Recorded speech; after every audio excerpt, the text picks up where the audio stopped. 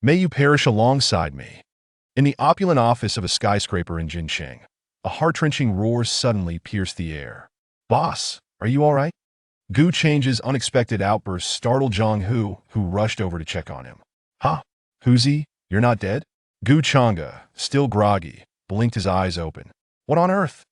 Gu Chang's words left Zhang Hu utterly bewildered. Boss, I've been right here by your side. How could I possibly be dead? Boss, did you just have a nightmare? A nightmare? Ugh. Gu Chang'e instinctively furrowed his brow in recollection. Yet he was soon overwhelmed by a searing pain that tore through his temples. The pain caused him to gasp involuntarily. Simultaneously, a flood of memories surged into Gu Chang's mind. The apocalypse has arrived, and countless lives have been lost. Am I reborn? As thoughts swirled within him, Gu Chang'e turned to Zhang Hu, who had always been his steadfast protector. Huzi, go out and gather all the information you can about a certain individual. Understood, boss. Zhang Hu nodded, swiftly exiting the office without a moment's hesitation. Watching Zhang Hu leave, Gu Chang'e approached the grand floor-to-ceiling window. With his hands clasped behind his back, he gazed down at the bustling scene below. Though it appeared he was admiring the view, he was, in fact, contemplating the significant matters that lay ahead. It is now August 16th, 2023, and there are less than 50 days until the end of the world. On October 1st, a day meant for nationwide celebration. Who could have anticipated that the apocalypse would descend, claiming nearly half of the nation's lives in an instant? In my previous life, I survived to the bitter end by sheer luck, but one by one, my brothers fell, leaving me ultimately alone to be devoured by monstrous beasts. In this life, since heaven has granted me a second chance, I must seize it. While I cannot control others, those by my side must live until the end. With a profound gaze fixed on the vehicles traversing below, Gu Chang'e clenched his fists, resolute in his determination. When the apocalypse first strikes, snow will fall for 3 consecutive days, followed by 7 days of scorching heat at 80 degrees. During this time, all unaltered flora and fauna will perish, severing humanity's natural food supply. To survive in this new world, strength alone is insufficient food, and a self-sustaining system are also indispensable. It seems I must first construct a bastion for the apocalypse and accumulate sufficient supplies. After standing silently by the window for a moment, Gu Chang'e retrieved his phone and sent a text message. In less than 2 minutes, tap, tap, tap. Footsteps suddenly echoed from outside the door. Boss, I'm here. A somewhat sultry voice pulled Gu Chang'e from his tangled thoughts. Come in. Gu Chang'e spoke sparingly. Unfazed, the enchanting Wen Yiqing sauntered into the room, her movements reminiscent of a graceful serpent. Boss, what did you call me for? Wen Yiqing expertly approached Gu Chang's back, extending her slender fingers to massage his shoulders. Hearing that familiar voice, Gu Chang'e cast a sidelong glance at Wen Yiqing. Her skin was alabaster, and the fitted dress accentuated her alluring figure to perfection. Paired with her sheer black stockings and high-heeled Valentino shoes, she exuded an innate charm that was simply irresistible. Undeniably, she was a natural beauty. In the past, Gu Chang'e would not have minded indulging in her allure. However, now he felt no interest whatsoever. With impending doom on the horizon, engaging in frivolities seemed a surefire way to hasten his demise. Regaining his focus, Gu Chang'e closed his eyes and spoke. Yiqing, what is our company's current market valuation? Boss, under your leadership, Changhong Technology has ascended to the ranks of the nation's top companies, with a market valuation reaching 800 billion. And you, boss, hold a 51% stake, firmly controlling the entirety of Changhong Technology. As Gu Chang'e enjoyed the soothing massage, he nodded in affirmation to Wen Yiqing's words. Prepare to liquidate all my shares at once. Upon hearing this, Wen Yiqing's eyes widened in disbelief. What did you just say, boss? You want to sell all your shares now? Wen Yiqing urged anxiously. Oh my boss, if you sell all your shares now, everything you've worked for at Changhong Technology will fall into someone else's hands.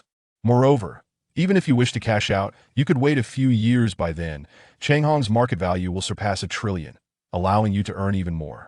Did you not hear what I just said? Gu Chang'e regarded her with an expression devoid of emotion. The aura of someone who had long occupied a position of power surged forth, coupled with his icy demeanor, exerting an overwhelming presence. In an instant, the once eager Wen Yiqing fell silent. Yes, boss. I will take care of it immediately.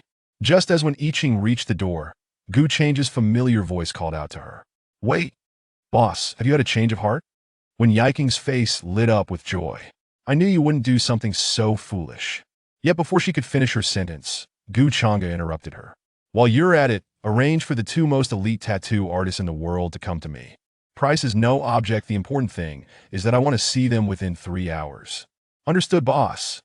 Upon hearing Gu Chang's second command, when Yiking's smile instantly froze. As she stepped out of the office, she couldn't help but sigh. How did the once mighty titan of the business world suddenly begin to falter? Gazing at the document in her hand, her eyes flickered with uncertainty. It seemed she was weighing a significant decision. As soon as when I Ching left the office, Gu Changa sent a second message. After sending the message, he fell deep into contemplation, murmuring softly to himself. When the apocalypse descends, the blood moon will hang unyielding in the sky, and flora and fauna will mutate, becoming fierce and ruthless, slaughtering humanity at will, while global order teeters on the brink of collapse. As time stretches on, these mutated beings will grow ever more formidable, even transcending the 9th tier to reach the king tier. By that time, nuclear weapons will be utterly inconsequential, and human lives will be worth no more than weeds. To survive in this new world, one must possess formidable strength, and this strength does not merely represent human power. It is to become a god pattern master. Chapter 2. The Divine Tattooists, the Celestial Emperor of Patterns and the Desolate Emperor. At the mere mention of the Divine Tattooists, a spark ignited in Gu Changa's eyes. As the apocalypse descended and the world underwent a cataclysmic transformation, humanity faced its greatest crisis in history, with countless ordinary lives extinguished. Yet, in the face of despair, the heavens provided a glimmer of hope. The Divine Tattooists. As the end times approached, nearly everyone with tattoos across the nation would awaken the latent powers embedded within their ink, thus becoming Divine Tattooists. The abilities bestowed by these tattoos could evolve and grow stronger, enabling them to contend with ferocious beasts and malevolent creatures. It was precisely due to the existence of the Divine Tattooists that stability could be maintained across the nation, preventing the immediate obliteration of hope in the early days of the apocalypse. Tattoos, you say? What should I have inked? Gu Changa pondered deeply, his eyes narrowing in thought. At that moment, an elderly figure entered the office. Young master, you summoned this old man. Is there something you require? Upon hearing this, Gu Changa lifted his gaze. The stern visage of the old man softened slightly as Gu Changa recognized him and promptly rose to assist the elder to a seat on the sofa. Uncle Fu, I've told you countless times. My parents passed away long ago. You are the only elder I acknowledge. Please refrain from calling me young master. Just call me Changa. Observing Gu Changa before him, Uncle Fu simply smiled kindly, offering no verbal response. Aware of Uncle Fu's steadfastness, Gu Changa resigned himself to the fact and continued, Uncle Fu, I did indeed call you here for an important matter. He added with emphasis, and it is quite significant. Hearing this, Uncle Fu's expression shifted to one of seriousness. In his memory, Gu Changa had never entrusted him with such earnest matters since he stepped into the business world at the age of 16. This time, with the added weight of importance, he resolved to assist the child he had watched grow up. Young master, speak freely. As long as this old man has the strength, I shall see to it that your wishes are fulfilled. Uncle Fu, here is the situation. I have arranged for my subordinates to sell all the stocks in my possession. When the cash arrives, I need your help to find a spacious location to secure a piece of land. Then, we must immediately commence construction of the largest fortress possible on that land. The walls must be at least 100 meters high, constructed from the world's toughest alloys, with a thickness of no less than 2 meters. Additionally, it should be topped with a 100,000-volt electric grid, and we must procure enough supplies to sustain at least 100,000 people for 5 years. Listening intently to Gu Changa's directives, Uncle Fu felt a wave of uncertainty but refrained from voicing any objections. Whatever his young master desired, he would provide support. I will attend to this matter immediately. Rest assured, young master. I shall ensure everything is handled with utmost diligence. Uncle Fu nodded earnestly. Thank you for your trouble, Uncle Fu. Not at all, not at all. You are my young master. Uncle Fu waved a hand dismissively and exited the office, promptly setting about fulfilling Gu Changa's requests. Time was of the essence, with a pressing deadline of 40 days for completion. Shortly after Uncle Fu's departure, a sultry voice echoed from outside the door, belonging to an I Ching boss. I have located the 2 top tattoo artists in the world you requested. Come in. As soon as the words left his lips, the graceful one I Ching entered, leading 2 distinguished older gentlemen before Guchanga. He appraised the 2 seasoned tattooists before him, nodding in satisfaction. These 2 were indeed the pinnacle of their craft. One hailing from the Bear Nation and the other from the First Empire. You must be the client who summoned us to tattoo you. Allow me to introduce myself. Before the introduction could finish, Guchanga waved a hand to interrupt. I will pay you 10 times your standard fee, but only on the condition that you dedicate your utmost concentration to create the most flawless artwork. 10 times. At this proclamation, the previously interrupted Andre, who had been somewhat disgruntled, instantly beamed with joy to their level. They rarely undertook tattooing anymore. Those seeking their services were few and far between due to their exorbitant fees, often deemed astronomical. Even the wealthy hesitated to squander such vast sums. Yet, this man before them boldly proclaimed he would pay 10 times their worth. By the heavens, he is a true patron. Exchanging glances, Andre and Luca nodded in unison, fully comprehending each other's sentiments. Luca thumped his chest and declared, Boss, tell us what tattoos you desire. I will pour my entire life's experience into this work. I shall do the same. Andre echoed fervently. Observing the 2 elder artists, now tainted by the allure of wealth, Guchanga smiled subtly, recalling the appearances of the Celestial Emperor and the Desolate Emperor from his previous life. First, ink these 2 figures for me. Certainly, boss. Andre and Luca responded in unison. After a few moments of focused silence to attain their peak state, they commenced the intricate task of inking Guchanga's tattoos. The unyielding Desolate Emperor and the Celestial Emperor who obscures the heavens. Guchanga held their titles close to his heart, convinced that awakening the powers associated with these figures would render him invincible in this world. However, the instant the tattoo needle made contact with his skin, an overwhelming wave of trepidation enveloped all 3 men present. After what felt like an eternity, Guchanga finally emerged from the grip of that jarring sensation, only to find himself drenched in cold sweat. To his shock, the once lively Andre and Luca had collapsed to the floor. What the hell? I cannot ink the Celestial Emperor and the Desolate Emperor? If those 2 were off the table, Guchanga contemplated other figures to tattoo. If I cannot ink the Celestial Emperor and the Desolate Emperor, surely I can opt for the great love immortal. Right? But as the thought crossed his mind, the same dreadful pressure bore down upon him again. After another stretch of time, Guchanga found himself slumped in his chair, utterly drained. Despite his exhaustion, he could not suppress his exasperation. What is the meaning of this? Are you outright declaring that these legendary figures cannot be tattooed? How am I supposed to proceed? I can't even begin to play. After venting his frustrations, Guchanga slowly lit a cigarette to calm his nerves, contemplating what he should indeed have inked. Chapter 3. The Sacred Baizé and the Fire-Treading Qilin. 2 hours later, the unconscious Andre and Luca finally regained consciousness. However, it seemed they did not recall the events that had transpired. Gentlemen, I no longer wish to ink the Celestial Emperor and the Desolate Emperor. Instead, please proceed with the tattoos of the suffering Tang Sang and the martial Saint Guan Yu. Observing the 2 men returning to their normal selves, Guchanga calmly conveyed his new requests. The suffering Tang Sang, the martial Saint Guan Yu, they exclaimed in unison, as the foremost tattoo artists in the world.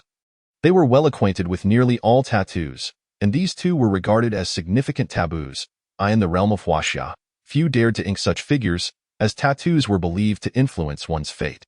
While some dismissed this notion, many had witnessed those who considered themselves resilient suffer dire consequences after inking taboo designs, perishing almost immediately. Guchanga was about to ink 2 such tattoos, and he even requested colors and embellishments to make them lifelike. How could this not astonish the 2 veterans? They did not need to express their shock. Guchanga was already aware of the extreme nature of his request. As the apocalypse loomed and the divine tattooists emerged, one serious issue could not be overlooked. Before ordinary individuals could awaken their powers and become divine tattooists, they would have to endure immense awakening pains. Although Guchanga had never experienced tattooing or the associated agony in his past life, he knew that many had perished during the awakening process due to their tattoos being too burdensome for their fates to bear. Only by enduring the excruciating awakening could one harness formidable powers and become a divine tattooist. Securing a measure of self-preservation in the apocalyptic world. As for why Guchanga understood the awakening process, and yet insisted on having Andre and Luca ink such extreme designs, the reason was simple. He was willing to gamble for a sliver of hope. If he did not take the risk, he would be left with no chance at all. Having genuinely experienced the horrors of the later stages of the apocalypse, he knew that in such times, only those who stood as kings would not be reduced to mere ants. The so-called ninth-tier divine tattooists were merely fodder for the monstrous beasts and malevolent entities that roamed the earth, with only a select few truly exceptional individuals able to survive at that level. Thus, Guchanga was prepared to disregard all caution and pursue taboo tattoos. His sole conviction at this moment was clear. Either live a life of mediocrity or enjoy an extraordinary existence. Boss, I advise you to think carefully. The suffering Tang Sang is not one to be trifled with. The so-called 81 tribulations are not easily overcome. The revered warrior, Guan Yu, is no exception. When the revered Guan opens his eyes to slay, one can only imagine the horror intensified by the addition of pigeon-s blood as embellishment. Both Andre and Ruka offered their counsel with utmost sincerity, unwilling to see their esteemed patron meet an untimely demise mid-tattoo. Should calamity befall him, whom could they turn to for justice? After all, they were not in their homeland but in the ancient land of Huaxia, where the infamous Battle of McDonald's had not escaped their ears. At that moment, Guchanga interjected, I am your employer. You shall do as I command. Rest assured, even if I were to perish here and now, your remuneration shall remain intact. Upon hearing this, Andre and Ruka sighed softly. Resigned to commence their work as the needle pricked his skin, Guchanga felt a surge of joy. Was it merely the overwhelming nature of those characters that had previously unsettled him? While Andre and Ruka meticulously inked the tormented figure of the monk and the valiant Guan Yu, the dreadful sensation of heart palpitations failed to return, granting Guchanga a sense of relief. If he could not bear these two tattoos, his composure would surely shatter. Surely, he could not resort to tattooing a warrior in armor. Could he? Perhaps he could gather some comrades to form a legion of armored warriors? This thought blossomed in Guchanga's mind, and he found it to be quite feasible. After a grueling 8 hours, the exquisitely realistic tattoos of the tormented monk and the valiant Guan Yu finally came to fruition. Observing the tattoos adorning Guchanga's lower abdomen and lower back, Andre and Ruka nodded in unison. Thoroughly satisfied with their creation, under the temptation of tenfold remuneration, they had showcased an unparalleled level of craftsmanship. Are you satisfied, boss? They inquired. Indeed. Guchanga nodded, lavish in his praise. Tio speak candidly. The skills of these two seasoned artists were truly commendable. Deserving of the title of the world's foremost tattooists, since you are satisfied, shall we settle the bill and take our leave? Andre smiled broadly. However, Guchanga's response cast a shadow over their expressions. Let us not settle the bill just yet. Not settle the bill. Are you attempting to dine and dash? They whispered incredulously.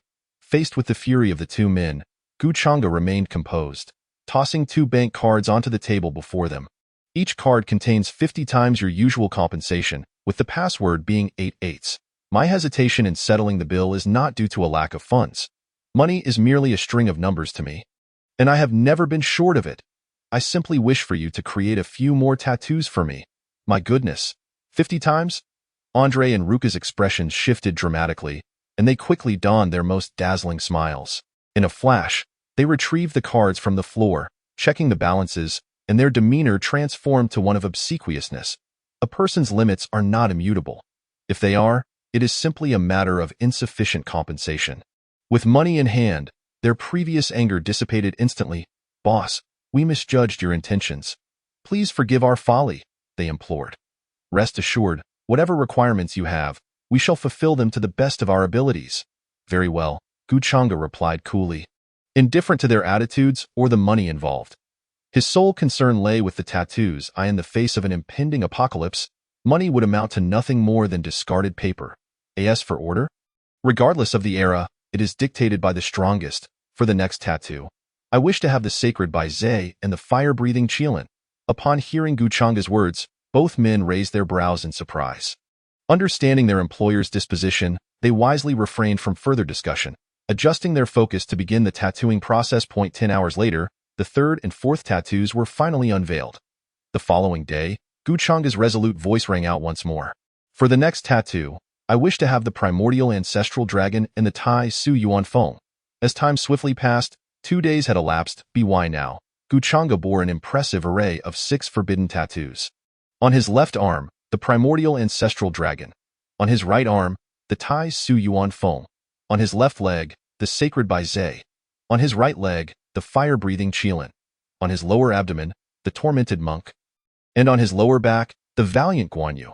Each tattoo, more grotesque than the last, instilled a sense of dread. Andre and Ruka undeniably lived up to their reputation as the world's premier tattoo artists. These 6 forbidden tattoos had been brought to life through their artistry, yet the realism of the tattoos left both men feeling a chill run down their spines. While others may ink a mere Guan Yu and suffer dire consequences, this man had dared to adorn himself with 6 forbidden tattoos. Boss, now that you have 6 forbidden tattoos, surely you must be satisfied? Andre and Ruka cautiously probed. Satisfied? Guchanga chuckled lightly at their tentative expressions. You are mistaken. Satisfaction is beyond reach. I still require 2 final tattoos. Having already acquired 6 forbidden tattoos, are you certain you wish for 2 more? Even Andre and Ruka, familiar with Guchanga's tendencies, could not help but voice their concern. In response to their inquiry, Guchanga merely regarded them with a placid gaze. 3 seconds later, they sighed in resignation. Very well, what are these final 2 tattoos you seek? The 9 dragons' coffin and the 3 pure ones. Upon uttering this, the duo found themselves momentarily stunned within the confines of their opulent office. What, did you just say you wish for the 9 dragons' coffin and the 3 pure ones? Indeed, Guchanga nodded gently and, without waiting for their response, seated himself in a chair, prepared for their work. As they beheld the resolute figure of Guchanga, Andre and Ruka felt their lips twitch involuntarily. To be candid, after 60 years of tattooing, they had never encountered such a headstrong individual. Though they had anticipated Guchanga's boldness, they were nonetheless taken aback by his audacity. Goodness! Who could have foreseen that this man would dare to make such a request and follow through? Even these 2 foreigners understood the gravity of the 9 dragons' coffin and the 3 pure ones. My lord, please protect me. It is not my intention to offend the deities of Huaxia. It is simply that this man is reckless. The 2 men simultaneously offered silent prayers before cautiously approaching Guchanga. They began the intricate process of inking the 9 dragons' coffin and the 3 pure ones. The familiar sensation of dread returned. This time, however, it seemed that only Guchanga bore the brunt of the oppressive pressure, while Andre and Ruka remained unharmed. Although the terror of this pressure was not as formidable as that experienced during the initial inking of the Emperor of the Withered Leaves, it was still formidable. In an instant, Guchanga felt as though his breath were stifled. Damn it! If he and the child refused to let me tattoo, I can accept that, but why must this be denied as well? I am determined to proceed with this today.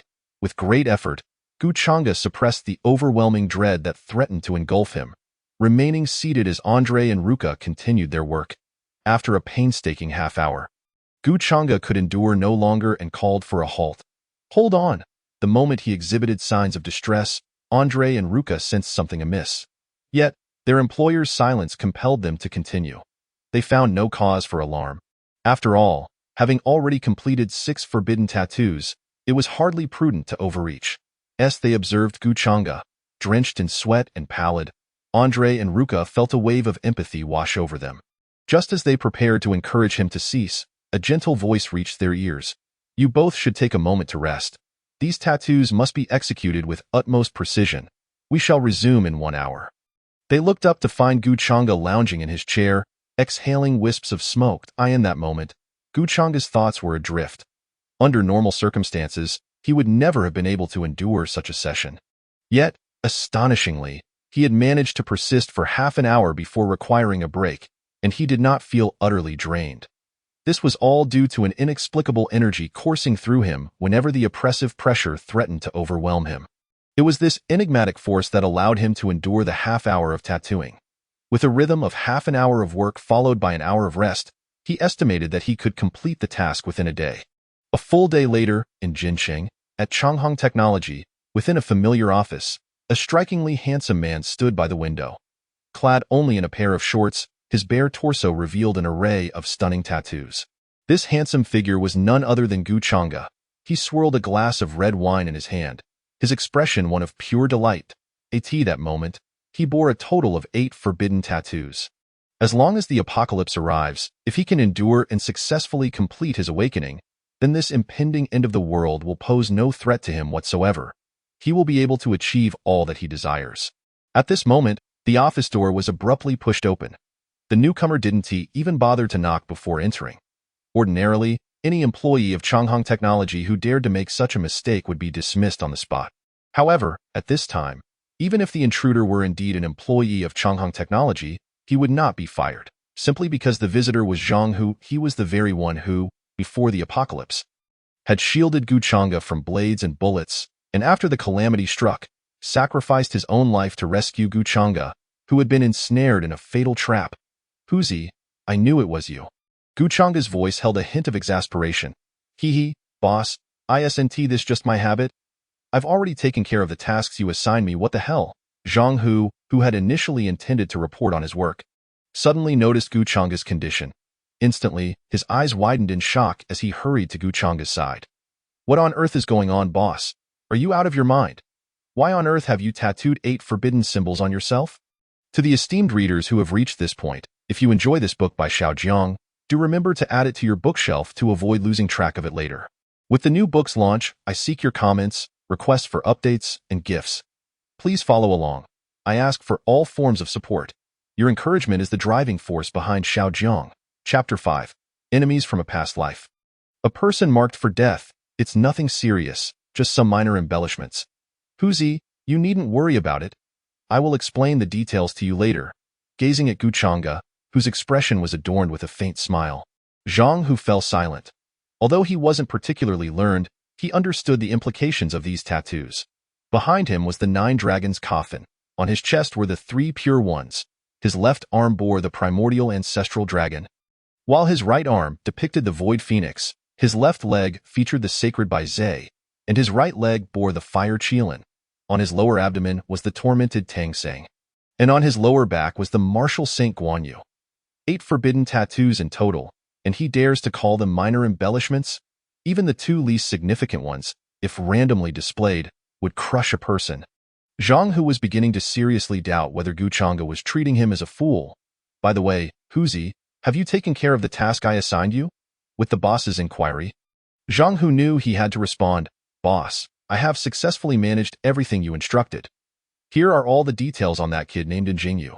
Just as you requested. As he handed over the documents to Gu Chang'e, he continued, additionally, the little rascals under Fu Bo's care have all been arranged for pickup, and they are currently waiting in the basement of Changhong Technology. Huzi, take these 2 individuals to the basement. Within a month, ensure that all the brothers are marked with fierce tattoos. Tattoos? Boss, I already have a black tiger tattoo. Dio, I need another. Yes, you need to get a death god tattoo as well? All right, I will follow your orders. Zhang Hu nodded in agreement without hesitation. He firmly believed that Gu Chang'e would never harm him. Patting Zhang Hu on the shoulder, Gu Chang'e instructed, hurry back after getting your tattoos done. Understood, boss. After affirming his understanding, the robust Zhang Hu swaggered towards the departing Andre and Luca. Sensing Zhang Hu's approach, the 2 couldn't help but voice their concerns. Boss, we didn't agree to tattoo others. To this, Gu Chang'e didn't even bother to turn around. He merely raised 2 fingers behind him. Double the reward? Luca's eyes brightened as he inquired. If the number of people was sufficient, earning double for each could lead to a bountiful profit. Perhaps even more than tattooing Gu Chang'e alone. No, it's 20 times the reward for each person. Gu Chang'e's voice was calm and devoid of emotion, as if discussing mere numbers. I accept, Andre exclaimed with widened eyes, his excitement evident as he eagerly grabbed Zhang Hu and headed for the exit. He could hardly wait to meet his new clients. Both of them shared the same thought. Once this job was concluded, they could live comfortably for the rest of their lives. It was likely that the earnings from this single job would suffice to provide for 3 generations of their families. Once Zhang Hu and the others left the office, Gu Chang'e finally turned his attention to the documents in his hand. Jingyu. Upon seeing the name on the first page, Gu Chang'e's eyes narrowed, a murderous intent barely concealed within his gaze. This individual was the very one who had framed him. inadvertently leading to Zhang Hu's downfall while attempting to save him in his previous life. Although Gu Chang'e had his own opportunities, due to Jingyu's family background, he had been unable to exact revenge until his death and subsequent rebirth in this lifetime. Come what may, Gu Chang'e was determined to kill him. Failing to eliminate Jingyu would leave a lingering resentment in his heart. This Jingyu must be eradicated, but it required careful planning.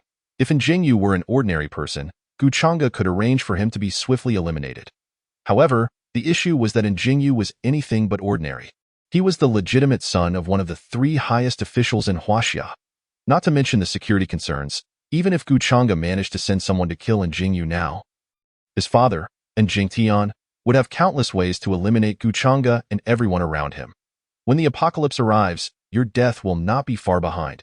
In the evening, Gu Chang'e sat in the back seat of a luxurious business car, driven by none other than Zhang Hu. Huzi, are you curious why I am going to such lengths to jeopardize everything I have worked for at the company to establish a doomsday fortress? Shaking his wine glass lazily, Gu Chang'e spoke with an air of nonchalance. You're also requiring all the brothers to be marked with fierce tattoos? Well, it's a bit puzzling. A doomsday fortress boss. Does this mean the apocalypse is approaching? Zhang Hu, not lacking in intelligence, had already begun to piece together the unusual behavior of Gu Chang'e over the past few days. Although his deductions seemed far-fetched, it was often the case that those deemed impossible would indeed occur right before one's eyes. Upon hearing Zhang Hu's words, even Gu Chang'e couldn't help but show a hint of surprise in his eyes. He certainly had no doubt that Zhang Hu had not also experienced a rebirth. Given Zhang Hu's character, if he had, he would have eagerly revealed it to Gu Chang'e. But had Zhang Hu inadvertently stumbled upon the truth? Chuckling softly, Gu Chang'e shook his head in resignation. Over the past few days, he had been selling his shares at an alarming rate, undoubtedly drawing the attention of various financial conglomerates who promptly sought to acquire the shares he was selling. After all, given the momentum of Changhang technology, it was a sure bet for success. At this juncture, acquiring shares in Changhang technology was a guaranteed profit. These conglomerates might speculate about his motives for selling shares at such a critical time, but they could never fathom the true reason behind it, let alone consider the impending apocalypse. It was simply too absurd. Even if he, the wealthiest man in Jincheng, publicly announced that the end of the world was nigh, it was likely that less than 1% of the global population would believe him. Most would think he had lost his mind. And yet, Zhang Hu just happened to touch upon this topic. Did this not indirectly suggest that Zhang Hu was not exactly a normal person? Shaking his head, Gu Chang'e dismissed the thought. Huzi, you are correct. The apocalypse is indeed imminent, and the date is set for October 1st of this year. What the hell, boss? I actually guessed it right. Upon hearing the news, Zhang Hu's mood was not heavy but rather elated, as he was more focused on the accuracy of his guess. Observing the reflection in the mirror, where Zhang Hu's face radiated excitement, Gu Chang'e's previously smiling visage stiffened. Well then, it was confirmed. This rascal Zhang Hu truly was not a normal person. Chapter 6. To make the world remember, even a dog can be invincible? After sipping his glass of red wine, Gu Chang'e continued. When the apocalypse arrives, the blood moon will hang high, and global anomalies will ensue. First, there will be 3 days of falling snow, followed by 7 days of scorching heat at 80 degrees. Ice and fire simultaneously? Zhang Hu exclaimed in horror. One tea that lead to countless deaths? That is likely, Gu Chang'e replied, but the authorities will implement measures to prevent excessive casualties. Huzi, do not solely focus on these natural disasters. Compared to them, the real threats are the mutated plants, spirits, and beasts that will emerge afterward. These transformed beings are ferocious beyond measure, driven by an insatiable thirst for blood, attacking anyone they encounter. But you needn't worry. The tattoos on your body will assist you in dealing with these troubles. My tattoos will help me with these troubles? Zhang Hu blinked, somewhat bewildered. Seeing Zhang Hu's naive expression, Gu Chang'e couldn't help but chuckle. Just be mentally prepared. Huzi, you'd better strengthen your physical training over these days. Otherwise, when the power of the tattoos awakens, if you can't handle it, you'll only meet a dead end. I won't be able to save you. The power of the tattoos awakens? Thus, is this the reason why you, boss, want me to get another death god tattoo? Gu Chang'e merely smiled without offering a response. In his previous life, he only knew that the black tiger tattoo on Zhang Hu's body had been imprinted since childhood. It was not an ordinary black tiger. It underwent an evolution, becoming the Evil Eye Tiger King, which enabled him to survive through the latter stages of the apocalypse. However, in his past existence, he was only aware that after Zhang Hu completed his awakening, he wielded immense power to rescue him from the encirclement of a mouse horde, subsequently remaining by his side for protection. He was oblivious to the excruciating pain Zhang Hu endured during the awakening of the Black Tiger tattoo, or whether he had reached his limit. Under such circumstances, he urged Zhang Hu to once again inscribe a formidable death god talisman under the skilled hands of a world-class tattoo artist. He could not help but wonder if this decision might ultimately bring harm to him. Guchanga was gambling, wagering Zhang Hu's life on this endeavor. A winning bet would bring joy to all, while a loss would result in total devastation.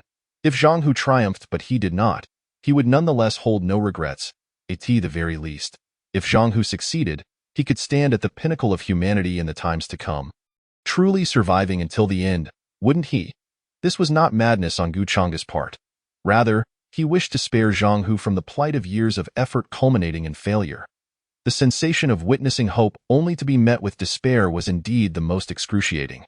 He absolutely did not want Zhang Hu to experience such feelings. As the saying goes, when a beam of light pierces the darkness, extinguishing that light is a grave sin. Just as Guchanga was lost in contemplation, a voice filled with urgency rang out, "Damn it, boss, I understand your intention, but what about you when the time comes? Since the apocalypse has arrived, and the power of tattoos awakens with immense pain. What about the 8 forbidden tattoos on your body?" Upon reaching this point, Zhang Hu halted the vehicle, hesitating to continue. After a moment, he seemed to regain his vigor and started the car again. At that moment, Zhang Hu's unwavering voice emerged. "It's fine, boss, that's just your character. Huzi supports you, but you must put in the effort. Don't let it come to the point where I succeed, and yet still have to die with you." As soon as these words left his mouth, Guchanga's expression froze momentarily.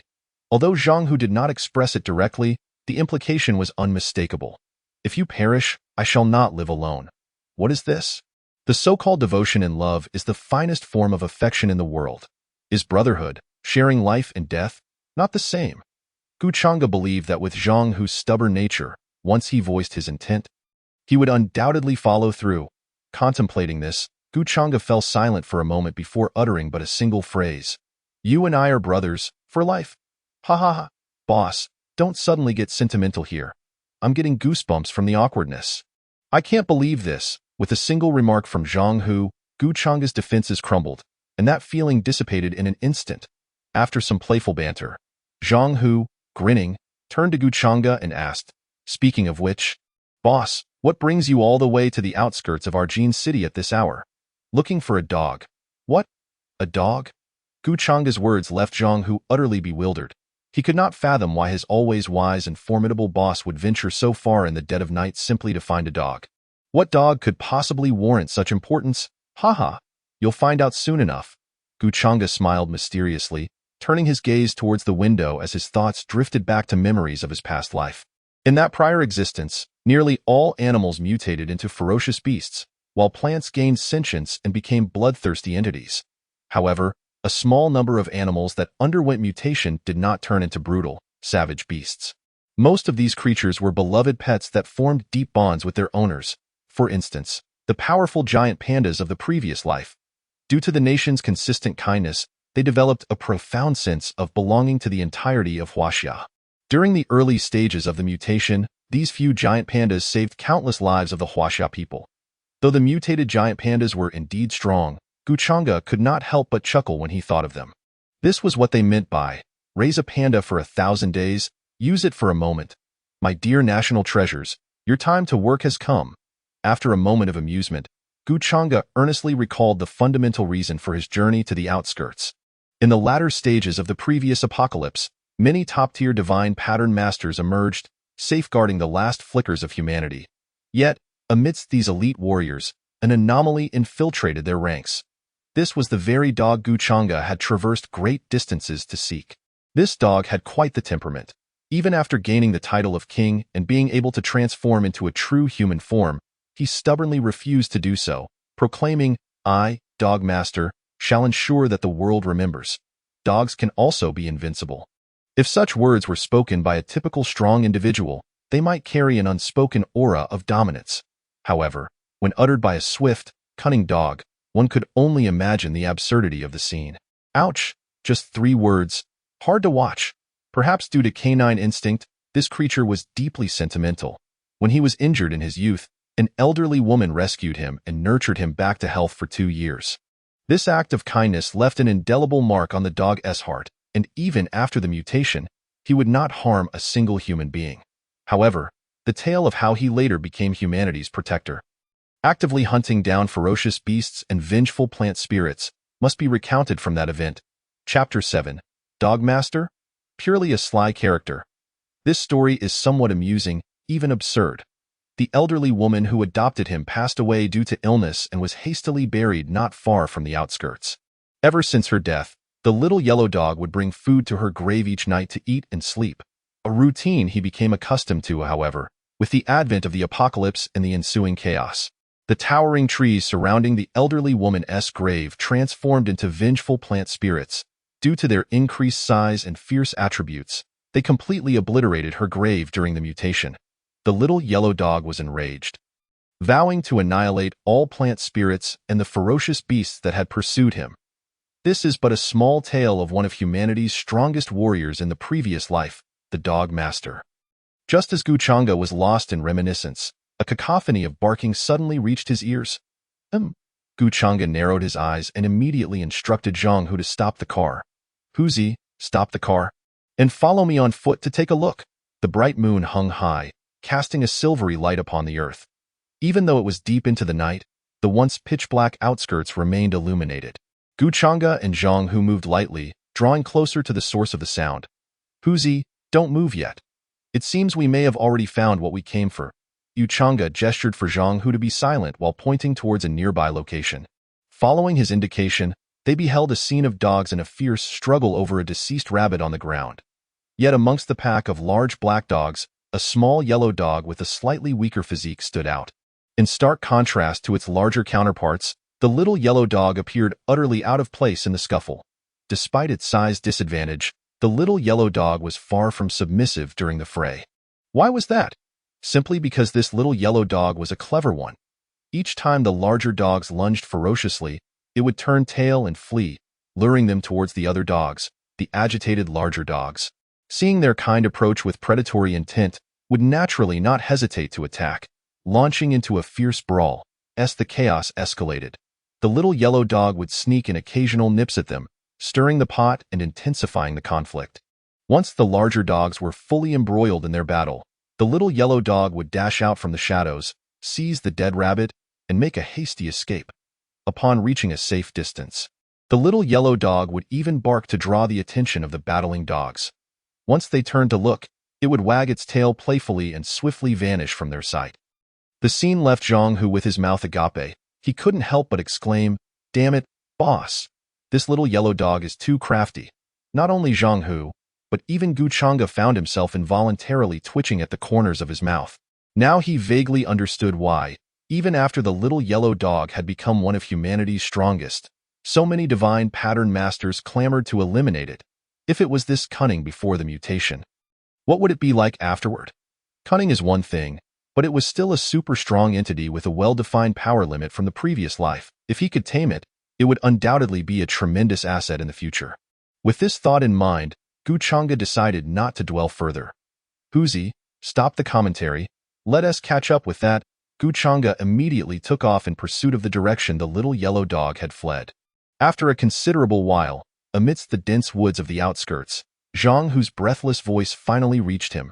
Damn it, this little yellow dog may look scrawny, but its stamina is incredible. It runs so fast. This crafty little dog must have all its talents invested in running. Zhang Hu gasped for breath, indignantly voicing his complaints. He had undergone professional training since childhood. In terms of physical capability, even marathon runners of today could not compare to him. Yet, even so, if he continued running, he would surely collapse from exhaustion point. One could only imagine how long and how far the little yellow dog had been running while carrying the dead rabbit. Compared to the pitiful state of Zhang Hu, Guchanga appeared to be in excellent condition, not even breaking a sweat. This scenario left Zhang Hu utterly astonished. Hey, boss, why aren't you tired? Didn't you neglect exercise ever since you started managing your business at the age of 16? Upon hearing this, Gu Changa paused, stroking his almost steady heartbeat. Indeed. Why am I not fatigued? Could it be that the constitution from my previous life has carried over to this one? A gleam of joy sparkled in Gu Changa's eyes as he instinctively wished to verify this. However, he quickly regained his composure. While it was essential to ascertain whether his constitution had persisted, it paled in comparison to the significance of the little yellow dog before him. After all, verification could be conducted at any time. But finding the little yellow dog again might not afford him such good fortune if he missed the opportunity today. With this thought in mind, Gu Changa hastily approached the little yellow dog. Woof woof! The little yellow dog, with its keen senses, reacted almost instantly to Gu Changa's movement, barking furiously at him. However, Gu Changa's speed clearly exceeded its expectations. In the blink of an eye, he crossed several meters. Closing in on the dog, witnessing this, the little yellow dog abandoned its fierce demeanor. What on earth is this creature? It runs faster than a dog? Startled, the little yellow dog turned tail and fled. No way, the wind is too strong. Yet, in less than 5 seconds of escape, a figure suddenly obstructed its path. Gu Changa. Upon encountering Gu Changa's swift approach, the little yellow dog, undeterred, dashed off in another direction. Seeing the little yellow dog attempt to flee again, Gu Changa bellowed, "Don't run. If you do, I'll truly make you regret it." The elders say that dogs possess a certain sensitivity and can comprehend human speech. Gu Changa was confident that this notorious dog, known worldwide, would undoubtedly understand his words. Indeed, the moment his voice echoed, the little yellow dog, which had just taken a few steps, froze in place. Subsequently, under Gu Changa's gaze, the little yellow dog, which had previously bolted without a word, turned around, wagging its tail and trotting toward him eagerly. Upon reaching Gu Changa's feet, the little yellow dog affectionately rubbed against his shoes. Its obsequious expression seemingly asking, "My lord, what commands do you have?" Observing the dog at his feet, whose eyes sparkled with intelligence, Gu Changa couldn't help but twitch his lips. This marked the second time he had been left speechless that night. This clever dog, while undoubtedly intelligent, appeared excessively preoccupied with self-preservation. Were it not for the fact that the apocalypse had yet to truly descend, preventing the little yellow dog from acquiring the ability to speak. Gu Changa would have inquired, "Dog, what about your bravery and dignity as a canine?" Chapter 8. The Fortress of the Apocalypse completed. Taming the Dog Lord, boss, after all your efforts in running this far. Is it really just to find this cowardly little yellow dog? At this moment, Zhang Hu had also arrived beside Gu Changa, unable to refrain from speaking. As soon as Zhang Hu finished speaking, Gu Changa had yet to respond, prompting the little yellow dog to express its displeasure first. Woof woof. Sitting at Gu Changa's feet, the little yellow dog bared its teeth at Zhang Hu. "What are you saying? Don't call me a cowardly little yellow dog. Refer to me as Dog Lord." "Oh, you can understand me?" Zhang Hu exclaimed in surprise, witnessing the little yellow dog bark at him with such lively spirit. "What's wrong? Are you feeling defiant? Would you like to have a go?" As he spoke, Zhang Hu clenched his massive fists. Observing Zhang Hu's imposing physique, the little yellow dog didn't need to think twice. It promptly turned and fled. In a flash, the little yellow dog scurried back to Gu Changa, nuzzling against his pant leg with a face full of grievance, as if to say, "My lord, look, your subordinate is threatening me." Ignoring the antics of the man and the dog, Gu Changa noticed that the little yellow dog seemed to possess a fair degree of intelligence. Thus, he decisively spoke, "Allow me to introduce myself. I am Gu Changa, the wealthiest individual in Jincheng. I wish to take you as my pet, so consider whether you are willing or not. If you agree, nod your head.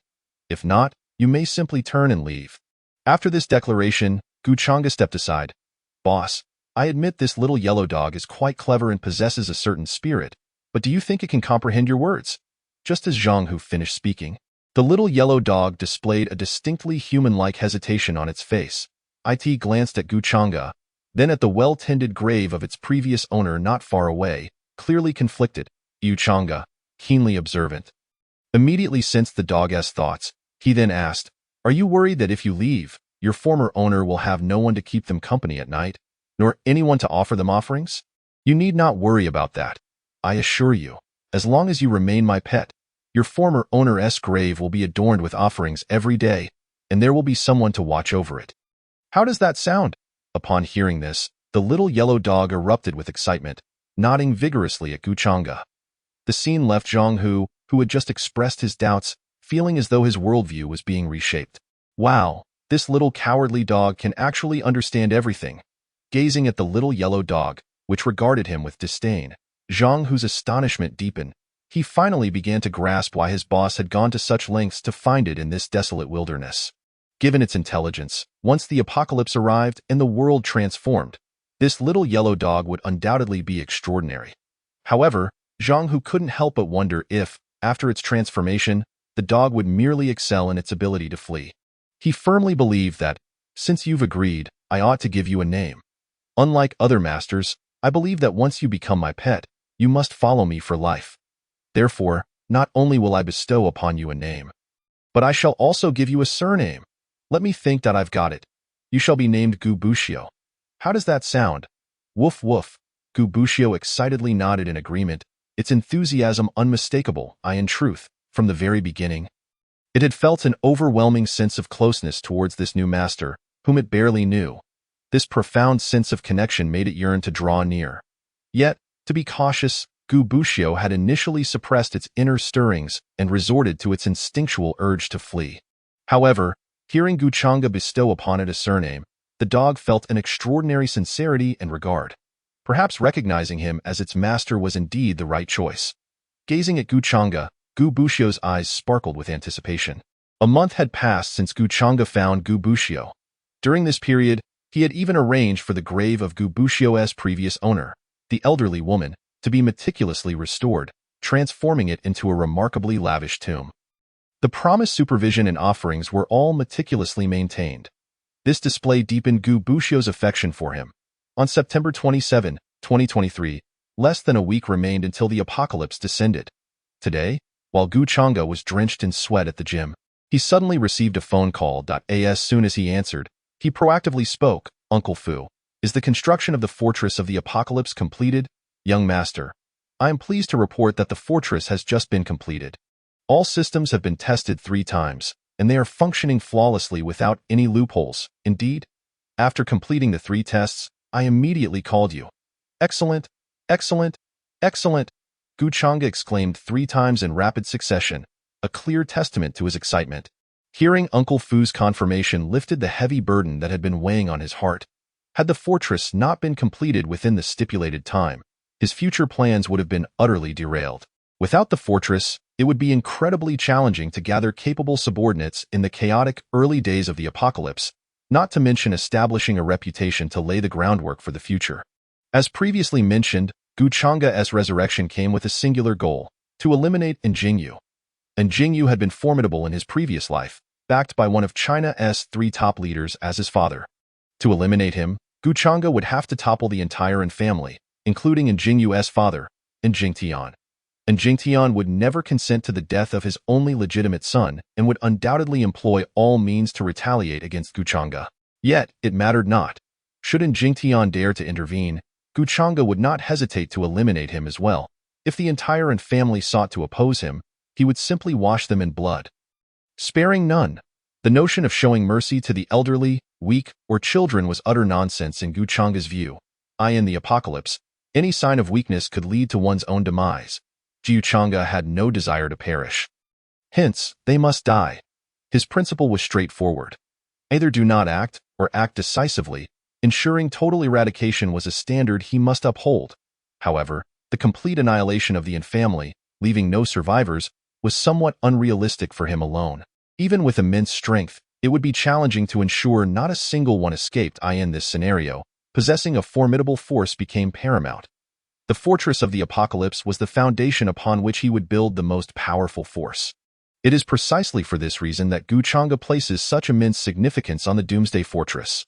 After hanging up the phone with Uncle Fu, Guchanga immediately called out to Zhang Hu, who was diligently training not far away. Stop practicing for now, Huzi. The Doomsday Fortress has been completed. Let's prepare the vehicle and head over to take a look. Sure thing, boss. Upon seeing Guchanga preparing to leave, Gubushu, surrounded by an array of snacks and wearing a carefree expression, instantly perked up. He hurried to Guchanga's side, joining him as they departed together. Today, the brother who gave Xiao Jiang a 5-star review in his book review mentioned that as soon as he got home, he would update 3 chapters. Although Xiao Jiang is feeling a bit tired and reluctant to write, having spoken those words, he must fulfill them. Alas. Let us keep typing, brothers. Please bear with me for a moment. There's still one more chapter, Chapter 9. The 108 Death Warriors. Is the 4 symbols incomplete? At this moment, Jincheng City is bustling with energy, with all attention drawn to Guchanga's doomsday fortress. 100 meters away from the gates of the fortress, a throng of reporters has gathered, drawn by the news.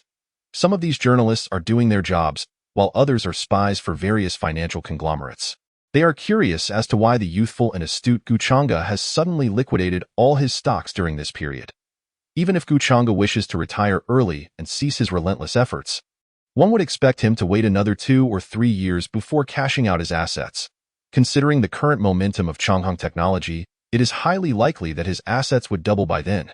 Yet, Guchanga is eager to liquidate his stocks now, which can only indicate a loss. The steel fortress, constructed with the labor of countless top-tier workers, is the fundamental reason behind his seemingly irrational actions. Why would Guchanga suddenly spend a significant portion of his assets on such a venture? Is the apocalypse truly approaching? Ha ha ha. Such absurdity is hardly believable to the various financial groups. Meanwhile, many reporters have swarmed around a strikingly beautiful woman, for she is none other than Guchanga's personal assistant. Wen Yiqing, Secretary 1, may I ask why President Gu has chosen to liquidate his assets at a time when Changhang technology is skyrocketing? Is it merely a whimsical impulse to build this massive steel fortress? Secretary 1, as far as I know, most of the funds that President Gu has liquidated are being invested in this steel fortress.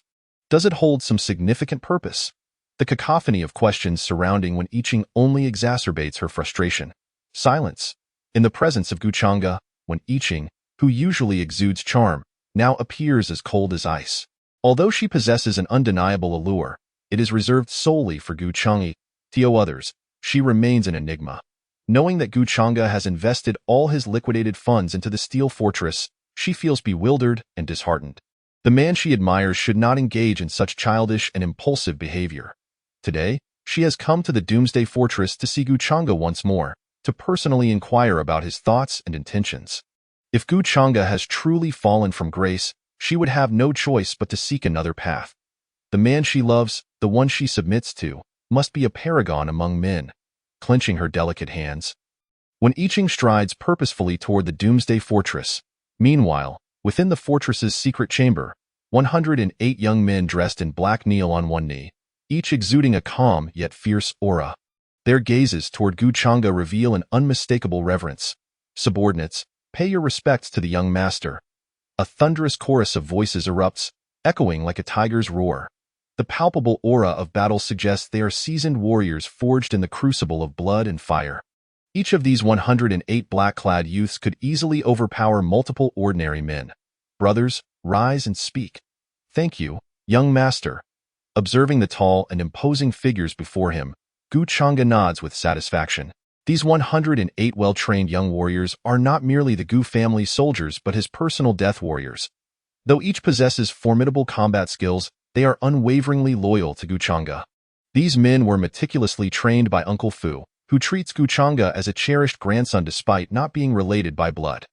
Each of them bears fierce tattoos, marking them as the core strength of Guchanga's post-apocalyptic vision and the foundation for his world-altering ambitions. As Guchanga reviews the documents in his hand, he frowns slightly. Is the 4 symbols incomplete? The 4 symbols refer to the azure dragon, vermilion bird, white tiger, and black tortoise from ancient Chinese mythology. The document reveals that only one of the 4 symbols has been tattooed. This revelation irks Guchanga. Shortly after, 2 elderly men are brought before him by Zhang Hu. Boss, we have finally completed the tattoos. Can we go now? Before they can finish, Zhang Hu swiftly kicks both Andre and Luca to the ground. Stop your nonsense. The boss asked you why only one of the 4 symbols has been tattooed. Hearing Zhang Hu's inquiry, Andre and Luca look confused and distressed. Boss, it's not that we didn't want to tattoo them. It's just that when we tried to tattoo the other 3 symbols, we couldn't get our hands to move for some reason. We suspect we might have encountered some kind of mystery from your huaxia. Couldn't move your hands? Guchanga furrows his brow at their explanation. We explained everything, boss. Can we go now? Andre and Luca ask, tentatively. Giuchanga, growing impatient, waves them off, signaling for them to leave. Moments later, a swift chop to their necks renders both men unconscious. Boss, are we really just letting them go? They may not have seen the inner workings of our fortress, but they know about the extensive tattoos. Zhang Hu queries, dragging the unconscious Andre and Luca away. Giuchanga gazes at Zhang Hu, a smile gracing his lips as he affectionately ruffles Zhang Hu's hair. You fool, have you forgotten what I told you about the awakening of the tattoos? Of course not. I can forget anything, but I will never forget what you say, boss. Zhang Hu responds eagerly.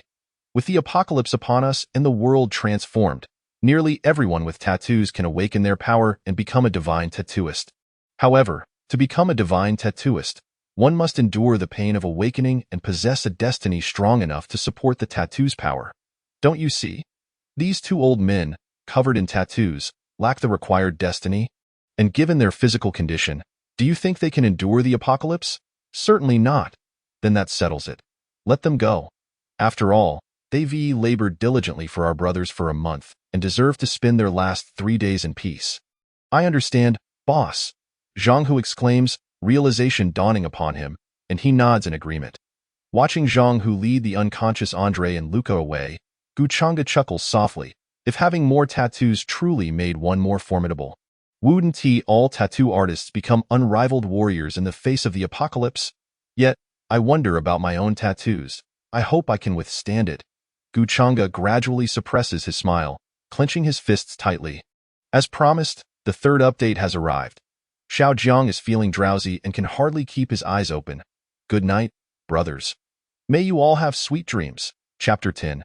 When I Ching, whom I haven't seen in ages, and the reckless Changtung capital in a quaint and elegantly designed tea room, Giuchanga leisurely savors a cup of exquisite tea, appearing to await someone. Before long, a familiar, graceful figure approaches him. It is Wen Yiqing. Upon seeing Giuchanga, whom she hasn't met in quite some time, both maintain a mutual silence. Wen Yiqing continues her usual charm, skillfully preparing tea and massaging Giuchanga's shoulders. Feeling the gentle touch of her fingers, which seems unchanged, Giuchanga breaks the tranquil silence. Yiqing, you have been with me for many years now, haven't you? At the sudden mention of this, when Yiqing's body shivers slightly, her beautiful eyes reflecting a swirl of emotions.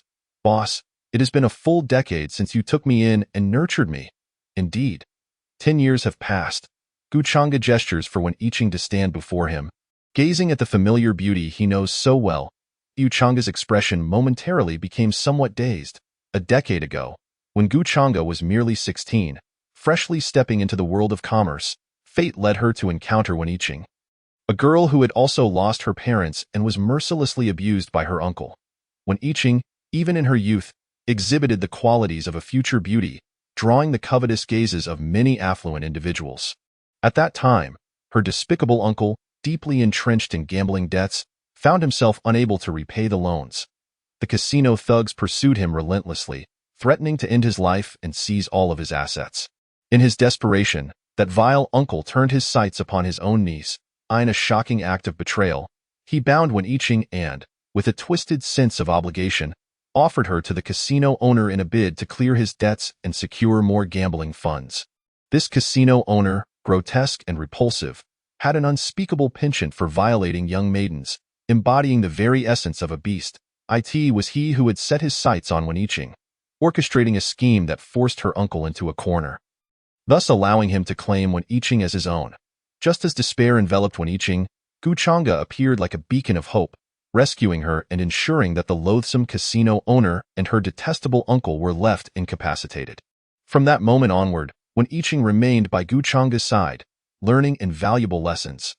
The gratitude she felt towards her savior was indelible. Now, as Giuchanga casually mentioned this long-buried memory, it surged forth, flooding Wen Yiqing's mind. In an instant, her wavering heart regained its resolve. Regardless of whether Giuchanga had truly fallen from grace, it was her duty to remain by her side. If she were to abandon Giuchanga the moment she began to falter, how would she differ from her despicable uncle of her youth? It is vital to recognize that without Giuchanga, the woman she had become would not exist. Giuchanga was her true benefactor. Reflecting on this, A tide of regret washed over her, and suddenly, when Iching dropped to her knees, bowing her head fervently against the ground, she sought to atone. Bang, bang, bang. Forgive me, my master, she implored. I was momentarily weak and nearly made a grave mistake. Please do not forsake me. Such a thing would never happen again. As she spoke, she continued to strike her forehead against the unforgiving floor, the smooth skin soon growing red and beginning to bleed. Observing this, Guchanga did not intervene. Instead, she reclined calmly upon the sofa, allowing Wen Iching to fervently express her contrition. Bang, bang, bang. Guchanga remained silent, as did Wen Iching, lost in her penitent actions, until, in the fleeting moment before Wen Iching succumbed to unconsciousness, Guchanga's voice pierced through the silence. Did you truly believe that I was unaware of the underhanded dealings at Chongqing Capital? You have been by my side for 10 years. Do not let familiarity blind you to my nature. Consider yourself fortunate this time. You have not committed an irreparable act. Otherwise, even with the elite security of their group protecting you, it would be as effortless for me to end your life as it is to crush an insignificant ant. In that moment before darkness enveloped her, Guchanga's icy words echoed in Wen Iching's ears, causing her heart to shudder, her beautiful eyes trembling as she slipped into unconsciousness. Watching Wen Iching, who had injured herself in her fervor, Guchanga felt no shred of pity. Anyone who harbored even a flicker of disloyalty was in the wrong. Wen Iching's recent actions were merely the punishment she deserved, even if their bond was deep, and she had accompanied Guchanga for a decade. What did that matter? Even if Wen Iching was a rare beauty, in the face of the impending apocalypse, women were ultimately of little value. Though Wen Iching was indeed stunning, in a world on the brink of collapse, there would undoubtedly be others who could rival her allure. Not only could they rival her, but in Guchanga's memories, there were even two individuals who surpassed Wen Iching. These two were, without exception, the dreams of every man. Moreover, in Guchanga's previous life, she had formed a unique connection with one of those goddesses, the legendary female warrior of the Great Xia. Mu Bingqing, the icy beauty, the aloof queen. In this life, I shall see if you can maintain your lofty status as you did in the past. Perhaps recalling something, a captivating smile crept onto Guchanga's lips. While contemplating other women, she held another breathtaking beauty in her embrace. Lifting the unconscious Wen Iching, Guchanga carried her to the bedroom to tend to her forehead injury. Afterward, she dialed a number. Huzi, find a top-notch female tattoo artist and get a tattoo for Wen Iching. Understood, boss. But what design should we go for? Let us go with a nine-tailed fox. Got it, boss. Hanging up the phone, Guchanga turned her gaze to the futuristic steel structures outside the window. While satisfaction filled her, a shadow of displeasure began to cloud her expression. What an interesting move. Chongqing Capital, I have yet to personally address my grievances, and you have already come knocking? How dare you poach my people? Humph. Quite amusing indeed. With a cold smirk, a new thought ignited in Guchanga's mind. When the apocalypse descends, once the 10 days of calamity have passed, I shall ensure that every single soul at Chongqing Capital is obliterated. Leaving not a trace behind, sipping her tea, Guchanga gradually calmed her tumultuous thoughts. Once her emotions settled, she contacted Uncle Fu. Uncle Fu, please come to my tea room. I wish to inspect our doomsday fortress. Constructed at a cost of billions, Chapter 11. The pinnacle of defensive measures, urgency. Moments later, Uncle Fu arrived at the tea room's entrance. Young master, are you ready? If so, I will take you on a tour of our doomsday fortress. Let us proceed, Uncle Fu, Guchanga replied with a smile and a nod. Stepping out of the tea room, they were greeted by a scene replete with cutting-edge technology. Steel towers loomed high, and electric grids intertwined. The azure sky above, clear and bright, revealed the intricate web of lenses that seemed to ripple like waves. Seemingly sensing Guchanga's gaze, Uncle Fu kindly explained, Young master, this is the world's foremost security measure. It remains invisible under normal circumstances, but once an attack occurs, it will convert energy into defensive power. Under full energy activation, even a nuclear bomb would struggle to breach our defenses. Coupled with the various offensive capabilities within our doomsday fortress, I firmly believe we are as secure as a fortress. Furthermore, as per your instructions, we have cultivated fertile land within the fortress for growing fruits and vegetables, as well as space for livestock. Even if we were to reside here indefinitely, we could sustain ourselves without concern for food shortages. Additionally, young master, We have stockpiled enough food and water to sustain 10,000 people for a decade. Listening to Uncle Fu's account, Guchanga nodded in satisfaction. I am already aware of all that you have mentioned, Uncle Fu. There are no other pressing matters at hand, so you should go and get yourself a fierce tattoo. A tattoo? Uncle Fu replied, bewildered. Young master, I am far too old for such youthful fancies. Besides, my body is covered in scars. I cannot simply go exposing my skin. Uncle Fu chuckled awkwardly, attempting to decline. However, Guchanga's expression turned serious as she insisted. Uncle Fu, listen to me. You are still in excellent health, so there is no need for concern. You must get a fierce tattoo. Must I really? Indeed.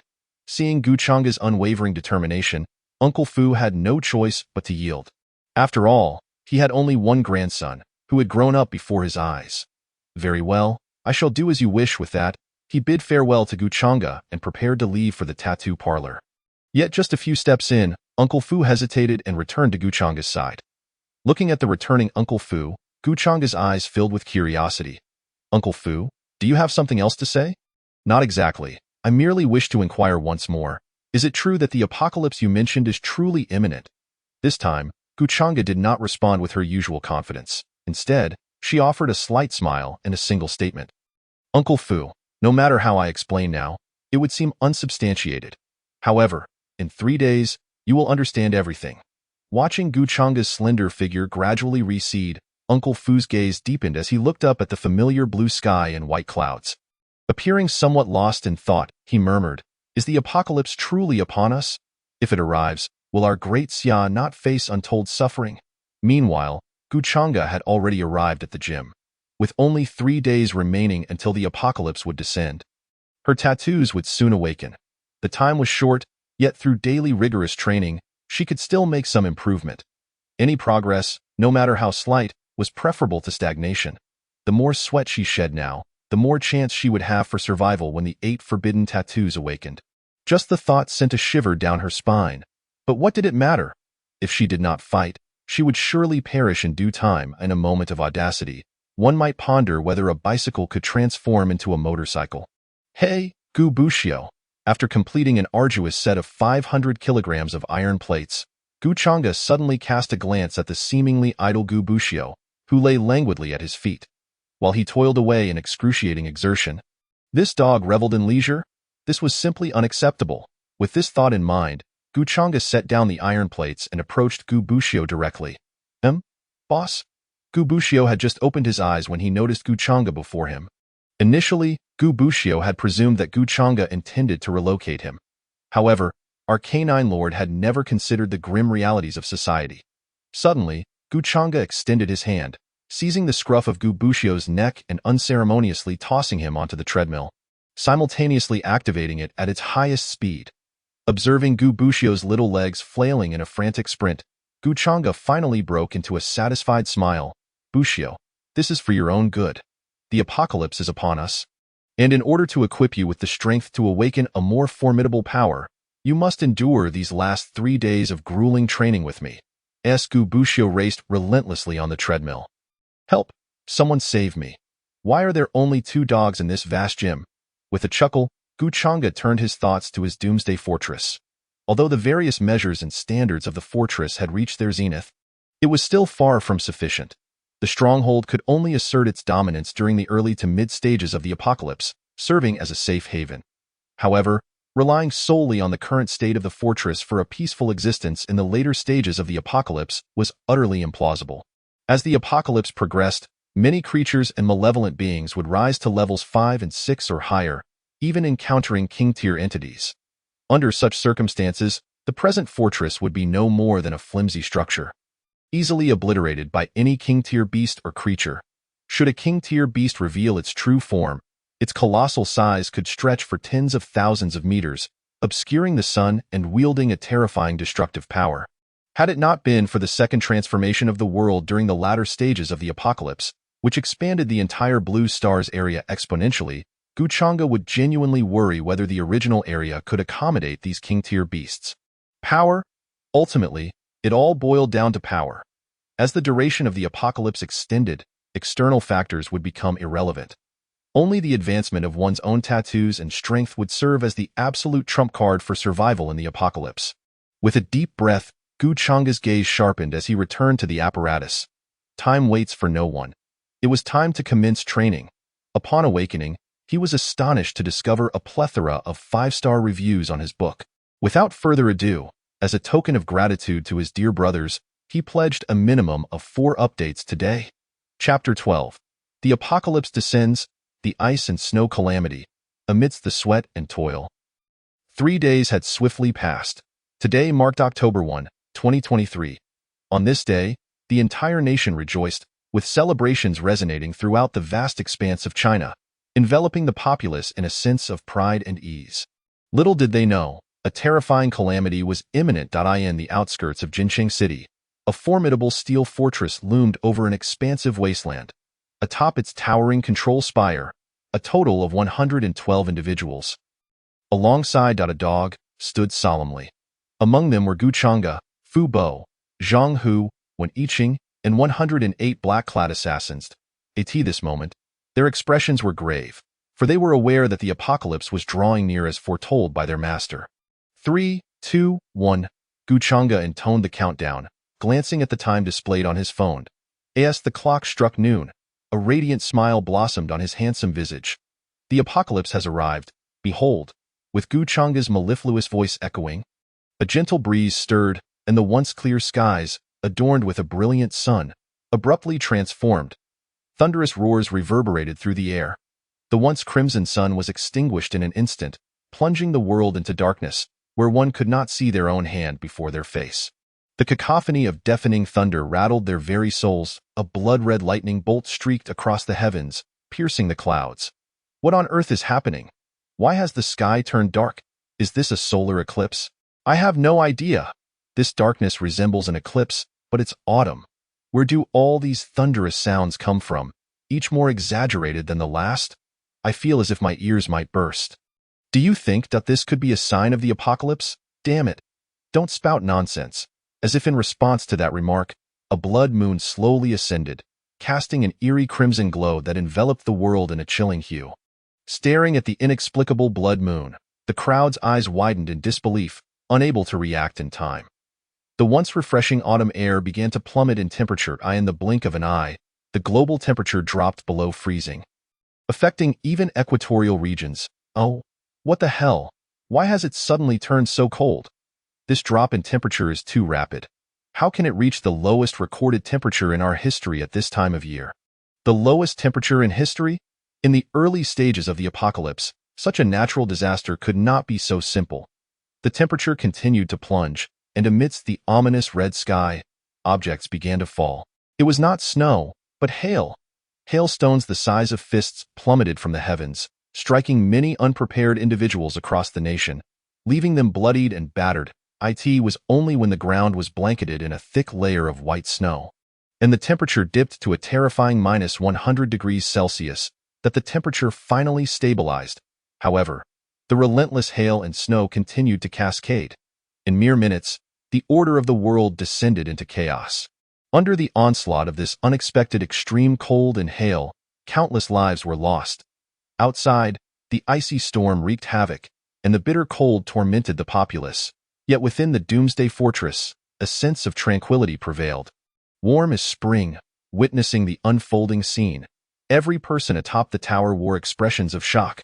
The apocalypse had truly arrived. For a moment, they struggled to believe it. The harmonious society they once knew had transformed into a scene of unimaginable horror, with countless bodies strewn across the streets.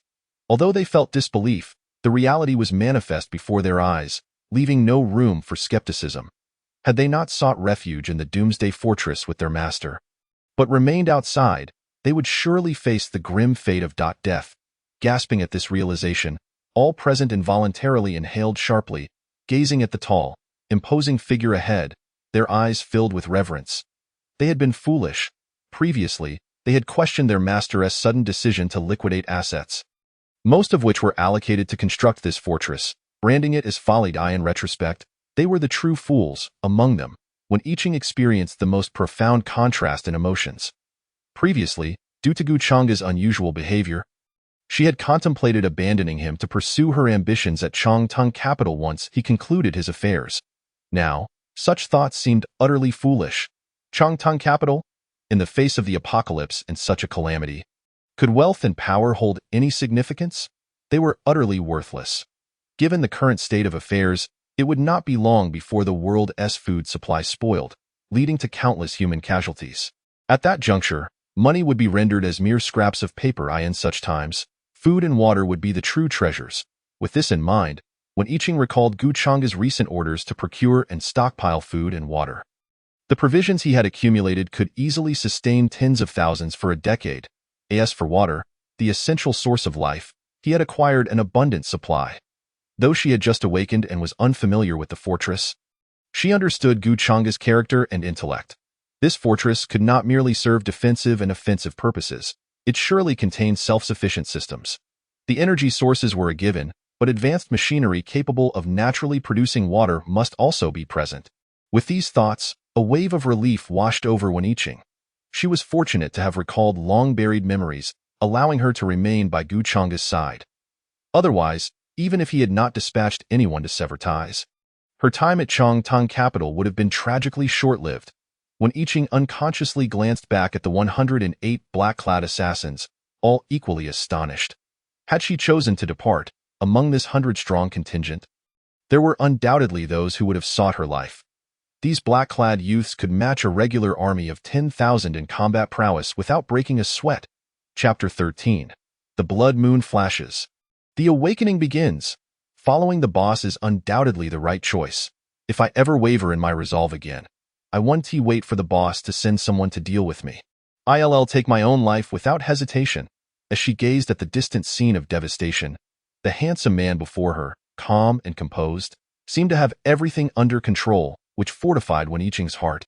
Just as she was lost in thought, the blood moon, which had hung high in the sky, suddenly erupted with a dazzling red light. Upon witnessing this, Gu Chang's pupils constricted. He swiftly seized the nearby dog yi and dashed back. Immediately head to your designated rooms, hold your breath, and prepare for the awakening. Without waiting for a response, Gu Chang'a hurried towards the elevator. Typically, the blood moon's flash should occur an hour after the apocalypse descends. Yet, why had it manifested just minutes after the onset? Gu Chang'a was uncertain, but he now understood he was teetering on the edge of danger. The 8 forbidden tattoos on his body had begun to heat up, becoming scorching hot. This was a typical sign of tattoo awakening. Yes, 108 young men in black responded in unison. Only after Gu Chang'a had safely departed did they leave in an orderly fashion. Meanwhile, Fu Bo and Zhang Hu also left without delay. Only I Ching lagged behind, her thoughts in disarray. Tattoo awakening, what was the boss referring to? Upon returning to her specially reinforced and spacious room, I Ching sensed something amiss. The areas where her tattoos were inscribed began to inexplicably heat up. The temperature continued to rise, and eventually, a brilliant light erupted from the tattoo itself, as the light enveloped her. Waves of mysterious power coursed through her body. At that moment, when I Ching finally understood the reason behind Gu Chang's previously composed demeanor becoming slightly unhinged. Meanwhile, back in his room, Gu Chang's face contorted in agony. With no time to undress, he plunged directly into the ice pool that had been prepared. As his body entered the frigid water, white mist began to rise from the surface. The solid ice began to melt in unison. One could only imagine how high Gu Chang's body temperature was. Gu Chang'a gritted his teeth, letting out a low roar of pain. He realized that his tattoo awakening had commenced. But had it already become this agonizing in the early stages? How would he endure what lay ahead? Normally, to successfully awaken the power of the tattoos and truly become a genuine God pattern master, one must undergo 3 stages: the initial awakening stage, the mid-awakening stage, and the concluding awakening stage. The pain endured during these stages intensifies with each progression, and it would not be an exaggeration to say that the agony required in the concluding stage is at least 20 times that of the initial stage, if not more. And this is merely the baseline. Under normal circumstances, the pain endured during the concluding stage of an ordinary tattoo awakening would be 20 times that of the initial stage. But did Gu Chang'a possess ordinary tattoos? Not a single one. In the latter stages of the apocalypse, any one of the forbidden tattoos on Gu Chang's body would leave numerous God pattern masters in shock. Not to mention the 9 dragons pulling the coffin and the 3 pure ancestor. Just a single one of the specially modified sacred bays or the fire-treading Qilin, which Guchanga had specifically requested, would be enough to leave people dumbfounded. Moreover, even if ordinary individuals could withstand immense pain, they would be unable to bear the weight of Guchanga's tattoos. At this moment, Guchanga was already experiencing pain equivalent to that of a woman in labor, while simultaneously having 12 ribs broken. An indescribable agony. If this was akin to childbirth, then what of the mid-awakening and concluding stages? Merely contemplating this sent a chill down Guchanga's spine, as he felt utterly devoid of hope for the future. Yet, he refused to succumb to despair. Come on, after all, I've died once before. I'm not afraid of you. If you can, make me suffer today, Guchanga bellowed in fury. However, as soon as his voice echoed, he fell silent. His eyes widening in shock, the intensity of the pain surged once more. Even submerged in icy water, Guchanga was drenched in sweat, his veins bulging. Brother, I was just venting. You really want to kill me. Don Tu, Guchanga was constantly haunted by the torment of his nightmares. What was even more unbearable was that this pain continued to amplify without any discernible pattern as time wore on. An unpredictable escalation of suffering is far more unbearable than a steady increase. Imagine if a doctor were to administer an injection with a small syringe, only to suddenly switch to a colossal one when you least expect it. By the time you realize it, that terrifying large syringe has already pierced your backside. You can only imagine how unbearable that would be. Although this analogy is somewhat abstract, it still conveys the essence of the horror. Doesn't it? Thankfully, Guchanga had endured the trials of the apocalypse and had cultivated a resilience far beyond that of ordinary people in his 2 lifetimes. Otherwise, he might have perished on the spot. No, I refuse to die.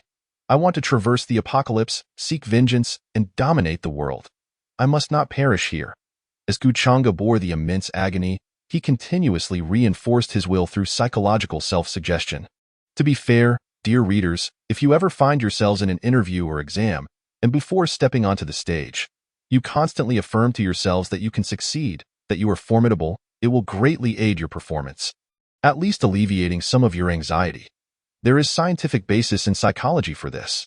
Time slowly flowed by as the excruciating pain gnawed at Guchanga's sanity at this point.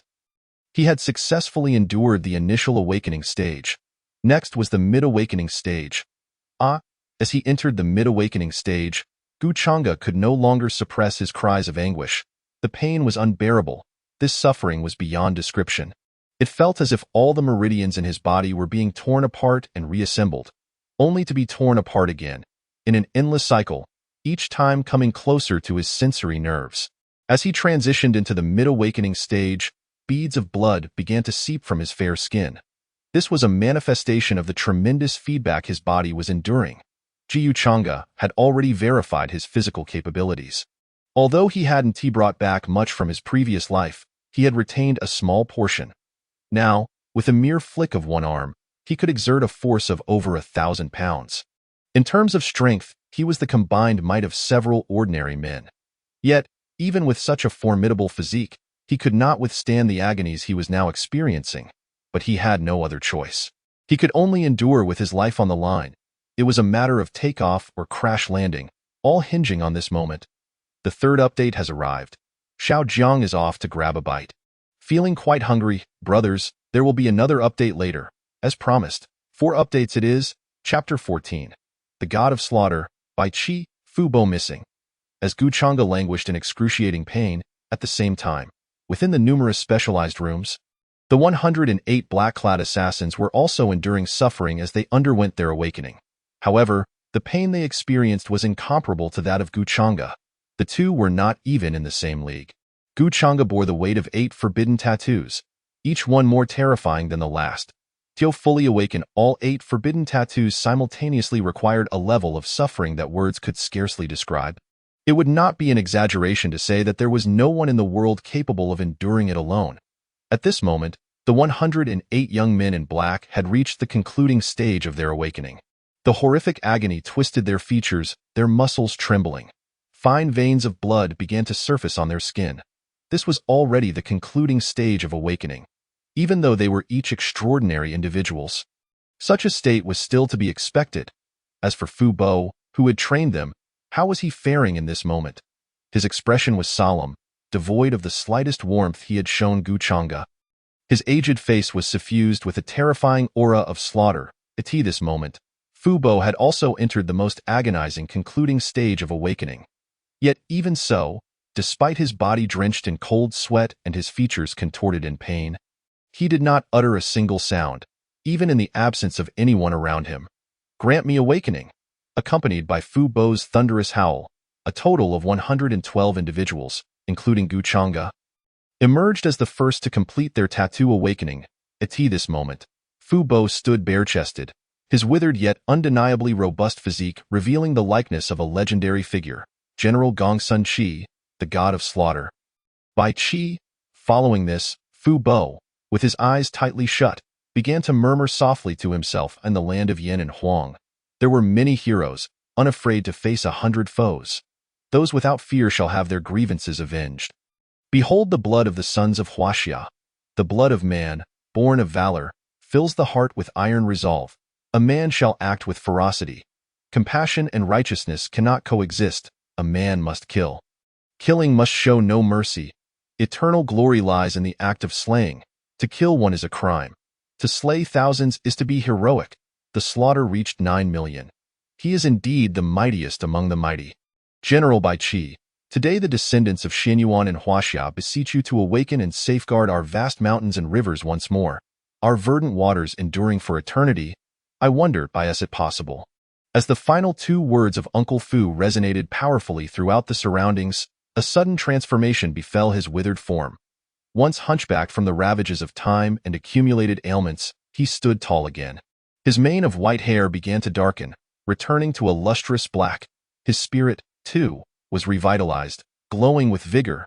Yet, in that moment, a voice filled with inexorable authority reverberated through the air. Accompanying this voice was a figure clad in formidable armor. The mere appearance of this figure rendered the once warm and inviting doomsday fortress chillingly cold. The presence alone exuded a murderous aura that could shake the world. This was none other than General Bai Qi, who claimed the lives of 200,000 during the Warring States period, holding dominion over at least half of the souls departed. Do not doubt it. During the Battle of Yik, he decimated the allied forces of Han, Wei, and Eastern Zhou, beheading 240,000. In the Battle of Yining, he besieged the capital of Chu, drowning countless soldiers and civilians.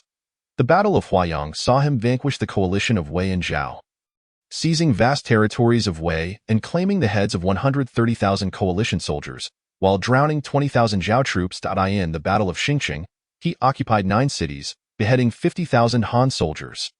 The Battle of Chongping resulted in the decapitation of 50,000 Zhao soldiers, with 400,000 surrendering troops buried alive.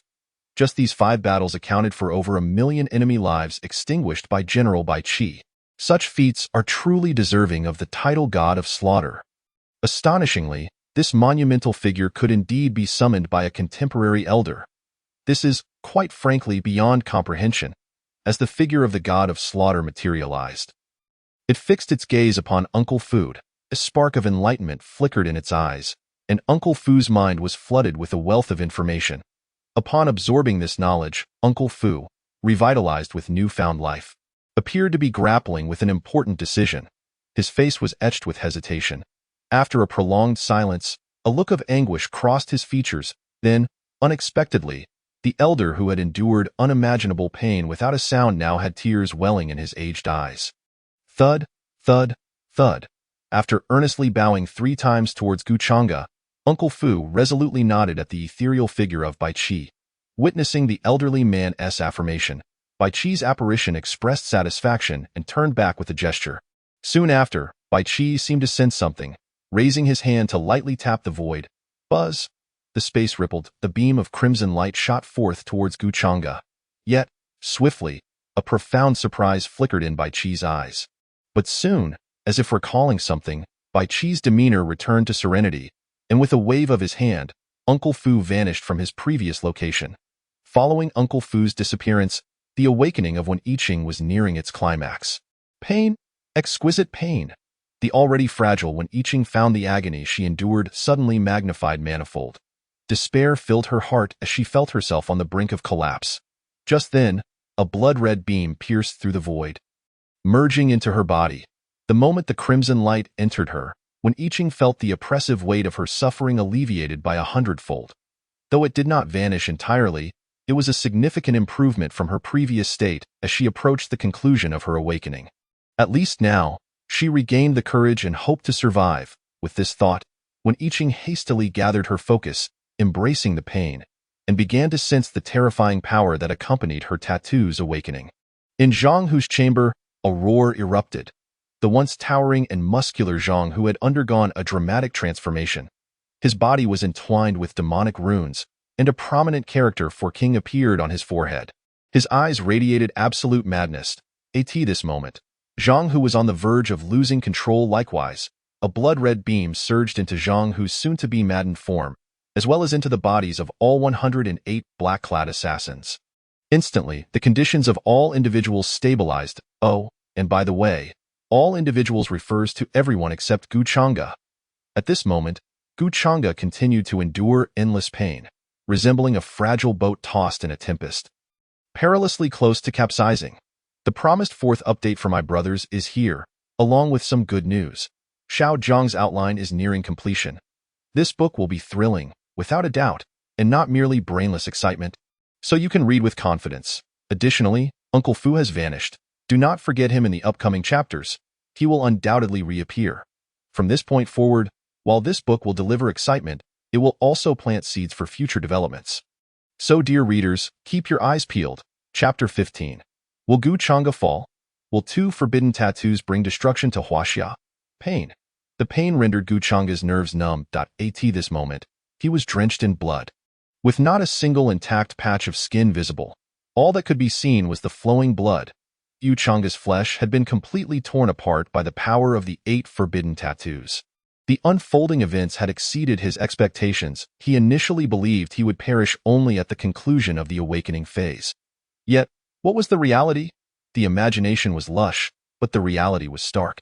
Even with the formidable soul strength from 2 lifetimes and a fraction of his former peak physique, he could not transcend his limits and forcibly awaken the 8 forbidden tattoos alone. Alas, am I to die again? Ha! To think that after living fewer than 50 days, I am faced with death once more. Life truly is a cruel jest. Gu Chang'e summoned the last vestige of his strength, chuckling at the absurdity. Just before his consciousness sank entirely into the ocean of torment, a deep sense of solace enveloped his heart.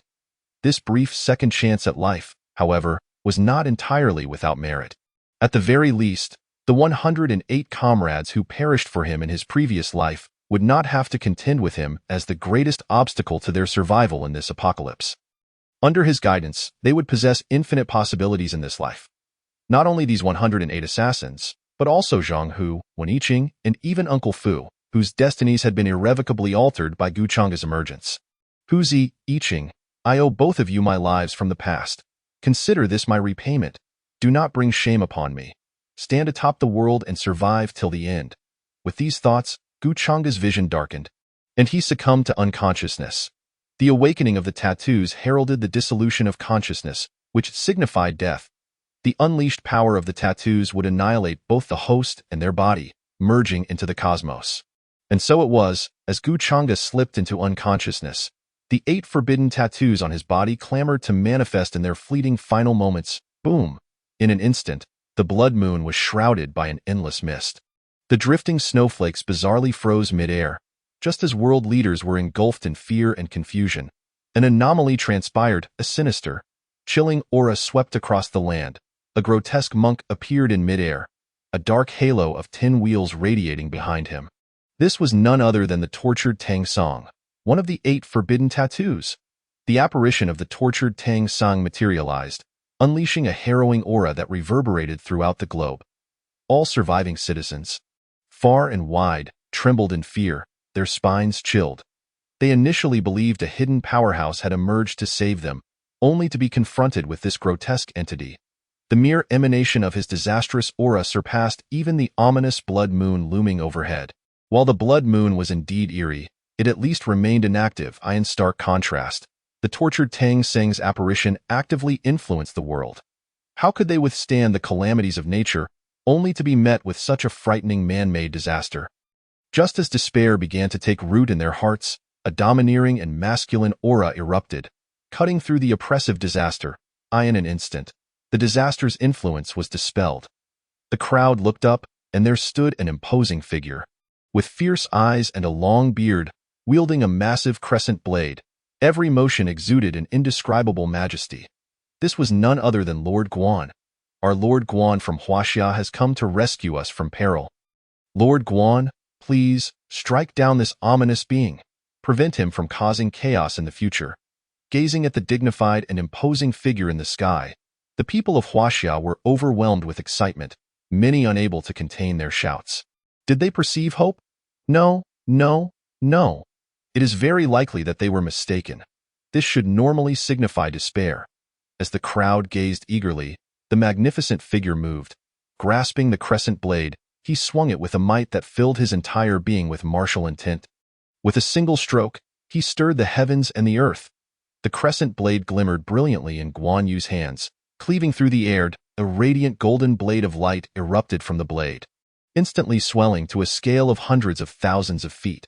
Such an overwhelmingly powerful strike should have elicited cheers from its wielder. Yet, the reality was quite the opposite. The faces of all Huaxia's children were etched with disbelief, their complexions pale and legs trembling. The ferocity of this strike was beyond words. However, the critical issue was that their Lord Guan had not aimed his strike at the grotesque, tortured Tang Song, but rather at the ground beneath them. If that strike were to fall outside the borders of Huaxia, it would be fortunate, but should it land within, the destructive force unleashed in that fleeting moment might very well exceed that of 100 atomic bombs detonating simultaneously. In such a scenario, Huaxia would face utter annihilation, and its people would become mere casualties. But do you think this is where it ends? Upon witnessing Guan Yu's formidable assault, the tormented Tang Sang, shrouded in an aura of malevolence, suddenly broke into a joyful grin. Amida, regardless of the Buddha or demon, the young monk revels in drawing death to showcase his prowess. With a sinister smile, the tormented Tang Sang exuded an overwhelming presence. Behind him, 10 wheels of ominous black energy surged, hands clasped in prayer. As he opened his eyes, a malevolent Buddha with 3 heads and 6 arms manifested from the void, descending with an aura of unfathomable calamity. 2 extraordinary attacks materialized simultaneously, both aimed squarely at them. The scene before them was far more terrifying than a blood moon hanging high or the arrival of an apocalyptic end. Witnessing this, every individual in Huaxia was left in a state of shock and disbelief. While it was entirely comprehensible that the tormented Tang Song would strike at them, the fact that Guan Yi had allied with him in this assault, even competing over who could claim more lives, left countless admirers of Guan Yi utterly bewildered, their eyes filled with incredulity. It's over. Completely finished. I might evade the cataclysmic disasters, yet I cannot escape the onslaught of the malevolent monk. Guan Yi has transformed, my fervent steed. This truly denies us our very existence. What sins have we, great Huaxia, committed to provoke such formidable figures to turn against us? Gazing at the 2 terrifying attacks that blotted out the sky and bore down with an unstoppable force, nearly all the youths of Huaxia felt no desire to resist. They could only close their eyes in despair and await death. What hope remains? Not to mention the catastrophic repercussions of nuclear weapons detonating in Huaxia skies. Even a confrontation between such weapons and these 2 dread assaults might not yield a mutually destructive outcome. Just as despair enveloped every individual in Huaxia, a sudden, gentle sigh pierced the air. Last night's insomnia left Xiao Jiang waking up just now, his head still somewhat foggy. This chapter was hastily penned in the early hours due to sleeplessness and is shared with my brothers for now. Given the overwhelming speed and volume of praise from esteemed readers, I shall ensure a minimum of 4 updates today. Once Xiao Jiang has regained his clarity and consumed a bit of food, he will immediately commence writing Chapter 16, turning crisis into safety, suppressing the 8 great forbidden tattoos. Alas, this marks the 2nd time I have assisted you. A tone laden with deep resignation echoed in Gu Chang's ear. Immediately, a divine light enveloped him, revealing a mysterious figure, shrouded in impenetrable obscurity, emerging from his brow. Regardless of the circumstances, My Gu family descendants should not be reduced to such a state of disarray. The mysterious figure's gaze flickered, murmuring softly, then, with a mere gesture, an inexplicable force enveloped Guchanga entirely, healing his body, which was marred with scars, as fresh skin began to regenerate. The internal organs, once ravaged by the power of the 8 great forbidden tattoos, were also completely restored. In a matter of moments, Guchanga's near-death condition returned to its peak state, and he began to surpass his limits, rapidly growing stronger. Seeing Guchanga's condition restored, the mysterious figure felt a sense of relief. With a thought, it vanished from sight. Meanwhile, as the mysterious figure sighed helplessly beside Guchanga, an earth-shattering sigh resonated through the skies above Huaxia's realm. The moment the sigh echoed, the world fell silent. The heavy haze dissipated entirely, along with the awe-inspiring attacks and the phantasms of the tormented Tang Sang and the martial Saint Guanyu. With just a single sigh, the manifestations of the 2 forbidden tattoos were shattered, indicating the immense power of their master. After several seconds of profound silence, the previously subdued Huaxia erupted into a thunderous cheer. What the hell? A sigh shattered 2 formidable monsters. Could it be that our ancestral dragon has intervened? Ancestral dragon of Huaxia, what is that? Don't just make things up from novels. I believe it must be that the heavens have decreed our Huaxia descendants are not meant to perish. Regardless of what it is, we ultimately survive. Everyone shout with me. Grateful benefactor, may you have all your wishes fulfilled and live forever. May you have all your wishes fulfilled and live forever. The people of Huaxia, their faces alight with the joy of having survived calamity, sang out fervently. In truth, these citizens were unaware that the mysterious figure's intervention did not merely thwart the 2 forbidden tattoos, but rather all 8 of them. The tormented Tang Sang and the martial Saint Guanyu were merely the vanguards. Following their appearance, the sacred White Zhe and the fire-treading Qilin would have followed, along with the primordial ancestral dragon and the void phoenix. Even the most terrifying of them all, the 9 dragons pulling the coffin and the phantoms of the 3 pure ones, were poised to manifest. However, just as the 9 dragons were about to reveal their coffin and the 3 pure ones were ready to appear, the mysterious figure intervened. Yet, the mysterious figure did not attack the 2. It merely revealed itself as a deity, causing the 2 formidable manifestations to instinctively retreat. Subsequently, through the mysterious figure's extraordinary powers, the rampaging 8 great forbidden tattoos returned to Guchanga's body. Awakening their powers in a docile manner, at that moment, Guchanga remained oblivious to all that transpired around him, having fallen into a deep slumber, sensing only the warmth of a vast ocean enveloping him. In a distinct realm, Buzz, a colossal 9-tailed spirit fox phantasm, emerged behind Weniching. The 9-tailed spirit fox, with its snowy white fur and lively, divine eyes, radiated an aura of divinity, boom, accompanied by a terrifying wave of energy. The reinforced room collapsed. The awakening phase belonging to Weniching had come to a definitive conclusion. Suddenly opening her beautiful eyes, the 9-tailed spirit fox melded back into her body. Weniching's expression was complex, filled with both emotion and deep regret. She gazed in the direction of Guchanga, her eyes shimmering as if rippling with spring waters. Boss. Reflecting on the earlier moment of emotional upheaval, given Guchanga's character, he could have easily dispatched someone to eliminate her on the spot. Yet, he did not. Instead, he granted her an opportunity, even bestowing upon her such unmatched power. In the apocalypse, possessing this strength would allow her to face any storm or calamity, effectively granting her a second chance at life. This time, alongside the previous occasion a decade ago, without realizing it, Guchanga had saved her twice. Suddenly, tears welled in Weniching's eyes. She recalled a crucial point. Guchanga had endured suffering while still extending his spirit to aid her awakening, preventing her from succumbing to the pain. From this moment forward, Weniching's previously relentless pursuit of greatness would undergo a profound transformation. From now on, her remaining days would solely be dedicated to standing by Guchanga's side. With her mind resolute, Weniching bit her jade finger, inscribing a blood-red ancient symbol on the ground. This was her most direct promise to herself. When she next saw Guchanga, she would present it to him. As long as Guchanga accepted this blood-red ancient symbol, her life would entirely depend on him. A thought born, a thought perished. While Weniching completed her awakening, Zhang Hu was also nearing his conclusion. As for the 108 young men in black, they had long since completed their tattoo awakenings. Due to Zhang Hu possessing dual tattoos, his awakening was slightly delayed, which was to be expected. The next day, as a deafening tiger roar echoed throughout the apocalyptic fortress, a muscular man suddenly burst forth from the ruins. It was none other than Zhang Hu, striding swiftly towards the crowd. He sought to share his joy with his leader. However, after scanning the area thoroughly, he could not find Gu Chang's figure. "Where is my boss?" Zhang Hu frowned and inquired of Wen Yiqing. "The boss is likely still awakening his tattoo powers." Wen Yiqing replied nonchalantly. She had previously stated that her allure was reserved solely for Gu Chang'e. Thus, even for Zhang Hu, the most trusted ally of Gu Chang'e, she would not afford him any special regard. "Boss is still in the process of awakening his tattoos? Then why did you gather so many of us here? You may hold some status in Changhong technology, but do you truly believe that, without the company, you hold any weight among us brothers?" Zhang Hu shot a hostile glance at Wen Yiqing. He had never been fond of women, firmly believing that they would impede his speed in drawing his blade.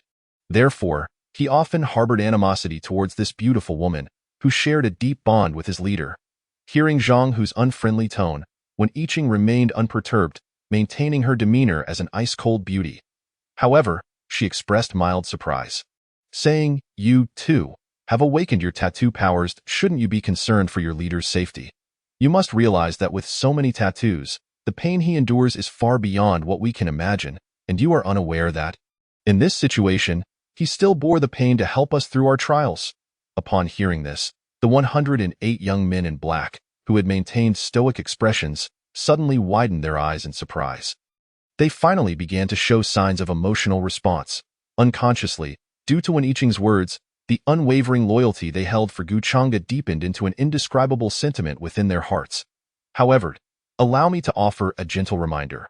The book penned by Xiao Jiang revolves around tattoo awakenings and the bestowing of power. Rather than possessing the peak abilities originally held by those formidable figures, the two concepts are not inherently connected. For those who admire these characters, there is no need to express your frustrations towards me. Furthermore, many of the uncertainties you harbor will find resolution as the narrative unfolds. After all, it is the build-up and the anticipation that render the journey worthwhile. Xiao Jiang believes that mindless enjoyment is not a desirable approach. Chapter 17. The Quest to Annihilate Changtang Capital. But can an ordinary person truly be compared to someone as uniquely unconventional as Huzi? The answer is a resounding no. Upon hearing Wen Yiqing's statement, Zhang Hu not only remained unfazed but exclaimed in admiration, "Damn, I thought the pain would suddenly dissipate after that initial sting. I suspected as much, and lo and behold, my hunch was correct. My buddy is exceptionally clever. The boss is indeed my boss. With merely 2 tattoos, I was nearly tormented to the brink of despair, leaving me no mental space to concern myself with other matters. Yet the boss, even while enduring the torment of 8 major taboo tattoos, manages to spare some focus to assist us. Now that is simply magnificent." Observing Zhang Hu, whose attention was entirely misplaced and filled with fervor and admiration, Wen Yiqing slightly parted her crimson lips. Seemingly on the verge of speaking, however, after a lengthy contemplation, she ultimately chose to remain silent, fearing that any further inquiries might provoke yet another astonishing proclamation from this simpleton. Thus, taking a deep breath to compose herself, Wen Yiqing returned to her calm demeanor and stated, "The purpose of gathering you all here today is to discuss an important matter. On the eve of the tattoo awakening, the boss issued a command to Uncle Fu. After awakening, we shall annihilate Changtang Capital. Yet upon my awakening yesterday, I discovered a note left by Uncle Fu outside my door, stating that he had urgent matters to attend to and would need to leave for a while, entrusting us to carry out the plan to obliterate Changtang Capital in his stead. My reason for summoning you all here is precisely for this purpose."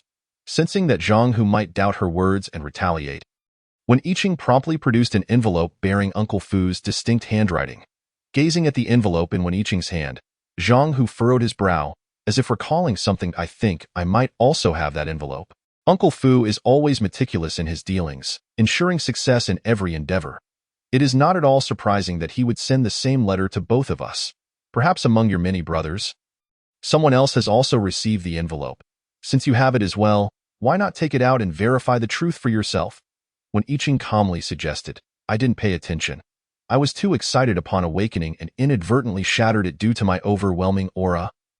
Zhang Hu admitted, feeling a twinge of embarrassment. Observing the brawny figure before her, when I Ching felt a wave of exasperation wash over her. It was hard to believe that such a muscle-bound simpleton could bear the weight of two ferocious tattoos simultaneously. Was this what they referred to as the foolish benefiting from their folly? Though she silently scoffed at the absurdity, when I Ching refrained from voicing her thoughts. Some things were better left unspoken, as articulating them would be impolite. Now, let us proceed without waiting for the boss to return. This minor matter can be addressed without delay, when I Ching declared, intending to lead the 108 black-clad youths towards Changtang capital to eradicate the culprit that nearly sowed discord between her and Guchanga. Just as when I Ching's long legs took a step forward, Zhang Hu's voice rang out once more, "Wait." When I Ching turned, puzzled. What mischief was this muscle-bound simpleton concocting? Noticing her beautiful gaze upon him, Zhang Hu continued, "You all need not accompany us. Remain in the Doomsday Fortress to protect the boss. Although Changtang capital certainly possesses a handful of tattoo wielders, their strength pales in comparison to mine. It is sufficient for just the two of us to go." After uttering this, Zhang Hu regarded when I Ching and added, "If you are afraid, I can go alone. I can easily topple their stronghold by myself. The only difficulty might arise during the killings."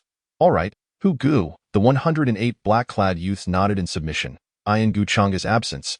Both when I Ching and Zhang Hu issued commands, and without hesitation, the youths chose Zhang Hu. After all, Zhang Hu was Guchanga's closest ally and had fought alongside them through thick and thin, with Zhang Hu taking the lead. All the black-clad youths complied.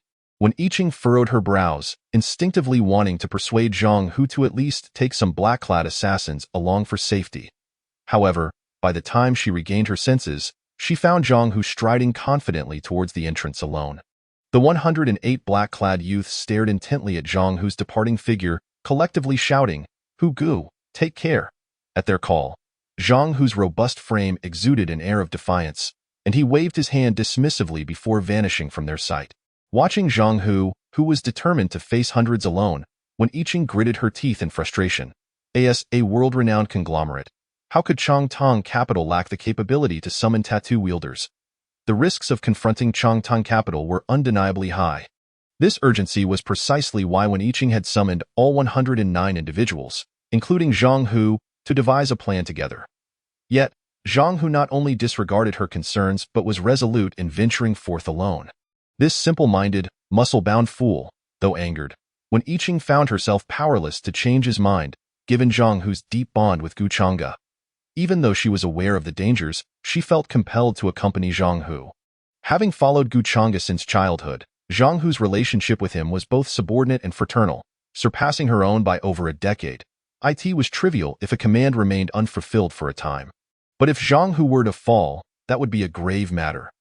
Though she too had faced peril to shield Guchanga, it could never compare to the countless times Zhang Hu had protected him. While her mind berated Zhang Hu's arrogance, her body remained true to its purpose. With her long legs striding forth, a surge of spirit enveloped her, propelling her forward at a speed that swiftly closed the distance to Zhang Hu. Meanwhile, at the Changtang Capital building, the imposing edifice stood with its doors tightly shut, its heating systems in constant operation. The internal temperature was not exactly comfortable, yet it remained above freezing in the expansive conference room at the top. Reinforced floor-to-ceiling windows offered a panoramic view of the scene below. Within this grand chamber, two individuals stood by the window, elegantly savoring red wine. Their eyes held no trace of pity as they gazed down at the snowy expanse littered with corpses. A heap of feeble, defenseless Chinese, meeting a truly tragic fate. "Ha ha ha, John, spare me the pretense. It seems you would relish the demise of even more of these Chinese, wouldn't you? After all, the more of these worthless beings that perish, the greater the resources available for me to exploit in this apocalyptic world. Due to a sleepless night caused by insomnia, I could only manage to deliver 2 chapters instead of the promised 4 last night. This morning, upon seeing over 75-star reviews from my dear brothers in the comments section, along with generous gifts from esteemed readers, I felt a pang of guilt. Fortunately, my condition has improved today." So, Chapter 18. The 3 Titans of Changtang Capital, Infiltration. The 2 individuals, their words laced with sarcasm, were both blonde-haired and blue-eyed. representatives of the First Empire in this world. The First Empire's comprehensive national strength surpassed that of any other nation globally. Part of this supremacy stemmed from their deployment of trusted members to establish capital across various countries, extracting local wealth and resources. Economic development is paramount for any great nation. This has always been an unchanging truth since the onset of the apocalypse. With wealth, one can relentlessly advance military and technological capabilities to strengthen one's armed forces. Without resources, even the finest technology and most numerous troops are rendered inconsequential. Before the apocalypse, the First Empire consistently ranked at the pinnacle among the world's nations. Now, with the apocalypse upon them, they have awakened their tattoo powers and received information regarding tattoo wielders. The First Empire, which has never been averse to tattoos, indeed, a significant portion of the populace eagerly embraces them, has further solidified its position as the world's leading power. Consequently, the denizens of the First Empire have developed an air of superiority, looking down upon others. Unconsciously, they harbor hostility towards China, which has long occupied the second spot in global rankings, persistently vying to surpass them. Just as John and Jack were exchanging their sardonic remarks, a graceful figure entered the room. It was the current public president of Chongtong Capital, Ran Bingnuan. Chongtong Capital is actually governed by three formidable leaders, with Ran Bingnuan being one of them. Unlike John and Jack, who were outsiders, Ran Bingnuan was a genuine Chinese. Standing just outside the door, she had naturally overheard the derogatory remarks directed towards her fellow countrymen. Yet, what did it matter? For her, it held no significance. Whether her compatriots were insulted or her motherland was belittled was of no concern to her, as long as her fundamental interests remain unscathed. She can remain aloof and indifferent. Moreover, with the apocalypse upon them and the awakening of tattoos, news of individuals across the nation successfully becoming divine tattoo wielders has reached her ears. In this context, the already formidable First Empire becomes an unstoppable force. The rigidly traditional Huaxia will inevitably find itself subjugated beneath the feet of the First Empire. It is precisely because she is aware of this that Ran Bingnuan's sense of national consciousness has grown increasingly tenuous. Notably, it is worth mentioning that Ran Bingnuan has already obtained a green card from the First Empire, along with the recognition of many high-ranking officials. From this day forth, she is acknowledged as a citizen of the First Empire, rather than a Huaxia person who will forever be trampled upon. Ah, the beautiful Miss Bingnuan, you have finally arrived. John and I have been waiting for you here for quite some time, Jack said eagerly. While John smiled and nodded in acknowledgement toward Ran Bingnuan. I am merely here to properly handle the remaining provisions from the families of the many deceased men in our grand Jincheng city. Correct? Oh, Ms. Bingnuan, judging by your joyful expression, could it be that the progress has been remarkably smooth? John inquired. Of course. With the might of our Chongtong capital, facilitating such matters is a mere trifle, she replied. And the three exchanged glances, their faces lighting up with radiant smiles.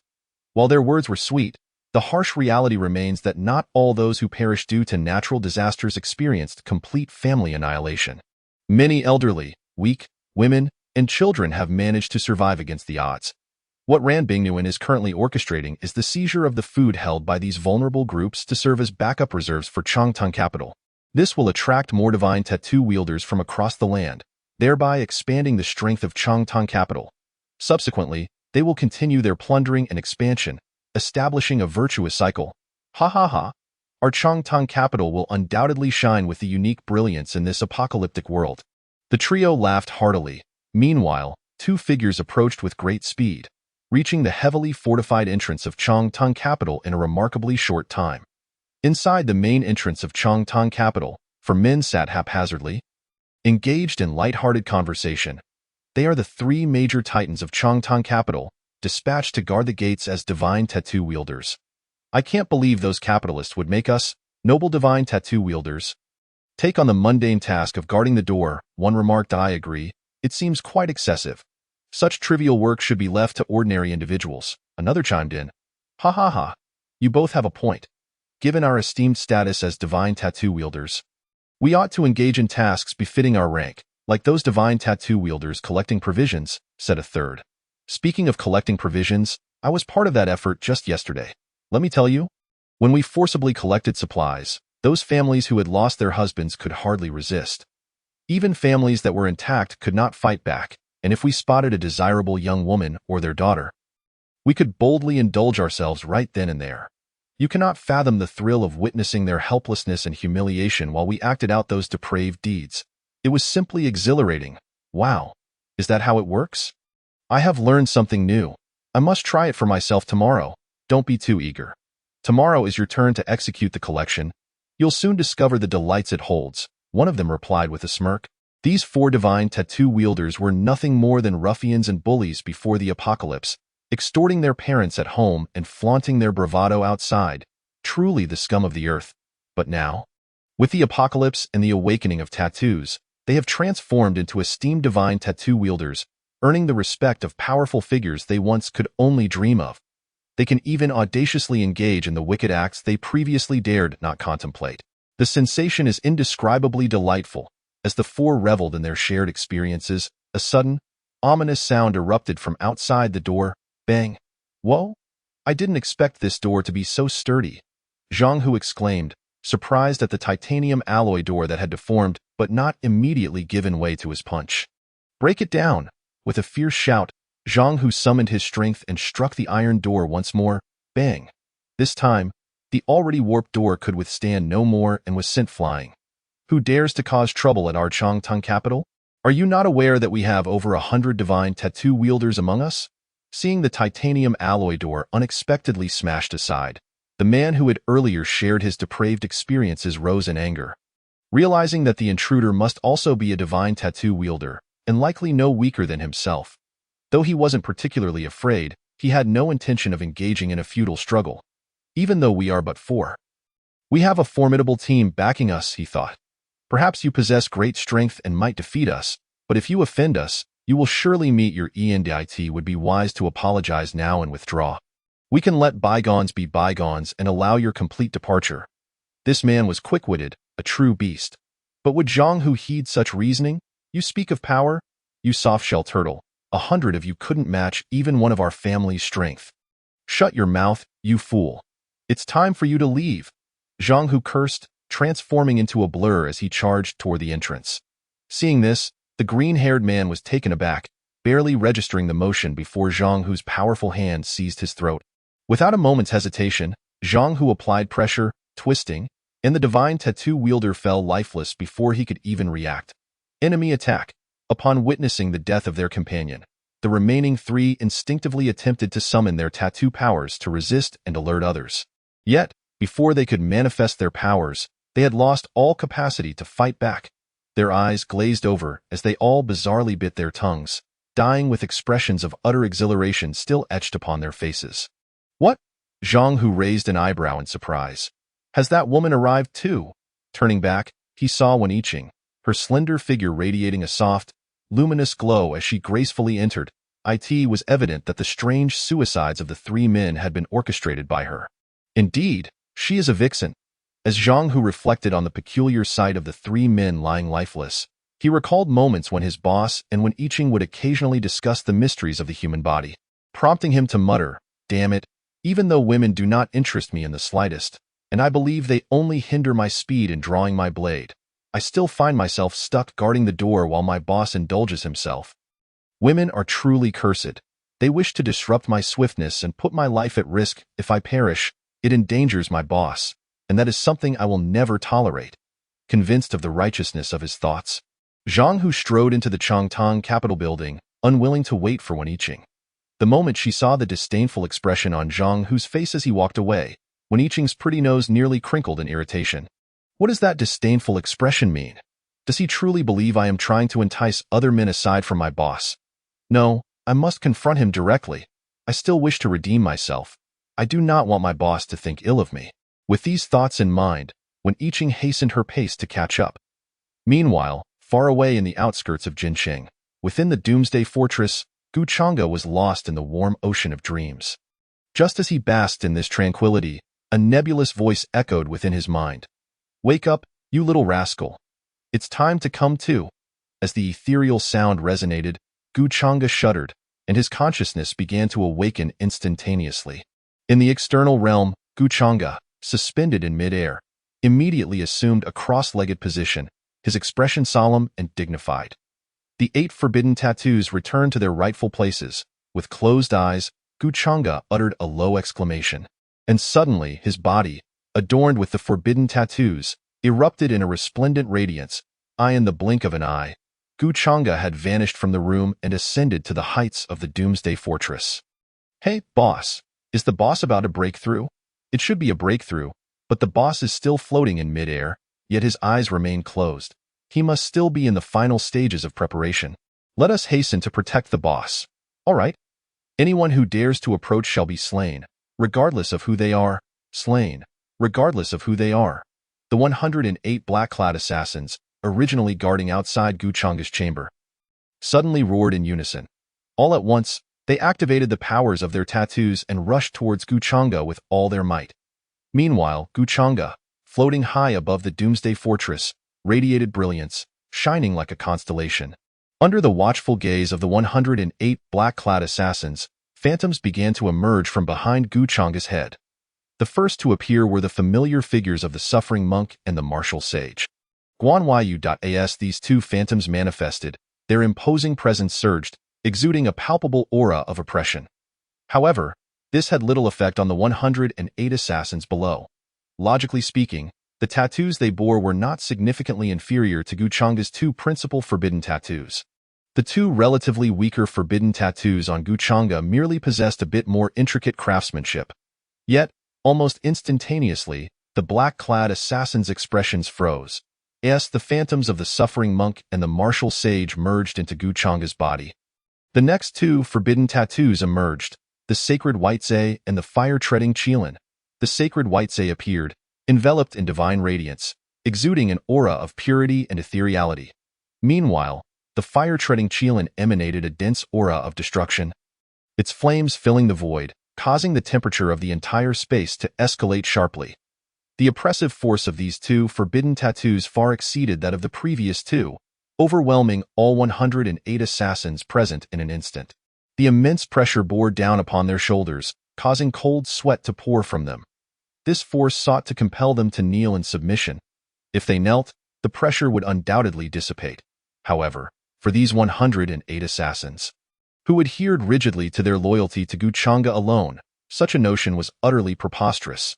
As they beheld the myriad of ants below, daring not to kneel and worship before him, the sacred Whitezay remained indifferent. But the fire-treading Qilin was displeased. Instinctively, it prepared to roar towards the heavens, unleashing its incomplete power. Yet, before its thunderous roar could escape, its expression shifted abruptly, and it obediently merged back into Guchanga's body. The sacred Whitezay and the fire-treading Qilin vanished from sight, replaced by the 3rd and 4th forbidden tattoos, the primordial ancestor dragon and the void phoenix. As these 2 formidable entities manifested, the heavens and earth were suddenly filled with a terrifying oppression. With a roar, the sounds of dragon cries and phoenix calls echoed simultaneously, the overwhelming pressure escalating several-fold. In an instant, the 108 assassins, already on the brink of collapse, could no longer withstand the force. With a resounding thud, knees buckled, crashing to the ground. The expressions of the black-clad youths contorted in rage, their eyes wide with fury. Yet even as their skin was torn by their struggles, they pressed on. Just then, the fleeting images of the primordial ancestor dragon and the void phoenix disappeared from their sight, giving way to true terror. 9 colossal black dragons, extending for miles, emerged, bearing an ancient mysterious coffin. This coffin opened slightly, releasing a continuous stream of chaotic energy. Simultaneously, 3 towering figures appeared, obscuring the sky. The 3 pure ones, the last 2 of Guchanga's forbidden tattoos, finally materialized. As the images of the 9 dragons and the 3 pure ones manifested, the world seemed to sense an impending crisis. Blood-red lightning flickered in the sky, accompanied by a thunderous roar, causing the people of the world to tremble in fear of the horrors that the heavens might unleash. With the appearance of the 9 dragons and the 3 pure ones, the oppressive force ascended to celestial heights. The 108 black-clad assassins beneath Guchanga, unable to bear the burden, fell into unconsciousness, leaving none awake. Subsequently, the 9 dragons, seemingly possessing sentience, cast a profound glance at Guchanga before merging into his body. The 3 pure ones, similarly, gazed at Guchanga with complex expressions for 2 seconds before also entering the tattoos upon his chest. All 8 tattoos had revealed themselves and returned to their rightful places. Logically, the world should have gradually calmed and returned to normalcy. However, was the situation truly that simple? Had the audience forgotten that Guchanga possessed a forbidden tattoo within his forehead? In an instant, a dense imperial aura spread throughout the cosmos. At that moment, the powers of all tattoos in the world receded, and every divine tattoo wielder experienced a tremor of their spirit. Their strength temporarily stagnated. A thread of imperial might swept across the globe, a terror indescribable. Fortunately, this overwhelming aura dissipated as quickly as it had come, sparing the world from further panic as the imperial might faded. A dazzling array of colors surged forth, directly entering the tightly closed third eye of Guchanga. Soon, the colorful light vanished, leaving behind a mysterious and peculiar tattoo imprinted upon Guchanga's forehead. With the appearance of this enigmatic tattoo, the suffocating aura that had pervaded the heavens finally dissolved. Guchanga, suspended in midair, slowly descended to the ground and opened his eyes. The moment his eyes opened, a brilliant golden light erupted forth, reducing all it touched to nothingness. Rapidly, Guchanga reigned in the extraordinary light in his eyes and, with a hint of confusion, touched the tattoo on his forehead. "What is this? My 9th forbidden tattoo?" After pondering for a considerable time without reaching a conclusion, Guchanga decided to set the matter aside. For the moment, it appeared that this mysterious 9th forbidden tattoo was indeed extraordinary and seemed to pose no harm to him. Shaking his head, Guchanga shifted his focus. He was fully aware of everything that had transpired moments ago, yet he had chosen not to intervene. The 108 brothers who dared to sacrifice their lives for him would undoubtedly benefit from experiencing such overwhelming pressure. Perhaps even their control over their tattoo powers would undergo a qualitative transformation. Consequently, Guchanga stood quietly at the center of the 108 unconscious assassins, guarding them steadfastly. He would not leave them unprotected. Although the Doomsday Fortress was now filled only with ordinary personnel lacking any combat capability, he would not overlook the slightest hint of danger. After all, these 108 assassins were his true foundation. His most trusted allies. While guarding these 108 black-clad youths, Guchanga was not idle. He took out his phone and sent messages to Fu Bo, Zhang Hu, and Wenicheng. Logically, these 3 should have awakened by now. Upon witnessing the commotion he had caused, they should have come to protect him. He even wished to present them with an opportunity. However, the messages he sent seemed to have sunk into the depths of the ocean, stirring not a ripple. After waiting for an extended period, Fu Bo and the others remained unresponsive. This situation weighed heavily on Guchanga's heart. Instinctively, he approached one of the unconscious assassins to inquire. To ask a question, he first needed to heal their bodies and minds to awaken them. Yet, just as Guchanga was about to utilize the power of the sacred White Say tattoo for healing, he discovered that he was utterly unable to access its power. What could be the reason for this? Guchanga furrowed his brow, perplexed by the situation. Although he did not understand how he had successfully awakened his tattoos after being on the brink of death, it remained a fact that he had ultimately become a bona fide wielder of divine tattoos. Have you ever seen a divine tattoo wielder who could not summon their own tattoo powers? It was utterly preposterous. Just as Guchanga found himself engulfed in confusion, the mysterious tattoo on his forehead suddenly trembled. In an instant, Guchanga's eyes brightened as he understood the reason. So that was it? The mysterious mark on his forehead had assisted him in overcoming the crisis and successfully completing his awakening. However, as a first-tier divine tattoo wielder, he could only wield the abilities of the Suffering Monk and the Martial Sage. Furthermore, every 3 tiers he advanced would unlock the power of the next forbidden tattooed. At the first tier, he would unlock the powers of the Suffering Monk and the Martial Sage. At the 4th tier, the powers of the Sacred White Say and the Fire-Treading Qilin. At the 7th tier, the powers of the Primordial Ancestor Dragon and the Void Phoenix. By this logic, wouldn't he have to reach the King tier to unlock the powers of the 9 dragons and the 3 pure ones? Breaking through to the King level. Upon contemplating this, Guchanga could not help but twitch the corners of his mouth. As a compensation for the explosive update of Chapter 4, dear esteemed readers, please indulge yourselves. Chapter 21. Guchanga hurries towards Changtong capital, breaking through to the King level. This thought made Guchanga involuntarily grimace. The ranks of divine pattern users range from the weakest to the strongest, classified into 9 tiers, culminating in the king level. Once one ascends to the king level, the so-called 9-tier divine pattern users are as insignificant as ants in the presence of a king-level divine pattern user. The 9-tier counterparts are even inferior to mere livestock. They exist on entirely different planes. But the king level, what a terrifying echelon it is. It is known that in his past life, among the countless divine pattern users, fewer than 100 ever reached this level, highlighting the rarity of king-level practitioners. As for whether there are further ranks beyond the king level, Guchanga was uncertain. After all, he had only barely attained the king level during the latter stages of the apocalypse before being betrayed and slain by that scoundrel Jinyu, after which he found himself transported to this realm. Only by breaking through to the king level could he unlock the powers of the 9 dragons coffin and the 3 pure ancestor. It seems my journey ahead remains arduous and filled with challenges.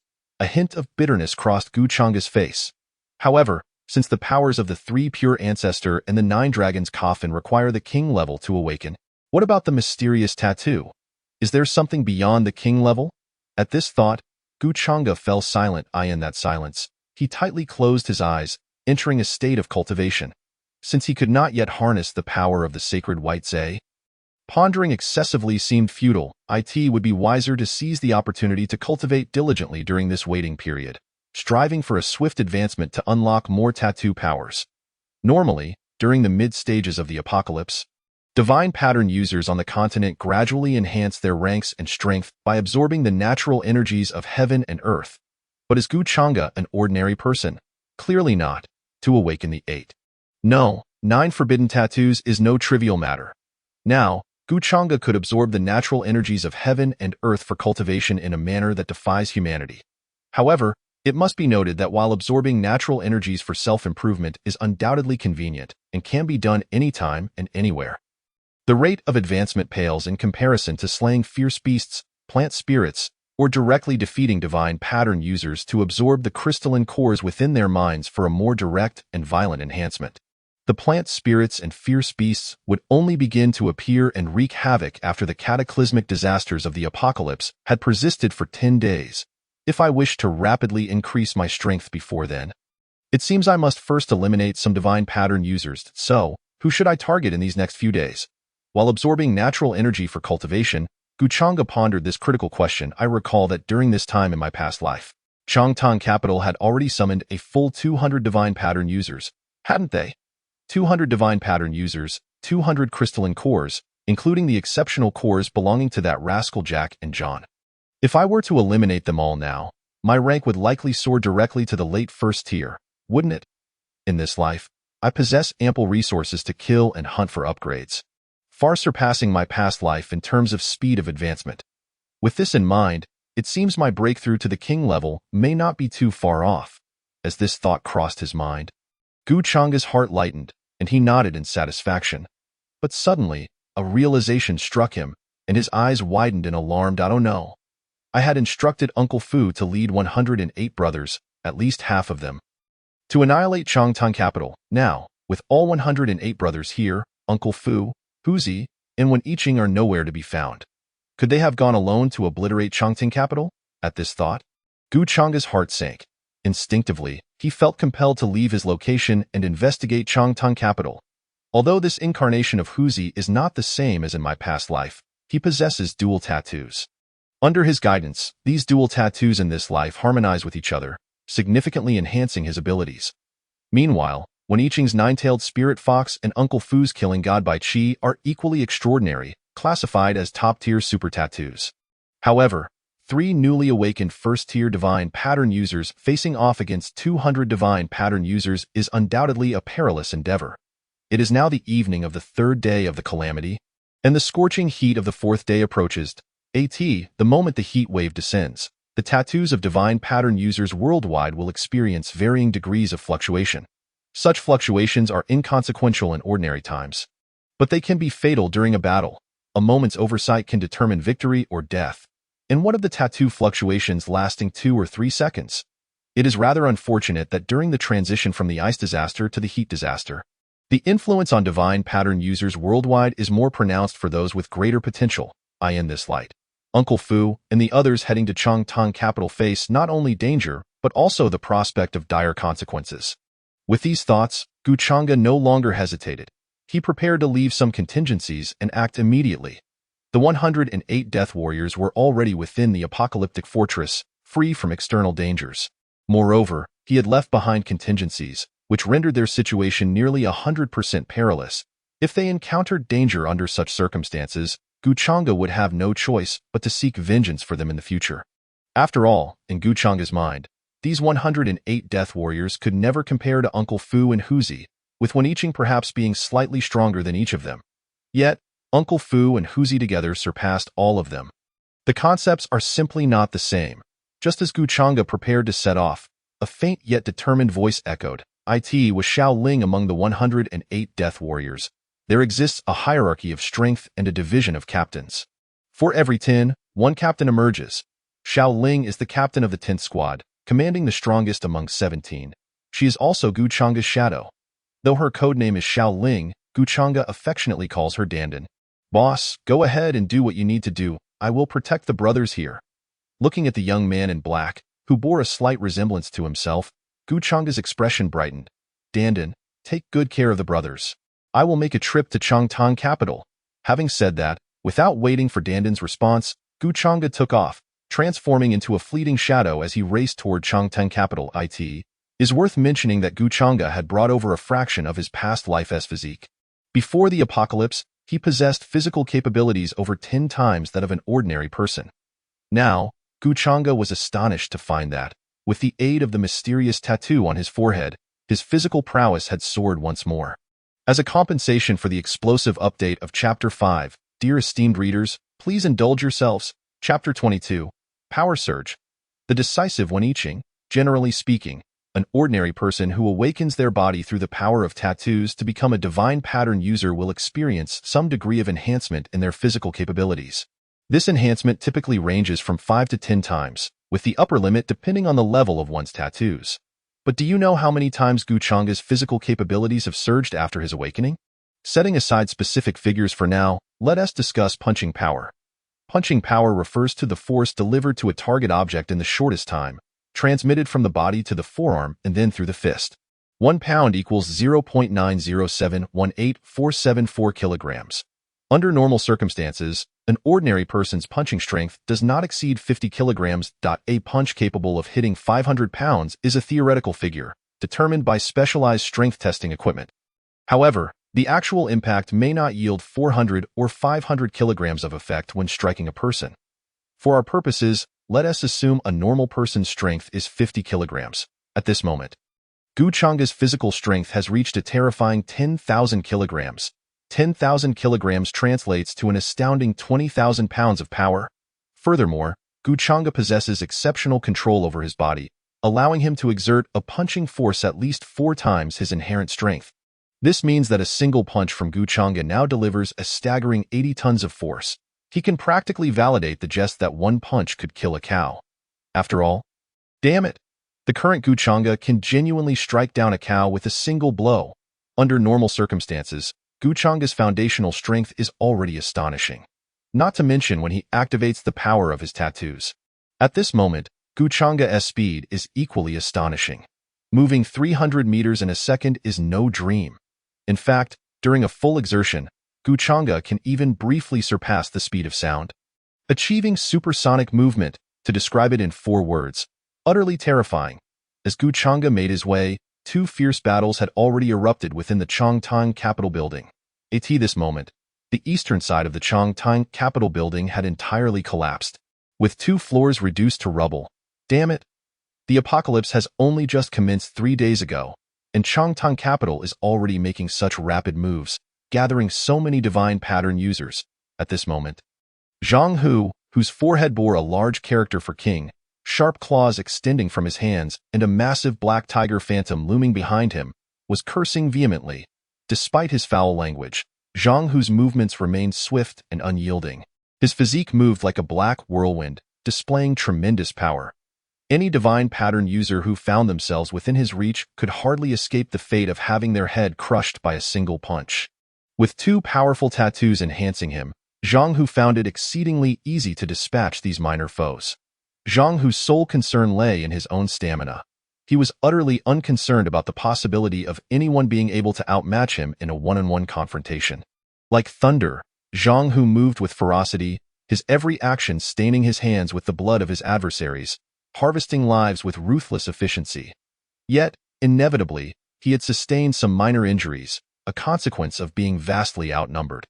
From an initial group of 50, their ranks had swelled to 100 and continued to grow. He was killing at a slower rate than they could replenish their numbers. Astonishingly, the majority of his opponents refrained from engaging in direct melee combat. Instead, they adopted a strategy of retreating to strike from the periphery, never daring to face him head-on. This tactic was the most repugnant to Zhang Hu. However, while the enemy possessed ranged capabilities, so too did he. Embodied in Wen Yiqing, at that moment, Wen Yiqing, exuding an air of aloofness befitting a celestial being, became even more ethereal with the manifestation of the nine-tailed spirit fox. Logically, one might expect her to exhibit a certain allure while embodying the spirit fox. Yet her deliberate control allowed her to maintain an air of complete indifference, as, when Yiqing waved her delicate hand, pristine orbs of light surged forth, both shielding Zhang Hu from incoming attacks and launching explosive energy at their foes. Simultaneously, a fleeting hint of seductive charm flickered in her enchanting gaze.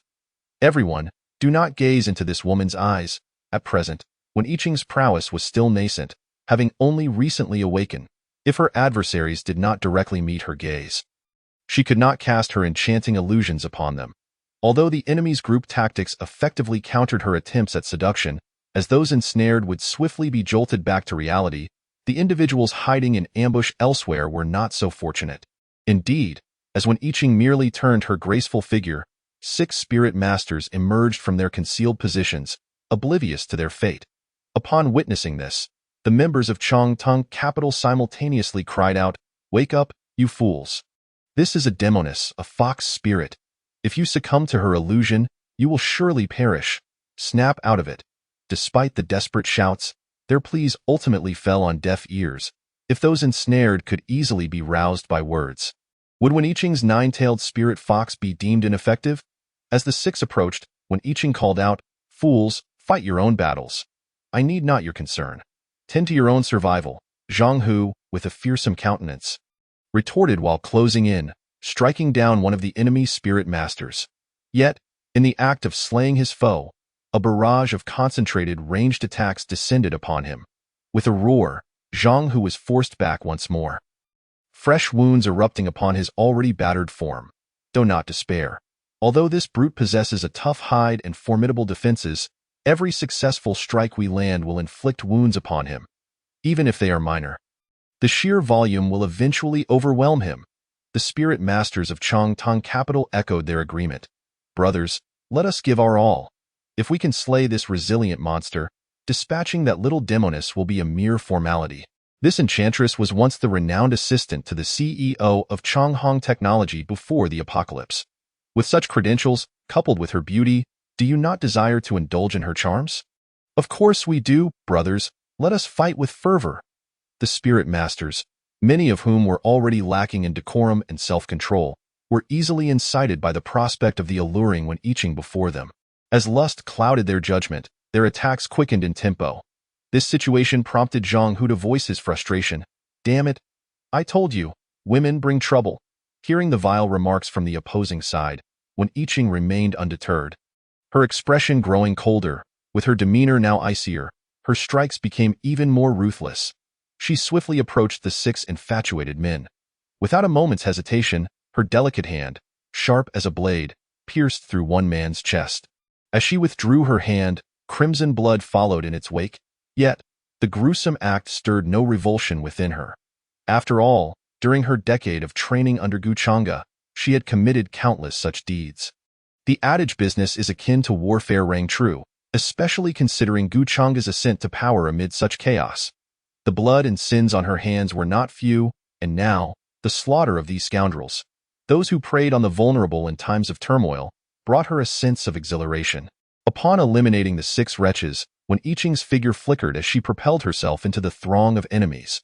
With the nine-tailed spirit fox manifesting, She summoned all her strength in a haze of ethereal light. The spectral image of the nine-tailed fox emerged from behind her and melded into her being.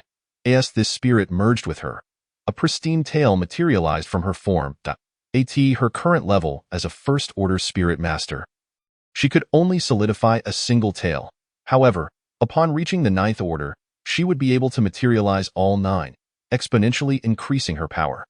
Even though Wen Yiqing could only solidify one tail at her present stage, this power was sufficient to allow her to dominate her peers, especially in the presence of these hapless foes. In the state of embodying the spirit fox, her strength, speed, and defenses surged to extraordinary heights, her reflexes reaching a terrifying level. Yet, foxes do not rely solely on brute strength.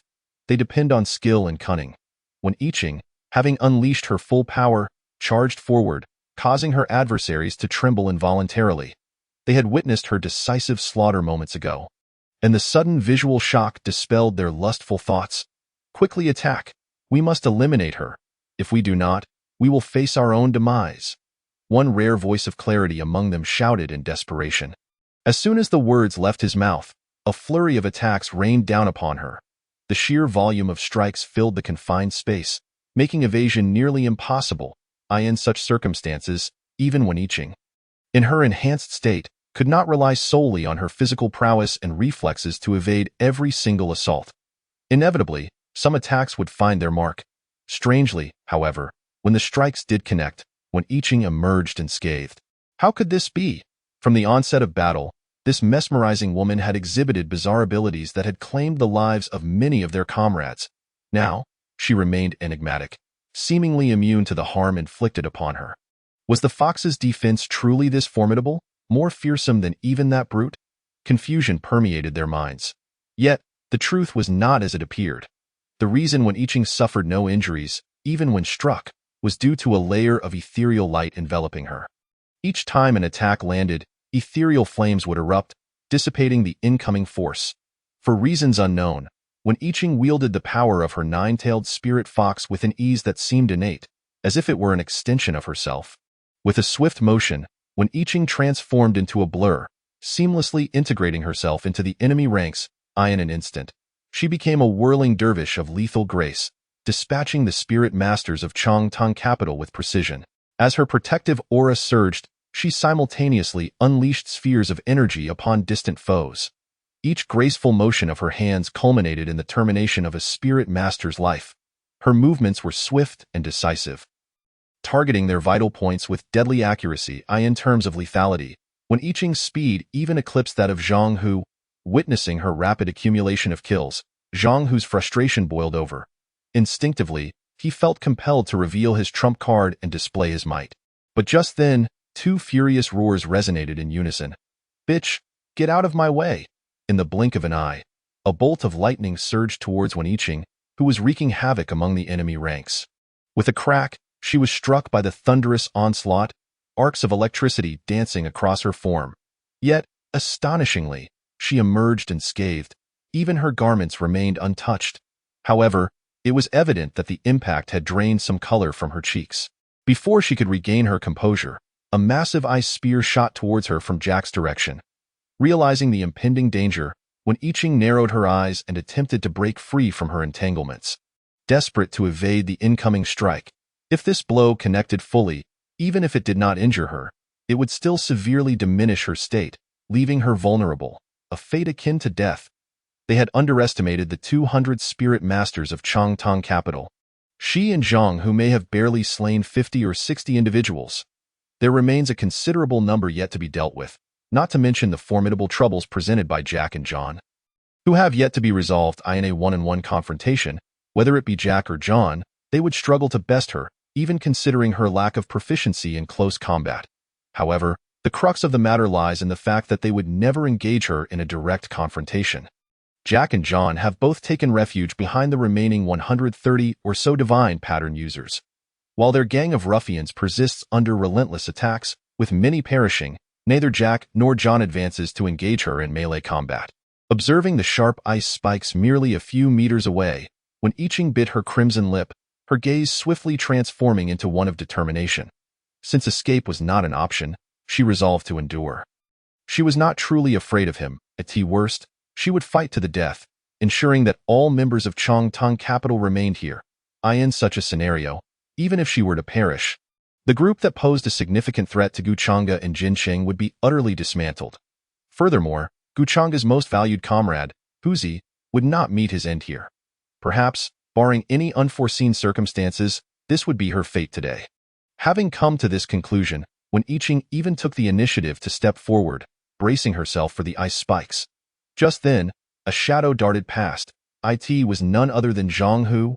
Though the women deserve death, she is my boss's fox spirit. Without my boss's command, none shall harm her. Zhang Hu roared skyward, his physique swelling several times over, a layer of sturdy tiger skin enveloping his backside. In that moment, Zhang Hu transformed into a raging black tiger. With the manifestation of the black tiger tattoo, Zhang Hu struck the enormous ice spike with a powerful paw. His razor-sharp claws, infused with terrifying strength, obliterated the ice spike into shards. Without pausing, Zhang Hu swiftly led Wen Yiqing away from the scene. Compensation for the explosive update of Chapter 7. Esteemed readers, enjoy. Chapter 24. The Rampaging Zhang Hu Massacre. Is this what they call mutual pursuit? Although this mutual pursuit seems peculiar, as it is solely to rescue each other for the sake of Guchanga, it can be rounded off to a form of mutual pursuit. Right? Upon witnessing Zhang Hu escort Wen Yiqing to a safer distance, Jack and John raised their hands to signal a halt in their assault. Despite their numerical advantage and continuous barrage, launching attacks also requires energy. Did you not notice? On the opposite side, although Zhang Hu bore numerous wounds and Wen Yiqing was in a less than optimal state, their subordinates began to exhibit signs of pallor as well. This was a direct indication of their dwindling strength. If they were to continue in this manner, it was possible that the remaining 100 or so divine pattern users, along with themselves, could perish here in a mutual annihilation. Though uncertain of the reasons, these two foreigners had an instinctive feeling about it. Even if they truly wished to eliminate the two intruders who had invaded their organization and slaughtered many of their subordinates, they were made acutely aware that achieving this goal would require their own demise as well. This was a notion they would never agree to die in their perception. The loss of a subordinate among the Chinese was merely a minor setback, a matter of expending some resources and time to replace them. However, if their own lives were to be extinguished here, what future would there be to discuss? With this thought in mind, Jack and John hastily ordered their men to retreat. Yet, at this moment, would Zhang Hu permit their escape? Of course not. You think you can leave? My boss has decreed the complete annihilation of your Changtang capital today. Since I have accepted this command, even if I must perish, you shall accompany me to the grave. With a face full of murderous intent, Zhang Hu suddenly seemed to recall something and broke into a grin. After all, perhaps annihilating you would not require any sacrifice on my part? You foolish Chinese, can you cease your fanciful thinking? I acknowledge your strength, but in your current state, riddled with injuries, it is utterly impossible for you to eradicate us all. Rather than engage in a mutually destructive battle, I propose we cease hostilities for today and arrange a time to settle our scores in the future, at which point we can determine victor and vanquished, as well as life and death. Indeed, fierce Chinese, Jack spoke correctly. Before John could finish, his expression abruptly shifted, the words lodged in his throat. Following the astonished gazes of all present, Zhang Hu, once battered and in a dire state, suddenly emitted a low growl. The black tiger had manifested. The Grim Reaper was also present. As Zhang Hu's hushed voice echoed, a massive and robust black tiger appeared upon his forehead. Simultaneously, a figure of immense stature, exuding an overwhelming aura of destruction, materialized beside him. This was none other than the illustrious Grim Reaper. The phantoms of the Black Tiger and the Grim Reaper fused into Zhang Hu's being in unison. Specks of bloodlight converged upon him. And in an instant, Zhang Hu's eyes widened, his muscles bulging, as a faint aura of oppression began to emanate from his very core. Following this, the previously weakened Zhang Hu's aura surged with remarkable speed. In the blink of an eye, he returned to his peak form, even eclipsing his former prowess significantly.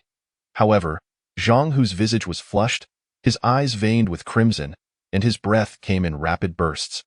As though he had entered a peculiar state, at this moment, Wen Yiqing also noticed Zhang Hu's peculiar condition, her brows furrowing slightly as she inquired, Zhang Hu, What is wrong with you?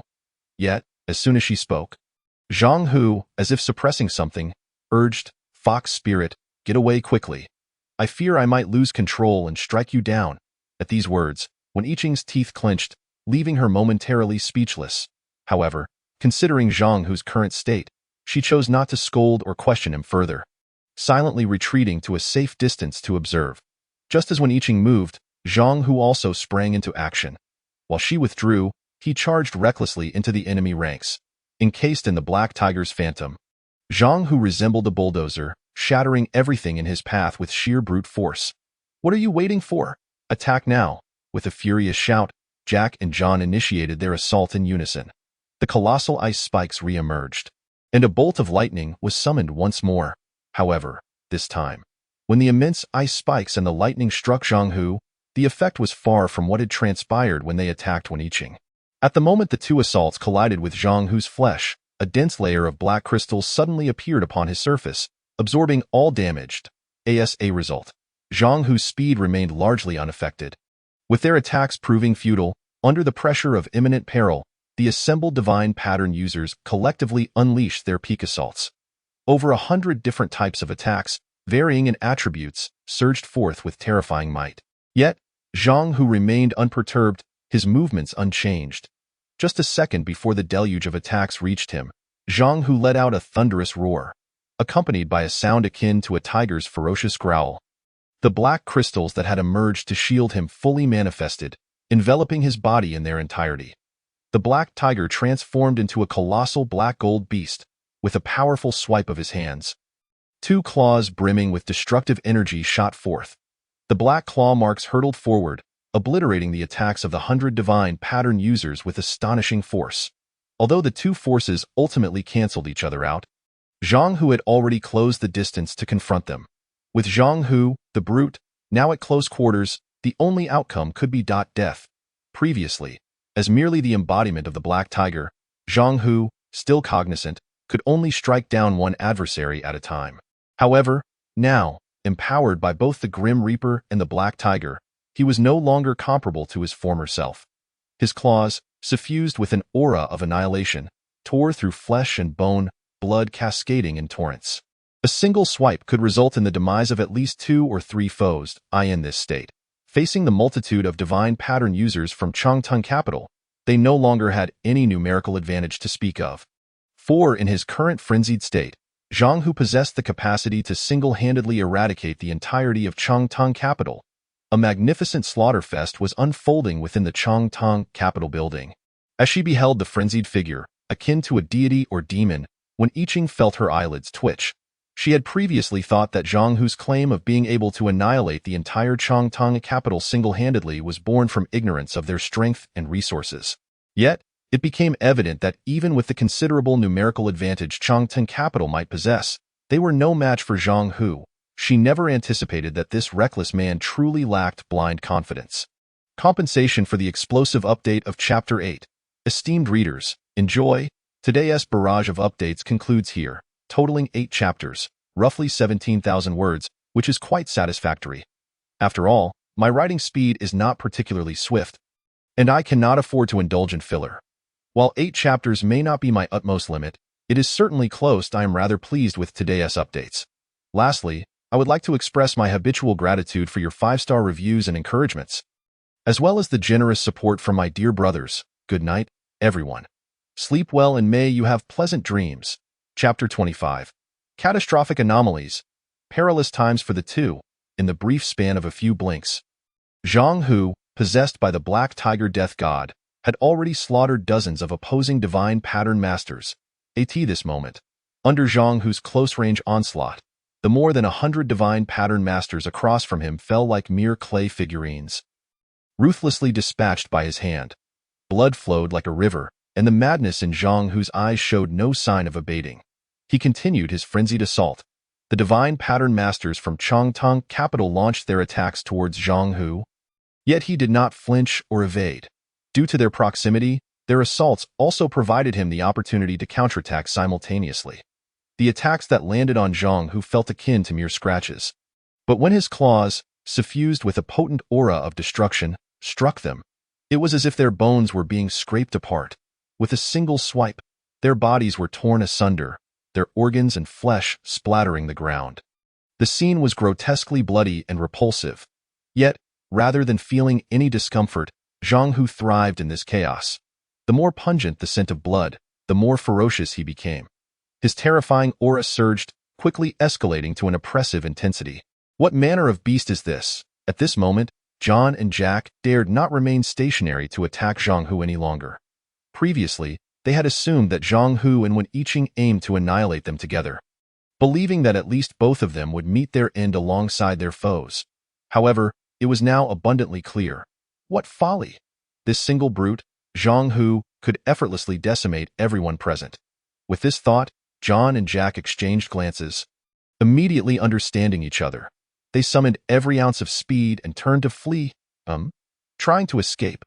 I have declared that you shall all perish. With a single blow, Zhang Hu crushed the skull of a nearby divine pattern master, then swiftly turned his gaze toward the fleeing John and Jack, a bloodthirsty smile creeping onto his face. In the next instant, Zhang Hu lunged forward, his immense power shattering the floor beneath him, tiles exploding into fragments. Using the rebound force, he surged after John and Jack. This monster has shifted its target to chase those two foreigners. Brothers, we must flee. Though resources are paramount in this apocalyptic world, our lives take precedence. Everyone, run! A voice cried out from the crowd, and in an instant, a chorus of agreement followed. The remaining dozens of divine pattern masters immediately turned to escape, just as the fastest among them was about to bolt out of the Changtong capital gates. A delicate hand shot through his chest. It was Wen Yiqing. Wen Yiqing slowly withdrew her bloodied hand, casting a glance at the stunned crowd. Escape? Where do you think you are going? As she spoke, she squeezed her hand, causing the still-beating heart within to explode. Another divine pattern master fell victim to her hands. You vile vixen, do not overstep your bounds. We are many. Should we fight with all our might? You too shall meet your demise here. Do you wish to die? Be wise and step aside. Allow us to leave. We shall sever ties with Changtong capital. Your grievances with them should be settled with those two foreigners. Wen Yiqing, observing the faces before her filled with anger and disbelief, offered no response. Instead, she waved her hand, summoning spheres of spiritual energy that coalesced and shot towards the opposition. Boom! The spheres of spiritual energy possessed formidable destructive power, each one akin to the explosion of a standard grenade.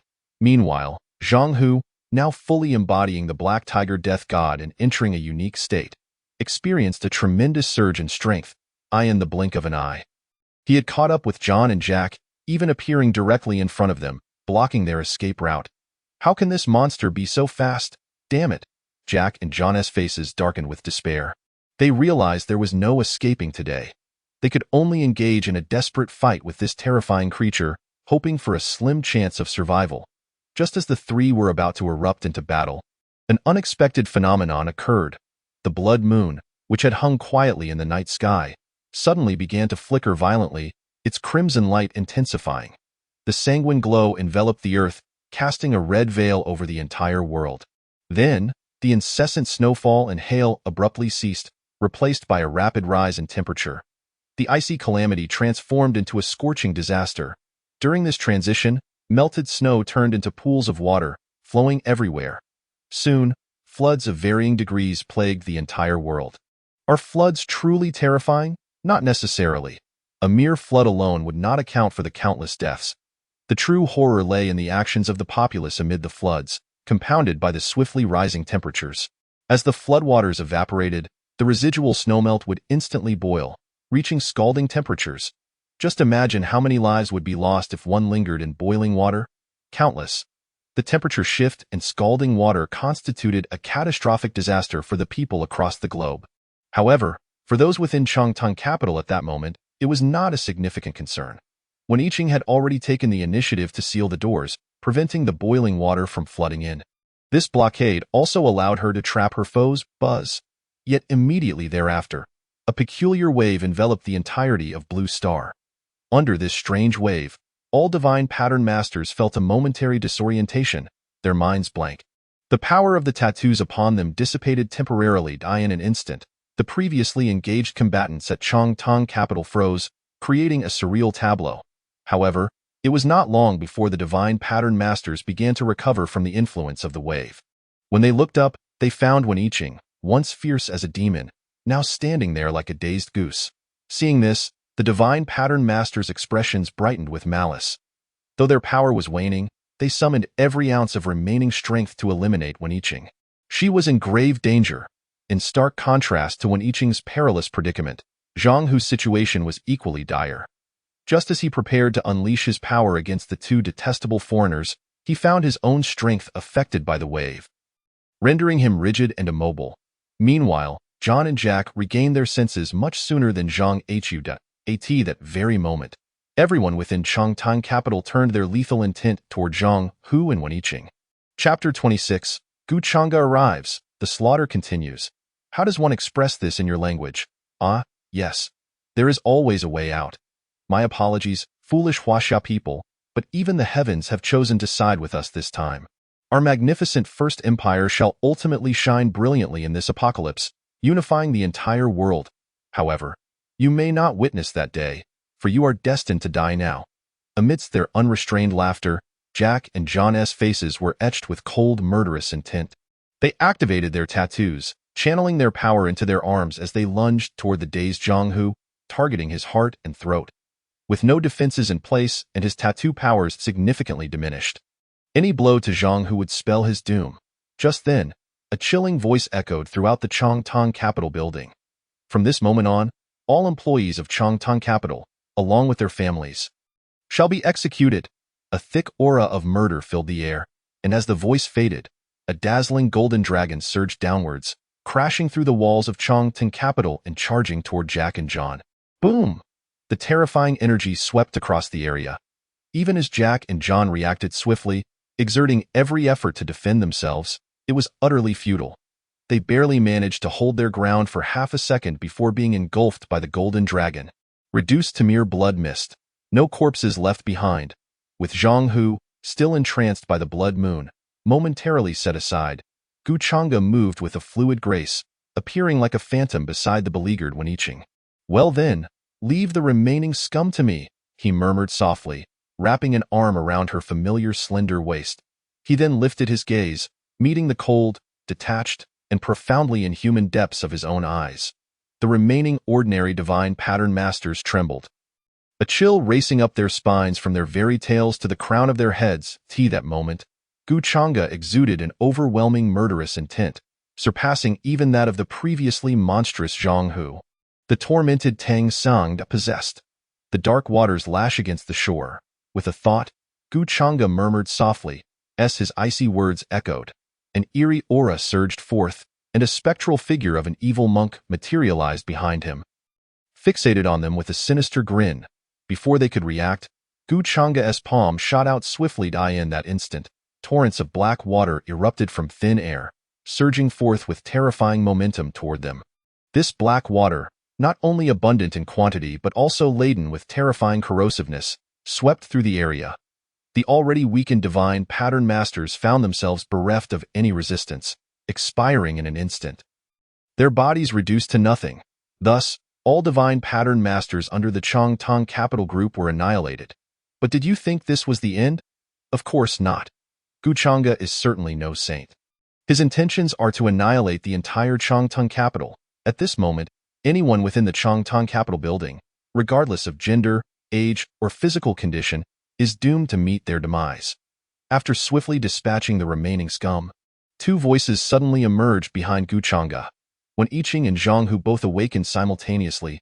Boss, you've arrived. Big brother, what brings you here? Have the 8 forbidden tattoos on your body awakened successfully? Was the awakening excruciatingly painful? Zhang Hu's inquiries were filled with excitement, focusing on aspects far removed from Wen-Iching's joyful surprise. It's not the 8 forbidden tattoos, but rather the 9 forbidden tattoos. Gu Chang'e promptly corrected Zhang Hu's misunderstanding and continued. All the divine tattoo users of Changtang capital have been eliminated. The remaining employees must be eradicated as well. However, given the sheer number of them, it is inevitable that you too may miss a few. Therefore, your task is to secure all exits until Dandan and the others arrive. As Gu Chang'e finished speaking, a voice rang out, Boss, there's no need for that. I've already brought Xiao Jiao and the others with me. Whoosh, led by Dandan, a total of 10 figures appeared before Guchanga. They were the captains among the 108 dead warriors. Each possessed extraordinary strength and top-tier tattoos, their overall capabilities undoubtedly surpassing even Wen Yiqing. If not more. Excellent, now, let us exterminate everyone in the Changtang capital building. After nodding at Dandan, Guchanga issued the command and promptly departed. As for where Guchanga was heading, he aimed to capture a certain mud attempting to flee alone. Understood. The 10 squad leaders responded in unison, and in the next moment, their tattoos manifested, their aura surging. Like phantoms, they surged into the depths of Changtang capital, and the slaughter commenced immediately. Observing Dandan and the others swiftly darting away, Zhang Hu furrowed his brow, seemingly lost in thought. 9 Forbidden tattoos.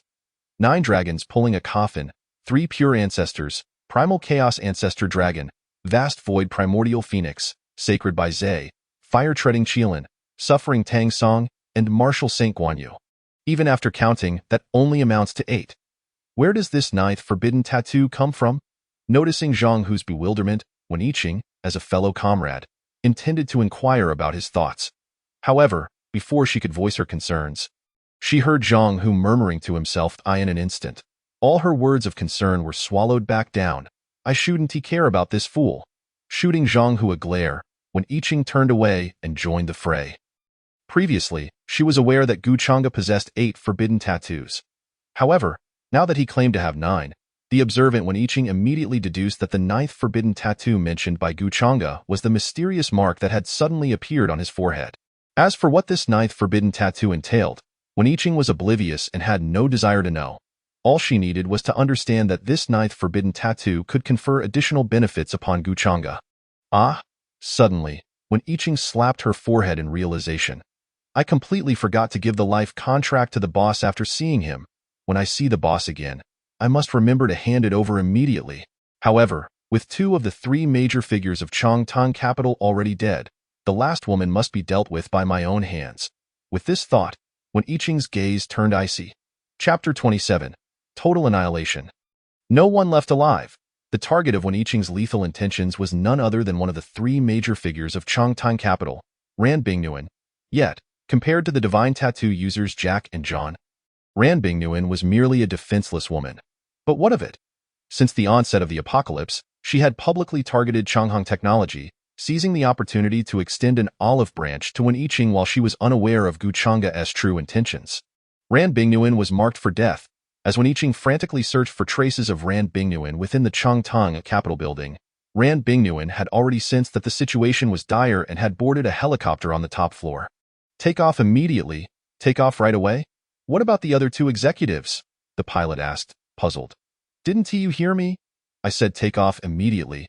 Having just witnessed the seemingly invincible Zhang Hu on the monitors, Ran Bingyuan was filled with dread, terrified that his frenzied figure would suddenly appear behind her and strike her down. Overcome by fear, she pulled a dagger from her pocket and pressed it against the pilot's neck. The pilot trembled at the sight of the sharp blade and no longer dared to speak, quickly adjusting the equipment for takeoff. However, just as the helicopter was about to lift off, a slender hand inexplicably landed on Ran Bingyuan's shoulder. Miss Ran, where in such haste are you off to? A gentle voice whispered in her ear, causing her body to tremble in terror, nearly bringing her to tears. The very thing she had feared had come to pass. And it was not the crazed Zhang Hu but his leader, Guchanga. If even a subordinate could become so formidable, how much stronger must Guchanga be? It was beyond her comprehension, certainly not something an ordinary person could gauge. Realizing this, Ran Bingyuan immediately dropped the dagger, sinking to her knees while desperately attempting to strip off her garments. With a face full of despair, she pleaded, Guchanga, please don't kill me. If you spare me, I can. Before she could finish her sentence, Guchanga struck. Pift, pift. His fingertips glowed with a golden light, transforming them into blades in a matter of seconds. Guchanga unleashed a rapid barrage of strikes. In just 1 or 2 seconds, Ran Bingyuan, who had been ready to beg for mercy with her body, was riddled with numerous blood holes, dying on the spot. Next, Guchanga casually waved his hand, a golden flash severing the pilot's neck. With a calm demeanor, he addressed the woman before him. My apologies, but I have no interest in worthless trash. With that, Gu Chang'e turned to leave, leaving behind a lifeless body, its eyes wide open in shock. As he descended from the top floor, Gu Chang'e beheld the bloody scenes unfolding around him. These were the deeds of Dandan and the others. The employees of Chongting Capital were mostly ordinary individuals. As they faced the merciless slaughter, various emotions, fear, dread, anger, and pleas, were etched across their faces in their final moments. Perhaps these employees bore no fault themselves. The true culprits were the three who issued the orders. But what did that matter? Since Ran Bingyuan had given the orders and they had executed them, having threatened Changhong technology in one way or another, they deserved their fate. Should any of his subordinates dare to sympathize with these ordinary people, Gu Chang'e would be the first to execute them. He held a firm belief. In a post-apocalyptic world, one must first eliminate the hypocritical saints. Amidst the blooming crimson flowers, the once vibrant Chongtang capital, even after the apocalypse had dawned, was swiftly transformed into a mountain of corpses and a sea of blood, devoid of any trace of vitality. Thus, Chongtang capital was utterly annihilated. Strolling to the first floor, Gu Chang'e arrived before the corpses. Gazing at the grotesquely mangled bodies, he felt no revulsion. On the contrary, he regarded them as rare treasures, a sense of anticipation gleaming in his eyes. Within this span of 7 days, the crystalline cores he could rapidly absorb came solely from these divine tattoo users. Without further hesitation, Gu Chang'e swiftly collected all the cores from the fallen. Having gathered the crystalline cores from all the corpses, Gu Chang'e strode towards the entrance, ready to await the arrival of everyone before leaving this now transformed graveyard of death. As for the supplies inside, they could not be transported by the mere 10 or so of them. Gu Chang'e had already set up a barrier near Chongtang Capital's supply depot. Once they all returned to the Doomsday Fortress, he would send someone back to retrieve the spoils. Gu Chang'e had no doubt that, in this early stage of the apocalypse, no divine tattoo user could breach the barrier he had established. Empowered by the 9 forbidden tattoos, his potential had reached an extraordinarily terrifying level. Even the inexplicable fluctuations caused by the Blood Moon explosion and the subsequent calamities could not affect Gu Chang'e in the slightest. As he approached the entrance on the first floor, Gu Chang'e spotted Zhang Hu, who wore a contemplative expression, still pondering why Gu Chang'e had transitioned from 8 forbidden tattoos to 9. Observing Zhang Hu's furrowed brow, Gu Chang'e couldn't help but twitch his mouth in exasperation. This fool hasn't changed at all from his past life. With a mental sigh, Gu Chang'e interrupted Zhang Hu's musings. Huzi, stop overthinking things. My 9th great taboo tattoo is precisely the one on my forehead. My dear friend, apart from its slight complexity, is there truly anything particularly special about this seemingly incomprehensible small tattoo that it qualifies as your 9th great taboo? In truth, Zhang Hu had noticed the mysterious mark that had suddenly appeared above Gu Chang'e's brow. However, it was merely Zhang Hu's reluctance to believe that this forehead mark was Gu Chang'e's 9th great taboo tattoo. After all, considering all the tattoos on Gu Chang'e's body, the further along the sequence, the greater the strength it represented. This minuscule, pitiful, and utterly enigmatic tattoo.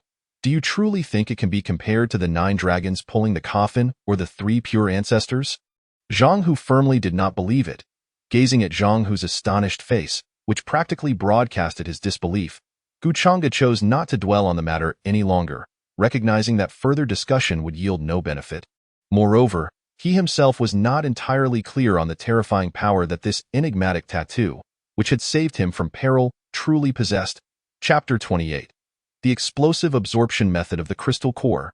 Pondering these issues was of little consequence at this juncture. As long as he continued to cultivate diligently and strive to enhance his strength, there would come a day when he could unravel the power of this mysterious mark on his forehead. Shaking his head slightly, he chose not to overthink it. Gu Chang'e tossed 5 collected crystal cores to Zhang Hu. Observing the various hues of the crystal cores in his hand, Zhang Hu was filled with confusion. Boss, why are you giving me these? I'm not a woman who fancies these glittering stones. Return and study them thoroughly. Focus your mind and channel a bit of tattoo power into them, and you will naturally discern their purpose. Gu Chang'e replied with a smile. However, scarcely had he finished speaking when the warm smile on Gu Chang'e's face abruptly froze. His gaze fixed upon Zhang Hu, who, seeming to comprehend yet not fully understanding, nodded, then, gulp, under Gu Chang'e's wide-eyed stare, Zhang Hu astonishingly swallowed the 5 crystal cores whole. Upon witnessing this, Gu Chang's pupils constricted, and he instinctively desired to punch Zhang Hu's abdomen to forcibly expel the 5 swallowed crystal cores. Such things were meant for the tattoo practitioners to absorb their energy, thereby enhancing their realms, not to be mindlessly consumed like candy. To simply swallow the crystal cores whole would yield no effect whatsoever. It was akin to ingesting a worthless stone. Yet, just as Gu Chang's hand reached out, the crystal cores, which should have had no effect, were unexpectedly refined within Zhang Hu's belly. Buzz, buzz, buzz. An otherworldly energy trembled. And in the blink of an eye, Zhang Hu, who had previously been at the initial stage of a tattoo practitioner, had transformed into a mid-stage practitioner. The speed of this refinement and the capacity to endure it, could one truly absorb the power of crystal cores merely by swallowing them whole? Gazing at Zhang Hu, whose aura was soaring, Gu Chang'e fell silent for a moment.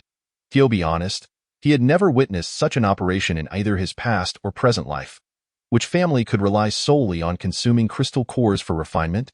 It would likely be a rarity even in the later stages of the apocalypse.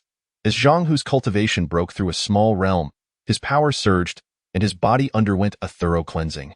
The energy contained within the crystal cores flowed through Zhang Hu's limbs, mending the hidden injuries within him. Hidden injuries within his body? Realizing this, Gu Chang's eyes narrowed. Based on his understanding of Zhang Hu from his previous life. With Zhang Hu's defensive capabilities, even if 100 tattoo practitioners were to attack him simultaneously, their feeble tattoos would scarcely inflict any significant harm. At worst, Zhang Hu would sustain some superficial injuries. However, now Zhang Hu was enduring the impact of injuries to his very organs. What on earth was happening? A dangerous glimmer flickered in Gu Chang's eyes. Since childhood, Zhang Hu had been by his side, bearing the brunt of any wrongdoing while reaping the majority of benefits. Even after experiencing the harsh realities of human nature during the apocalypse, Zhang Hu had remained unwaveringly loyal. In fact, later on, he had even sacrificed himself to save Gu Chang's life. Now that they had been given a second chance, at the mere onset of the apocalypse, how could someone dare to inflict such grave harm on Zhang Hu right under his nose? Injuring his vital organs, effectively seeking to undermine his foundation and sever his future. How could he tolerate this? Just as Gu Chang's mood soured, when I Ching, with a slight furrow in her brow, approached, she was puzzled. Although all the personnel at Changteng Capital had been exterminated, none were left alive, yet the figure of Ran Bingyuan was conspicuously absent. Could it be that this woman had foreseen the danger and departed the Changteng Capital building in advance? As these thoughts crossed her mind, when I Ching arrived before Gu Chang'e, she had just intended to report the situation when she suddenly noticed that Gu Chang's demeanor was off.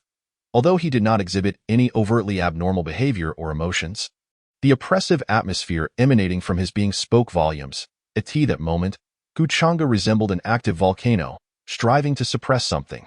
Since she had begun following Gu Chang'e, aside from a few exceptional instances, he had always maintained an air of calm detachment. Yet now, as the apocalypse loomed, with her boss possessing unimaginable power, who could dare provoke him? Suddenly, when I Ching's gaze fell upon Zhang Hu, combining this with Zhang Hu's earlier transformation, his power surge, and the preceding scenes of rampant slaughter, her eyes brightened as she instantly grasped the reason. Realizing this, when I Ching gently embraced Gu Chang's arm, her expression warm as she explained, "Boss, please do not overthink it. Nor should you be angry. I am still here and will not allow anyone to sneak attack and seriously injure Zhang Hu." Zhang Hu, earlier. When I Ching recounted everything that had just transpired in detail to Gu Chang'e, twin tattoos manifesting, a destructive aura. Crystalline exterior, a surge in power. As she listened to I Ching's recap, Gu Chang'e immediately pieced everything together. The state Zhang Hu had entered earlier was undoubtedly a forbidden technique granted by the power of his tattoos. This fool, upon receiving his command to obliterate Changteng Capital, had likely recklessly activated this mode without considering the consequences, given their precarious situation. Such a reckless act was precisely the sort of thing a simpleton like Zhang Hu would do. Since it was not an ambush by others, that was sufficient. With a gentle exhalation, Gu Chang's mood gradually returned to tranquility. He then reached out with his other hand to ruffle I Ching's hair. "By the way, I Ching, where is Uncle Fu? Why have I yet to see him?" Gu Chang'e inquired with curiosity. Upon hearing this, the petite and delicate I Ching, who had been enjoying Gu Chang's affectionate gesture, suddenly froze, Her stunningly beautiful face was filled with surprise. "Boss, did you not receive the letter that Uncle Fu sent you?" "Letter? What letter?" "This one, boss," as she spoke, when Iching retrieved a letter from the folds of her clothing and handed it to Guchanga. Upon receiving the letter, Guchanga immediately opened it to read. After finishing, he couldn't help but furrow his brow tightly. "Uncle Fu has left? Yet, he did not take the time to write me a personal letter? Is it because he feared writing it would be too difficult for him?" After reading the contents of the letter, Guchanga confirmed that Uncle Fu had indeed departed. The letter did not specify the reasons behind his departure. However, it seemed evident that his sudden exit must have stemmed from some profound and unexpressed hardship. Regarding Uncle Fu's departure, Guchanga was not overly surprised. In his previous life, Uncle Fu's identity had been far from simple. Chapter 29. The enigmatic ancient symbol, mysterious apparitions? In his past life, although Uncle Fu had succumbed to illness due to the apocalyptic environment, the techniques he left behind had ensured that numerous prominent figures within the vast governmental apparatus protected Guchanga's well-being for an extended period. It was precisely for this reason that Guchanga had managed to endure the early apocalyptic stage, where monstrous beasts roamed and supernatural entities ran rampant, ultimately obtaining a mysterious opportunity that propelled him to extraordinary heights, eventually transforming him into a king-tier tattoo practitioner. Even after becoming a king-tier practitioner, he had still been betrayed and killed. Nevertheless, the assistance brought by Uncle Fu's methods never truly vanished. Reflecting on this, a deep sense of nostalgia washed over Guchanga's face. In this life, with Uncle Fu's aid, he had inscribed the tattoo of General by Qi. With Uncle Fu's normal awakening of his tattoo, it was likely that the ailments within his body would be significantly alleviated, and any remaining afflictions would eventually dissipate with continuous progress. The tattoo of the god of killing by Qi held immense significance. If Uncle Fu successfully awakened this tattoo and became a tattoo practitioner, he would likely have an extraordinary future, free from ailments. Guchanga felt no jealousy or discontent regarding Uncle Fu's potential prospects. On the contrary, even if Uncle Fu could not remain by his side, Guchanga genuinely wished for him to thrive and ascend to the pinnacle of power in the apocalypse. Why? Simply because Guchanga firmly believed that no matter what heights Uncle Fu might reach in the future, should he ever require Uncle Fu's assistance, Uncle Fu would undoubtedly spare no effort, even sacrificing himself for his sake. Guchanga possessed absolute confidence in this. Currently, there were only two individuals in this world whom Guchanga trusted wholeheartedly. One was Zhang Hu, and the other was Uncle Fu. After them came the 108 loyal warriors. As for Wen Yiqing, in this apocalyptic world, it is ultimately challenging for a woman to possess the extraordinary bond that exists between men, a bond so profound that they would willingly sacrifice their lives for one another. Regardless of the reality, at least Guchanga perceives it this way. Just as Guchanga's thoughts began to swirl, Wen Yiqing suddenly appeared to have an epiphany. She promptly spoke up. "Boss." Guchanga's tumultuous thoughts were abruptly pulled back to the present by Wen Yiqing's exclamation. What is it?" "It's nothing much. I want to give you something, boss." With that, Wen Yiqing's delicate hand shimmered, and an enigmatic ancient talisman, suffused with ethereal energy, materialized in her grasp. "Boss, don't be alarmed. Yiqing would never harm you." As she spoke, Wen Yiqing brought the mysterious ancient talisman toward Guchanga's chest. Buzz! Upon contact, the talisman vanished as swiftly as melting ice and snow. In that moment, Guchanga's pupils constricted. An overwhelming and arcane power surged from his chest, coursing through his limbs and bones. Before he could fully grasp the shock, he hastily closed his eyes, focusing intently on refining the formidable power that had manifested within him. Soon, Guchanga succeeded in his refinement. As he slowly opened his eyes, an eerie glow suddenly burst forth from his left eye, while a fleeting golden radiance flickered in his right. The inexplicable power that had appeared within him, albeit singular, propelled Guchanga from the initial stage of the first tier of god patterns to the latter stage in an instant. Moreover, the profundity of that ancient talisman did not cease there. Merely by initially merging with the talisman, Guchanga acquired numerous Fox Clan spiritual techniques. Although he was already endowed with 9 forbidden tattoos that rendered him formidable in combat, who would not desire to enhance their abilities further? After all, having more skills is never a burden. Additionally, the most crucial aspect of this ancient talisman is its ability to manipulate the life of its bearer. This implies that Wen-Iching's very existence now rests entirely within his thoughts. Contemplating this, Gu Chang'e raised his gaze to the enchanting beauty before him, his eyes filled with complexity. Unfazed by the intricacies in Gu Chang'e's gaze, Wen-Iching instead wore a radiant smile as she inquired. "So, boss, are you satisfied with this gift from Iching?" "Very much so." Gu Chang'e inhaled deeply and nodded emphatically. He did not wish to delve into the reasons. He simply needed to know that Wen-Iching was now someone he could trust wholeheartedly. In this apocalyptic world, having someone he could rely on to guard his back is an immense fortune. Not to mention, he currently has 3 such individuals. This is beyond the realm of mere luck. Suddenly, a beeping sound emanated from Gu Chang'e's high-tech wristband, revealing an urgent message. What is happening? This forced message was one of the many features of the high-tech wristband, typically activated only in response to extremely critical situations. The sender of this urgent message was none other than the 108 death warriors within the Doomsday Fortress.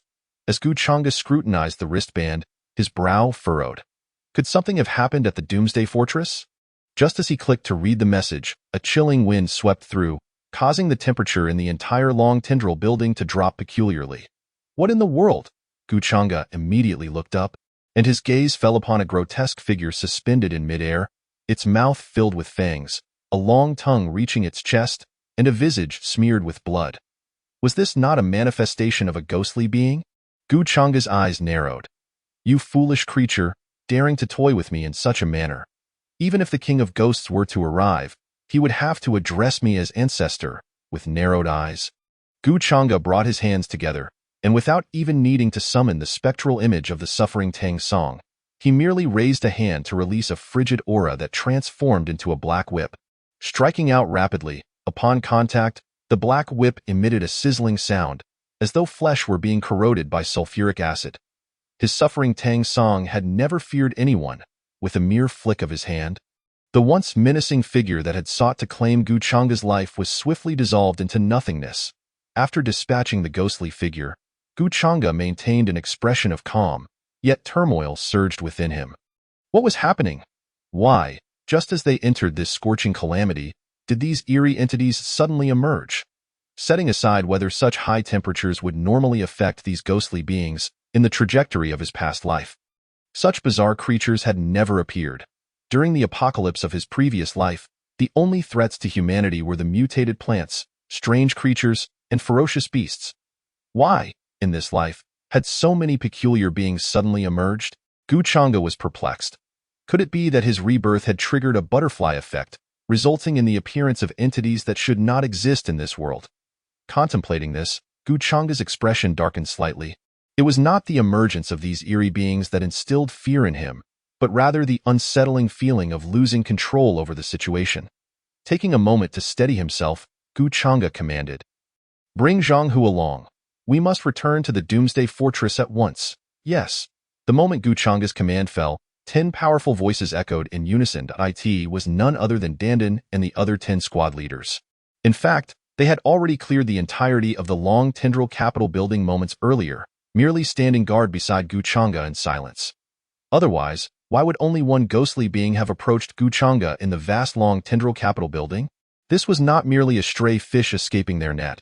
They had deliberately allowed it to come forth, intending for Gu Chang'e to personally eliminate a ghostly entity, thereby enabling him to assess the situation more effectively. Now, upon hearing Gu Chang'e's command, they promptly stepped forward to execute it. However, just as they prepared to gently lift Zhang Hu, who was seated in meditation, he abruptly opened his eyes. Roar, accompanied by a resounding cry. Zhang Hu successfully absorbed the crystal core energy through an unorthodox refining method, advancing to the mid-stage of the first tier of god patterns. No need, boss. I'm done. Let us set off immediately. Zhang Hu rose, his gaze fierce. I wish to see which ghostly being dares to act recklessly within our Doomsday Fortress. Dandan, Iching, you all go ahead. Tiger and I will follow shortly. All right, boss. Yes. When Iching and Dandan responded in unison before swiftly departing for the Doomsday Fortress. Observing their departure, Zhang Hu, with a puzzled expression, turned to Gu Chang'e. Boss, hasn't something happened at our fortress? Why are we still here? Seeing Zhang Hu's bewildered expression, Gu Chang'e, exasperated, gave him a light rap on the head. Ouch, why did you hit me, boss? Zhang Hu protested, nursing his head in slight grievance. Why do you think I hit you? Gu Chang'e retorted. How should I know why you hit me, boss? Zhang Hu, chastised, fell silent, no longer displaying his previous carefree demeanor. If I'm not mistaken, you must have employed your forbidden techniques during the prior assault against the numerous god pattern users in Long Tendril Capital, correct?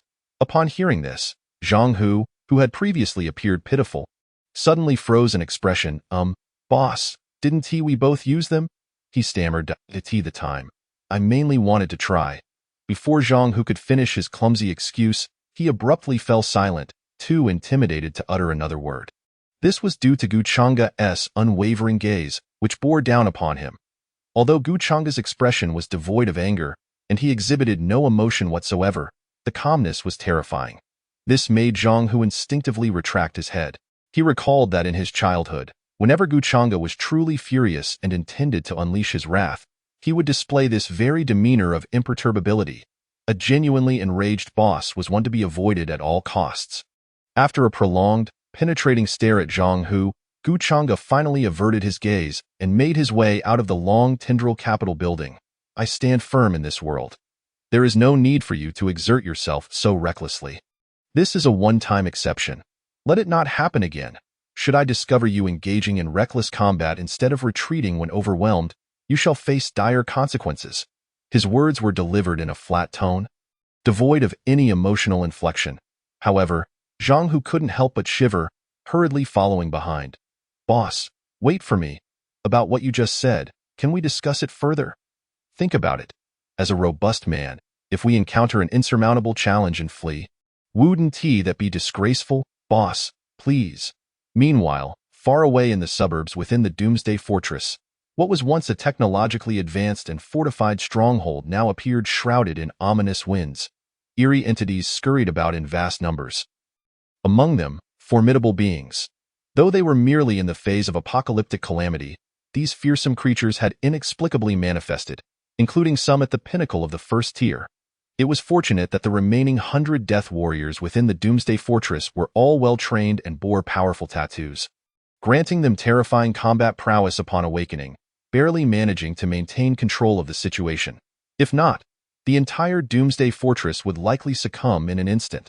The last remaining 100 high-tech personnel within the fortress would meet their demise in the bellies of these malevolent entities. Damn it, as if the calamities of the apocalypse weren't enough. Now even these ghastly creatures have emerged.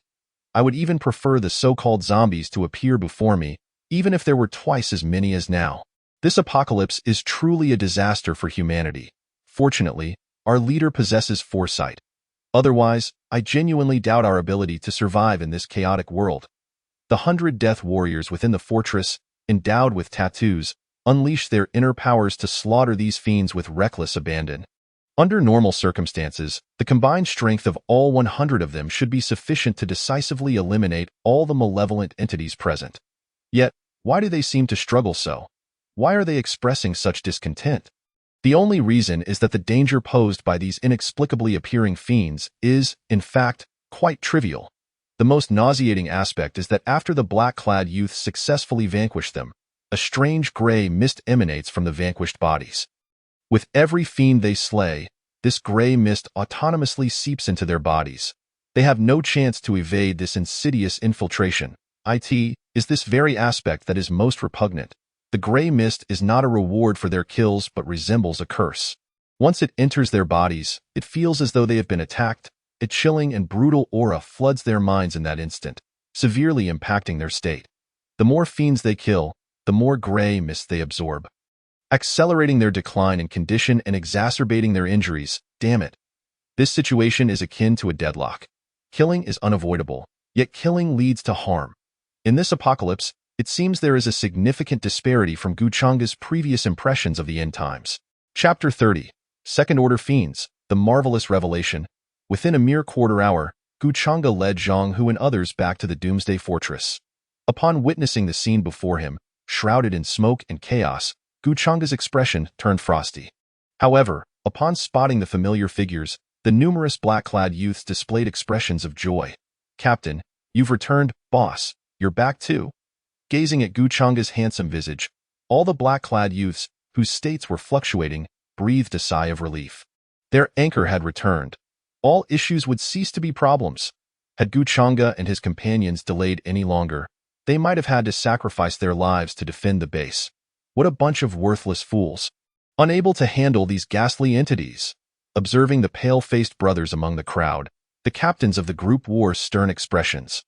Although the Doomsday Fortress was constructed underground amidst a vast graveyard, leading to a multitude of fiends, including some vastly superior in strength, it was still their dereliction of duty not to suppress the enemies with overwhelming force within the base. Dereliction warrants punishment.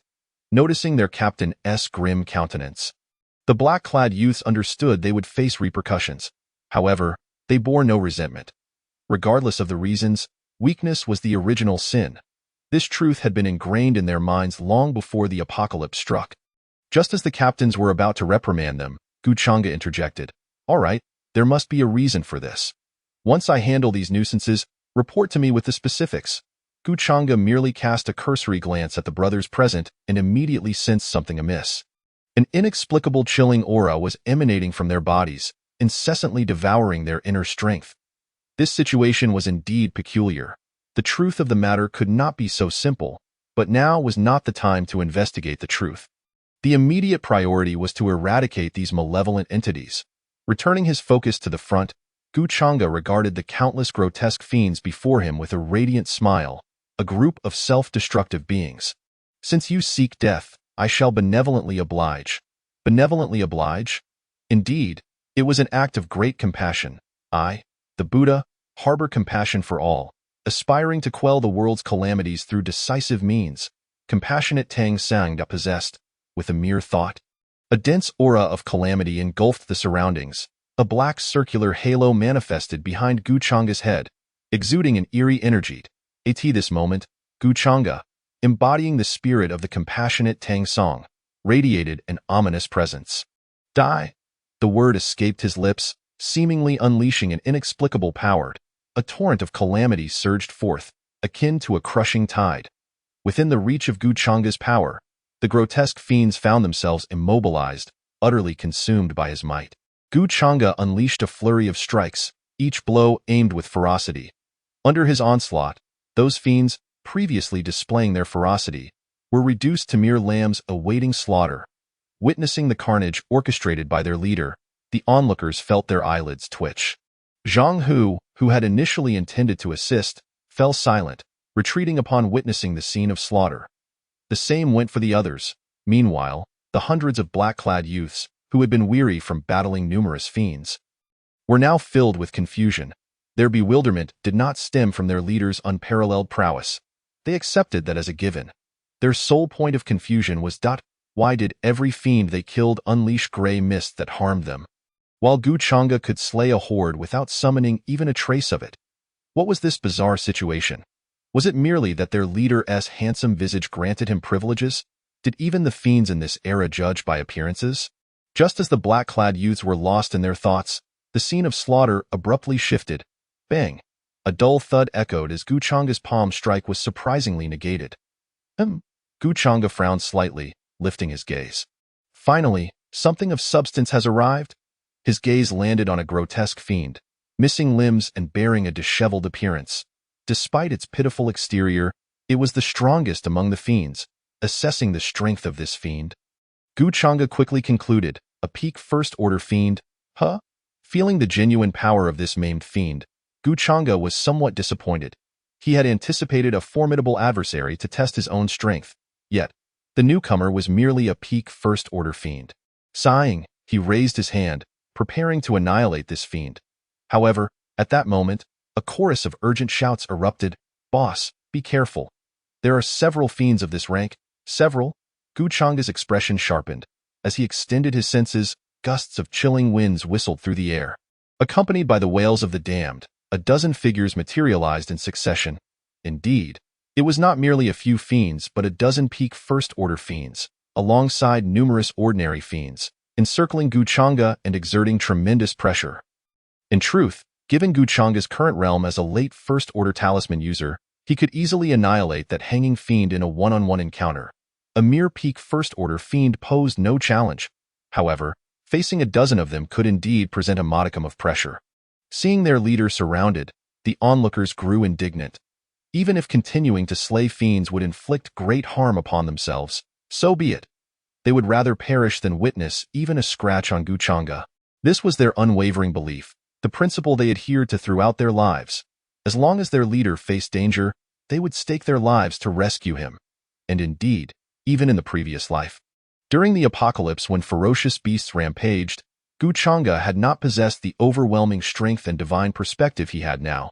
He had been but a slightly stronger than average weakling, even before first-order beasts.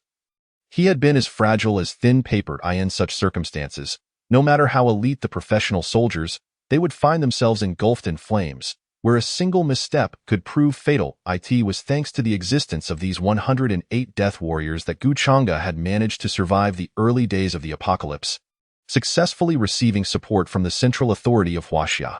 Had it not been for these 108 warriors, Guchanga would have certainly perished in the early days of the apocalypse. After all, while Guchanga might avoid trouble, trouble would invariably seek him out.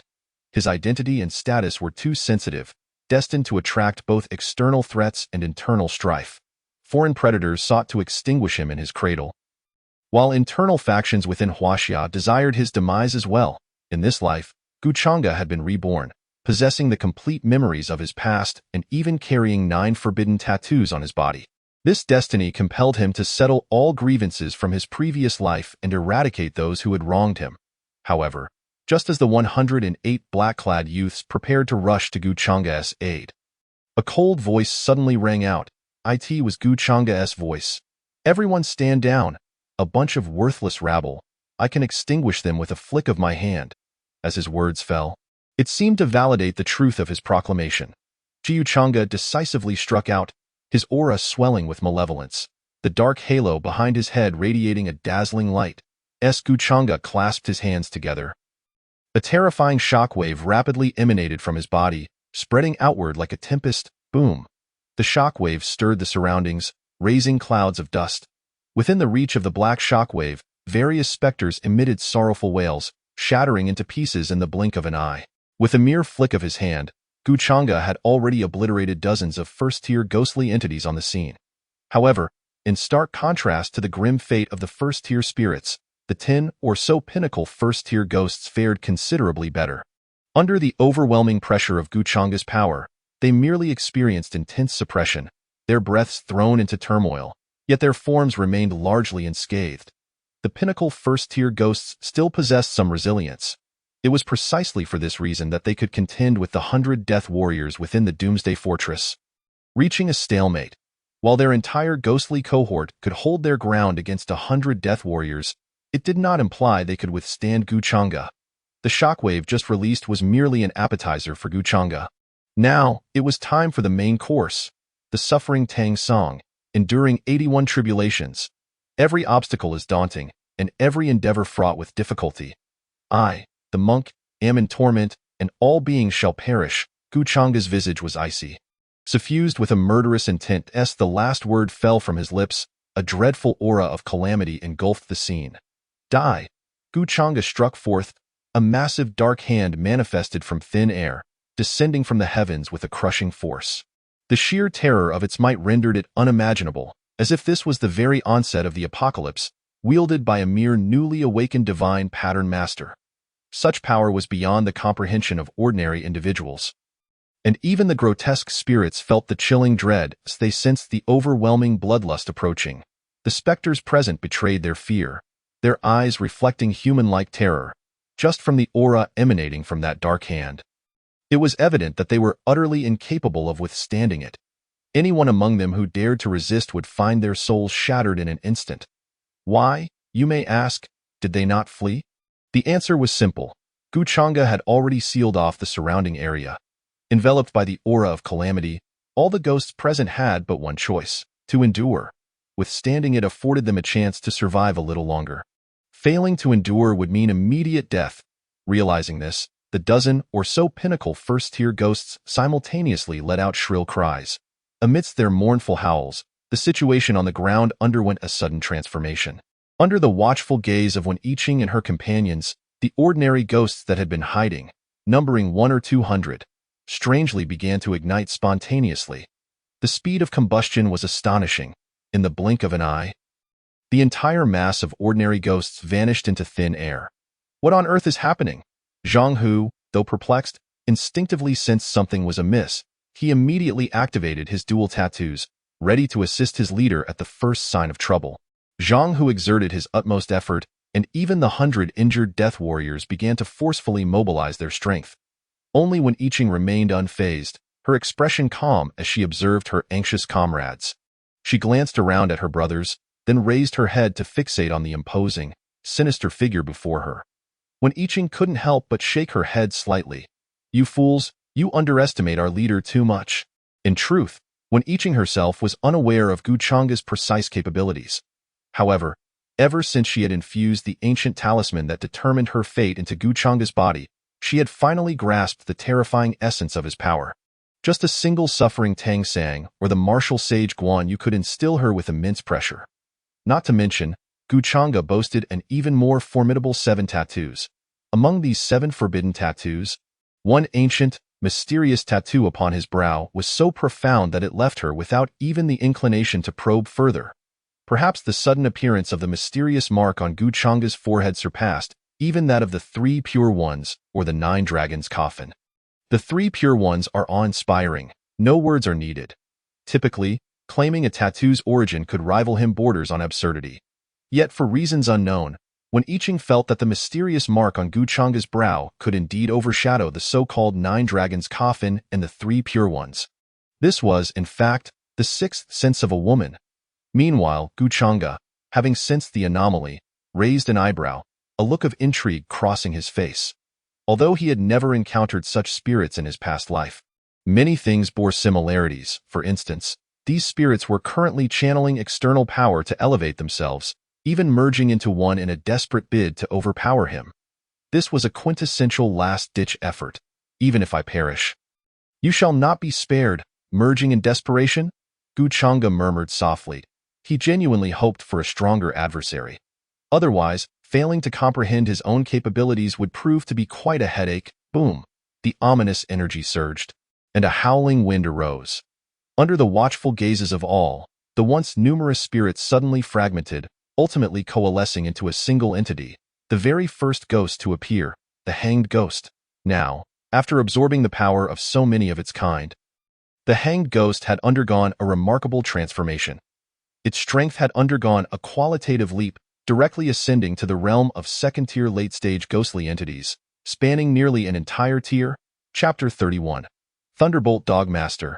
Sword Radiance slashes ghosts. The difference between second-tier and first-tier ghosts may seem slight in name, but the disparity in power is monumental. It is no exaggeration to say that a second-tier ghost could slaughter first-tier pinnacle ghosts with ease.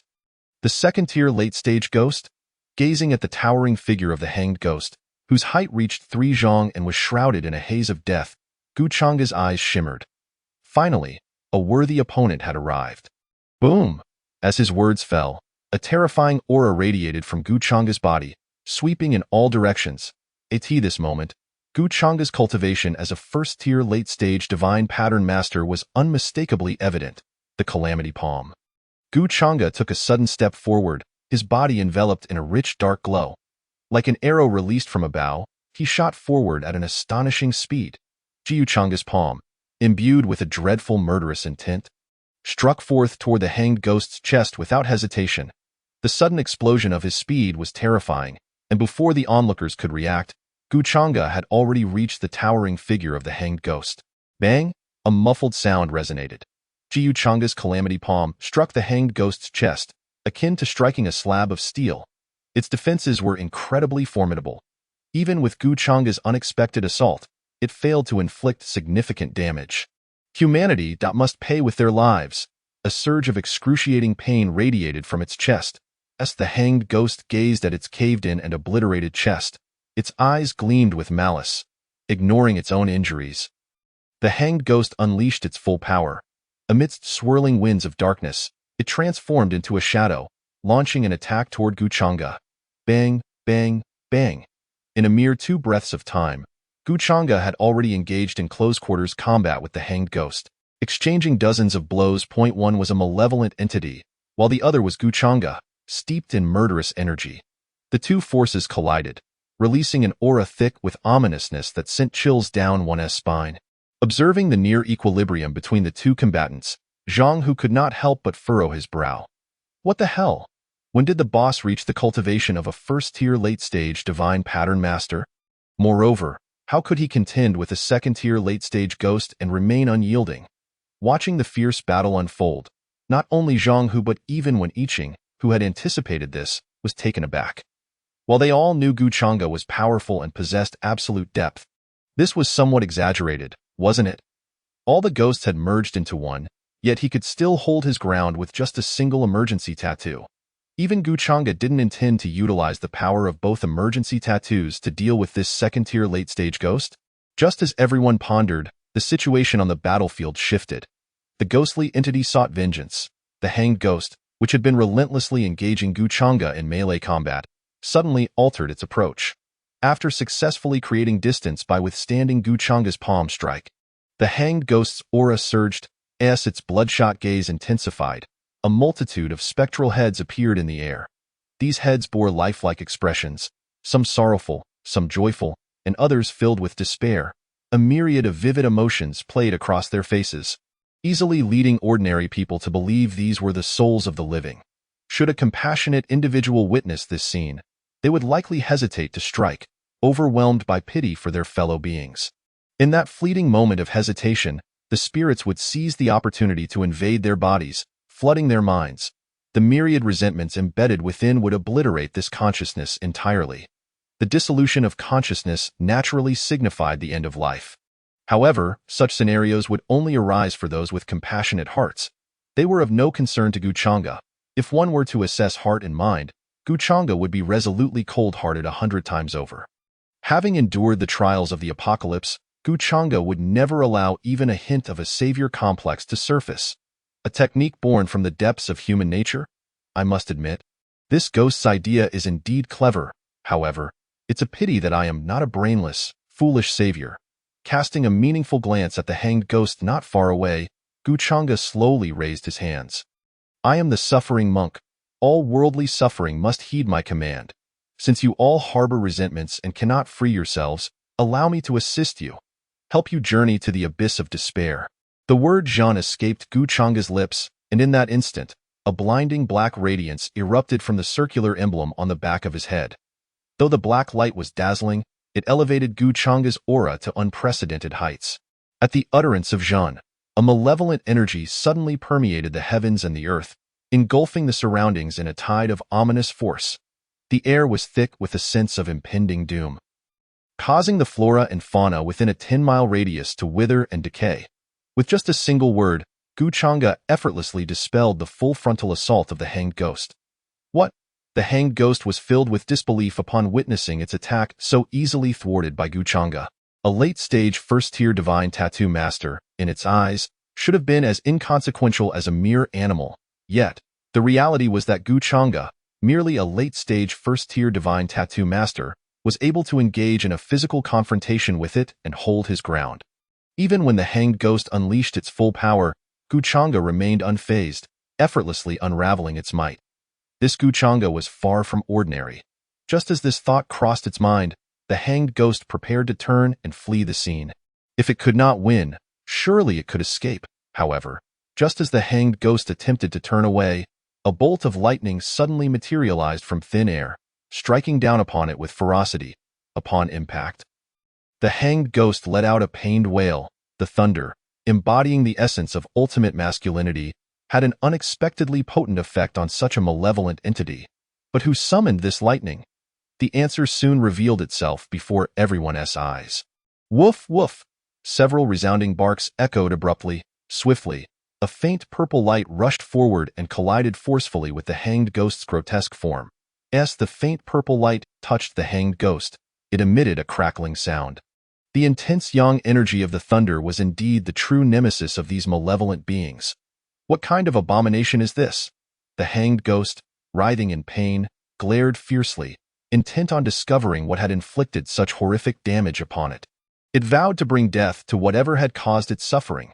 As a manifestation of negative emotions, the ghost acted with extreme measures, evident from the sacrifices made by its kind. Though the hanged ghost had gained considerable strength as a fusion entity, its consciousness and emotions were heavily affected. Fueled by rage, it disregarded its own safety, consumed by the desire for revenge against the one who summoned the lightning. "How dare you?" Gazing upon the newcomer. "Oh no!"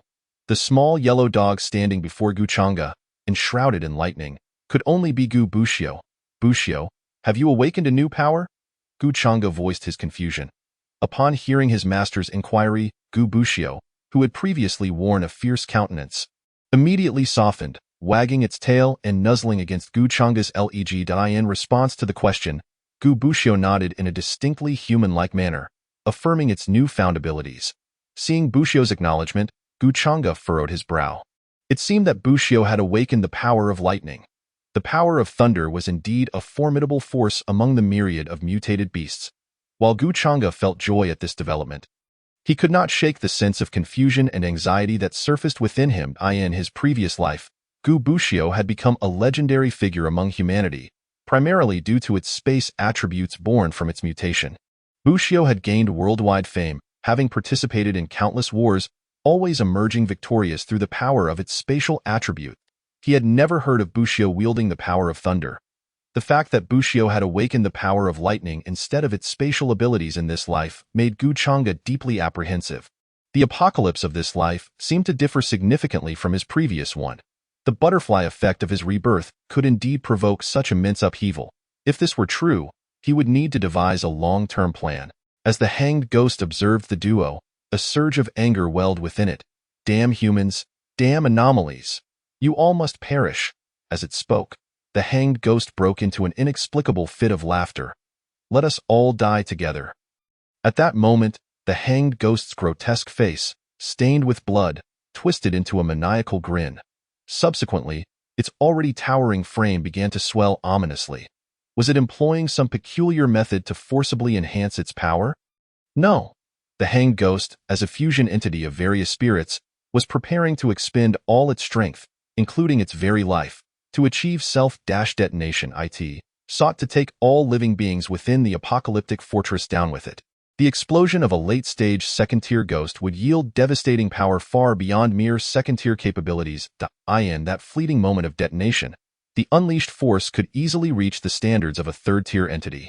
Such a third-tier force would be sufficient to annihilate all 108 Death Warriors present, including Wen Yiqing and Zhang Hu. Yet, despite the theoretical implications, not a single person among the crowd exhibited any sign of fear. They remained calm, their gazes fixed unwaveringly upon it, not even retreating an inch. "Damn humans, tremble in fear." The hanged ghost cackled maniacally. However, before it could finish its taunt, it sensed something was amiss. Why, even as it prepared to self-detonate, the menacing pressure surrounding it did not incite fear in these humans. Instead, they regarded it with strange, almost mocking expressions. Over 100 pairs of eyes, as if viewing a fool, were locked upon it. Causing the hanged ghost's deranged laughter to falter, it opened its mouth to speak, but then noticed a transformation in Guchang. Oh, its astonishment! The man who had once exuded an aura of malevolence now radiated righteousness and vigor. Resembling a youthful hero, the embodiment of the warrior sage, Guanyu. A commanding voice resonated through the air. An overwhelming martial spirit enveloped the entire apocalyptic fortress.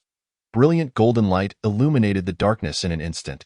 Guchanga's eyes sparkled with a radiant golden glow, his aura soaring. Then, with a piercing gaze, he unleashed a flood of murderous intent. Slash! Guchanga extended his fingers like a sword, bringing them down with tremendous force. The moment his fingers descended, a dazzling golden sword light materialized from thin air, hurtling towards the hanged ghost's grotesque form, which was on the brink of self-detonation. The golden sword light surged forth like a raging tide, effortlessly cleaving through all defenses.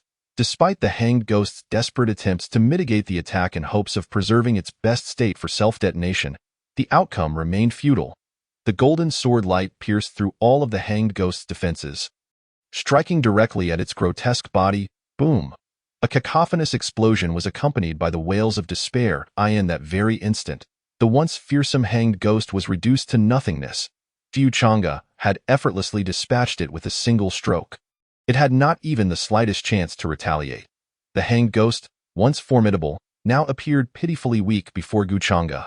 Was the strength of a late-stage second-tier ghost truly so feeble? Or was Gu Chang'e's invocation of Guan Yu's power simply too overwhelming? In truth, it was neither. The primary reason Gu Chang'e could easily vanquish the hanged ghost lay solely in the righteous energy bestowed upon him by the warrior sage, which was the natural nemesis of such malevolent entities. The taboo tattoo of Guan Yu exerted a profoundly suppressive force over these eerie beings. Not to mention that Gubushu had also emerged, radiating an aura of thunderous power. The lightning energy had first diminished the surrounding malevolent aura, thereby weakening the hanged ghost's strength. Subsequently, Gu Chang'e harnessed Guan Yu's power, further intensifying the suppression on the hanged ghost. Did you think it ended there? Not at all. While channeling the power of the warrior sage, Gu Chang'e had not dispelled the power of the tormented Tang Song. The distinct yet complementary forces of the two taboo tattoos, emanating from Gu Chang'e's body, had culminated in the astonishing event where he effortlessly extinguished the hanged ghost. A late-stage, second-tier malevolent entity, with a mere flick of his sword. Holy moly! Just as Gu Chang'e obliterated the self-destructive hanged ghost, a familiar exclamation rang out. It was Zhang Hu's voice. His eyes widened in disbelief. Shock etched across his face. Clearly, the scene he had just witnessed had shattered his worldview. He had witnessed the strength of a late-stage, second-tier ghost with his own eyes. Given his current abilities, even with the dual embodiment of the Black Tiger and Death God, he would hardly stand a chance against it. Yet Gu Chang'e, merely a tier higher than him, had dispatched it with such ease? Was the disparity in strength truly this vast? Was this the power of their leader? Zhang Hu's gaze flickered, lost in thought. Chapter 32. Summoning the heavens to do my bidding. The mark of the forehead displays divine might. But soon, Zhang Hu seemed to come to a realization. Shaking his head, he cast aside those complex thoughts. My leader is no ordinary human. There's no need for comparison. We only need to remain steadfast. Avoid temptations and diligently cultivate our strength, so that when our leader requires us, we can be of assistance. Zhang Hu mumbled to himself. Though his voice was barely audible, it was certainly heard by everyone around him, all of whom were true divine tattoo masters, some even possessing the fiercest tattoos. Zhang Hu's murmurs reached the ears of all present, including Gu Chang'e. Am I not human? Upon hearing Zhang Hu's words, Gu Chang'e, who had been deep in contemplation, couldn't help but twitch the corners of his mouth. With a fierce glare directed at Zhang Hu, who scratched his head innocently, Gu Chang'e then shifted his attention to the 100 death warriors present, all of whom had participated in the defense of the Doomsday Fortress. This is the crystal core, which can enhance your tattoo ranks. You may absorb it shortly. With a wave of his hand, crystal cores shot forth, landing accurately in the hands of several individuals before him. Fu Chang'e had nearly distributed all the crystal cores he had taken from the long tendril capital, leaving only a meager portion for himself. Thank you, boss. The crowd erupted in fervent cheers. Their enthusiasm was not merely for the trivial crystal cores, but rather for the terrifying power Gu Chang'e had just demonstrated. These individuals had revered martial prowess long before the apocalypse. Respecting the strong, now that the end times had arrived, only those with sufficient strength were deemed worthy of survival. In such circumstances, their admiration for power naturally intensified. As God pattern masters, they understood the true strength of late-stage, second-tier specters. Yet here was Gu Chang'e, a mere late-stage, first-tier God pattern master, effortlessly dispatching specters as though they were mere dogs. This left them utterly astonished. Indeed, their loyalty to Gu Chang'e was unwavering, to the point of sacrificing their lives for him. However, loyalty and respect are distinct. Being devoted to a master does not necessarily entail respect. Yet, witnessing Gu Chang'e's various displays of power since the onset of the apocalypse, every death warrior clad in black held genuine respect for him deep within their hearts. This was a complete conquest through strength and skill. In response to their gratitude, Gu Chang'e waved his hand dismissively and inquired, "By the way, before I returned, there were some peculiar occurrences. I need you to recount them clearly." Boss, it was like this. Upon hearing Gu Chang'e's words, a black-clad youth stepped forward eagerly. They were anxious to prove that they were not entirely inept, having found themselves in such a predicament due to the repulsive gray mist. After listening to the youth's account, Guchanga slightly squinted his eyes. He had sensed something amiss from the moment he encountered his death warriors, but hearing their first-hand experiences now led to a different train of thought. The youth's accurate recounting closely aligned with Guchanga's suspicions. This was the fundamental reason Guchanga had chosen to distribute the crystal cores among them. Normally, a god pattern master would be affected by the gray specter gas when slaying specters, gaining no benefit and suffering greater harm the more they killed. However, Guchanga evidently did not fit the typical mold of a god pattern master. From the moment he began eliminating specters in the long, tendril capital, he discovered something extraordinary. The corpses of the specters he dispatched would automatically release specter gas that fused into his body. He could perceive this as either a curse or an opportunity requiring his abilities to handle. For Guchanga, the specter gas that surged into his body after killing specters represented an opportunity. If he could successfully refine the malevolent essence within, it would yield perfect energy, akin to the effects of the crystal cores. Furthermore, Guchanga found another remarkable aspect regarding Spectre JS.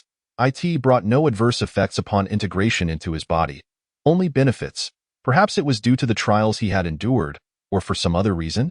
A wisp of specter gas bore a similarity to the energy provided by the God Pattern Master's crystal cores.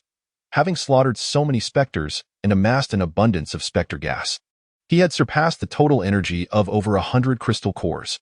Moreover, the black-clad youths had been affected by the specter gas simply because they were defending the Doomsday Fortress. In this context, as their leader, he was obliged to reward them. Moreover, even if he distributed crystal cores to the youths without absorbing any for himself, he would suffer no detriment. Guchanga understood their loyalty better than anyone else. Their growth and strength effectively mirrored his own. After all, regardless of the situation, these black-clad youths would risk their lives to fulfill his commands. Yet, there was still a crucial matter, although he could not fathom why. On the very first day of the catastrophic sun disaster, specters had suddenly emerged. Guchanga knew he must eliminate the dangers they posed. Reports indicated that these specters appeared without regard for spatial boundaries, materializing randomly at any moment. However, under normal circumstances, their emergence and aggregation would correlate with the intensity of the surrounding malevolent energy. Why had so many specters appeared in their Doomsday Fortress, including over a dozen peak first-tier specters? It was likely due to the fact that the land on which their fortress stood had previously been a vast burial ground. The burial ground, steeped in malevolent energy, could potentially spawn specters incessantly. The continuous emergence of specters indicated an unceasing threat. The Doomsday Fortress, as envisioned by Guchanga, was meant to be a true sanctuary amidst the chaos of the world. Any hint of danger within its confines would be addressed immediately. Thus, how could he prevent the emergence of new specters within the Doomsday Fortress? Guchanga furrowed his brow, his mind racing. As time slipped away, he remained deep in thought on this matter. The 108 death warriors and Zhang Hu, along with Wen Yiqing, observed Guchanga's contemplative silence, refraining from interrupting. They stood patiently, awaiting their leader's resolution. After an indeterminate period, Guchanga finally began to formulate some ideas. Perhaps enveloping the entire Doomsday Fortress in pure young energy to forcibly suppress or eradicate the malevolent energy that had accumulated over the years could avert the emergence of specters. Just as this thought surfaced, Guchanga swiftly dismissed it. Setting aside whether this notion could genuinely prevent the appearance of specters, the mere act of eradicating the malevolent energy accumulated over 5 centuries was virtually impossible. This land had served as a burial ground for no less than 500 years. How much malevolent energy could have amassed in such a span? The quantity was likely unfathomable. And how many god pattern masters with pure young energy did they possess? Even including Gubushu, they numbered at most a mere handful. Expecting these few early-stage god pattern masters, along with a single canine companion, to suppress or eradicate 5 centuries worth of malevolent energy was nothing short of a delusion.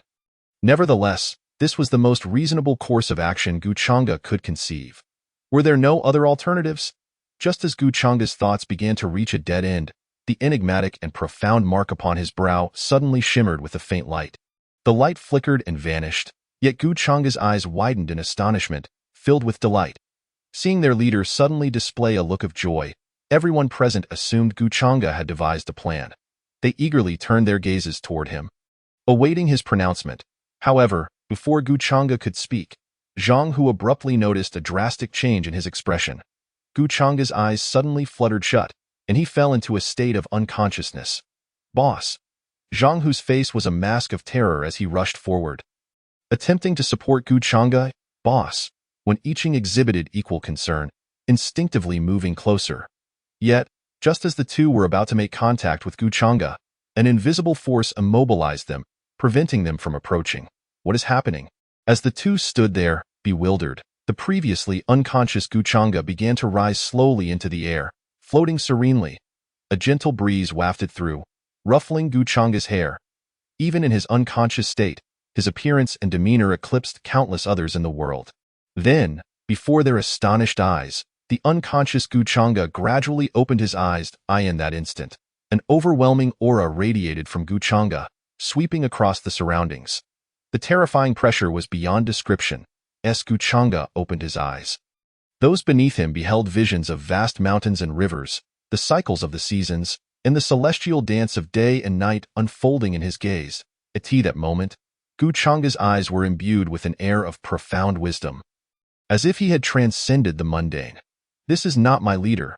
Struggling to glance up at the imposing figure suspended in midair, seemingly capable of shaking the world with a mere presence. Zhang Hu and Wen Yiqing exchanged alarmed glances. They immediately sensed something was amiss. At the very moment Gu Changa opened his eyes, they could ascertain that he was no longer the leader they had once known. In that instant, Gu Changa resembled a character from a web novel, as if he had been usurped. Zhang Hu's expression shifted dramatically, revealing a tumult of emotions. At this moment, Gu Changa paid no heed to the existence or feelings of the insignificant beings below him. He raised his gaze and surveyed his surroundings. With a single thought, the entire state of the earth and its current circumstances were vividly etched in Gu Changa's mind. Is this the world you inhabit? I shall assist you once more, for this marks the third time. As the saying goes, things rarely happen more than thrice. But is that truly the case? Whispering softly, Gu Changa reigned in the extraordinary light in his eyes. He then raised his gaze to the heavens and declared loudly, "Today, in the name of Gu Tianqing, I summon you. May the spiritual energy of the 9 heavens flow forth, if you would permit it." As the sound faded away, a peculiar wave of energy rippled through the air, and Gu Changa's once tranquil visage was overtaken by a deep sense of helplessness. Could this cursed world truly descend to such absurdity? Shaking his head in utter resignation, Gu Changa declared aloud, "Today, in the name of Gu Tianqing, I summon you to dispel the accumulated malevolence of 500 years in this place, if you are willing. I summon you to bring forth eternal spring and blooming flowers here. If you are willing, I summon you to vanquish evil and keep divine beings at bay. If you are willing." He uttered these 3 declarations in one breath. His voice calm yet resonating through the heavens. Such audacious words were unmistakably commands directed at the heavens. Were you truly commanding the Almighty to act on your behalf? Gu Changa's demeanor left the numerous young men clad in black below utterly astounded. They were aware of their leader's prowess, yet they could hardly fathom that Gu Changa would audaciously demand the heavens to intervene. Was it truly so outrageous? Not only the 108 death warriors were struck dumb, but even Zhang Hu and Wen Yiqing were left in a state of bewilderment. Initially, they had thought some calamity had befallen Gu Changa, or perhaps he had undergone some fantastical possession. Yet, would a supreme and ruthless individual, capable of commanding the heavens, truly possess their leader? Furthermore, if he had indeed seized control, why would he still assist them? The tasks Gu Changa commanded the heavens to undertake, regardless of the banishment of evil or the promise of eternal spring, seemed utterly implausible. Have you ever encountered a place where spring blossoms eternally? Was this not sheer nonsense? However, regardless of its absurdity, it was evident that Gu Changa's proclamations were aimed at eradicating the scourge of the Doomsday Fortress. Perhaps their leader remained their leader, albeit now in a remarkable state of formidable power. The more Zhang Hu contemplated this notion, the more he felt it to be valid, eventually convincing himself of its truth. Just as the thoughts of those below varied, an unforgettable spectacle unfolded before their eyes. An inexplicable might swept across the expanse. Instantly, the pervasive chill that had long shrouded the Doomsday Fortress dissipated. Returning to normalcy, the dense malevolence accumulated over 5 centuries vanished in an instant, yet the marvel did not cease there. Amidst the astonished gazes of the crowd, the once desolate interior of the Doomsday Fortress suddenly burst forth with vibrant green sprouts. These newly emerged shoots grew at an astonishing rate, quickly transforming into resplendent blossoms. Simultaneously, the temperature within the fortress became warm and inviting, with verdant trees standing tall. The pleasant warmth, combined with the fragrant aroma wafting through the air, rendered the once austere Doomsday Fortress a veritable paradise. Thus, 2 of Guchanga's 3 summons had already manifested. Chapter 33, Divine Blessings, Banish Evil. As for Guchanga's 3rd summons, could it truly succeed? Although the apocalypse had descended, bringing forth eerie entities, the notion of banishing evil and having divine beings suspended above was something everyone present found hard to accept. Did such exalted beings truly exist in this world? With a thunderous roar, the sky above suddenly erupted with roaring thunder dragons.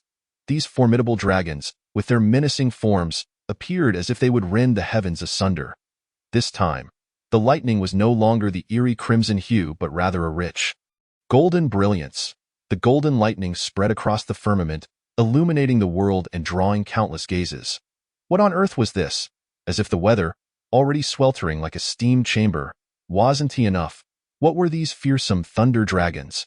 Could it be that even the heavens wished to leave no escape for humankind? Alas, I have surrendered. If death is inevitable, let it come. Witnessing the sky filled with the menacing thunder dragons, the populace trembled in fear. The transition from the frigid calamity to the fiery disaster had already left them in agony, with vast numbers perishing as a result. Now, with the appearance of so many fearsome thunder dragons, what devastation awaited them? The power of such thunder would surely rival that of a nuclear bomb, would it not? If these thunder dragons were indeed a calamity brought by the apocalypse, then it seemed humanity had no hope of survival. Yet, the situation was not entirely dire, at the very least. The thunder dragons that filled the sky were not aimed at the world's inhabitants. Their presence was solely to welcome one individual. The divine being summoned by Guchanga. As the astonished gazes of all in the Doomsday Fortress fell upon the scene, a towering figure gradually materialized above. This was a man, exuding an aura of invincibility. With a visage that seemed to belong to the celestial realm, his sharp features and straight nose were strikingly handsome, his moderately full lips adorned with a subtle, languid smile. His features were sculpted with precision. His sword-like brows framing eyes that sparkled like spring waters, captivating all who gazed upon him in terms of appearance alone. This suddenly appearing figure was unlike any mortal. His gaze met Guchanga's from high above the Doomsday Fortress. And after a brief moment of eye contact, both nodded in acknowledgement. Then, a brilliant light erupted, an endless divine radiance enveloping the Doomsday Fortress in an instant. In that moment, all beings across the world were momentarily blinded. Even the scorching calamity that had afflicted the realm was instantly dispelled, returning the world to a state of normal temperature. Once the brilliant light faded, the dissipated heat returned, plunging the world back into sweltering conditions. However, within the Doomsday Fortress, a vibrant scene unfolded, the environment exceedingly comfortable, resembling perpetual spring. There was no sign of the apocalypse's influence. Those within the fortress remained oblivious to this. Had someone gazed down upon the fortress from above, they would surely have noticed its peculiarities. At this moment, the towering structures, resembling an impenetrable fortress, appeared to be enveloped in a resplendent golden glow. A mysterious golden light shrouded the Doomsday Fortress, rendering it impervious to any form of perception. Including satellite reconnaissance, Guchanga's summons had manifested in their entirety. Had the leader truly commanded the heavens to act on his behalf? Zhang Hu stared in awe at the unfolding spectacle, his mouth agape. Utterly taken aback, it was not only Zhang Hu who felt this way. At that moment, even the 108 death warriors, including Wenyiqing, wore expressions of shock that were difficult to conceal. The events of the day had utterly reshaped their understanding of the world and their lives. Goodness! As fellow humans, how could one command the heavens to do their bidding? A mere utterance could alter the very fabric of existence. Was this not akin to a fantastical novel? As the crowd trembled with excitement, Guchanga, suspended in midair, suddenly seemed to lose his strength and began to descend. This sight startled everyone present, who instinctively rushed forward to catch him. Yet one individual, as if foreseeing the event, reacted swifter than all others. When Iching at that moment, with the spirit of the fox coursing through her, she propelled herself to the utmost limit of her speed. Wrapping her shimmering fox tail around Guchanga just before he hit the ground, cradling him in her embrace. Gazing down at the unconscious Guchanga, when Iching's heart ached, her brows furrowing in concern. Although the ancient life symbol within her assured her that Guchanga was not gravely harmed, she remained uneasy about him. The earlier spectacle had indeed been astonishing, far beyond the realm of normalcy. Given the tremendous power exerted, it was only logical that there would be some price to pay. She worried that Guchanga, in his effort to eliminate all threats within the Doomsday Fortress, might have harmed himself. Even if the fortress were to be annihilated, she wished for nothing more than for Guchanga to remain unscathed. "Hey, Spirit Fox, what has happened to my leader? Is he all right?" Zhang Hu and the others, filled with concern, approached Wen Iching, initially intending to reassure them that Guchanga was in good condition. When Iching's expression faltered at the mention of Spirit Fox, tightening her embrace around Guchanga, she let him rest comfortably against her soft bosom, casting a fierce glare at Zhang Hu. "If you can't speak properly, then just stay silent. The boss is fine. He probably just expended too much mental energy with the earlier feats. A few days of rest should suffice. It's good to know he is okay."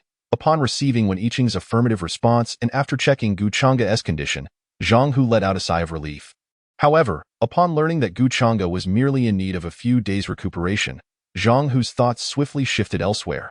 "Since the boss is fine at Brothers, let me tell you, our leader was undeniably magnificent just now." "Wow, I have a rather bold hypothesis.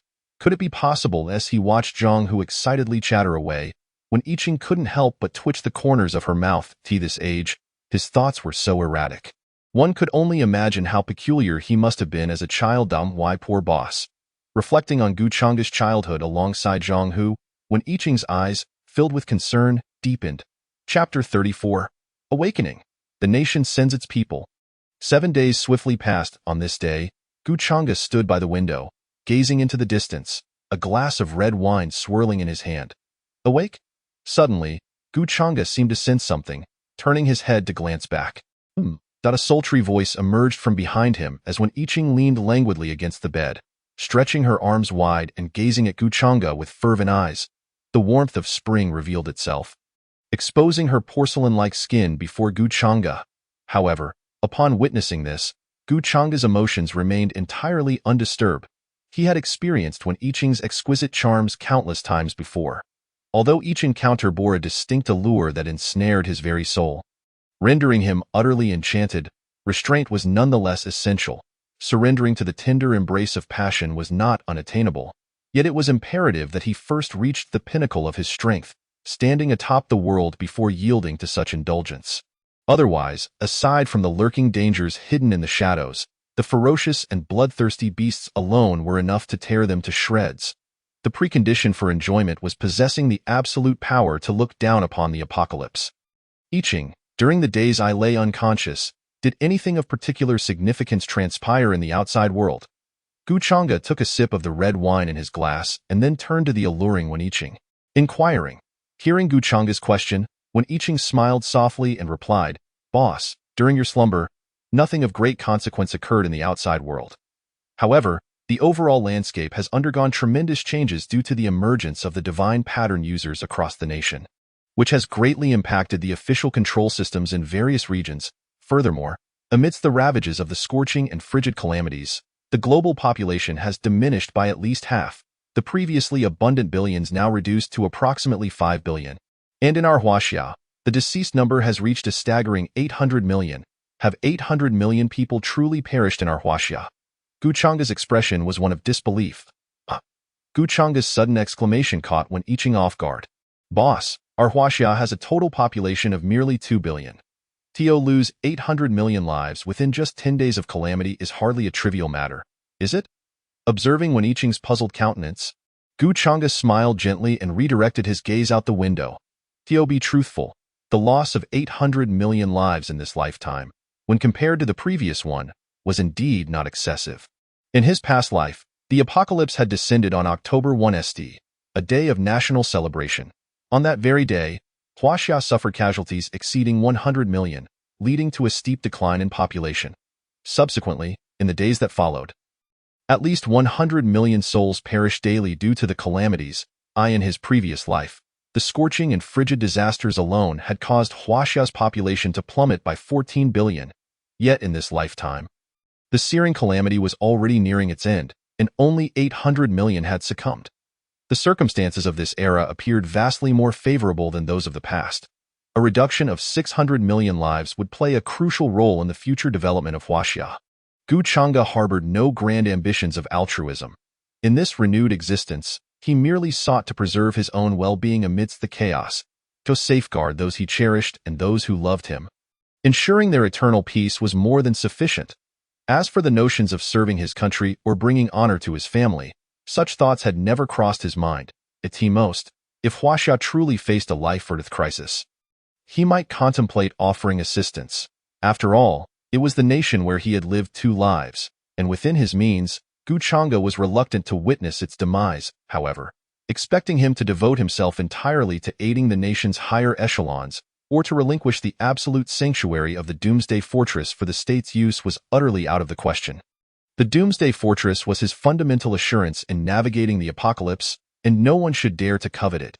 Should anyone attempt to encroach or harbor ill intentions, Gu Chang'e would not hesitate to eliminate them, even if they were among the 3 highest officials of the nation. With the memories of his past life and the 9 forbidden tattoos, if he could not possess the strength to stand alone against nations in this lifetime, Gu Chang'e felt he should find a block of tofu to dash his head against. Just as Gu Chang'e's thoughts wandered, when I Ching's supple form pressed against his back, "Boss, you mentioned the incessant calamities outside. Our Doomsday Fortress, though vast and stocked with countless supplies, ought to admit some manageable individuals to assist us in cultivating food and maintaining cleanliness, right? Incessant calamities?" Upon hearing I Ching's suggestion, Gu Chang'e chuckled softly, then turned to embrace her delicate figure. As his fingers caressed I Ching's immaculate skin, he felt an overwhelming sense of affection. Naturally, I Ching, born with exquisite beauty and nurtured by the world's finest skincare products, possessed remarkably tender skin. Yet, perhaps due to the arrival of the apocalypse, after awakening her tattoos and experiencing the cleansing power of the 9-tailed spirit fox, her skin had become even more smooth and moisturized. A delight to touch. Realizing his thoughts had drifted, Gu Chang'e quickly collected himself and returned to a state of normalcy. "I Ching, I am well aware of what you mentioned. We certainly need to recruit individuals. We cannot undertake all those tedious tasks ourselves. However, now is not the optimal time for recruitment. In a day or 2, a multitude of quality candidates will present themselves for us to choose from." "Another day or 2? I Ching queried. "But boss, it has already been 10 days since the onset of the apocalyptic calamities.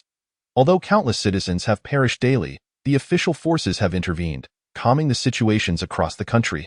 I fear that the longer we delay, the greater the chance those elite talents will be recruited by the official forces or powerful conglomerates." Gu Chang'e could not dismiss I Ching's deductions. Nevertheless, he merely smiled mysteriously. "You'll understand when the time comes." Seeing Gu Chang'e's response, I Ching ceased to press further, her lips forming a small pout. All right then. Witnessing I Ching's adorable demeanor, Gu Chang'e's gaze flickered, and an urge surged within him.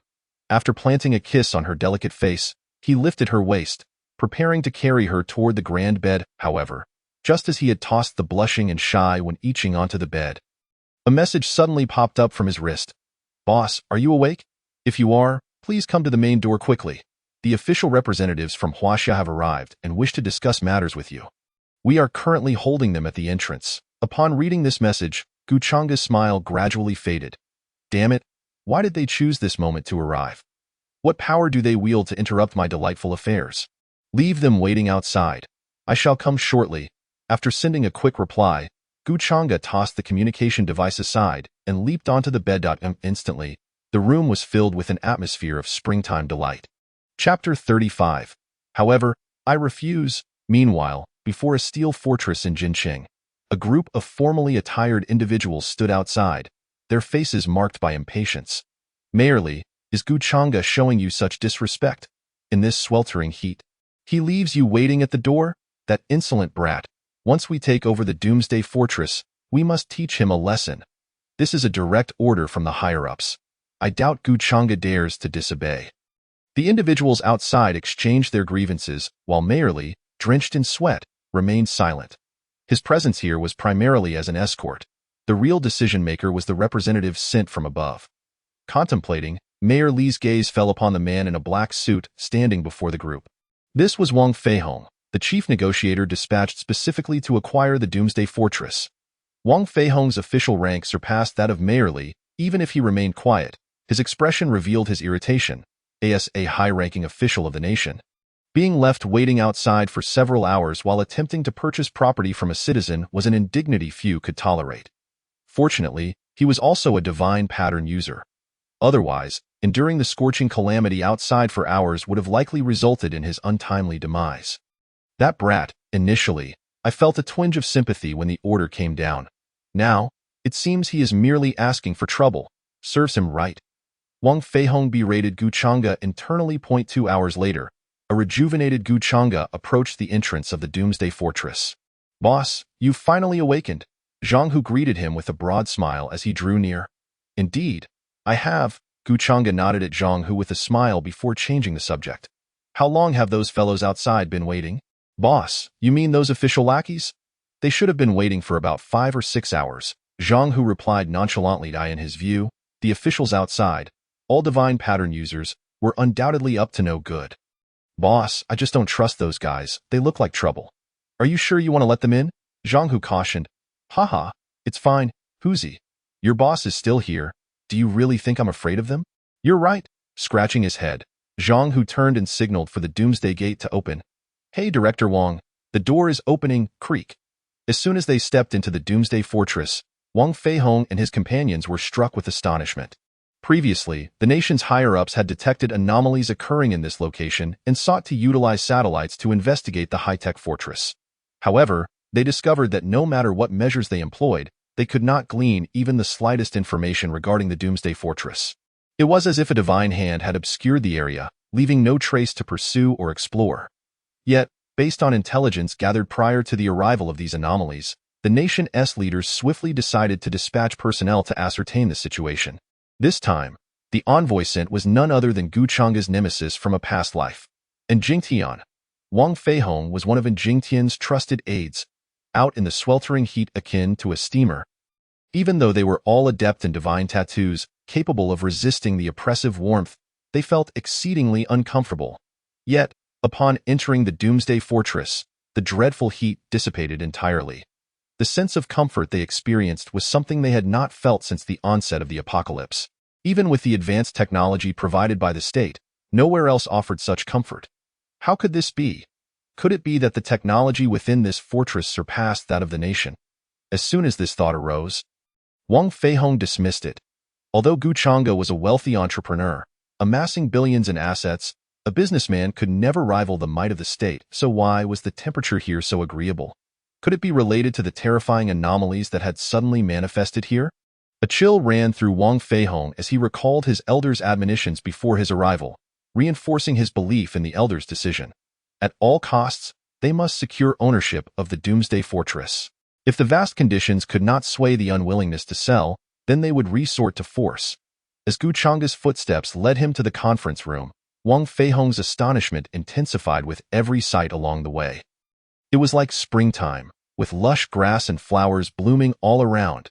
In stark contrast to the external calamities that had transformed from extreme cold to sweltering heat, the pleasant temperature within the Doomsday Fortress was remarkable enough.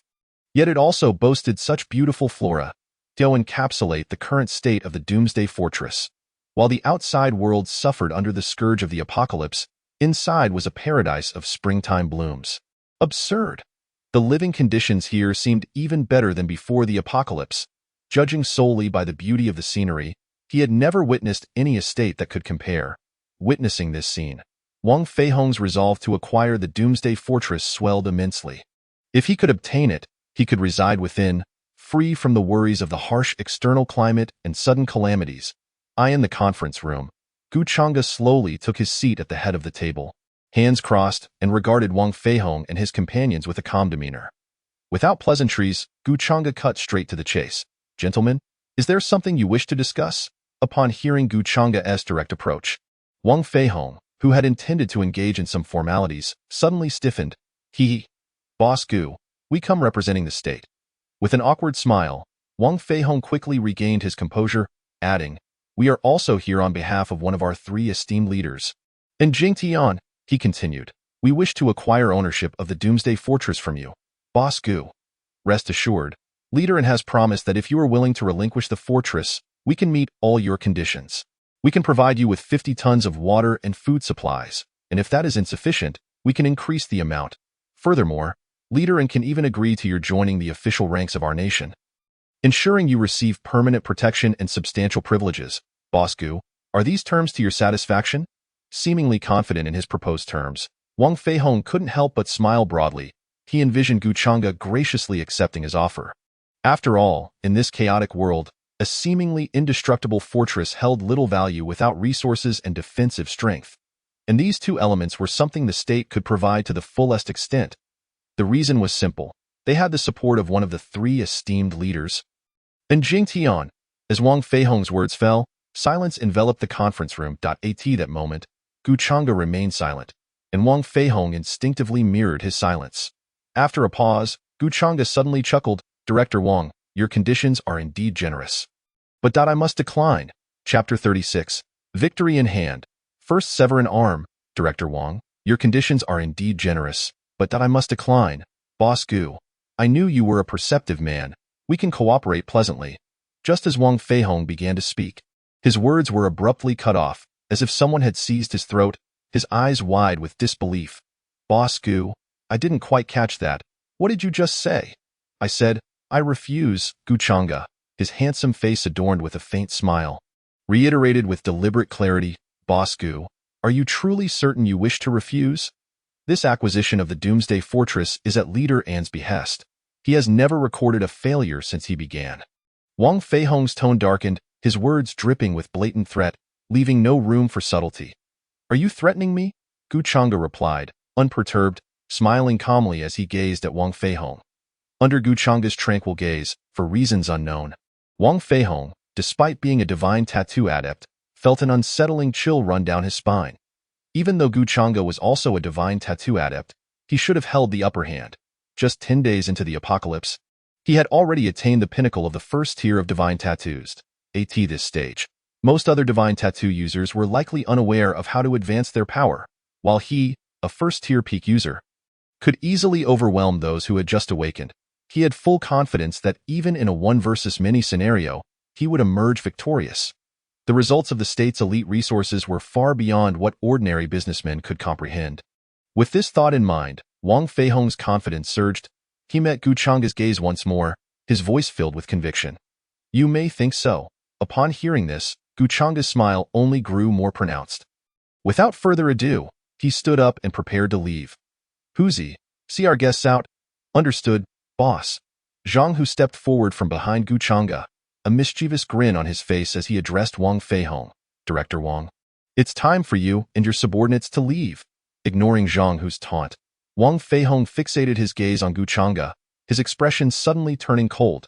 Gu Chang'e, I have given you an opportunity. However, since you choose to spurn my goodwill, I shall oblige you. Brothers, it's time to act. With a resounding shout echoing through the conference room, Wang Feihong's subordinates, who had been stationed outside, surged in. Tattoo manifestation, boom. A formidable aura swept across the conference room, scattering the chairs in disarray. Wang Feihong's expression grew increasingly arrogant as he surveyed his comrades. Boss Gu, since you refuse to cooperate, we can only send you on your way early. What did that mean? From the very beginning, they had intended to seize the Doomsday Fortress without expending resources. Even if they initially delivered supplies to Gu Chang'e, once their full force occupied the fortress, it would be a simple matter for Jingtian's powerful influence to eliminate this insignificant clown. Attack, eliminate everyone here. Leave no one alive. Understood, Director Wang. The collective response rang out in unison, their faces twisted with malevolence as they advanced to slay Gu Chang'e and Zhang Hu. Wang Feihong brimmed with confidence in his command. Even though he sensed that Gu Chang'e and Zhang Hu were both divine tattoo users, what did it matter? His subordinates were all genuine divine tattoo users. In fact, all 20 of them were mid-tier first-tier divine tattoo users. Facing newly awakened divine tattoo users, It would be a simple feat for a mid-tier first-tier user to take on 3 opponents. This lineup was something that a mere Guchanga could not possibly contend with. Just as Wang Feihong believed victory was assured, shadows flickered into existence like phantoms. They were the 108 death warriors of Guchanga. Swish, in an instant, a flash of lethal steel gleamed. And a mid-tier first-tier divine tattoo user had his head severed, his lifeless eyes wide with disbelief. Even in his final moments, he likely could not fathom how he had met his end. After all, he too was a powerful divine tattoo user. How could he have perished so suddenly? Upon witnessing the immediate demise of their comrade at the forefront, all of Wang Feihong's subordinates froze in shock. Just as they paused, a surge of overwhelming power erupted, unleashing a terrifying pressure upon Wang Feihong and his men. Bang, bang, bang. Under the crushing weight of this force, all 19 of Wang Feihong's remaining subordinates fell to their knees. Their joints shattered, blood seeping from their wounds. Amidst this terrifying power, only Wang Feihong managed to hold his ground. Beads of sweat, no larger than grains of rice, fell like rain in the briefest moment of a blink. Wang Feihong was already drenched, his bent body trembling uncontrollably. It was evident that he was on the verge of his limits. Just then, a thunderous roar erupted, a savage aura sweeping across the arena. Zhang Hu, imbued with the essence of his black tiger tattoo, unleashed his power. As he did, Wang Feihong, already teetering on the edge, could no longer withstand the pressure and fell heavily to his knees. Bang! Are you seeking death? Do you not fear that our commander will learn of this and dispatch a formidable force to annihilate you? Wang Feihong glared furiously at Guchanga, his eyes burning with rage. Ever since aligning himself with Jingtian, he had wielded immense power, freely humiliating others, and had never before suffered such indignity. Now, Guchanga had the audacity to force him to kneel. It was utterly intolerable. Enough with the nonsense. Tiger, sever one of his hands first and see if he still has the spirit to bark like a dog, Guchanga ordered nonchalantly. Understood, boss, Zhang Hu responded with a cruel smile. He had long harbored disdain for this pretentious wretch, and now he finally had the chance to strike. The current regime was far from its former glory, with corruption rampant and embezzlement a commonplace affair. Zhang Hu was an orphan. His biological parents had been ruthlessly eradicated by the high-ranking officials of the current government. The reason was simple. A certain high-ranking official desired to acquire their land at a low price. But Zhang Hu's parents refused to comply, resulting in them being falsely accused and imprisoned on the spot, only to be executed that very day. To this day, Zhang Hu could vividly recall the wicked faces of those beasts as they attempted to seize his family's land. With a swift motion, Zhang Hu's hand, sharpened by his tattooed transformation, sliced through Wang Feihong's arm. Guchanga, I will personally ensure your demise. In a howl of agony, Wang Feihong's arm was severed, blood gushing forth uncontrollably. Chapter 37. Another arm severed. Is the apocalypse coming to an end? Commander Wang, do you still believe you can bully others with your influence? With a light chuckle, Guchanga took a sip of tea. His expression filled with amusement as he regarded the beleaguered Wang Feihong. The atmosphere in the arena shifted once more, as all the black-clad youths fixated their icy stares upon Wang Feihong. Among the 108 death warriors present, all had ascended to the pinnacle of first-tier divine pattern users. You dare. Seeing Wang Feihong stubbornly holding onto his pride, Guchanga remained unperturbed. Merely stating, Tiger, sever another arm, understood. Zhang Hu was more than willing to hear such an order. With a swift motion, another arm was sent flying. The excruciating pain rendered Wang Feihong nearly unconscious, leaving him unable to muster the strength to curse. Witnessing their boss's dire state, the remaining 19 subordinates trembled in unison. Though they wished to come to Wang Feihong's aid, their intentions were futile. Under the oppressive aura of the 108 black-clad youths, including Zhang Hu, they found themselves unable to move. After a considerable pause, Wang Feihong finally regained his senses from the agony. His voice hoarse, he no longer dared to exhibit extreme emotions. Tentatively, he addressed Guchanga. Guchanga, I am a man of commander, and if you let me go, there may still be room for negotiation. If you kill us here, you will also meet your end. At this point, all Wang Feihong desired was to escape Guchanga's clutches. Kill you? I would rather accompany you in death. I truly fear for my life. Tiger, in that case, let us release them. Very well, boss. Despite his momentary hesitation, Zhang Hu ultimately chose to obey. Before outsiders, he would not defy Gu Chang's commands. As Gu Chang's voice faded, the oppressive atmosphere dissipated instantly. The 19 subordinates, as if granted amnesty, cast grateful glances at Gu Chang'e, hardly pausing to wipe the cold sweat from their brows, before hastily lifting the armless Wang Feihong and fleeing towards the outskirts of the Doomsday Fortress. Just as Wang Feihong and his companions departed, a graceful figure entered the conference room. It was Wen Yiqing. Silently, she approached Gu Chang'e from behind, offering a massage while inquiring, "Boss, since we've already offended these individuals, why not eliminate them entirely? This would prevent any information from leaking out of our Doomsday Fortress. Indeed, boss, allowing these beasts to return is surely courting disaster." Zhang Hu echoed in confusion in response to their inquiries. Gu Chang'e merely smiled enigmatically. Did he truly not know that letting Wang Feihong and his companions go would result in the leakage of sensitive information regarding him and the Doomsday Fortress? Gu Chang'e was fully aware. He intended for Wang Feihong to relay the news back to Jingtian. If the information were not released, how could he hope to catch the big fish? After all, killing off these minor players meant little to Jingtian. Given Jingtian's personality, he would never act recklessly without understanding the true situation. Gu Chang'e deliberately wanted him to recognize the peculiarities of the Doomsday Fortress, as well as to grasp the general scope of his own strength. Only then could he lower his guard and send more personnel.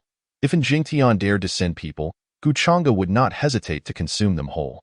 Each kill would weaken Jingtian's power. Moreover, eliminating divine pattern users would yield their pure crystal cores, a win-win scenario. As for Wang Feihong and his 19 subordinates, did Gu Chang'e truly intend to let them off the hook? Their sole purpose was to relay information, a task fulfilled the moment they left the Doomsday Fortress. Thus, they deserved to die. Boss, should I lead a group to chase them down and eliminate those scoundrels? Woof, woof. At that moment, a series of barks pierced the air. Looking down, Gubushu was glaring at Zhang Hu with an unfriendly expression, as if to say, "How dare you let those beasts insult this dog? Ha ha ha, they are not dogs, they are mere swine and dogs." Zhang Hu quickly grasped Gubushu's intent and laughed heartily, adjusting his words.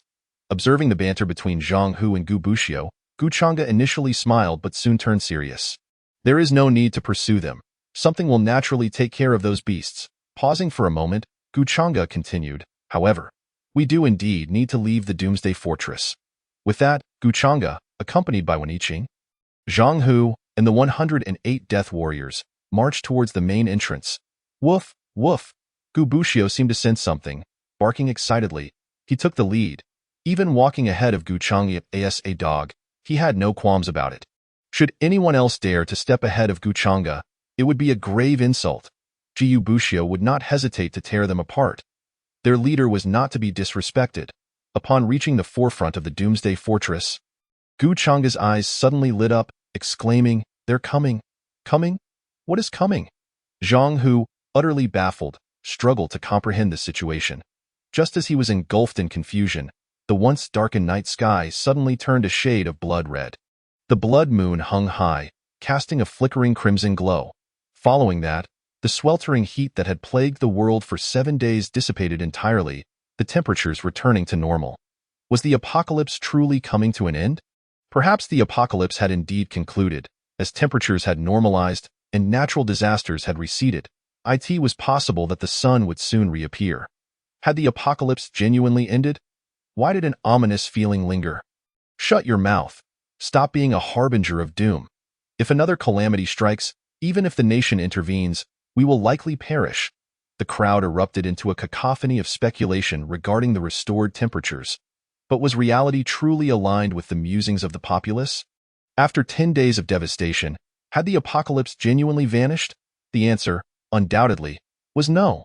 That damned Gu Chang'e, once I return, I will make sure to end you. Though I have no idea how you managed to gather 100 first-tier divine pattern users. Do you truly believe you are invincible? Foolish, utterly foolish. With just 100 first-tier divine pattern users, should Aaron choose to intervene, you are merely a troop of clowns, easily extinguished. Wang Feihong lay on the plush seat of the vehicle, his curses unending, fixating on the desire to kill Gu Chang'e. Chapter 38. Crisis. The beast tide erupts. Just then, The once sparse and dry earth beneath the wheels suddenly cracked, and the ground began to tremble violently. Wang Feihong, already bereft of arms, was jolted by the bumps of the vehicle, his wounds throbbing with pain as he spat. "Can you drive properly? Are you trying to jolt me to death?" "Boss, it's not me. There's been an earthquake." "An earthquake?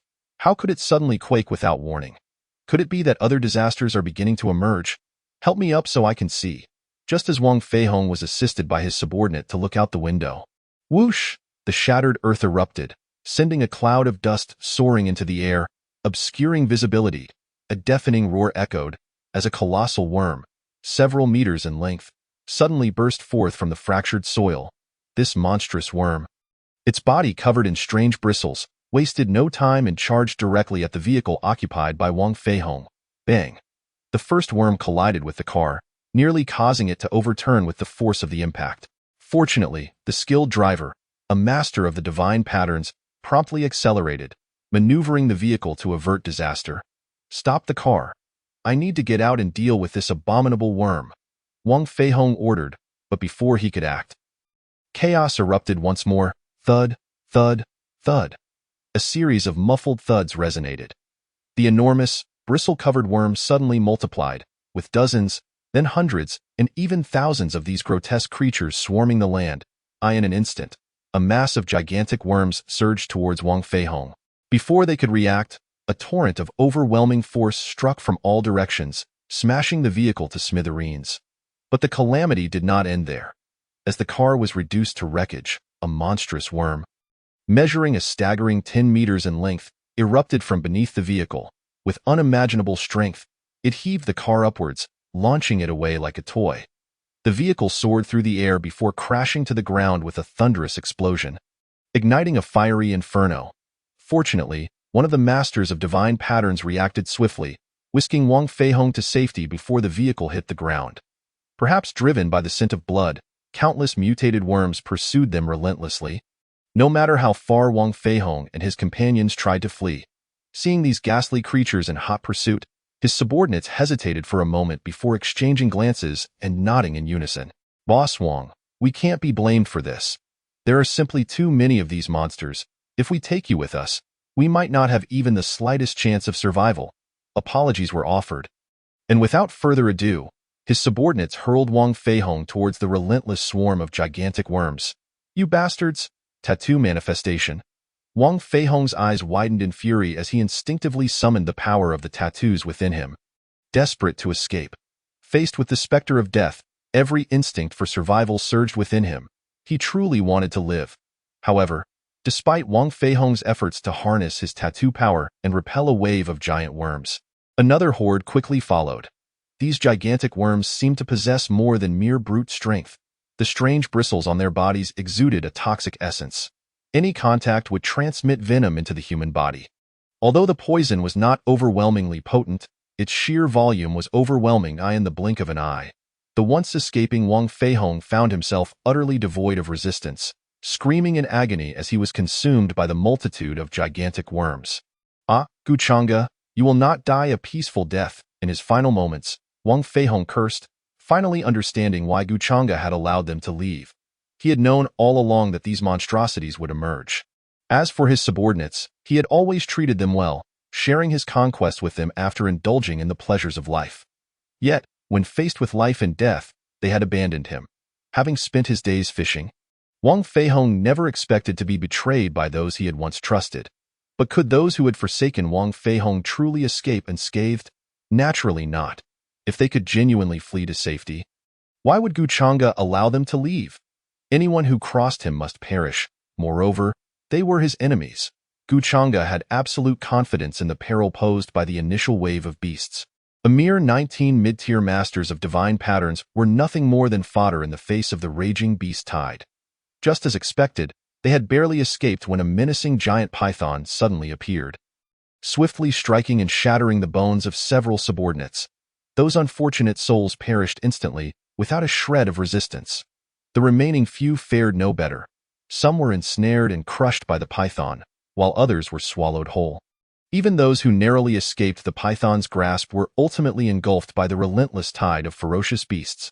Thus, Wang Feihong's entire group met a tragic end, all consumed without exception.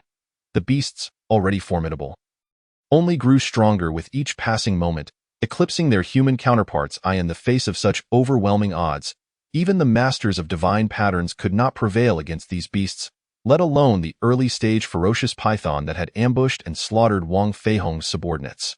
On the other side, Gu Chang'e and his comrades, standing resolutely before the doomsday fortress, wore solemn expressions. "Boss, I sense something approaching. Is it an attack on our doomsday fortress?" "Indeed. Not merely something, but a horde," Gu Chang'e asserted. "Brothers, prepare for a brutal fight. These beasts are bloodthirsty and fierce. When engaging in battle, be vigilant. If your stamina wanes, retreat immediately into the fortress. I intend for you to hone your skills by slaying these beasts. But I will not permit you to perish at their hands. This is my command. Do you understand?" Gu Chang'e declared with rare seriousness. Witnessing his grave demeanor, all present were moved, responding with fervor, "We will obey your orders. Boss, we shall strive to annihilate every beast that dares to invade. Are we ready to commence the slaughter?" "I must admit, I'm quite exhilarated," Zhang Hu exclaimed, seemingly unfazed by the approaching beast tide. Ignoring Zhang Hu's exuberance, Gu Chang'e turned his attention to Wen Yiqing, who wore a similarly solemn expression. "Yiqing, have you prepared what I instructed?" "I have been ready, boss," Wen Yiqing replied with a firm nod. "Brothers, always remember to take care of your health. It is the foundation of everything. I had originally planned to ramp up to 100,000 words on Monday, but damn it, just as I recovered from a fever and was discharged from the hospital, I fell ill again. Though it's not a high fever this time, I still feel awful, which is why I could only manage 2 chapters a day. I've been taking medication and received 3 injections to bring down the fever. After waking up a few hours ago, I finally feel better. Now that I'm feeling well, I've immediately written 2 chapters. Having gone through this ordeal, I should not encounter any more issues. I'll post 2 chapters now. Then I'm off to grab a bite before heading to bed.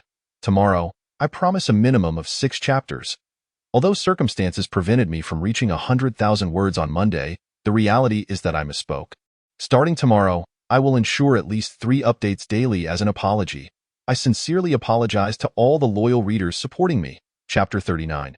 Preparing to go live, Global Beast Rampage, boom, boom.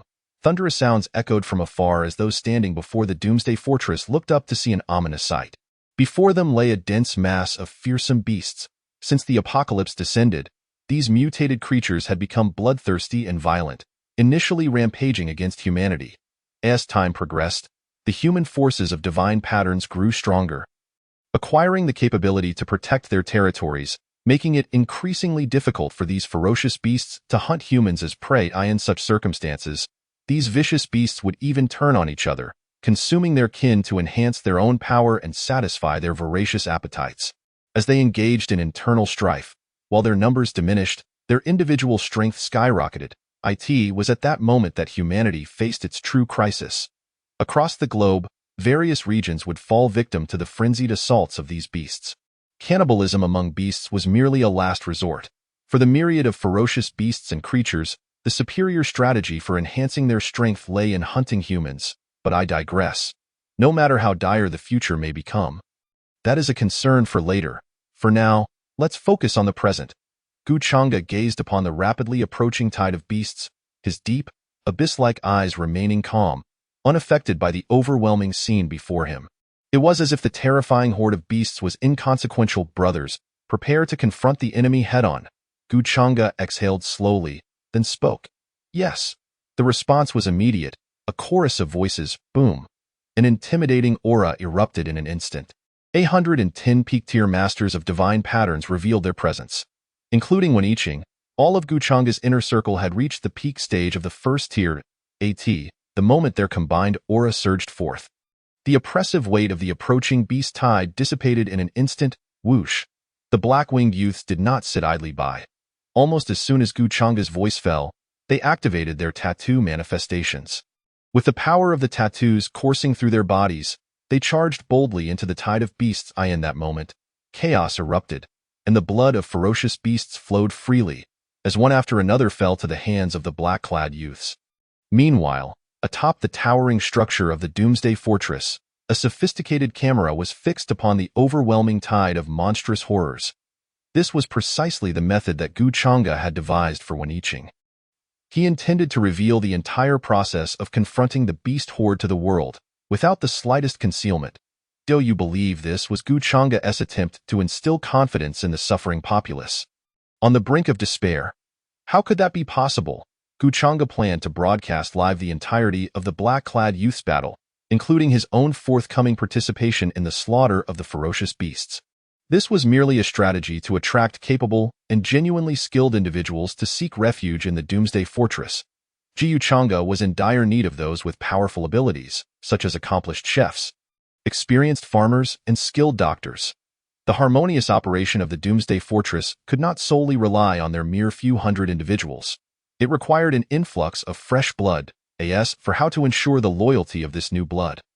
Gu Chang'e had his own ingenious plans. As the black-clad youths bravely plunged into the fray against the beast tide, similar occurrences erupted across the globe. Although most were not as catastrophic as the terrifying beast horde besieging Gu Chang'e's Doomsday Fortress in the suburbs. Numerous mutated beasts wreaked havoc and destruction. Wild animals were scarce within the cities, but were cats and dogs or rats absent? Certainly not. In the sewers of many major cities, swarms of rats, polluted by their environment, thrived. With the advent of the apocalypse, these mutated rodents emerged en masse, a sight that sent shivers down one's spine. Did you think these mutated rats would be small? You are mistaken. Even newly awakened. These rats were nearly the height of a floored, for adults standing over a meter tall. They became prime targets for these monstrous creatures, with escape being nearly impossible upon detection. In a previous life, the sudden emergence of these beasts had led to a staggering global population decline of over 1 billion. What a horrifying statistic. Just 11 days into the apocalypse, the once thriving blue star, home to 10 billion souls, had seen its numbers plummet to a mere 4 billion. If this situation continued to escalate unchecked, would the world have any hope? Would humanity survive? Gu Chang'e believed not. In his former life, prior to his betrayal and demise, the surviving human race, regardless of ethnicity, could barely be counted in the millions. He estimated the total number of survivors across the nation would not exceed 80 million. From 1 billion to 80 million, and almost all of them were practitioners of the divine tattoos. Such a death toll was beyond words. This sudden apocalypse was nothing short of a cataclysmic disaster for all of humanity. Yet, under such dire circumstances, the nation struggled to unite against the beasts and the nature spirits. Gu Chang'e surmised that had these nations not been so selfish and cast aside their prejudices to unite earlier, the death toll among humanity would not have been so exaggerated. At the very least, the final survivors could have surpassed the 100 million mark. However, in this life, Gu Chang'e had no intention of concerning himself with such matters. He merely sought to establish his supremacy amidst the chaos, to safeguard himself, and this broadcast was equally aimed at achieving that goal. Whether nations fell or how many lives were lost held no significance for him. Such altruism was the most despised mindset in the apocalypse. Help! How could the natural disasters have vanished, only for these monsters to emerge? First, there were calamities, and now ferocious beasts rampaged. Stop your complaints and look behind you. Run! Various monstrous creatures appeared throughout the nation, with countless ordinary citizens being slaughtered. Even though the high-ranking officials of each country swiftly took measures, deploying their entire military to suppress the rampaging beasts across provinces, the results remained disheartening. Numerous citizens were still devoured by the ferocious beasts in Huaxia.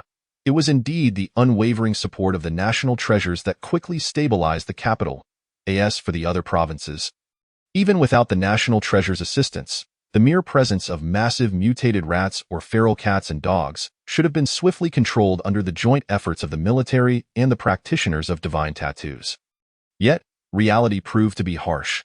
Amidst the rampant beasts, those who had successfully awakened the power of their tattoos, becoming true practitioners, chose to cower in fear, prioritizing self-preservation in the face of such a crisis. Moreover, there were those more despicable individuals who seized the chaos to profit from the disaster, leveraging their superior strength to commit acts of villainy. Chapter 40. The Highest Council of Huaxia. These vile individuals truly possessed wicked hearts and deserved their fate. However, such circumstances were unavoidable. for human nature is inherently flawed. Guchanga had long grown accustomed to this. Although the global population continued to plummet at an alarming rate, thanks to the concerted efforts of various nations, many still managed to enter the shelters. The high-ranking officials sought to stabilize the emotions of the populace, not only providing mobile networks but also investing heavily to reinforce global communications. The reason was simple. The authorities needed to brainwash their citizens through the internet, soothing their anxiety and panic, fostering trust in the government. Only by stabilizing the emotions of their own people could they solidify their rule. Otherwise, if a nation's citizens succumbed to despair, losing faith in their leaders, then the ruling powers would be at their end. The strength of a nation ultimately relies on its ordinary citizens. This should be evident to any reasonable person. In the Huaxia shelter, the populace, initially gripped by panic, found a measure of solace after an impassioned speech from their leaders. Soon after, they noticed the emergence of a new live stream on their platforms, aside from the official broadcasts, gaining unprecedented popularity. The title of this rising stream read, Guchanga, the wealthiest man of Jincheng, predicted the apocalypse, liquidated his assets to construct the doomsday fortress, and faces the beast tide fearlessly with his brothers. Upon seeing this intriguing title, the crowd, previously trembling in fear from the beast onslaught, instantly brightened. Who was this Guchanga?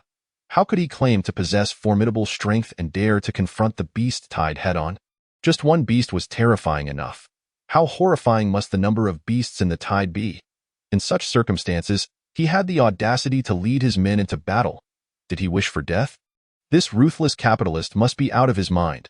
Although the shelter's inhabitants grumbled about Guchanga, their actions betrayed their words. One by one, they clicked to enter his live stream. As soon as they opened the stream, they were met with an incredibly vivid scene that struck at the very core of their being.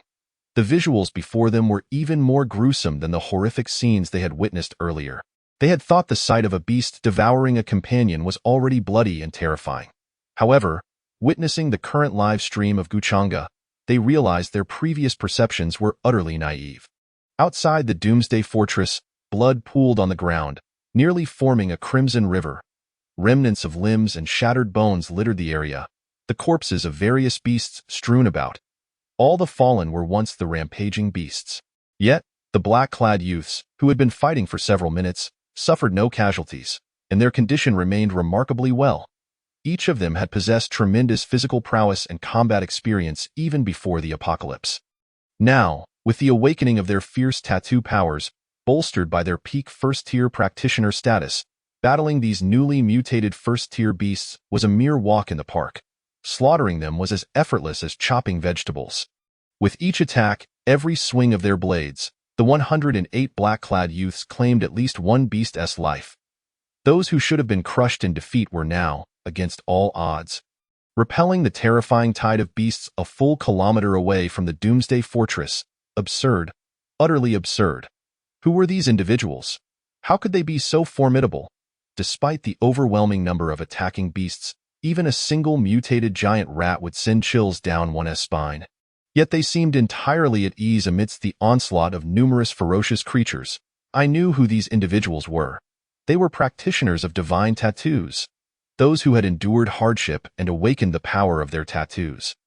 These practitioners were the true force against the beasts, and even armed soldiers paled in comparison to them.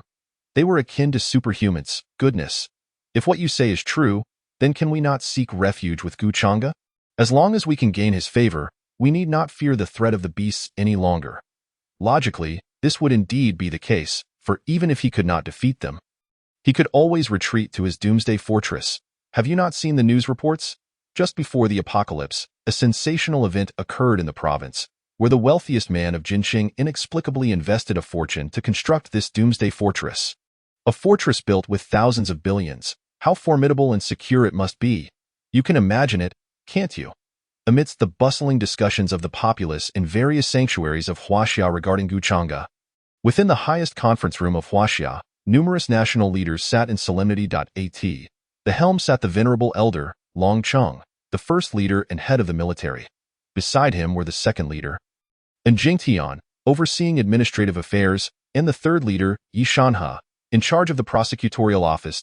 At that moment, the three paramount figures of Huaxia cast grave glances at each national leader present. After a prolonged silence, it was Long Chung who ultimately shattered the stalemate.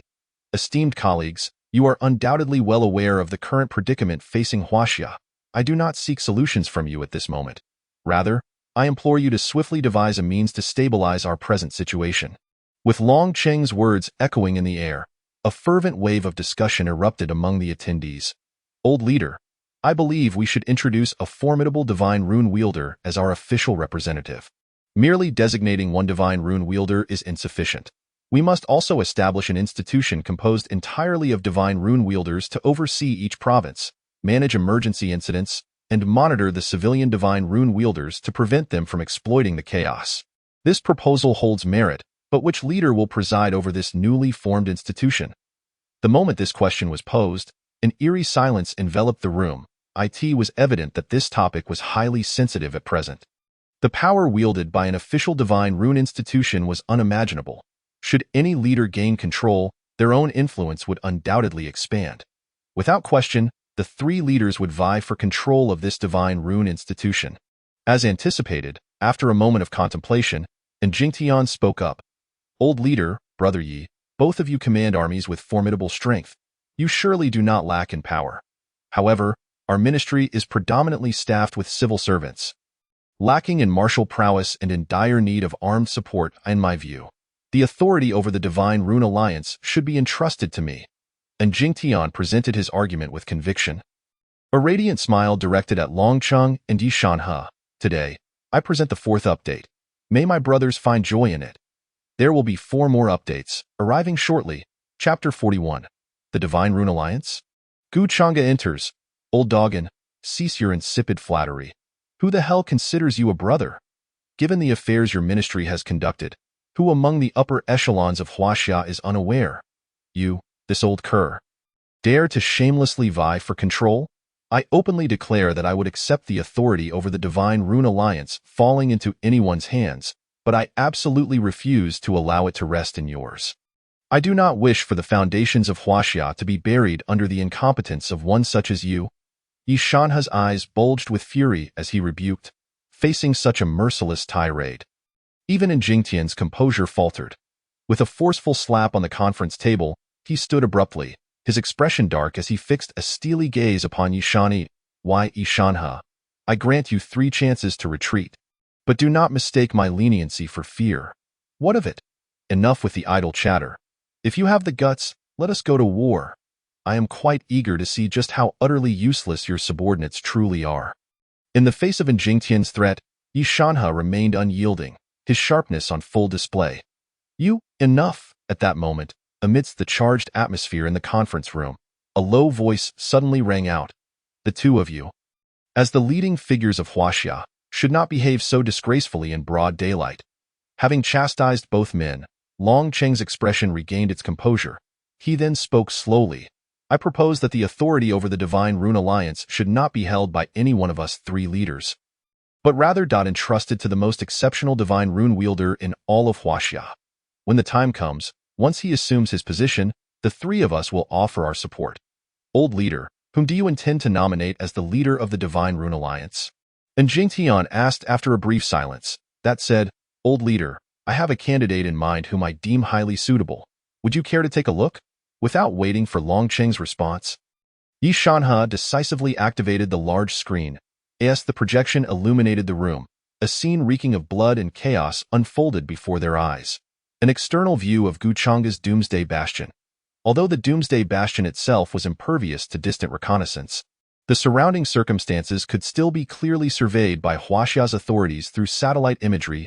At that moment, a dense throng of ferocious beasts, stretching for miles, swarmed 1,000 meters from the bastion, all intent on breaching its defenses for slaughter. Logically, such a multitude of beasts would render it impossible for merely a few hundred individuals, even if they were a well-equipped army, to withstand their onslaught. It was akin to confronting a natural disaster. Yet, the reality was far from this expectation. Jiu Chang'e, with his mere 100-strong force, had managed to decimate this countless horde of beasts, leaving them in disarray, their corpses strewn about no matter how fiercely they attacked. The front line would not budge an inch. At that moment, Gu Chang'e, who had been standing leisurely at the entrance, suddenly squinted his eyes. Everyone, retreat at once. With a powerful shout, Guchanga propelled himself forward, transforming into a swift arrow released from its bow. In mere moments, he soared into the air above the tide of beasts. Hearing Guchanga's thunderous command, the once bloodthirsty black-clad youths jolted into clarity, immediately retreating from the battlefield without hesitation, upon witnessing the retreat of the humans who had slain many of their kind. The multitude of beasts roared in fury, each employing their own tactics to ensnare the 108 black-clad youths along with Zhang, Hu and Wen Yiqing. They wished to capture them. But would Guchanga allow this to happen? Clearly, the answer was no. Just fall back. I will handle everything. Upon hearing Guchanga's words, no one in the group paid any heed to the beasts lunging towards their backs. The 110 individuals placed their unwavering trust in Guchanga, surrendering their safety without a moment's hesitation. Boss, be careful. Wen Yiqing, who had entrusted her life and fortune to Guchanga, held complete faith in him. As she passed by Guchanga while retreating from the horde, a sudden brilliance enveloped her form, and a pink light emerged from within her. It swiftly merged into Guchanga's being. As the pink light entered Guchanga, his body trembled, his already peak physical state surging to new heights. Yiqing, you. Guchanga's eyes filled with anger, but he soon realized that Wen Yiqing had already been weakened and was being supported by Zhang Hu towards the Doomsday Bastion. Undoubtedly, the technique Wen Yiqing had just employed was her own forbidden art. However, unlike Zhang Hu, her forbidden art was purely self-sacrificial, meant to empower another.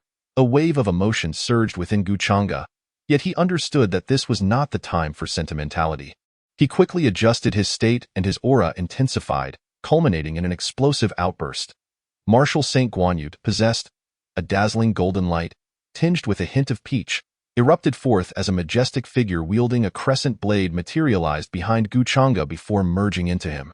With the ethereal form of Martial Saint Guanyu assimilated, Guchanga's strength surged once more. Slash! With a sharp exhalation, Guchanga's gaze turned icy, pointing his finger as if it were a sword. He executed a swift strike. A radiant golden sword light tore through the air, rushing forward with an unstoppable momentum. Boom! The 3-foot sword light descended upon the tide of beasts, unleashing an astonishing force. The sword intent rampaged, its sharpness exposed. With a single stroke, Guchanga obliterated the beasts attempting to thwart Zhang Hu and the others' escape, slaughtering over 100 ferocious creatures in an instant, with each sweep of his hand. Guchanga's palm became like a blade, felling numerous beasts with every motion. Observing the scene below, where blood splattered and chaos reigned, Guchanga felt no aversion. Rather, he was enveloped by a familiar exhilaration. The sensation of frenzied slaughter from his past life had returned. This indulgent feeling of carnage was indeed pleasurable. Excitement flickered in the depths of Guchanga's eyes, in a matter of moments. A vacuum zone had formed around him, a space carved out by his relentless killing.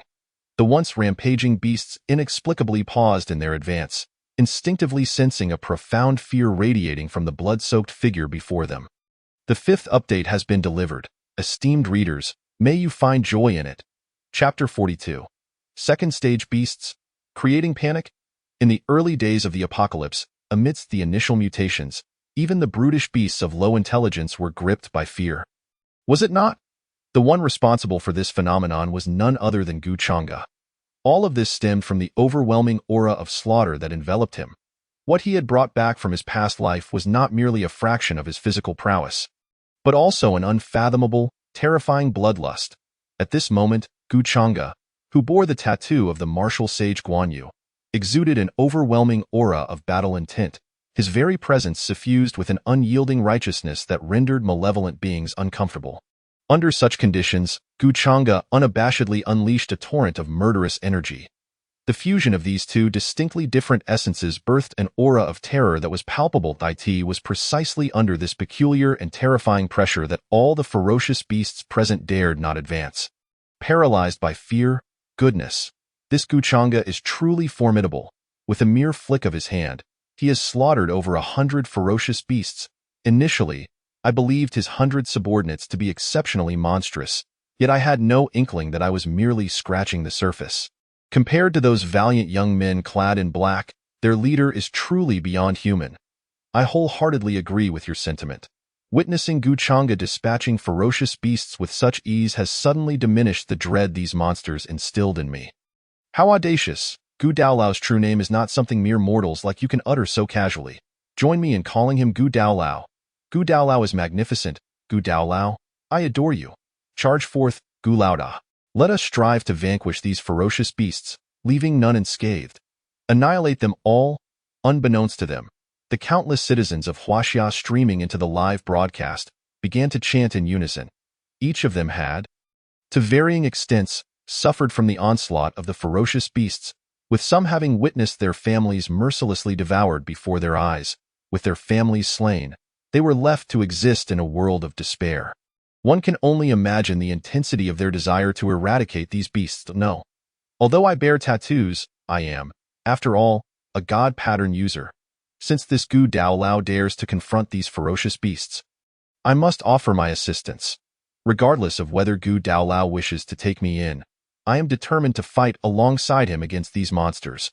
Witnessing Guchanga's invincible prowess against the tide of beasts, the god pattern users felt their resolve solidify. They all hoped that Guchanga could continue to showcase his might and eliminate every last one of these ferocious beasts. Though they were aware of the improbability of such a feat, hope was a necessity. After all, each of these beasts was a violent, bloodthirsty creature, indiscriminately devouring any living being in sight. While Guchanga appeared to slay them effortlessly, each beast represented a monumental calamity for them. It is no exaggeration to say that without assistance, any encounter with even a single one of these beasts would surely lead to utter annihilation. In the face of these mutated ferocious beasts, ordinary people are even less than pigs or dogs, easily extinguished with a mere snap of the fingers. Just as Guchanga was indiscriminately butchering the newly transformed minions, several shadowy figures suddenly shot forth from the rigid tide of beasts. They were none other than the small leaders of the beast horde, uniformly second-tier ferocious beasts. They brandished their claws, seemingly eager to swallow the source of this calamity whole. Upon seeing the new ferocious beasts appear on the screen, someone in the shelter exclaimed in horror, "Oh no! It's over, utterly finished.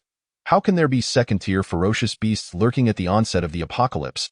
Is the heavens intent on consigning us to our doom?" Despair dripped from his words. He was also a god pattern user, but due to his lack of strength, he had turned to research in this field. He possessed profound knowledge about various ferocious beasts, having been an animal specialist before the onset of the apocalypse, making it second nature for him to comprehend such information. What's wrong? The situation is looking up. A peerless powerhouse has finally emerged from our Huaxia. Why are you whining? A member of the public shot a displeased glance at the bespectacled doctor. Initially, they were already overwhelmed with fear and dread from the events unfolding before them. Now, they had finally found a sense of belonging and hope in the invincible figure displayed on the screen. How could he dare to say it was all over? Was he simply seeking to provoke ire? Exactly, brothers. I feel this guy is harboring ill intentions. He doesn't want to live and seeks to drag us down with him. I propose we each contribute a punch as a friendly gesture to jolt him back to reality. What do you all think? I think that's a great idea. Your thoughts align with mine. I feel so cool. The crowd, exchanging glances and murmurs, gradually approached the bespectacled doctor. Realizing the crowd was closing in, the doctor finally sensed something was amiss and hastily shouted, "Wait, I have something to say." Slap! Just as his words fell, a hefty slap landed on his bald head. The sudden pain left the doctor dazed. "Didn't I just say to wait? Why are you still hitting me?" Seeing the bewildered expression on the doctor's face, the man who struck him felt a bit awkward and chuckled sheepishly. "My apologies, brother. I couldn't resist seeing your shiny bald head, doctor. Is that polite? Why don't you hit me back?" As he spoke, the man hesitantly leaned into the doctor's sparse hairline. Observing this, the doctor's mouth twitched uncontrollably. He then waved his hand and sighed. "It's fine. Just mind your own business if you don't understand. I wasn't trying to incite panic. The current situation is indeed dire. You ordinary folks wouldn't comprehend. Only we god pattern users can grasp the gravity of the matter in this apocalypse. There are indeed extraordinary beings capable of contending with and even slaying ferocious beasts, and they are the god pattern users. However, under normal circumstances, a god pattern user of the same tier cannot defeat a ferocious beast. Only those with closely related tattoos can harness greater power. Moreover, it's crucial to note that both God pattern users and ferocious beasts are ranked from 1 to 9 tiers. No one can fight across tiers. At this point, the doctor paused to emphasize.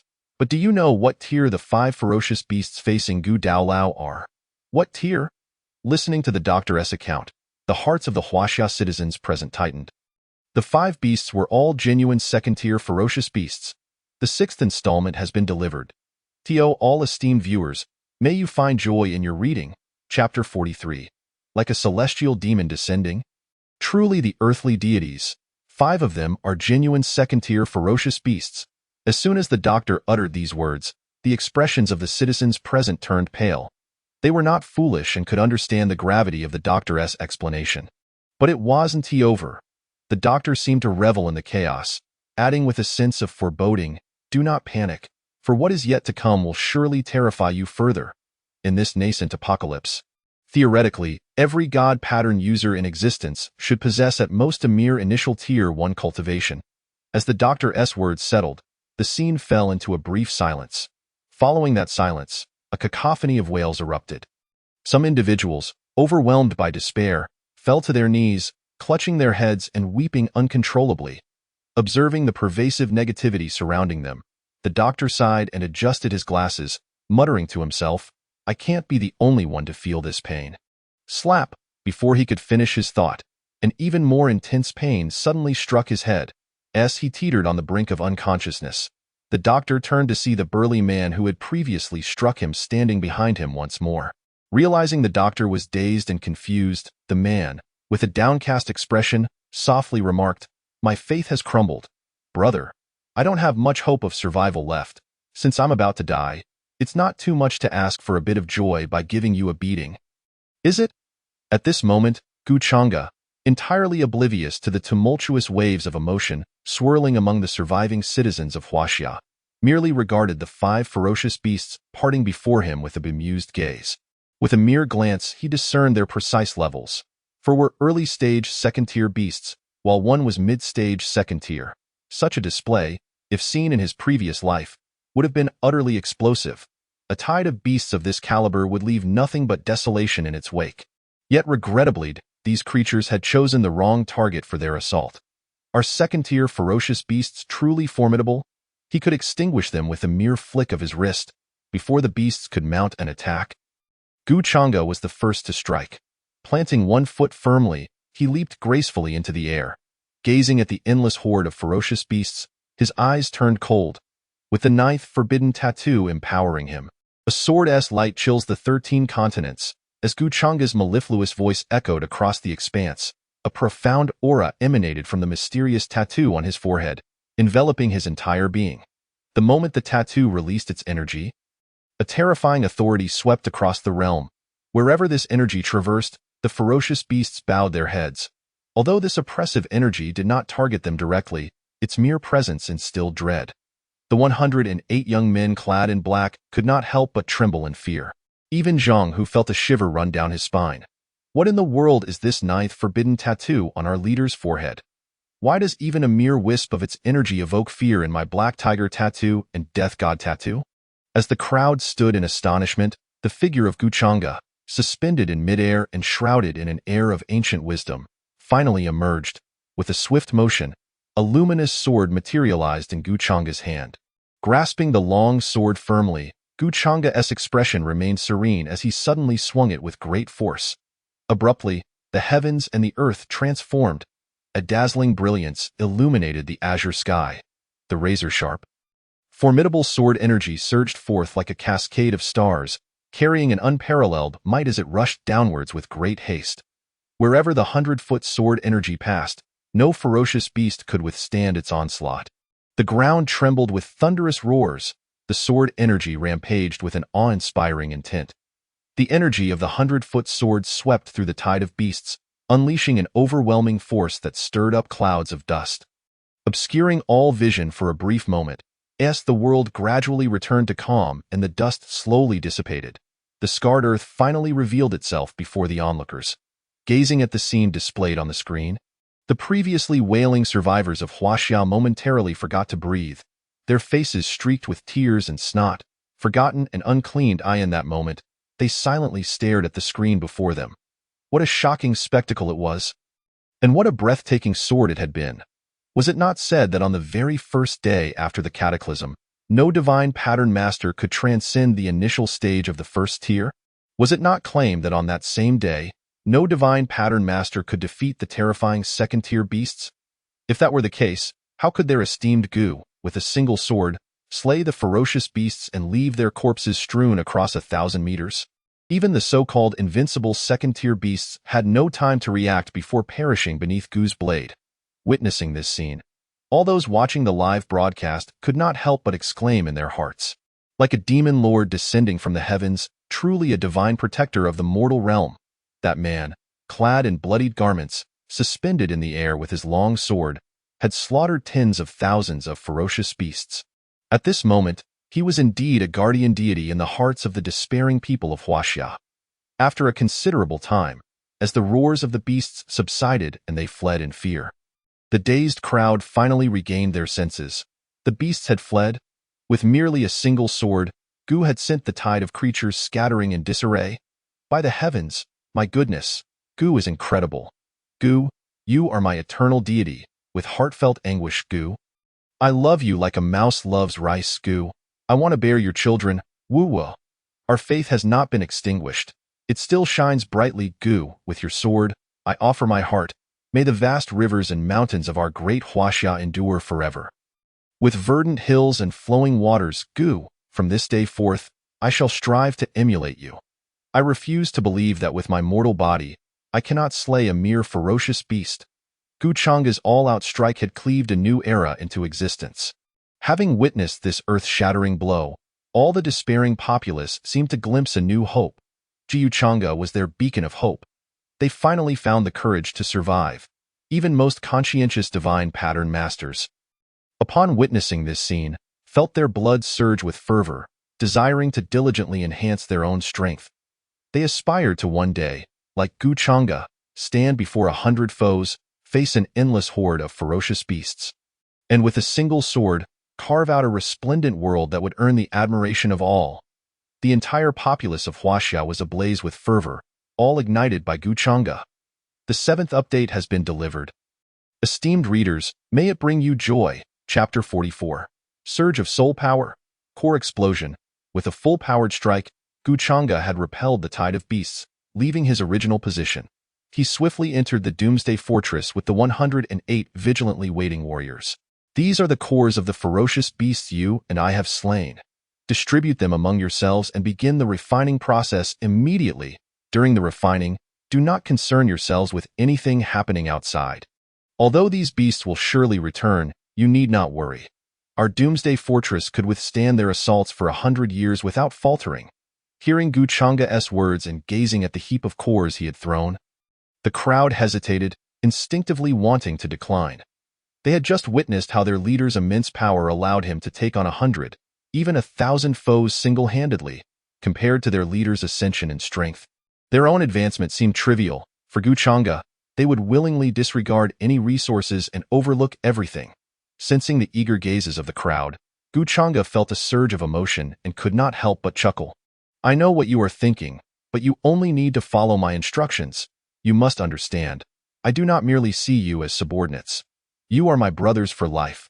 With that, Gu Chang'e waved his hand dismissively and swiftly vanished from their sight.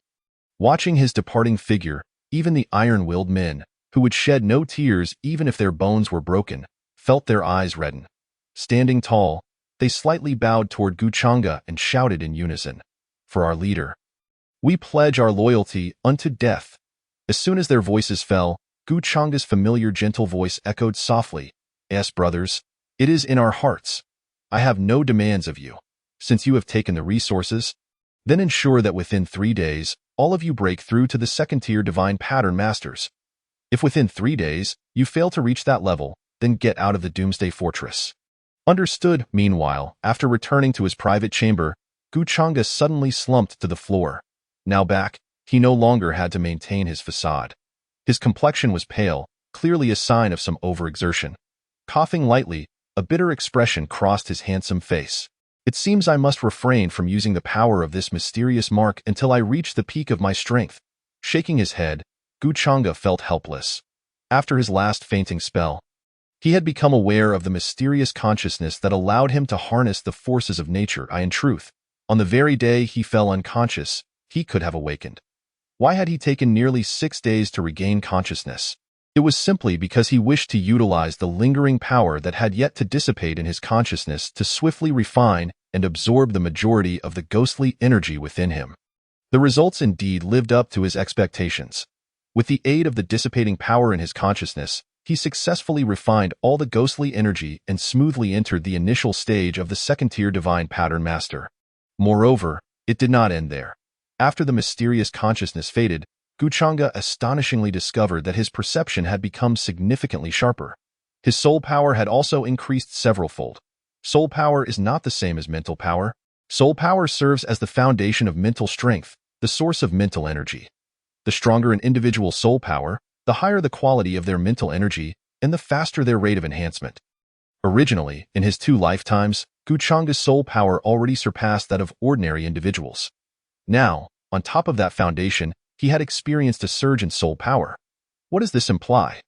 Previously, Guchanga felt that if he were to break through before reaching the King realm, everything would go smoothly. Now, he confidently believed that breaking through to the realms beyond the King's stage would be remarkably easy. What exactly is this mysterious mark on my forehead? Since it awakened to save my life, it has assisted me 3 times, hasn't it? Realizing this, Guchanga was filled with confusion. After pondering for a long while without arriving at a conclusion, he decided to abandon the thought. Let things unfold naturally, one step at a time. After all, so far, the mysterious mark that appeared on his forehead had only brought him benefits, with no downsides. It was only after awakening, having experienced the surge in his soul power, that he had grasped a method to utilize a fraction of the power of the mysterious mark on his forehead. Although it was just a tiny portion of power, it possessed terrifying might. By invoking even a sliver of this power, his strength would increase tenfold in an instant. This could serve as a trump card, delivering an unexpected blow to others. However, it is best to reserve it as a trump card. For while the mysterious mark's abilities are indeed potent, they severely tax the bodied, his current cultivation level. Utilizing the mark's power even once in an all-out effort would leave him utterly drained of energy moments later. That sensation of being completely emptied was truly unpleasant. The foundation of one's strength is paramount. With a sigh, Guchanga shook his head, no longer dwelling on it, and shifted his focus to the pile of cores before him. His all-out effort in unleashing that earth-shattering sword strike served 2 purposes: to attract top talents from all corners of the world and to hasten the conclusion of the battle, allowing for the collection and refining of the cores to enhance his and his brother's strength. Time was of the essence. The quicker he improved his abilities, the better. After all, the officials would soon learn of his nationwide broadcast. It was possible that one day, someone from above might come to forcibly claim his doomsday fortress, perhaps even compel him to serve them. While Yi Shanhe would not act against him, and Jingtian certainly would. To mitigate any potential risks, Guchanga had resorted to this strategy, risking his own exhaustion to deliver a magnificent sword strike that would astonish the world. Looking at the glittering cores before him, Guchanga nodded in satisfaction. This time, Zhang Hu and his companions had slain thousands of ferocious beasts, while he himself had dispatched nearly 10,000. Over 10,000 ferocious beasts surged forth, unexpectedly yielding nearly 1,500 crystal cores. A revelation that took Guchanga by surprise. After all, they had only slain first-tier beasts. It was a fortunate occurrence for such beings to even harbor crystal cores within them, in his previous life. It had been noted that the explosion rate of crystal cores from first-tier beasts was roughly 1 in 200, while that of second-tier beasts hovered around 1%. It seemed they had indeed experienced a stroke of extraordinary luck this time. Among the 5 second-tier beasts he had slain, 2 astonishingly produced second-tier crystal cores. How could this not bring joy to Guchanga? Just as he was about to begin the process of refining the cores, a sudden rustling sound echoed from outside the door. Who could it be? Guchanga's expression turned icy, his body tensing as he fixed his gaze on the entrance. The 8th installment has been delivered. Dear readers, I hope you find it enjoyable. As promised to my brothers, 6 more installments have been completed. and this book has now exceeded 100,000 words. I sincerely hope those of you reading this will bestow upon me a 5-star rating. My gratitude knows no bounds. Chapter 45. The Surprise Brought by Dog Lord. Just as Guchanga prepared to recklessly draw upon the mysterious mark on his forehead at the cost of his foundation, a familiar voice reached his ears. It was Dog Lord. Woof woof, whoosh, a flash of pale blue lightning rushed in. Dog Lord had returned. Gubushu, having retracted the lightning surrounding him, wagged his tail vigorously at Guchanga's feet. Upon seeing the familiar figure at his feet, Guchanga felt an overwhelming sense of helplessness, his previously anxious heart finally at ease. He had wondered how there could be assassins within his doomsday fortress. Bushu, where have you been these past few days? Guchanga inquired, reaching down to pat Gubushu's head. However, the moment his hand made contact, his expression froze, eyes widening in astonishment. Bushu, how have you broken through to the mid-second tier? The rapid advancement of Gubushu's strength was beyond Guchanga's comprehension. Although he himself required far more energy to ascend due to the 9 forbidden tattoos on his body, he had the aid of the 9th forbidden tattoo to assist him. How could a mere dog outpace his progress? The more he contemplated, the more peculiar his expression became. Woof woof. As if sensing his owner's shock, Gubushu proudly lifted his head, as if to say, "Look at me, Dog Lord." Ha ha ha. Indeed, our Bushu is the emperor among dogs. Guchanga understood Bushu's sentiment and burst into laughter. With Guchanga's laughter came a series of clear, ringing sounds. Huh? Guchanga looked down in confusion, only to see Gubushu had procured 3 glimmering crystals from somewhere and was pushing them towards him with a paw. 3 second-tier crystal cores? Staring at the familiar cores on the ground, Guchanga's eyes widened. After picking up the second-tier cores brought by Gubushu for a closer inspection, Guchanga fell into silence. After a moment of contemplation, he nodded resolutely at Gubushu. Bushu, I knew you were a born champion. As for how Gubushu acquired the second-tier crystal cores, Guchanga did not need to ask. It was all too clear that in the early days of this apocalypse, there might indeed be individuals who, through sheer chance, had already entered the second-tier realm of spirit masters. However, such individuals were exceedingly rare. Surely numbering less than 100 worldwide, Gubushu could not have obtained the second-tier crystal cores by slaying spirit masters. Rather, he must have fought fiercely against formidable beasts to extract the cores from their minds. Indeed, in this apocalyptic world, those who persevered until the end, even becoming the strongest among humanity in the later stages, were no ordinary beings, not even dogs like Gubushu. Woof woof. I have known since birth that I would be the leader among dogs. Hearing Guchanga's praise, Gubushu displayed an expression of anthropomorphic pride. Rubbing Gubushu's head, Guchanga gazed at the 200 first-tier crystal cores and the 5 resplendent second-tier cores before him. Taking a deep breath, he immediately grasped the cores. With 200 first-tier cores and 5 second-tier cores absorbed, breaking through to the late second tier should not be too much to ask, right? With this thought in mind, Guchanga began the earnest process of refinement. As time flowed by, while the inhabitants of the Doomsday Fortress diligently absorbed the crystal cores to enhance their powers, the external world was stirred into a frenzy by Guchanga alone. Not only did ordinary citizens, inspired by Guchanga's invincibility, regain hope for survival, but more importantly, the recent live broadcast in which Guchanga's sword struck fear into the hearts of the beasts was deeply etched into the minds of the higher-ups in Huaxia. Even though Guchanga's live stream had now concluded, the image of him repelling the beast tied with a single sword remained vivid in their minds, impossible to forget. It was utterly astonishing. Observing the now darkened screen, even the high-ranking officials of Huaxia, who were already aware of the powers of spirit masters, could not help but be filled with shock. After an indeterminate period, an incredulous voice shattered the silence within the conference room.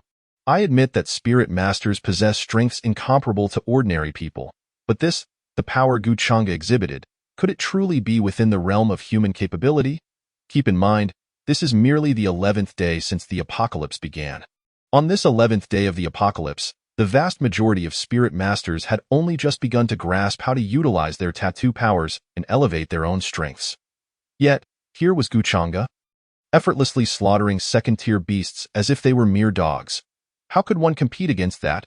The high-ranking officials of Huaxia included many spirit masters themselves, and given their abundant resources, the three highest-ranking leaders among them were by no means weak. All three were peak first-tier spirit masters.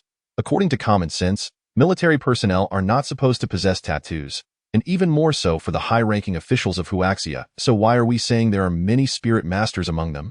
The specific reasons will be explained by Xiao Zhang later. Dear readers need not concern themselves with it for now. But even if all three leaders were peak first-tier spirit masters, what of it? Challenging beyond 1S tier is an exceedingly outrageous feat. There are only a handful of top-tier spirit masters worldwide capable of such a thing. Deep down, even they, when faced with a single second-tier beast, might still have a chance of victory. However, the problem was that Guchanga had faced 5 second-tier beasts alone. Not to mention an entire horde of rampaging beasts. In such a scenario, Guchanga showed no fear. Instead, he stepped forward to engage in battle. The final outcome of that battle was nothing short of astounding. One sword decimating a 1,000-meter-long horde of beasts. Such power far surpassed that of anyone present. In other words, even if all the high-ranking officials of Huaxia gathered together to confront Guchanga, they would not stand a chance against him. This kind of terrifying combat strength and potential could easily overshadow any grievances the Huaxia officials might have had against him. Issues such as Guchanga being a citizen of Huaxia, knowing about the apocalypse beforehand, and failing to notify the higher-ups were trivial compared to his overwhelming might. Should Guchanga join the Huaxia government, becoming a representative among the Spirit Masters, or even the leader of the Spirit Master Alliance, it would not be an exaggeration to say that the global populace fears would be quelled in an instant. Moreover, most of the scattered Spirit Masters across the nation would willingly join the Spirit Master Alliance, effectively aligning themselves with the Huaxia government. In that case, the power of the Huaxia government would become unprecedentedly robust. Chapter 46. The unified decision of Huaxia's High Command. Guchanga emerges. Contemplating this, Long Chung felt a jolt within. He immediately spoke with a serious tone. All high-ranking officials, heed my command. Utilize every means at your disposal to ensure Guchanga becomes a member of our Huaxia government. Regardless of what demands he makes, we shall comply. This individual is extraordinary, and his joining would be immensely beneficial for the future of Huaxia. After a pause, Long Cheng added, as if struck by a thought. Of course, if this individual remains unwilling to accept our conditions and refuses to become the leader of the Spirit Master Alliance, we must not create enmity with him. Do you all understand? Long Cheng's gaze was sharp as he solemnly surveyed everyone present. Understood. Seeing the rarely serious demeanor of the old leader, the crowd was initially taken aback but soon found it reasonable.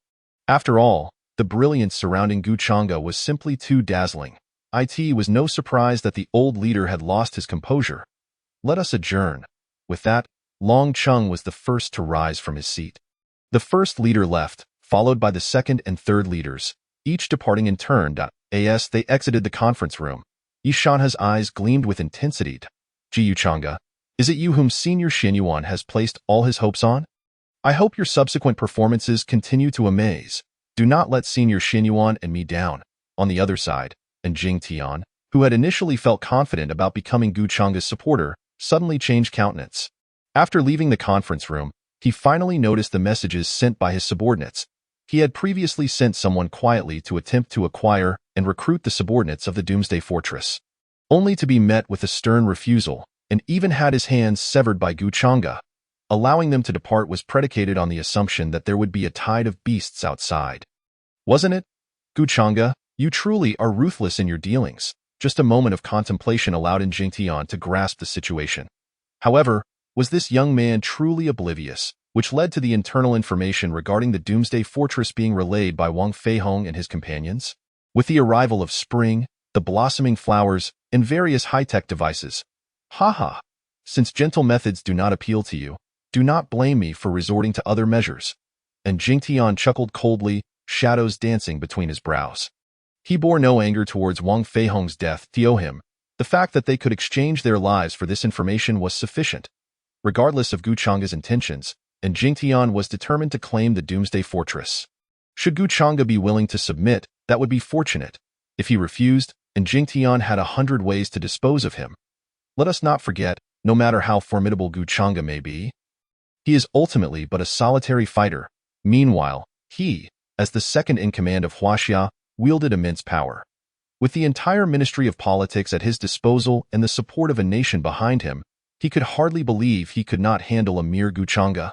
3 days swiftly passed. Inside the room, a large yellow dog with a smooth coat was comfortably dozing. At that moment, a powerful aura flashed through the room, rousing the slumbering dog. Surprisingly, the awakened dog bore no anger. Instead, it excitedly scampered towards the source of its disturbance. It seems I have indeed underestimated the energy required for the advancement of the 9 forbidden tattoos. Exhaling a breath of frustration, Guchanga rose from the carpet. His words brimmed with helplessness. Guchanga had initially believed that 200 first-tier crystal cores and 5 second-tier crystal cores would suffice to elevate his realm to that of a late-stage divine tattoo master. Yet, to his astonishment, upon breaking through to the second tier, the energy required for his advancement surged once more. Those 200 first-tier crystal cores and 5 second-tier crystal cores, under normal circumstances, should have been sufficient for an ordinary second-tier divine tattoo master to reach the pinnacle of their tier. However, in his case, they had only allowed him to progress a little, barely moving him from the early stage to the mid-stage of the second-tier divine tattoo master. The energy he required for this breakthrough was likely tenfold that of an ordinary individual. It seems that unlocking the powers of the remaining 7 forbidden tattoos will be a long and arduous journey. Guchanga chuckled bitterly, yet it was not entirely negative. Although each of his advancements required more crystal cores, his foundation undoubtedly surpassed that of other divine tattoo masters at the same stage. Even disregarding the inherent qualities of the martial Saint Guan Yu and the suffering monk Tang Song. Under equal conditions of tattoo quality, he could achieve invincibility among peers. Guchanga reassured himself. Woof woof. At that moment, a bark reached Guchanga's ears. Looking down, he saw his lucky star, the dog named Gubushu. Upon noticing Guchanga's gaze, Gubushu reveled in the moment of affection before retrieving 2 brand new crystal cores from his lavish doghouse. Remarkably, they were also second-tier crystal cores. Observing the second-tier crystal cores presented by Gubushu, Guchanga was taken aback. Bushu, did you go out hunting fierce beasts while I was refining the crystal cores? Woof woof. Yes, your dog master rampaged through the battlefield. Gubushu nodded emphatically. Notably, whether due to the infusion of Wen Yiqing's ancient life talisman, he was delighted to discover that he could understand the language of beasts. Receiving Gubushu's affirmative response, Guchanga nodded with satisfaction. Truly, my dog is remarkable. However, Bushu, when hunting fierce beasts, you must exercise utmost caution. If you sense anything amiss, flee without hesitation. Understood? Guchanga praised him before giving a serious admonition. Understood, boss. Although I, dog master, possess formidable combat prowess, I am still slightly lacking when it comes to escape. When it comes to fleeing, I would claim the second spot in this world, with none daring to claim the first, Gubushu declared earnestly, patting his chest in assurance. A large yellow dog stood upright on its hind legs. Its front legs suspended in the air, one paw thumping its chest. The image is one that can be confidently imagined. In short, it was splendid. Ha ha ha. Gubushu's comical demeanor elicited a hearty laugh from Guchanga. Amidst their laughter, Guchanga led Gubushu out of the room. Upon stepping outside, Guchanga immediately noticed the numerous black-clad youths standing guard. Peering into their thoughts, he realized that all his brothers had successfully advanced to the realm of second-tier divine tattoo masters. Old Six, why are there only 50 of you here? Where are the other 50 brothers? Report, boss. All our brothers broke through to the second-tier divine tattoo master earlier today. Afterward, noticing you had yet to emerge, and with fierce beasts attacking the Doomsday Fortress once more, we took the initiative to venture out in batches to hunt the beasts. Not bad. Hearing Old Six's explanation, Guchanga nodded with approval. Let us go, Old Six, gather all the brothers and let us venture out together. Now that all our brothers have reached the second-tier divine tattoo master, it is time for a grand slaughter. As he spoke, a chilling murderous intent flashed across Guchanga's face. Chapter 47. The First Empire. The Second Reincarnator.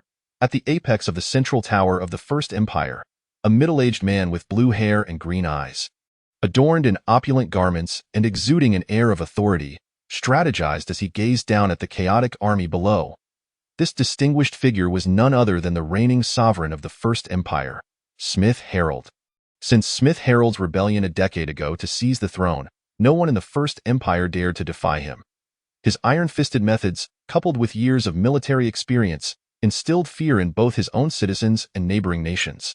To the previous ruler, Smith Harold may not have been a benevolent leader. Yet, for the greater good of the First Empire, he was undoubtedly a formidable sovereign. Upon ascending to power, he wielded ruthless tactics to swiftly suppress all dissent within the empire, mercilessly executing anyone who expressed discontent.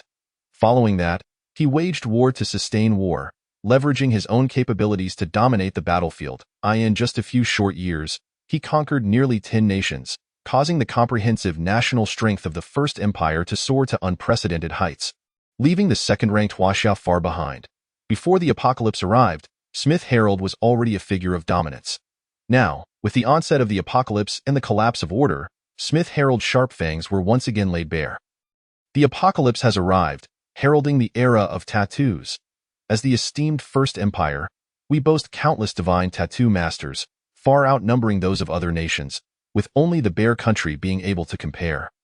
Albeit marginally, judging by the current situation, Bear Country's comprehensive national strength may have surpassed that of Huaxia, yet there remains a substantial gap between them and our First Empire. Murmuring to himself, Smith Harold suddenly turned to address the figure behind him. Miller, according to our plans, how many years do you think it will take for us to devour Huaxia and Bear Country, ultimately achieving global dominance? Following Smith Harold's gaze, behind him stood a tall and regal young man, radiating confidence with his golden long hair. This golden-haired youth was none other than the strongest war god of the First Empire, Smith Miller. Father, in my view, it should take no more than 5 years for our First Empire to assimilate Huaxia and Bear Country. If we manage to seize control of their major companies and form more powerful factions, we could potentially have the time. Upon hearing his son's words, a glimmer of brilliance flashed in Smith Harold's keen eyes. If that is the case, I shall immediately dispatch 20,000 divine tattoo masters under your command, ensuring the swift dissolution of Huaxia and Bear Country's power. Understood, Father, Smith Miller exclaimed vigorously. Without further delay, he turned and departed from the top of the central tower. Reflecting on Smith Harold's recent statements, a slight smile crept upon Smith Miller's lips. 20,000 divine tattoo masters. What an overwhelming force! With these 20,000 at his disposal, his own plans could be further refined. Paying no heed to his son's abrupt departure, Smith Harold attributed it to Miller's character, which favored swift and decisive action. As he gazed at the soldiers, poised and ready to slay the rampaging beasts, a hint of arrogance danced upon Smith Harold's features. The arrival of the apocalypse and the awakening of tattoos bestowed a significant inherent advantage upon the First Empire. Moreover, the fact that his son was a reincarnated individual was akin to having a royal flush in the game. As if the heavens themselves intended for the First Empire to unify the world and dominate the apocalypse. Ha ha ha. Huaxia, Bear Country, even if you have maintained a friendly alliance for generations, what of it? Your demise is nigh? Indeed, Smith Harold, the first sovereign of the Grand Empire, has a legitimate son, the divine warrior Miller, who is a reincarnator. Much like Guchanga, he too has experienced rebirth. However, there exists a notable distinction. Guchanga completed his reincarnation 50 days prior to the onset of the apocalypse, whereas Miller managed to accomplish his rebirth merely a day before the cataclysm struck. With time pressing against him, Miller could only hastily inscribe 2 additional forbidden tattoos upon himself. Thus, he bore a total of 3 tattoos, 2 newly etched along with the original. With this alone, Miller boldly declared himself invincible. After all, in the latter stages of the apocalypse, the number of foes capable of contending with him was exceedingly limited. Now, with a second chance at life, endowed with divine insight, and bolstered by 2 forbidden tattoos, how could he not ascend to the throne of the strongest in the apocalypse? For him, it seemed utterly effortless. Almost within arm's reach, Smith Miller believed himself to be in complete control, poised to reign supreme. Meanwhile, Guchanga also exuded unshakable confidence.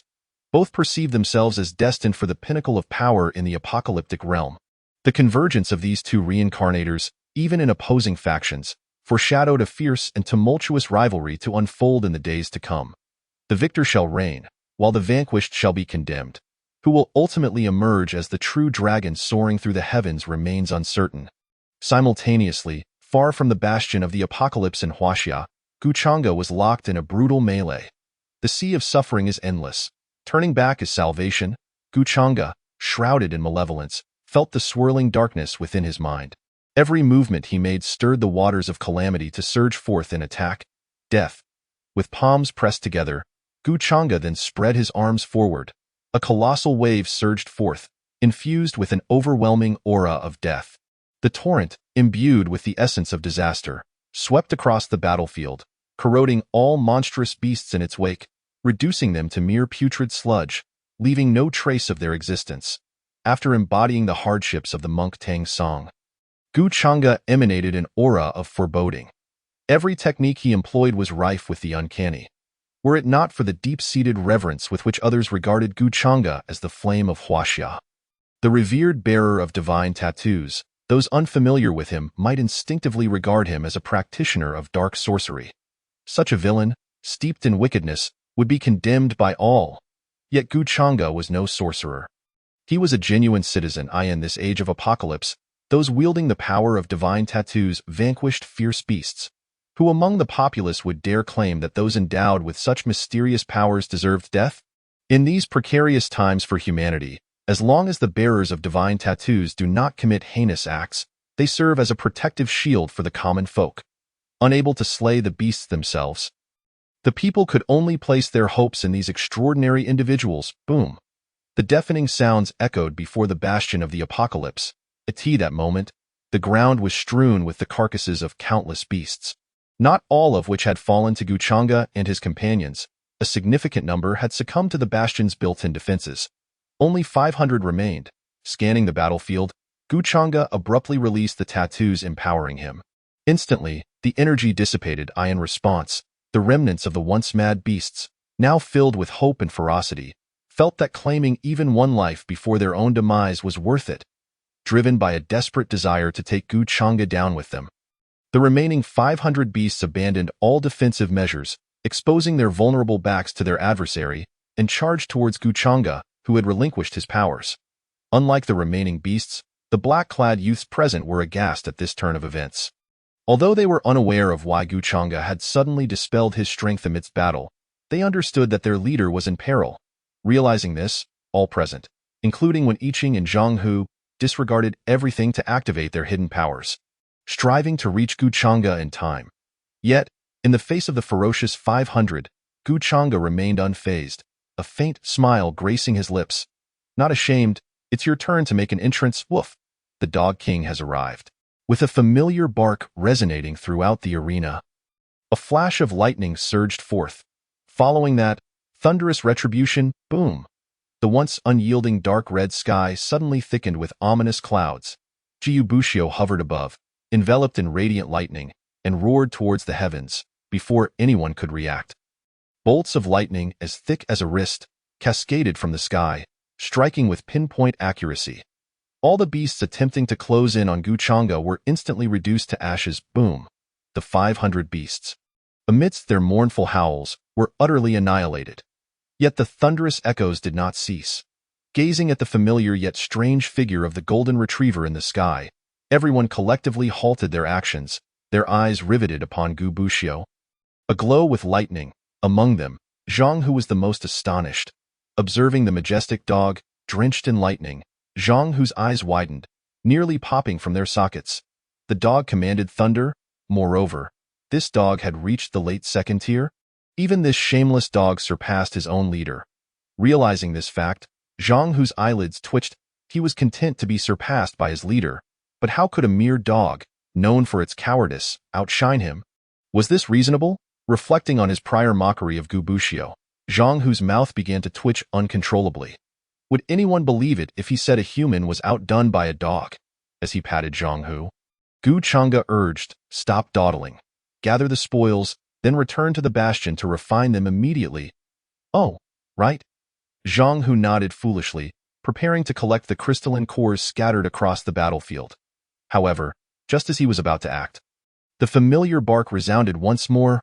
Woof! Uninformed fool. If you cannot compare to the Dog King, do not flaunt your superiority before him. Gubushu cast a disdainful glance at Zhang Hu. He was mocking you. When I Ching suddenly shot a glance at Zhang Hu. Upon hearing this, Zhang Hu's temper flared uncontrollably. What the hell is that dog barking about? His furious shout drew the curious gazes of all the black-clad youths present. After all, Gubushu was a dog. Why question it? Staring at the dog's ridiculous demeanor, Zhang Hu felt a surge of frustration. Yet, just as he was about to take action, a bolt of lightning whizzed past. In the blink of an eye, Gubushu had darted away, racing towards the bastion at astonishing speed. Observing the comical interaction between the man and the dog, Gu Chang'e couldn't help but chuckle. Two fools! Shaking his head, Gu Chang'e led the troop back into the bastion.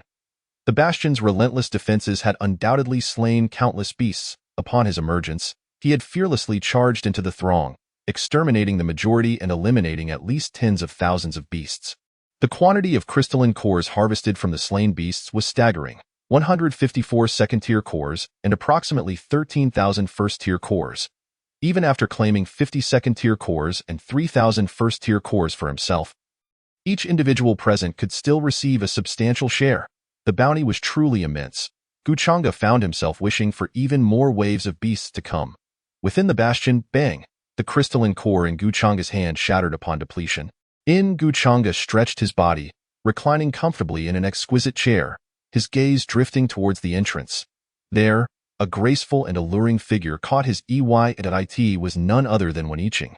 She swayed her supple waist, approaching Gu Chang'e from behind. Her delicate hands expertly massaged his shoulders as she began to speak. Boss, as per your instructions, I have ensured that one of the routes leading to the bastion is entirely cleared, free of any beastly threats. Excellent. Gu Chang'e nodded in satisfaction.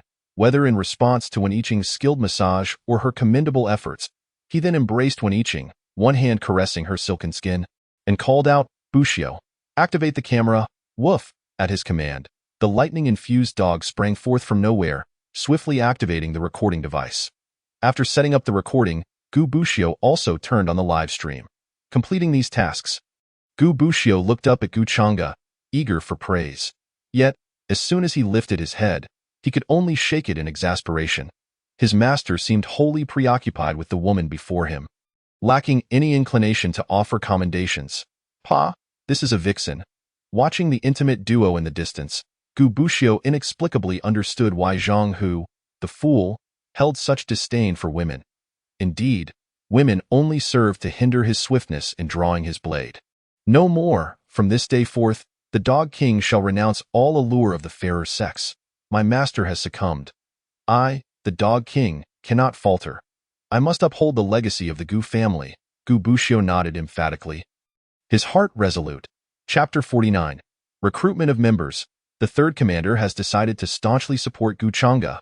In Huaxia, Jincheng City, the apocalypse has already descended for over 2 weeks, leaving the land in a state of devastation, with the entire world suffused with a heavy atmosphere of oppression. Even though the Huaxia authorities promptly dispatched numerous troops to various regions to suppress the ferocious beasts, the results remained far from optimistic. As many areas were still ravaged by these creatures, day and night, countless citizens of Huaxia fell victim to the claws of the beasts. Yet, amidst such dire conditions, the global populace clung to their belief in survival during the apocalypse. No one willingly wishes for death, not to mention that the higher echelons of Huaxia have indeed deployed military forces to protect them. In comparison to various provinces and cities, the people of Jincheng City remain the most composed, firmly believing in their chance of survival until the end of the apocalypse, and the reason was simple. They had Gu Chang'e. The sense of security that Gu Chang'e provided them far surpassed that of the official forces. In the hearts of all the citizens, Gu Chang'e was the sole true deity amidst despair. Hey, brothers, look at your phones. Boss Gu is live streaming. It's happening, it's happening. I'm rushing into the live stream now. Is Boss Gu going to showcase his beast-slaying skills again this time? The moment Gu Chang'e began his broadcast, the entire Huaxia erupted in excitement. Countless citizens simultaneously set aside their tasks, their attention riveted to their phones. In Bianjing, the capital, the commander was informed, Boss Gu has started streaming again. Do you have any instructions? Finally, he is live again. Yes, Han He, who had been diligently reviewing documents at his desk, immediately cast aside his papers upon hearing his assistant's voice and commanded gravely, broadcast Gu Chang'e's live stream through all official channels immediately. Furthermore, from now on, whenever Guchanga goes live, ensure his stream is simultaneously broadcasted without further reports to me. Understood, Commander. The assistant saluted Yes-Han He and promptly left to make arrangements. Yes-Han He, with a perfunctory nod, narrowed his fierce eyes and clicked into Guchanga's live stream. This first broadcast was meant to showcase his terrifying prowess to the world. It was his intent to display his strength and attract the admiration of the populace. As for the fundamental purpose behind Guchanga's quest for public adoration, Yes-Han He had many speculations but could not ascertain the truth. However, as time unfolded, he was confident that he would soon discover the answers. On the screen, a handsome man and a beautiful woman sat closely together, resembling a pair of celestial lovers. The man was strikingly handsome, his deep-set eyes seemingly infused with the stars, exuding an ethereal aura. The woman, with skin as fair as snow and a graceful figure, emanated an indescribable allure with every smile and frown, captivating all who beheld her. The two were none other than Guchanga and Weniching. Meeting the camera's gaze, Guchanga's handsome face bore a gentle smile. Allow me to introduce myself. Hello, everyone. I am Guchanga. I am also the ruler of the Doomsday Fortress. The reason I am hosting this live stream is simple. Our Doomsday Fortress has just been successfully established, and we seek to recruit top talents from all walks of life around the globe. If you pass the assessment and join our fortress, I can guarantee your lifelong safety and food supply. Moreover, within the Doomsday Fortress, you will enjoy an environment of perpetual spring, surrounded by blooming flowers and verdant waters. I can give you a brief glimpse of this environment. As he spoke, Guchanga lightly tapped his fingers.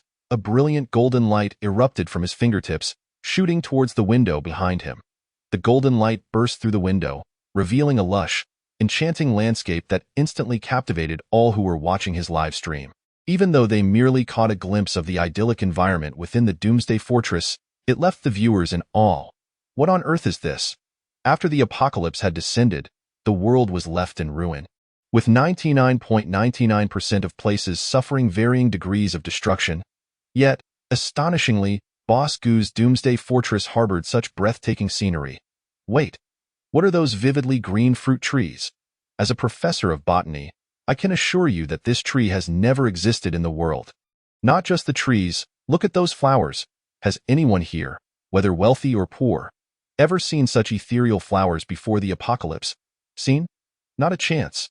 Clearly, these are life forms conjured by Boss Gu's divine powers.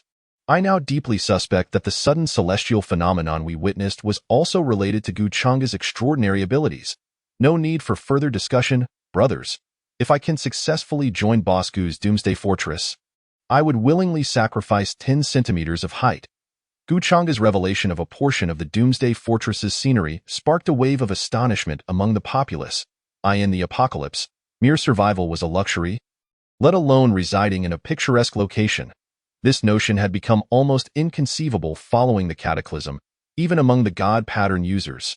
The ferocious beasts roamed freely, and even if one were fortunate enough to discover a beautiful environment amidst the chaos, it would not be long before the overwhelming vitality attracted the wrath of the beasts and vengeful spirits. Meanwhile, far away in Bianjing, Yes-Han He watched the live stream, his previously solemn demeanor now filled with intrigue. Could the recent celestial anomaly truly be connected to Guchanga? A glint of insight sparked in Yes-Han He's fierce eyes as he recalled the brief celestial phenomenon from a few days prior. The menacing thunder dragon roared, seemingly welcoming an esteemed figure. When the anomaly occurred, the calamities brought by the apocalypse were swiftly dispelled. Ultimately, a divine light illuminated the world, and the ethereal silhouette of a deity appeared in the heavens. Gazing toward a distant point, considering the events that followed, the Doomsday Fortress had mysteriously vanished from satellite detection. Yes-Han He was now nearly certain. The appearance of that overwhelming divine silhouette was undoubtedly connected to Guchanga, foreseeing the apocalypse's arrival, possessing myriad unfathomable abilities, and wielding unparalleled terrifying combat power. When all these factors were combined, Guchangji, at this moment, I shall fully support you, not because of Xuanyuan's predecessor, but due to my trust in your potential. I hope that the glorious era that Huaxia has cherished for 5,000 years can once again flourish in your hands, even under these challenging apocalyptic conditions. Previously, Yes-Han He had decided to assist Guchanga because of Fu Bo's insistence. However, Now, every decision Yeshan he made was grounded in his own deductions and faith in Guchanga. The nature of these two motivations was fundamentally different. With this decision, Yeshan he was effectively betting everything on Guchanga. Should anything happen to Guchanga, Yeshan he feared that all he had previously possessed would turn to dust. Nevertheless, a gambler must take risks. The third commander of the Huaxia Supervision Bureau, after making this firm resolution, unexpectedly revealed a radiant smile. Send my orders. Chapter 50. The stunning Xia Bingqing. Listen up. What I have shown you is merely the tip of the iceberg concerning our doomsday fortress. If you can pass the assessment and successfully join our family, you will be met with unexpected surprises. Guchanga's lips curled into a subtle smile as he addressed the camera once more. Additionally, the road from the urban area of Jincheng to our doomsday fortress has been cleared by my brothers. Anyone wishing to attempt joining us may take this path to reach our fortress. I, Guchanga, assure you that as long as you step onto this path, you will not suffer even the slightest harm from the ferocious beasts. Well, that's all I have to say. Those who are interested can pack their things and set off immediately. With that, Guchanga gestured for Bushio to promptly turn off the camera. Although Guchanga had ended the live stream, the audience did not disperse entirely. The once empty chatroom was now inundated with messages. Brothers, since Boss Gu has provided such support, it would be rather impolite for me, a distinguished medical doctor, not to go. Ha ha ha. I always say that specializing in one field is better than dabbling in many. I have been raising pigs for 40 years, and I refuse to believe that Boss Gu won't take me in. I don't care what kind of doctor you are or what special skills you have. Boss Gu cannot accommodate everyone. There are limited spots, and it's first come, first served. I live in Jincheng, so I'll be the first to seize the opportunity. Charge. I must join Boss Changa's faction. I feel that joining Boss Changa will even be more promising than aligning with the official forces. Isn't that just common sense? In just a few fleeting minutes of live streaming, Guchanga single-handedly mobilized the people across all regions of Huaxia. Upon hearing Guchanga's words, citizens from all corners began to gather their belongings and rush towards Jincheng City. Even though the journey would be fraught with peril, they were determined to make their way there. Not for anything else, but simply to work under Guchanga, serving under the flame of humanity. They believed that when their time came to return to the earth after a century, they would be remembered in history. The phrase encapsulates a man's true romance. Mandated by heaven. May longevity and prosperity endure. Nobility and commoners who can claim superiority. To protect one's homeland. To achieve great feats. A single punch can open the way, sparing one from 100 others. I ask you, which of the words above does not stir the very blood of a man? In the hearts of the people across the nation today, the mere act of aiding Guchanga has already risen to the level of those stirring phrases. After all, in this perilous world of the apocalypse, it was Guchanga who first stepped forward to eradicate vast hordes of ferocious beasts, akin to a divine being descending from the heavens. It is precisely because of Guchanga's emergence that the fraying emotions of countless people throughout the country have found stability. His inaugural live broadcast of slaughtering the beasts has inadvertently assisted an immeasurable number of individuals in Huaxia. Even if Guchanga is not inclined to be a pillar of the nation in these chaotic times, he remains a beacon of hope in the hearts of the populace. Meanwhile, in the magical city, within a quaint and elegant room, a graceful figure sits poised behind a desk, reviewing the documents before her. This is a young woman, approximately 1.70 meters tall, with flowing, snow-white hair framing a stunningly exquisite visage. Akin to a work of art and a nearly perfect, alluring figure. Her skin is as white as jade, evoking an irresistible desire to touch. Her name is Xia Bingqing, one of the powerful figures in one of the three major conglomerates of the magical city.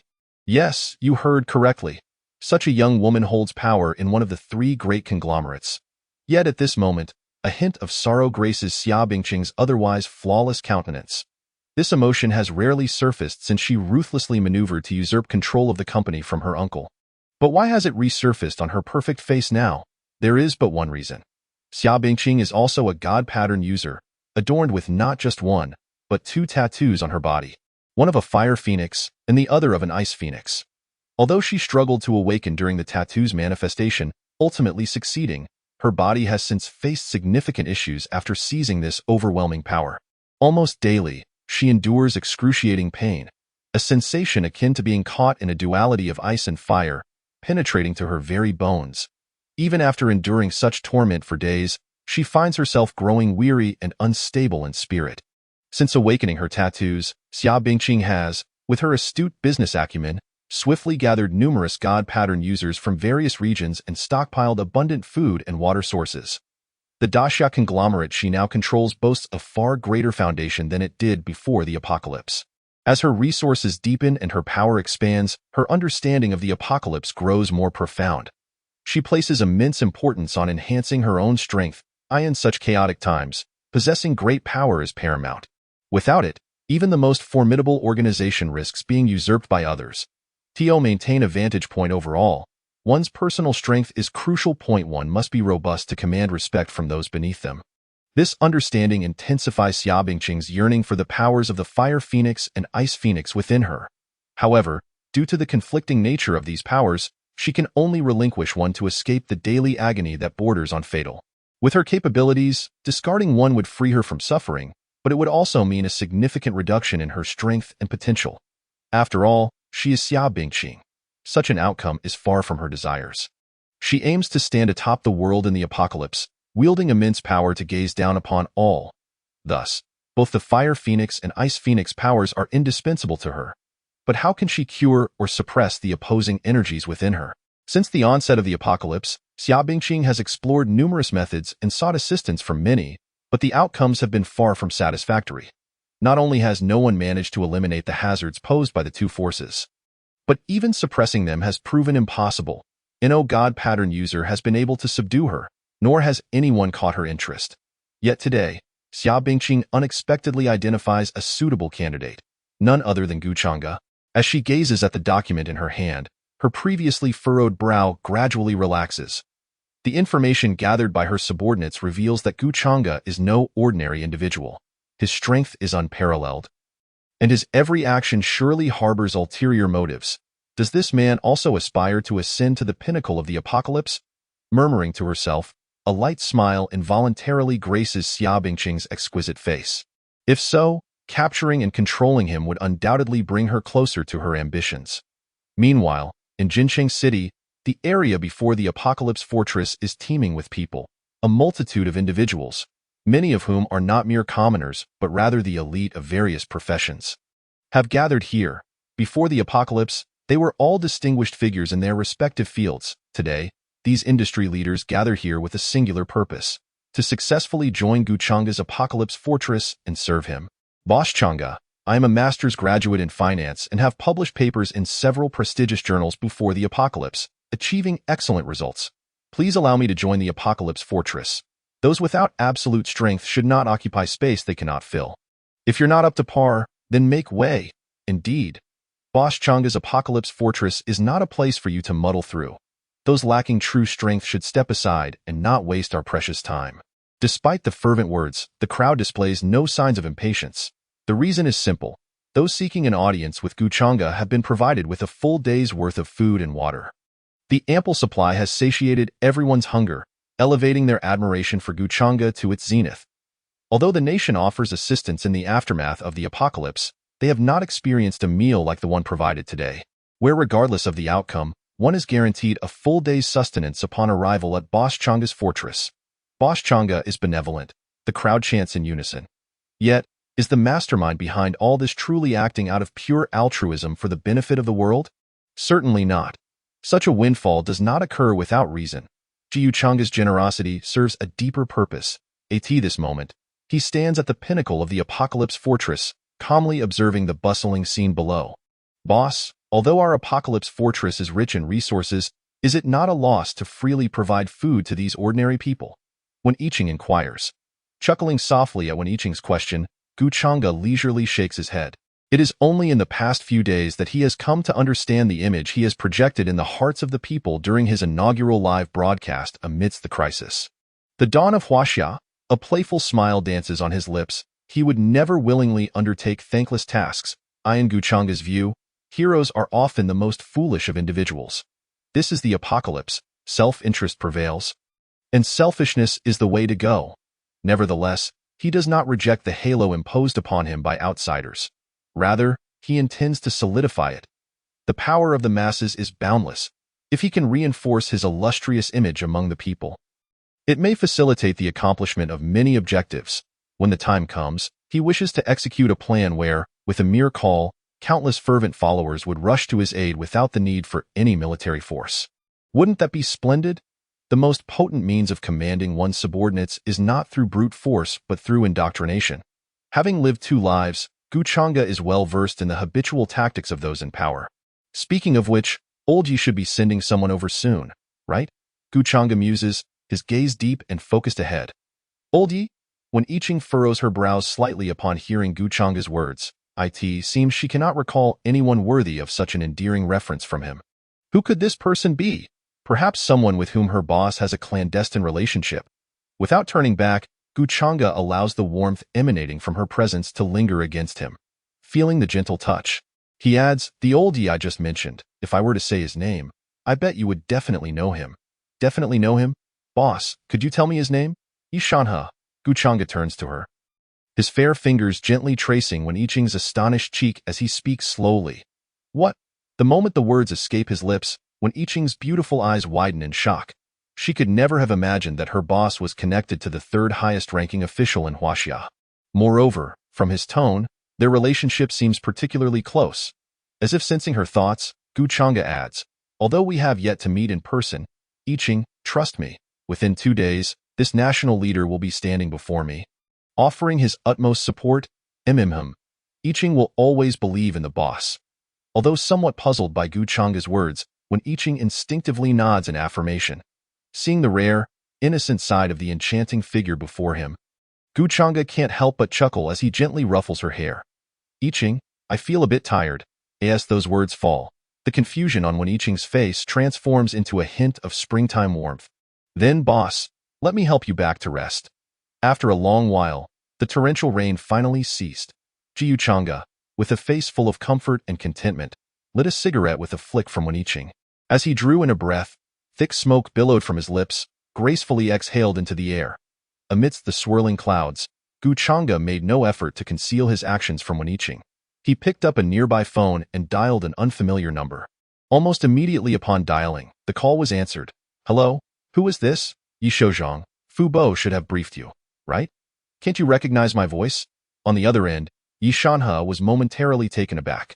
What truly astonished him was not that Gu Chang'e had acquired his private emergency contact number, but rather why Gu Chang'e had chosen to call him directly, specifically mentioning Xian Yuan's esteemed identity. Wasn't Xian Yuan's identity supposed to remain shrouded in secrecy? Furthermore, when Xian Yuan had come to Bianjing and instructed him to assist Gu Chang'e, hadn't he mentioned that Gu Chang'e was unaware of his true identity? What had changed now? After a brief pause, Yi Shanhe's deep voice returned, tinged with confusion. You are Gu Chang'e? Why are you calling me all of a sudden?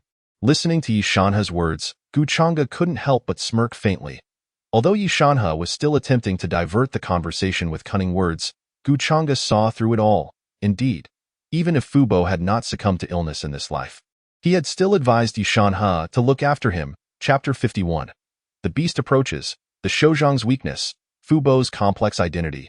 This was something Gu Chang'e had already proven in his past life. Yet, the extent of Fu Bo's mysterious identity remained unknown to Gu Chang'e.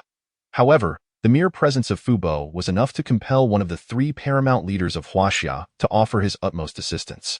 Fu Bo's identity was undoubtedly formidable.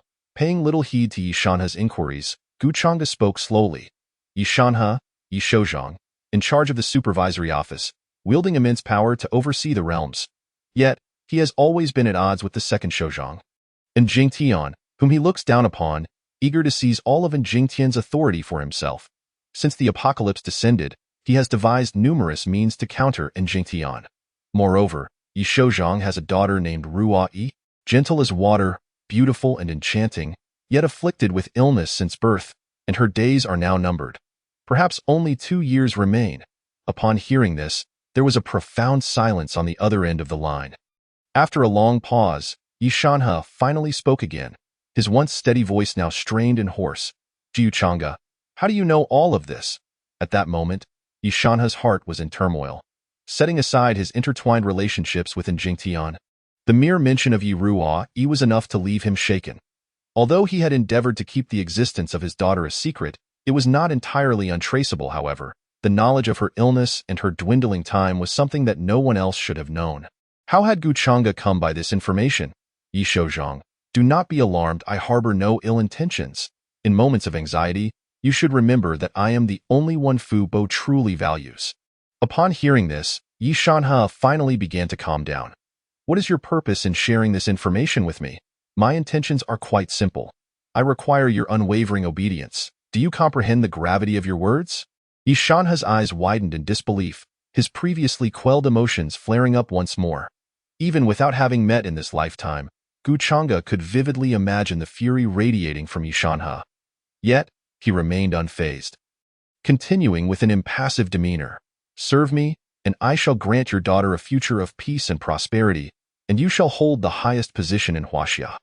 You possess a method to cure my daughter? Upon uttering these words, Yi Shanhe, who had been seething with rage, visibly calmed down. Having fought valiantly throughout his life, he had only one daughter whom he cherished dearly. Yet, this precious child was afflicted with an illness that, despite all his attempts at medical intervention, would only prolong her life until the age of 18. As one of the 3 paramount leaders of Huaxia, capable of safeguarding the nation, he found himself powerless to protect his own daughter. This was the sole source of anguish in Yi Shanhe's heart. Merely contemplating it would send pangs through his chest. Now, here was someone claiming they could heal the ailment that had plagued his daughter for 16 long years. How could this not astonish Yi Shanhe? In a world where the apocalypse had descended, where ferocious beasts roamed freely, and extraordinary individuals emerged, if anyone could assert they could heal Yi Ruai, it would undoubtedly be Guchanga. After all, since the onset of the apocalypse, the secrets Guchanga harbored were far too vast for even a power holder like Yi Shanhe to fully comprehend. As for Guchanga's offer for him to assume the role of the highest authority in Huaxia, that would require further deliberation. Believe it or not, you need only bring Ruai to the Doomsday Fortress in the coming days, and all will be revealed. Having concluded, Guchanga hung up the phone before Yi Shanhe could respond. Turning his gaze towards Wenyiqing, who stood not far away, he met her innocent, adorable blink, with a smile breaking across his face. He felt a surge of emotion and was about to rush towards her. However, at that moment, an urgent notification suddenly appeared on his wrist. It was a message from Zhang Hu. The content read, Boss. A multitude of ferocious beasts has suddenly appeared around the road we opened for the interviewees. The surge of these beasts is still within our control, but I have noticed a terrifying beast approaching rapidly, threatening our gathering at the Doomsday Fortress. Right now, we are unable to extricate ourselves, and we must rely on you to resolve this. As he scanned the message, Guchanga's eyes narrowed slightly. He was aware that a large gathering of humans would attract the attention of formidable beasts. However, even he had not anticipated that such high-level beasts would appear so quickly. With no other option, since the danger had presented itself, he had to go out and confront it. Currently, even Zhang Hu felt an immense pressure from the incoming beasts. It seemed that the approaching creatures were at least of the 3rd-tier caliber. 3rd-tier beasts did that not signify a living 3rd-tier crystal core? The explosion rate of 3rd-tier beast cores was 1 in 50. He could only hope for continued luck. Regaining his composure, Guchanga looked towards Wenyiqing. Just as he raised his gaze, he saw Wenyiqing already picking up her clothes and starting to dress herself. Before Guchanga could speak, Wenyiqing was the first to voice, Boss, hurry up. I'll warm the bed for you. As for the battle, I will prepare a live broadcast for you. All right. Nodding in agreement, Guchanga ceased his hesitation. With Wenyiqing's assistance, he donned his attire and swiftly transformed into a shadow. Dashing outside as he made his way towards the Doomsday Fortress. The sounds of battle echoed all around. Brothers, we feast on Guchanga's provisions. We drink from Guchanga's bounty. Now that our presence has attracted trouble, how can we remain here, allowing our comrades to battle the beasts alone?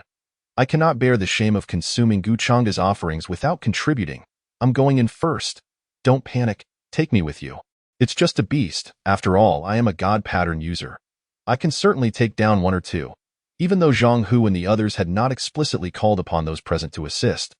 Many of the eager individuals wanting to join Guchanga voluntarily manifested their tattoos, charging into the fray to fight. Among the Huaxia men sincerely wishing to join Guchanga, none were cowards. With the help of numerous god pattern users, the stalemate between Zhang Hu and the Death Warriors was swiftly overturned. They surged forward with a thunderous momentum, launching a fierce counterattack against the ferocious beasts. First update, Chapter 52. The danger of the young man in black. Guchanga appears. Meanwhile, as Guchanga burst forth from the Doomsday Fortress, a live broadcast unexpectedly appeared on the front pages of major streaming platforms. This was Guchanga's live stream, now officially certified. With the backing of official power, his live stream was instantly flooded with hundreds of thousands of viewers, and the numbers continued to surge at an indescribable pace. The explosive growth of the viewership was not solely due to official support, but rather because of Guchanga's esteemed status in the hearts of the people across the nation. Each time they tuned in to Guchanga's broadcast, they felt a stirring of emotions, an experience they had scarcely encountered since the onset of the apocalypse. It was Guchanga's presence that instilled a glimmer of hope for life.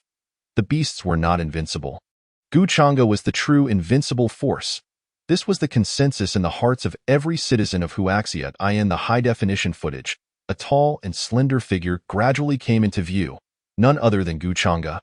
Dressed in exquisite garments that exuded nobility and grace, he instantly captivated the attention of all in Huaxia. Everyone, look, the great Guchanga has appeared. Since the great Guchanga has made his entrance. Does that mean a fearsome beast is upon us? I suspect so. After all, the great Guchanga deliberately constructed the Doomsday Fortress in that location, likely to withstand the onslaught of many beasts.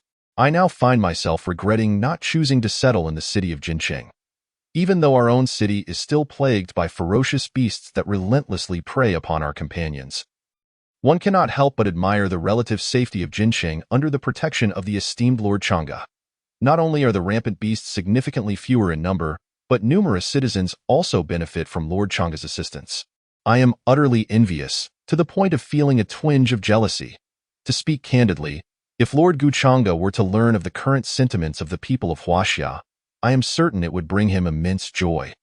These daydreamers truly possess remarkable capabilities. Originally, he constructed the Doomsday Fortress merely to provide a spacious and fertile area for Uncle Fu.as for the fact that this place serves as a thoroughfare for the ferocious beasts and the various botanical creatures entering Jincheng. That was a consideration that Guchanga did not take into account. However, even if the location of the Doomsday Fortress is indeed a gateway for these beasts and creatures, it still bears its advantages.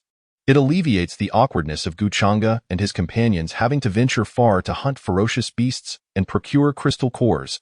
As I lifted my gaze, I witnessed numerous young men clad in black and ordinary god pattern masters engaged in fierce combat against a multitude of ferocious beasts. The black-clad assassins, having all reached the second tier of the god pattern master realm, were effortlessly overpowering the first-tier beasts. With the addition of those ordinary god pattern masters who had volunteered to join the fray. It is no exaggeration to say that the situation was overwhelmingly in their favor. It would not be long before the invading beasts would be utterly annihilated. At that point, the Doomsday Fortress would reap a bounty of resources, further enhancing their strength. Yet, amidst the chaos of battle, Guchanga exhibited no intention of intervening. He was waiting for the opportune moment. In the midst of this tumult, a sudden roar erupted from the crowd. Brothers, our idol Lord Chang'e is watching us from behind as we slay these ferocious beasts. Let us give it our all. There must be no disgrace in front of Lord Chang'e. What? Lord Chang'e is here? No way. I must unleash my true potential.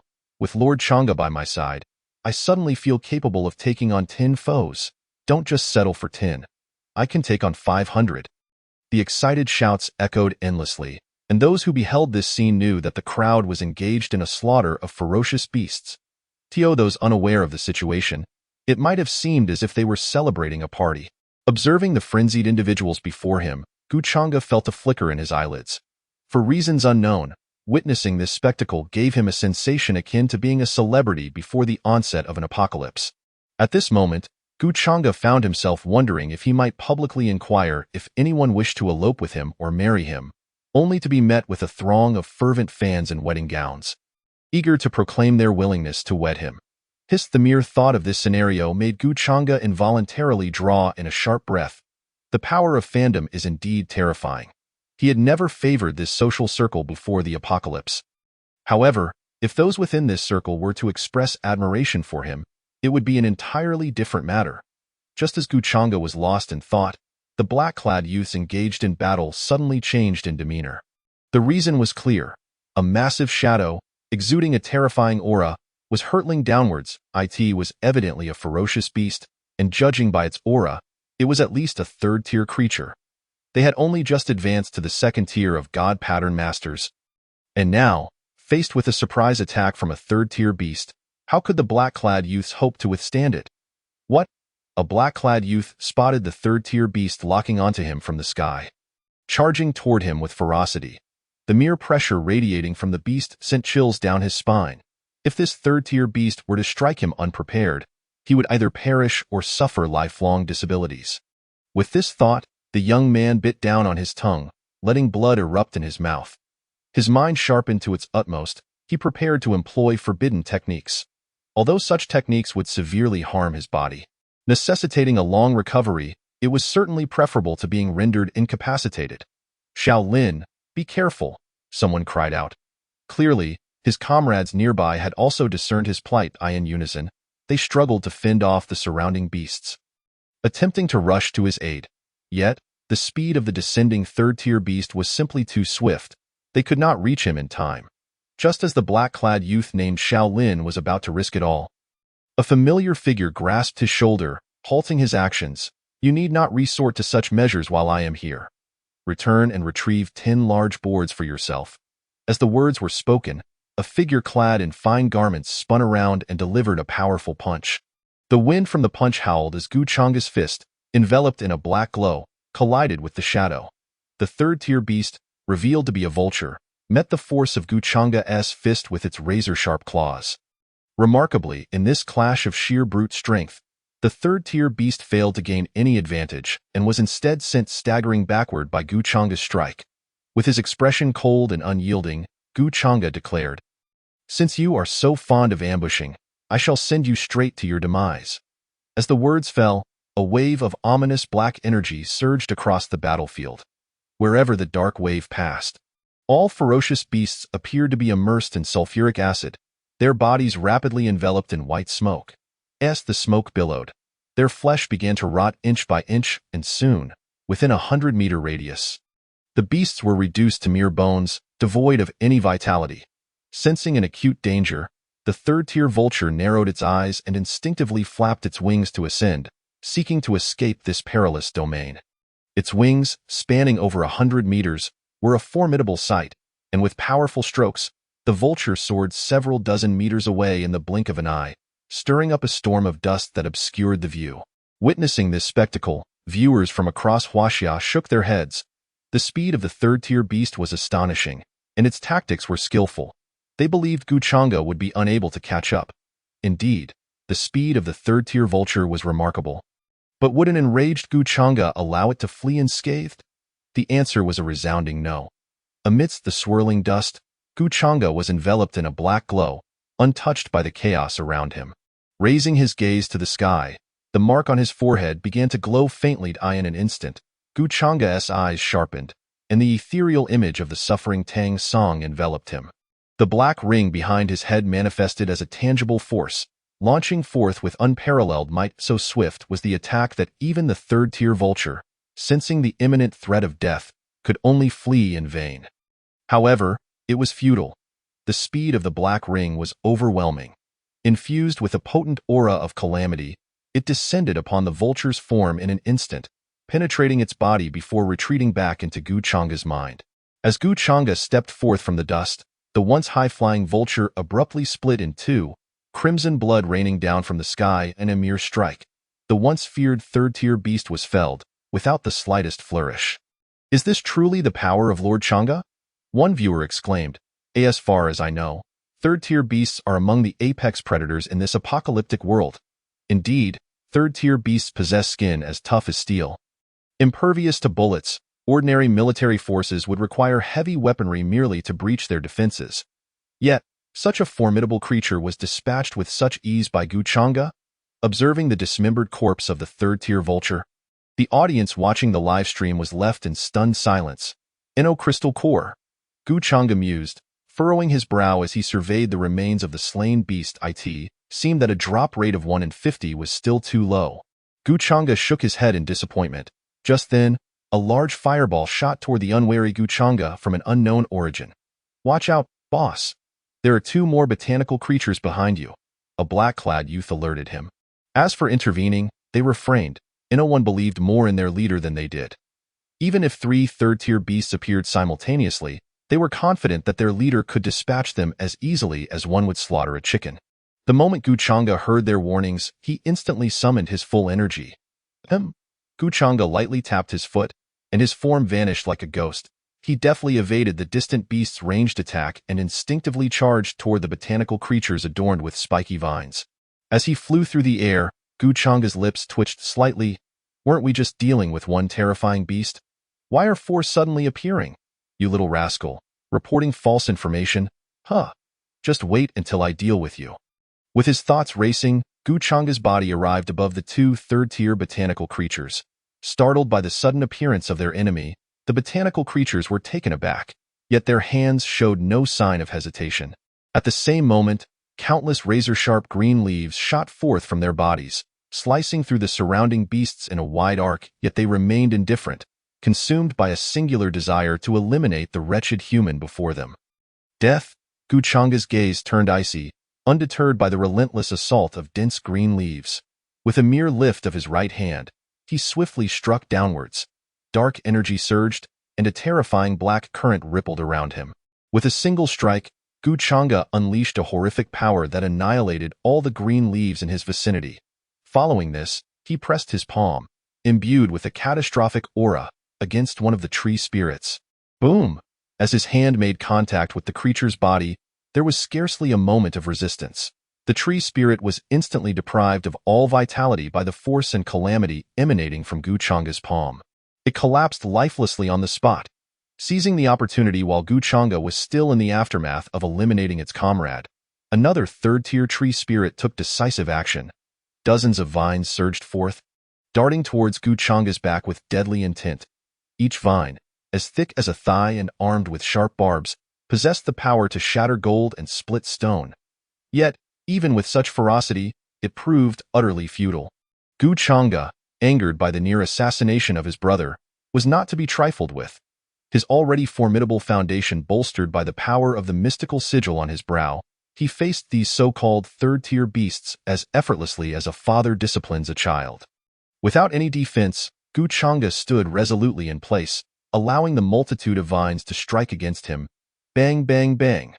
The clashing sounds of metal rang out ceaselessly as the powerful, sharp vines continued their relentless assault. Would our esteemed Guchanga emerge unscathed?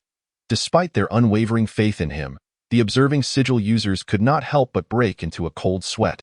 Unlike the ordinary populace, who only grasped the rudiments of knowledge in this apocalyptic era, these sigil users could truly comprehend the intensity of the tempestuous assault Guchanga was facing. To face dozens of attacking vines was one matter. Even a single vine could pierce through them with chilling ease.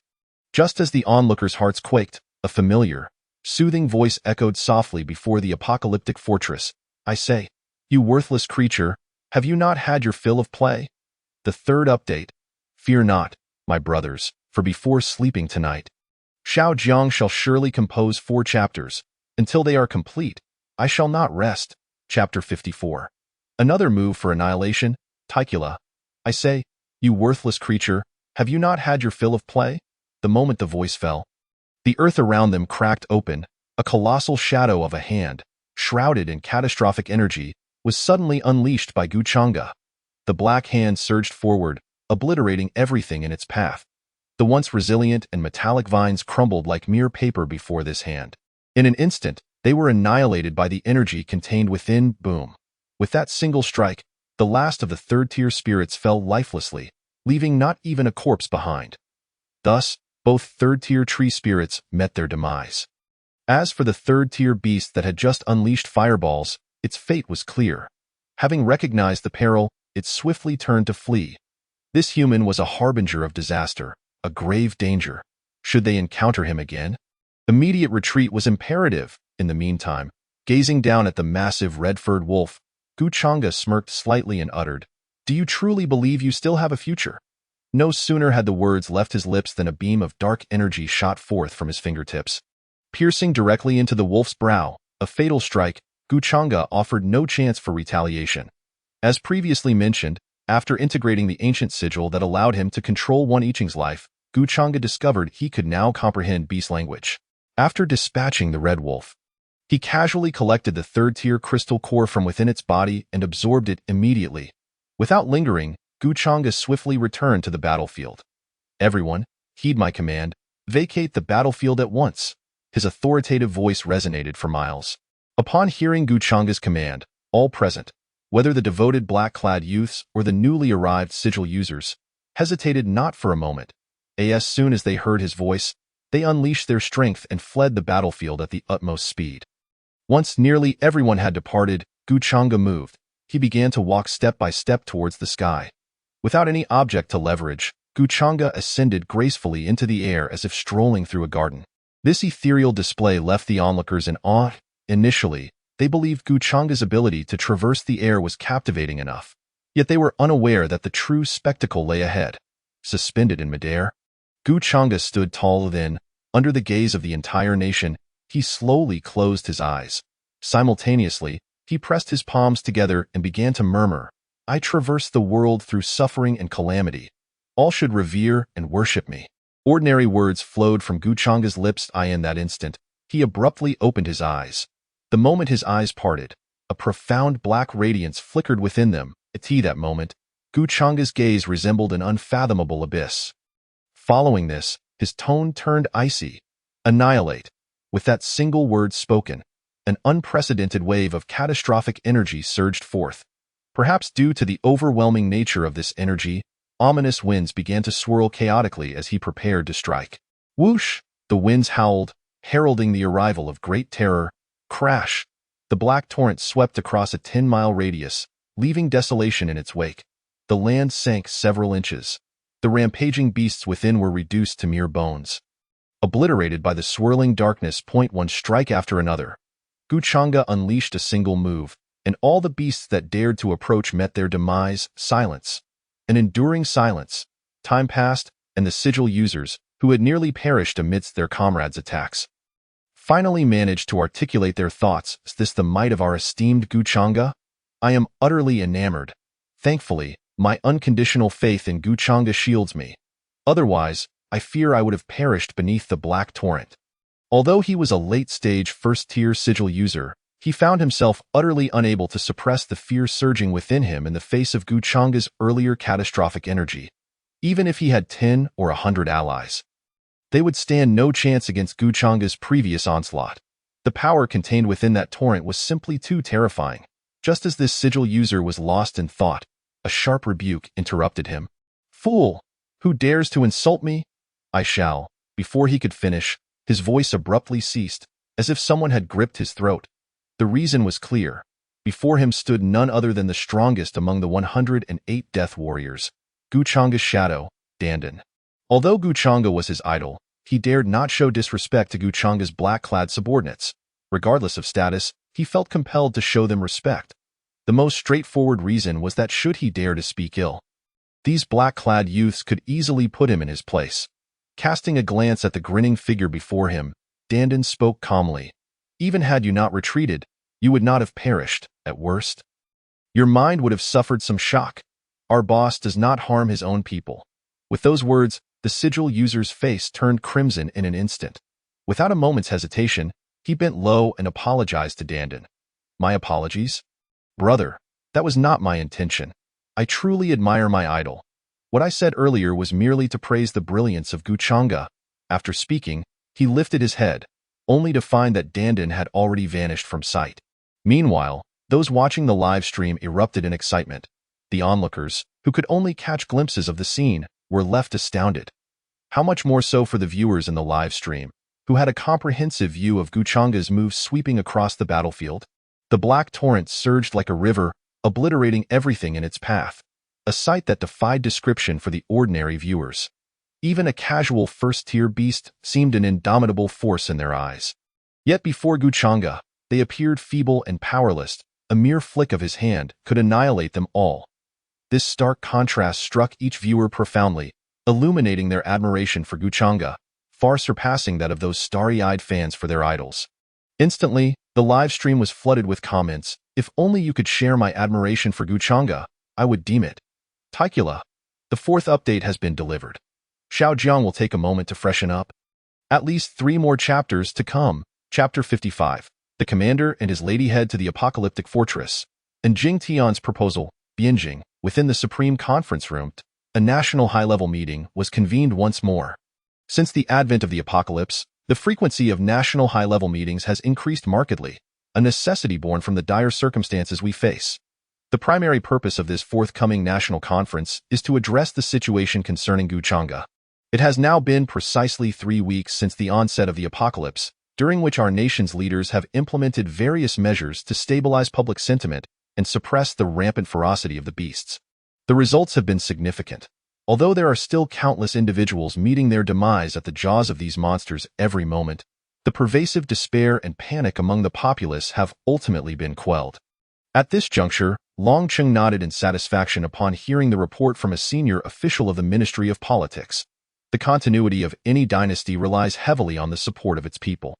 A dynasty or nation devoid of public backing is destined for extinction, a foregone conclusion. Following the report from the Ministry of Politics, senior military officials also presented their updates. Since the calamity began on the 10th day of the apocalypse, it has now been a full 11 days. In this brief span, the strength of the beasts has escalated dramatically, evolving from first tier to second tier, and today, third-tier beasts have even been sighted outside Jincheng City.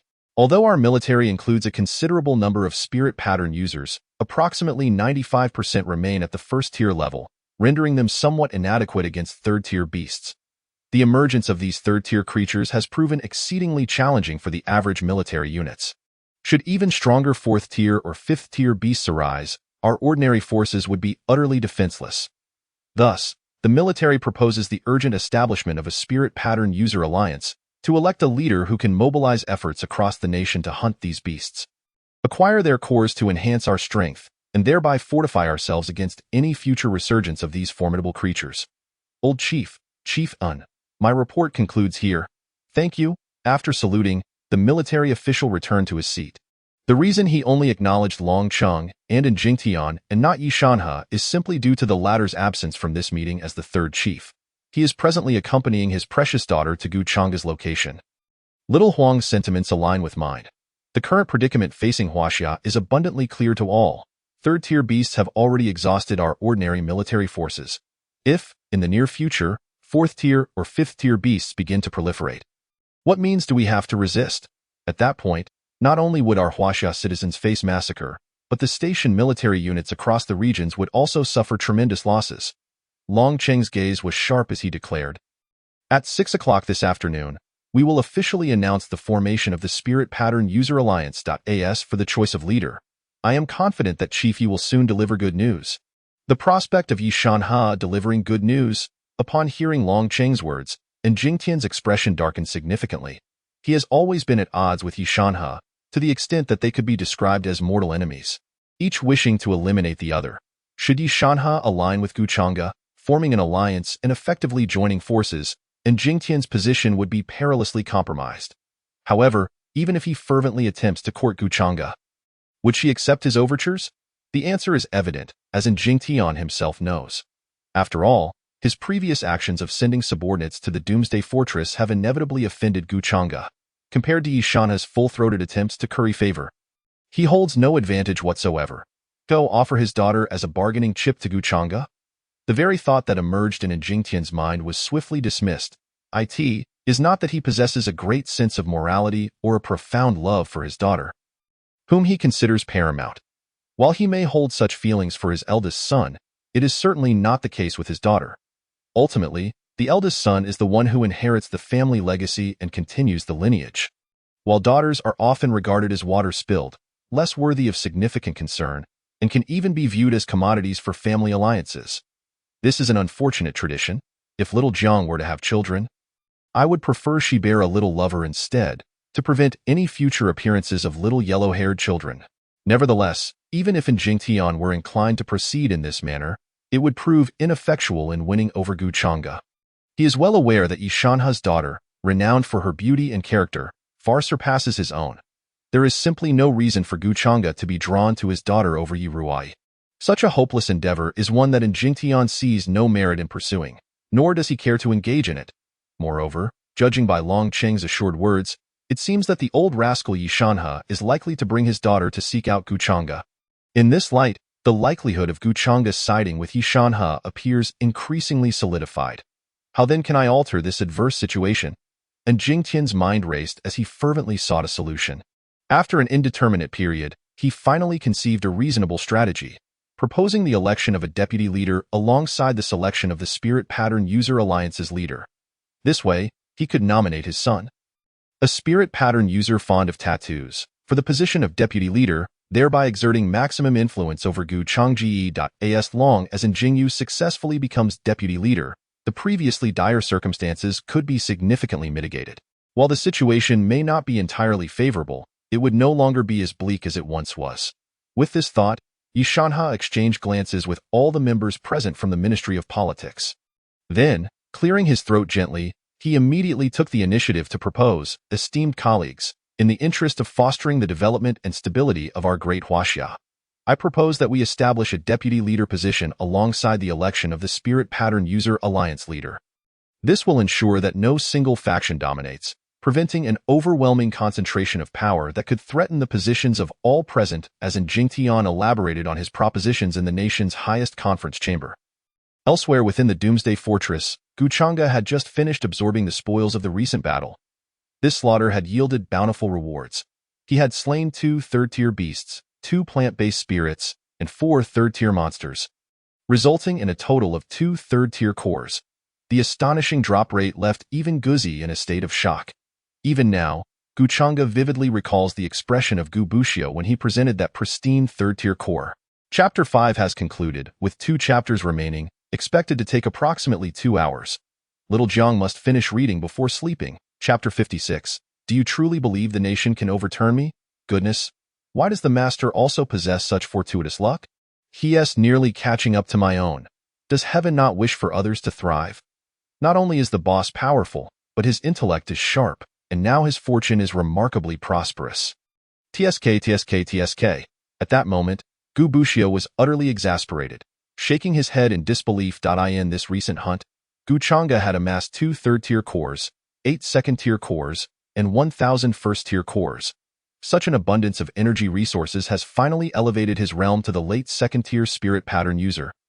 Just a step away from the pinnacle of that level, stretching comfortably, Guchanga approached the window, gazing down at the diligent workers below, a satisfied smile gracing his lips, since he commenced his 3rd live broadcast and decimated numerous beasts.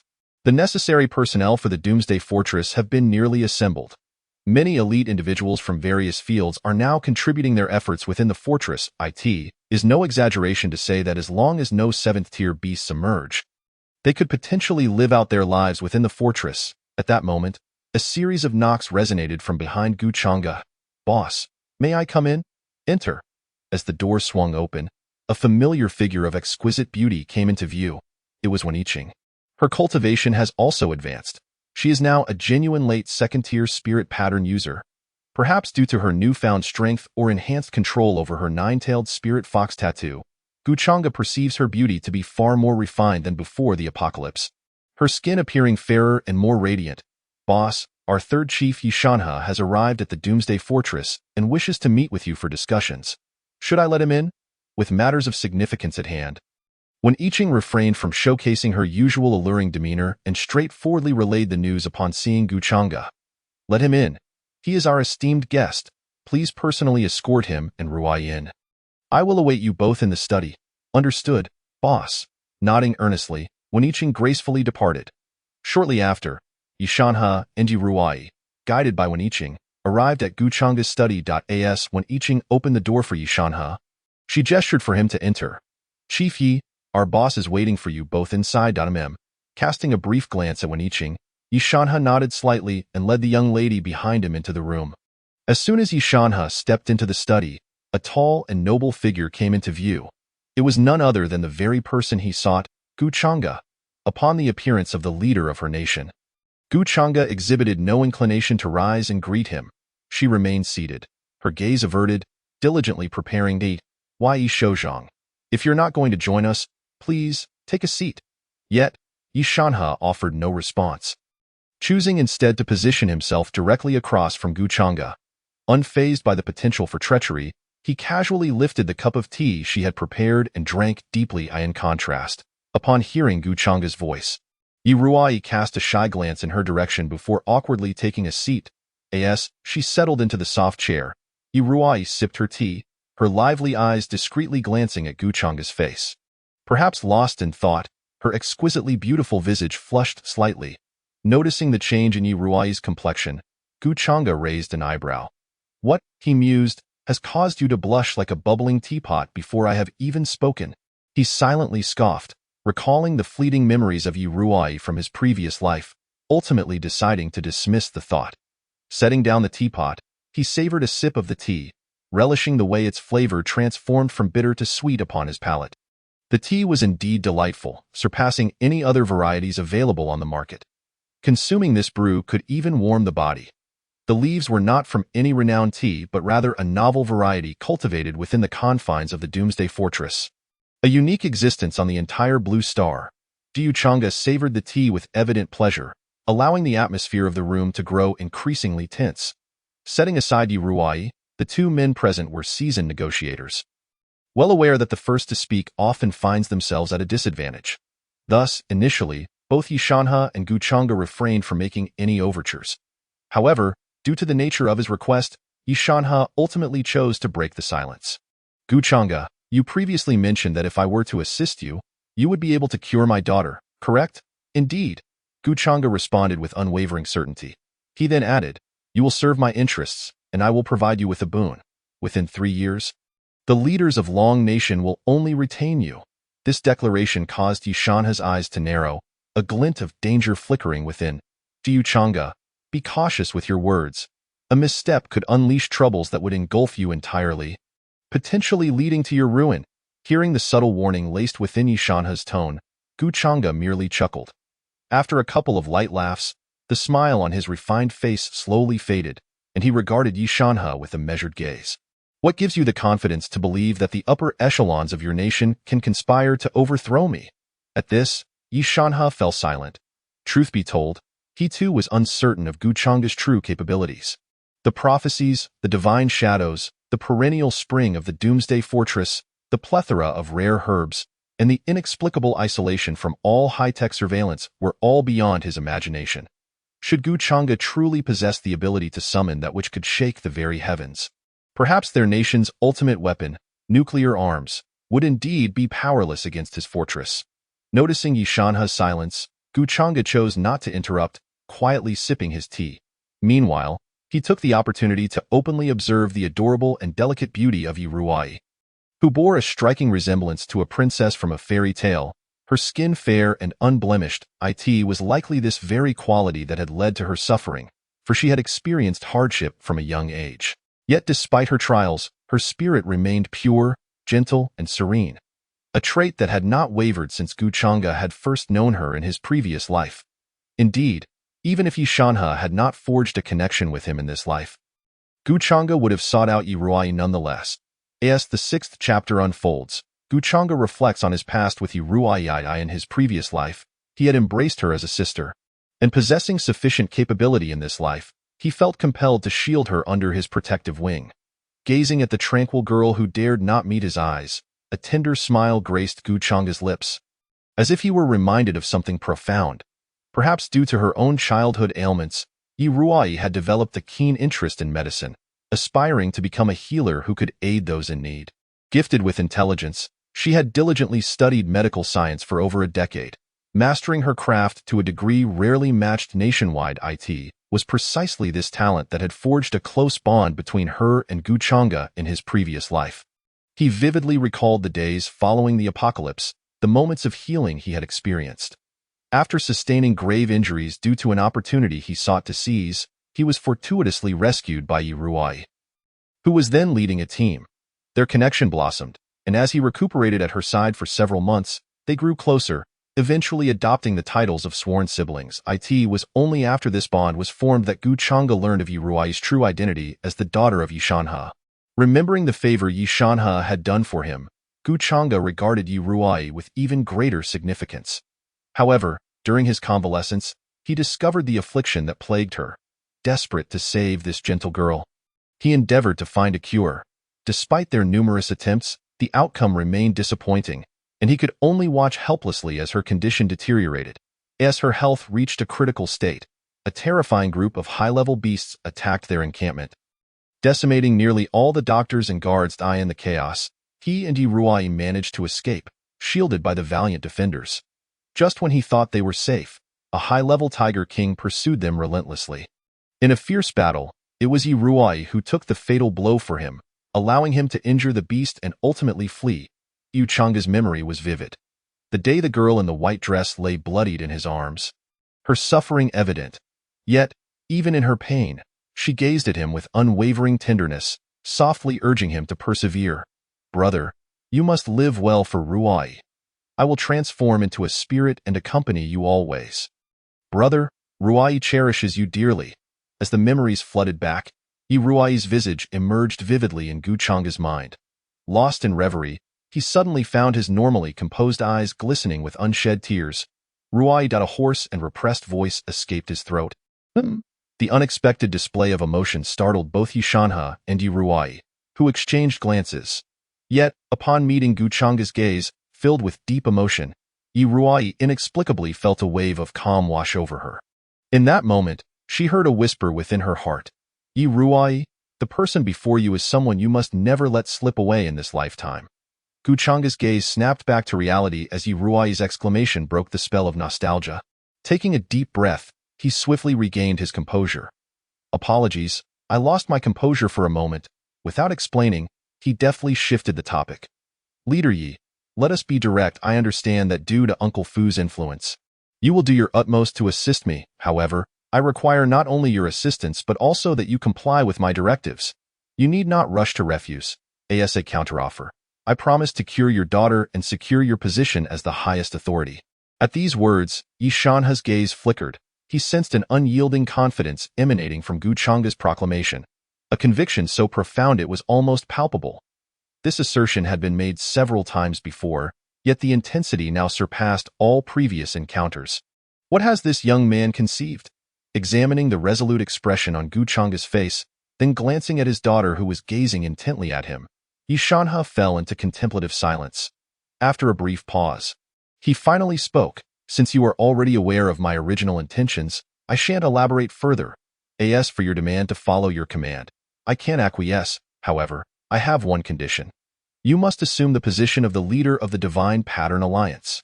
As soon as he finished speaking, Guchanga responded affirmatively. "Agreed. Let us establish the contract immediately." Without delay, Guchanga summoned the profound sigil from his brow, enveloping Yishanha in a mysterious radiance. Moments later, they both opened their eyes simultaneously. Through the power of Guchanga's ninth forbidden tattoo, they successfully forged an ancient covenant. This ancient pact was imbued with formidable binding power. Should anyone dare to breach it, they would be annihilated by the very forces of nature. Feeling the ethereal connection to the cosmos within his mind, Yishanha regarded Guchanga's countenance with a complex expression.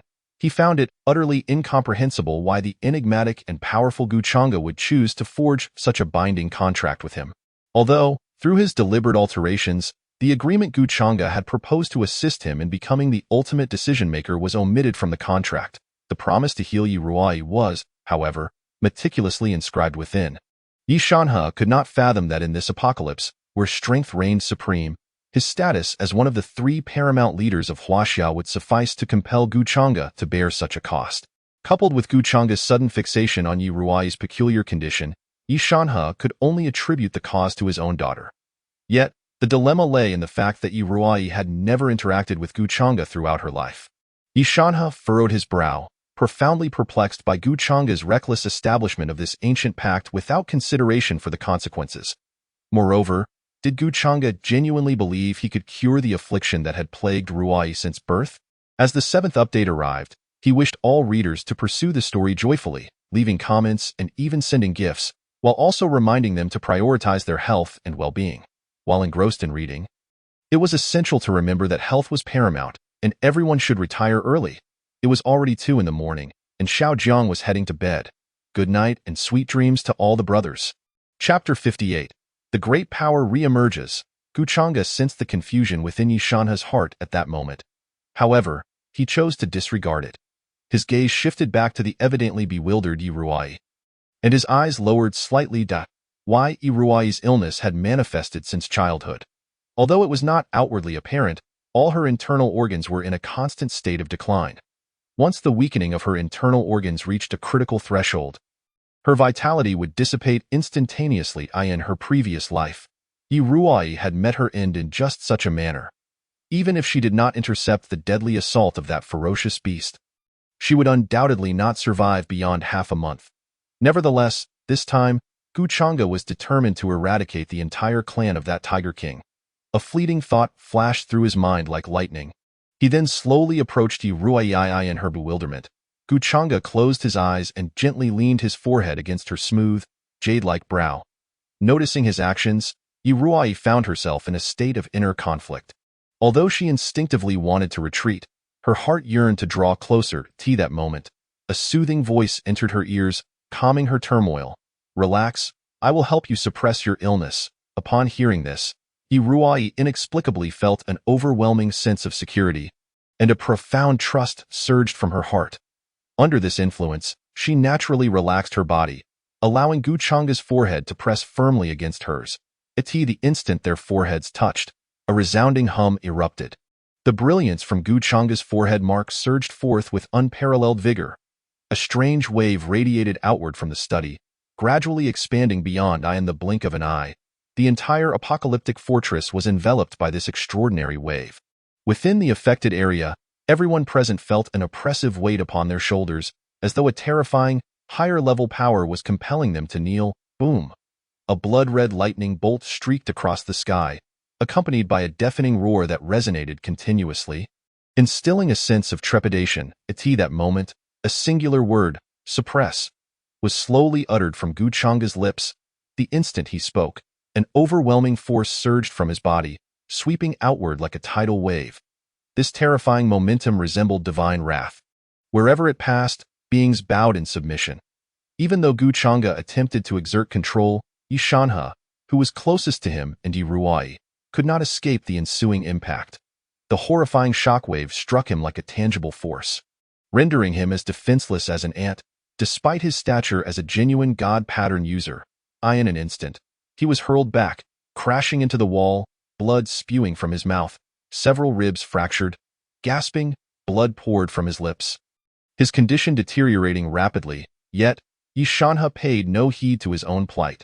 His tiger-like eyes widened, his blood-streaked face filled with horror and excitement. Could it really be effective? As he surveyed the situation, Yishanha utilized his senses to probe Iruai's condition, only to discover that under the divine light emanating from Guchanga's forehead, Iruai's previously declining health had miraculously stabilized.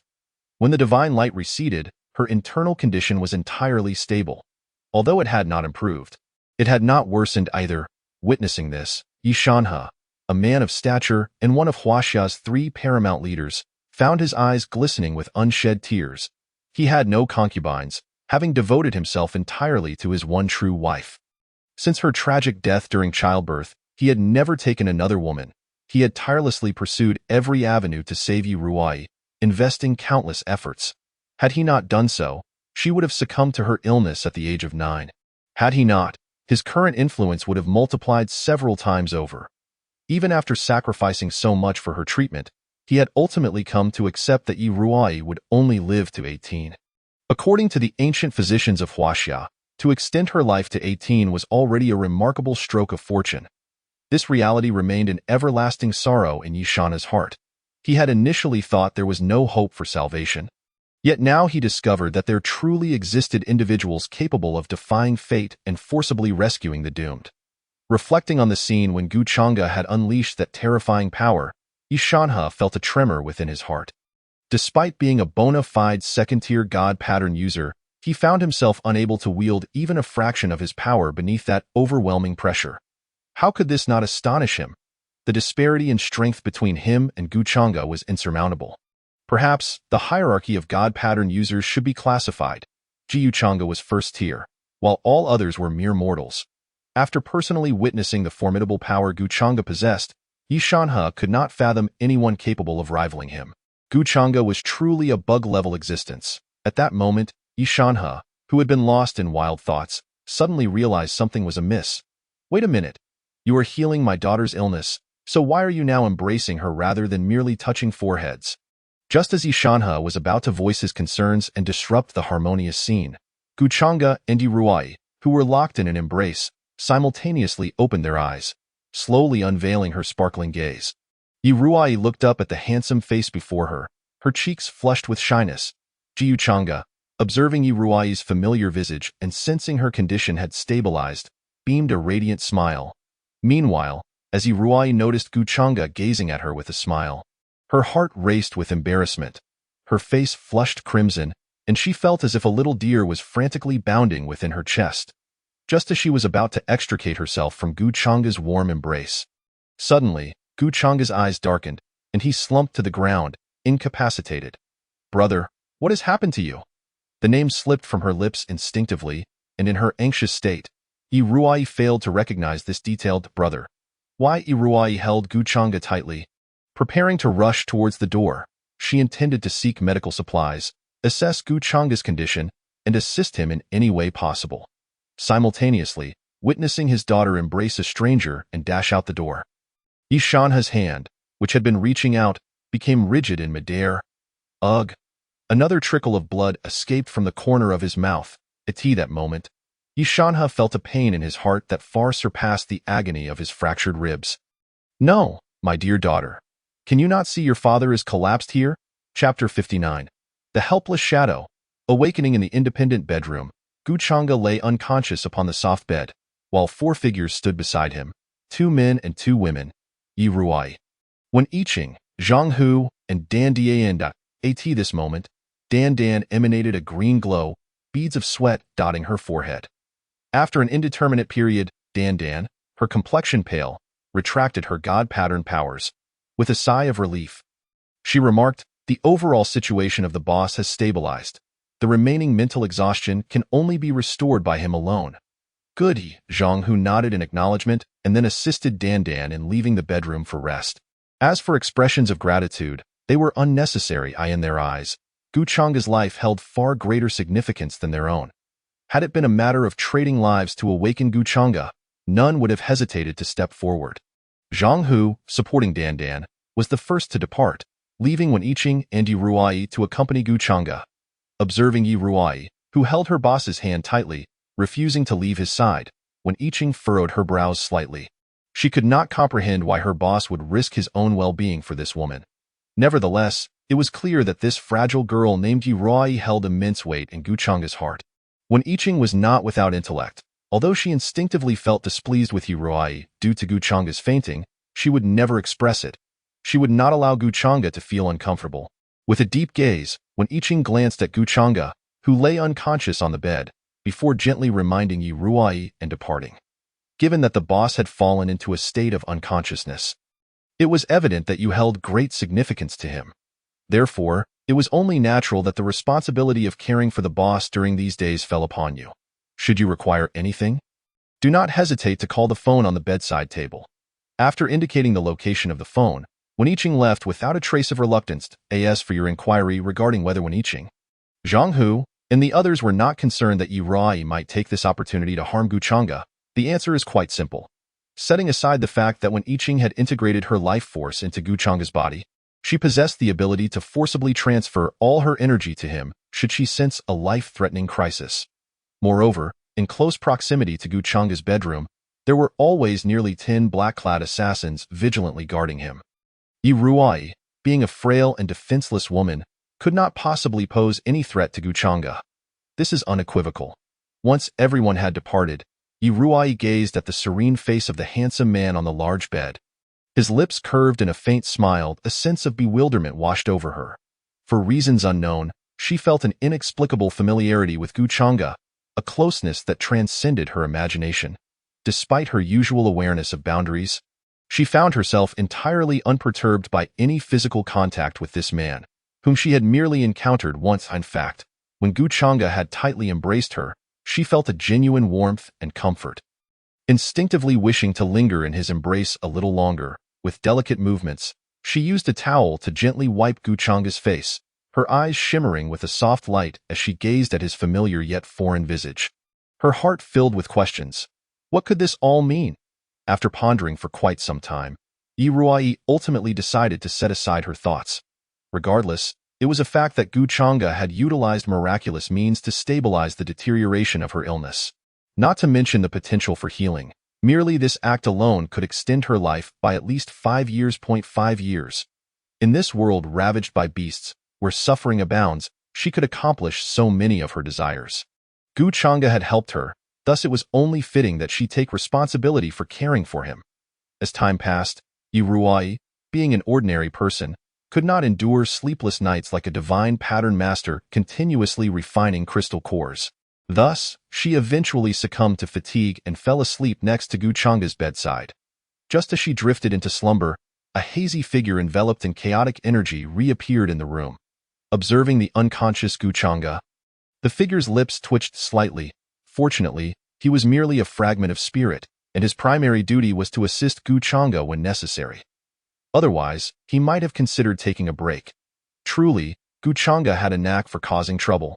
Although the mysterious mark on his brow had already imprinted information into his mind, he was well aware that in his weakened state, he could not harness the power of that mark. Yet, he chose to take the risk of mental exhaustion to forcefully utilize its power. This was indeed a sigh. The hazy figure shook his head in resignation and then pointed a finger towards Guchanga's body. A normal state of unconsciousness lasting half a month was simply too time-consuming. A single day of slumber was more than sufficient. A beam of mysterious light shot directly into Guchanga's body. As the beam entered, Guchanga's previously depleted mental strength visibly surged, quickly showing signs of awakening. Simultaneously, the hazy figure that had just intervened vanished into thin air. Before long, Guchanga fully awakened. Feeling his body restored to its peak condition, he was filled with deep confusion. What was happening? Under normal circumstances, he should have remained unconscious for at least a week. Why had he recovered so quickly? Amidst his puzzlement, his attention shifted to Ruai, who was tightly gripping his hand by the bedside. At that moment, she was sound asleep, her exquisite features combined with her tranquil demeanor making her incredibly captivating. It was such a pure sight, a truly healing image to behold. He reached out to gently ruffle Ruai's hair and lifted her into the large bed. Sleep well, in this life, I shall clear all obstacles for you, he murmured softly, tucking her under the covers before exiting the bedroom. Upon leaving the bedroom, Guchanga immediately noticed when Iching and Zhang Hu waiting outside. Boss, you're awake? They exclaimed in unison, their faces alight with joy. They had anticipated that their boss would take a long time to awaken, never expecting it to be so swift. Is Dandan resting? Guchanga inquired. Yes, boss, Dandan has exhausted some energy and has gone back to absorb the crystal core. Zhang Hu replied, that's good. Guchanga nodded and continued. Take me to meet Yishan He. Certainly, boss, he has just been healed by us and is currently enjoying tea in the study. As they walked, when Iching hesitated several times, clearly wanting to speak but holding back, Guchanga, noticing this, smiled slightly and asked, Iching, are you wondering what my relationship with Ruai is? Boss, that's not what I meant. You don't need to explain your personal relationships to me. Before when Iching could finish her sentence, Guchanga interrupted, that little girl Ruai is merely my sister. Who's he? Iching, you should treat her as a sister as well. Once she awakens, you can take her to work in the medical department of our doomsday fortress. Boss, since Ruai is your sister, then she is naturally our sister too, Zhang Hu suggested earnestly. In that case, there is no need for her to learn those cumbersome skills. Zhang Hu assumed that Guchanga was concerned about them being overly cautious. However, having grown up together, Guchanga understood Zhang Hu's intention. With a light chuckle, he asked, Huzi, do you think Ruai is utterly incapable, a typical delicate rich girl, merely a pretty vase? Isn't that the case? Zhang Hu scratched his head foolishly. While delicate may be true, calling her a vase is absolutely not, Guchanga replied earnestly. You have no idea how far Ruai has progressed in the field of medicine. If Dandan's Huatua tattoo were on Ruai, its healing abilities would be enhanced several-fold in her hands. Zhang Hu gasped in astonishment at Guchanga's words. He could hardly believe that the only daughter of a high-ranking official could achieve such abilities in a decadent environment. Gu Chang's statement was tantamount to declaring that Yi Ruai's medical skills were on par with the esteemed national physicians of the day. Although Zhang Hu was unsure of how Gu Chang'e acquired a sister, it was evident that anyone associated with him was indeed formidable. Was this not the proverbial lesson that one should not judge a book by its cover? When Yi Qing's eyes sparkled with intrigue as well. For the infrastructure of their doomsday fortress was nearing completion, with only the medical aspect still lacking. If Yi Ruai truly possessed the abilities Gu Chang'e described, the foundation of their fortress would be fully established. A self-sufficient, everlasting steel bastion. Just the thought of it was exhilarating. Zhang Hu, still in shock, watched as Gu Chang'e entered the study alone. Upon entry, Gu Chang'e was met with the resentful gaze of Yi Shanhe. "Old Yi, you still endure quite well, don't you? After so many broken ribs, you're back to being lively in no time." "Old Yi?" Yi Shanhe showed no resistance to Gu Chang'e's familiar address. After all, they were in the same boat now, and a closer relationship could only be beneficial. "However, your last remark seems somewhat lacking in tact, doesn't it? Not to mention, my ribs were broken by you. Regarding the speed of recovery, I doubt anyone could surpass you." After sipping some tea, Yi Shanhe inquired, "Gu kid, where is my Ruai? Isn't she supposed to be taking care of you?" "What do you mean, Ruai?" "She's sleeping on my bed," Gu Chang'e replied nonchalantly as he reached for his cup. "What? You say my Ruai is sleeping on your bed? Bam." Yi Shanhe slammed the tea table, rising abruptly, his face flushed with fury as he glared at Gu Chang'e. His rugged, bearded face, combined with his current rage, made him resemble a lion ready to pounce. The teacup in Gu Chang'e's hand tipped over due to the sudden tremor, spilling tea everywhere. However, he remained unperturbed. Raising his gaze to meet Yi Shanhe's, Gu Chang'e quickly realized the ambiguity in his previous statement. Just as he was about to clarify, the once furious Yi Shanhe suddenly sighed, returning to his seat with a look of resignation. "You little rascal, the boat has already sunk. What do you propose we do now?" Yi Shanhe's piercing gaze fixed intently on Gu Chang'e. Contrary to the expected wrath, he remained unervingly calm. This was not due to Yi Shanhe's lack of concern for his daughter. Yi Shanhe was acutely aware that with the impending apocalypse and the rapid increase in the strength of the ferocious beasts, the world's order would inevitably face collapse. At that time, it would not only be China that would be affected, nor would it merely be a matter of the ferocious beasts. The entire world would descend into chaos, as humanity would fight fiercely amongst themselves for resources and territory. Given his position, he was deeply concerned that his defenseless daughter would be easily harmed in such a tumultuous world. In this end time, personal strength was of paramount importance. Despite being one of the three prominent leaders of China, Yi Shanhe lacked confidence in his own extraordinary abilities. In contrast, Gu Chang'e was recognized as the strongest among the people nationwide.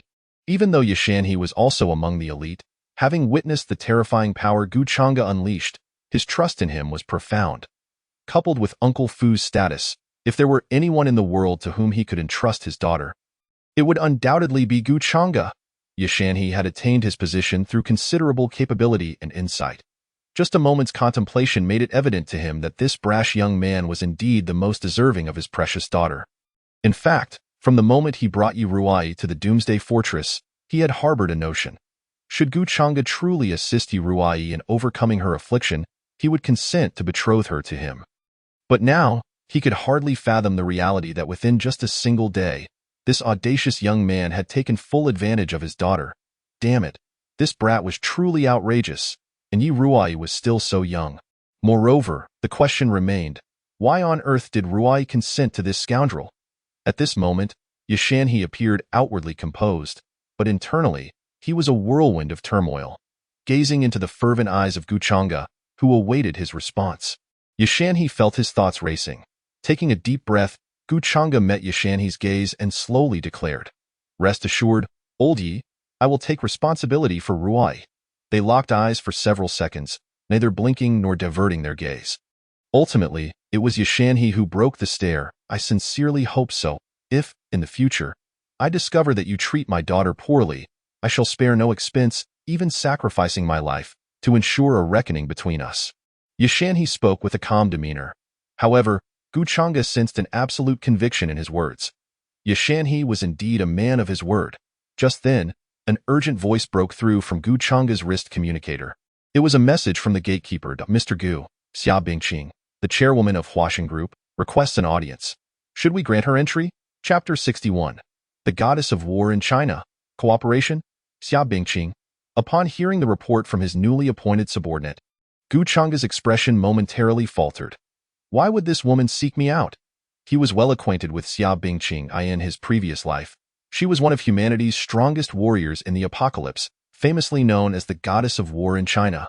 Possessing formidable combat prowess, an icy demeanor, and an appearance that could captivate nations, she had undoubtedly captured the hearts of countless male warriors during the latter stages of the apocalyptic era, of course. Gu Chang'e was not one of them in his previous life. Having ascended to the king's rank, he had no lack of female companionship and had indulged with many exquisite women. During the tumultuous latter days of the apocalypse, women had become the least valuable commodity. As long as one possessed sufficient resources and formidable strength, countless goddesses, eager for attention, would vie for the opportunity to share a bed. While these women could not compare to Xia Bingqing, it did not imply that she would elicit an uncontrollable desire from Gu Chang'e. However, if Xia Bingqing were to offer herself freely, he would not shy away from the prospect of indulging with her. After all, what man would refuse the chance to savor the beauty of an unparalleled woman?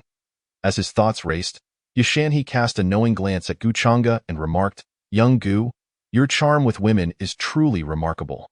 In today's world, where polygamy was not uncommon," he added, "but do remember the promise you just made to me, your future father-in-law." With that, without waiting for Gu Chang'e's response, he finished his tea and strode purposefully out of the study.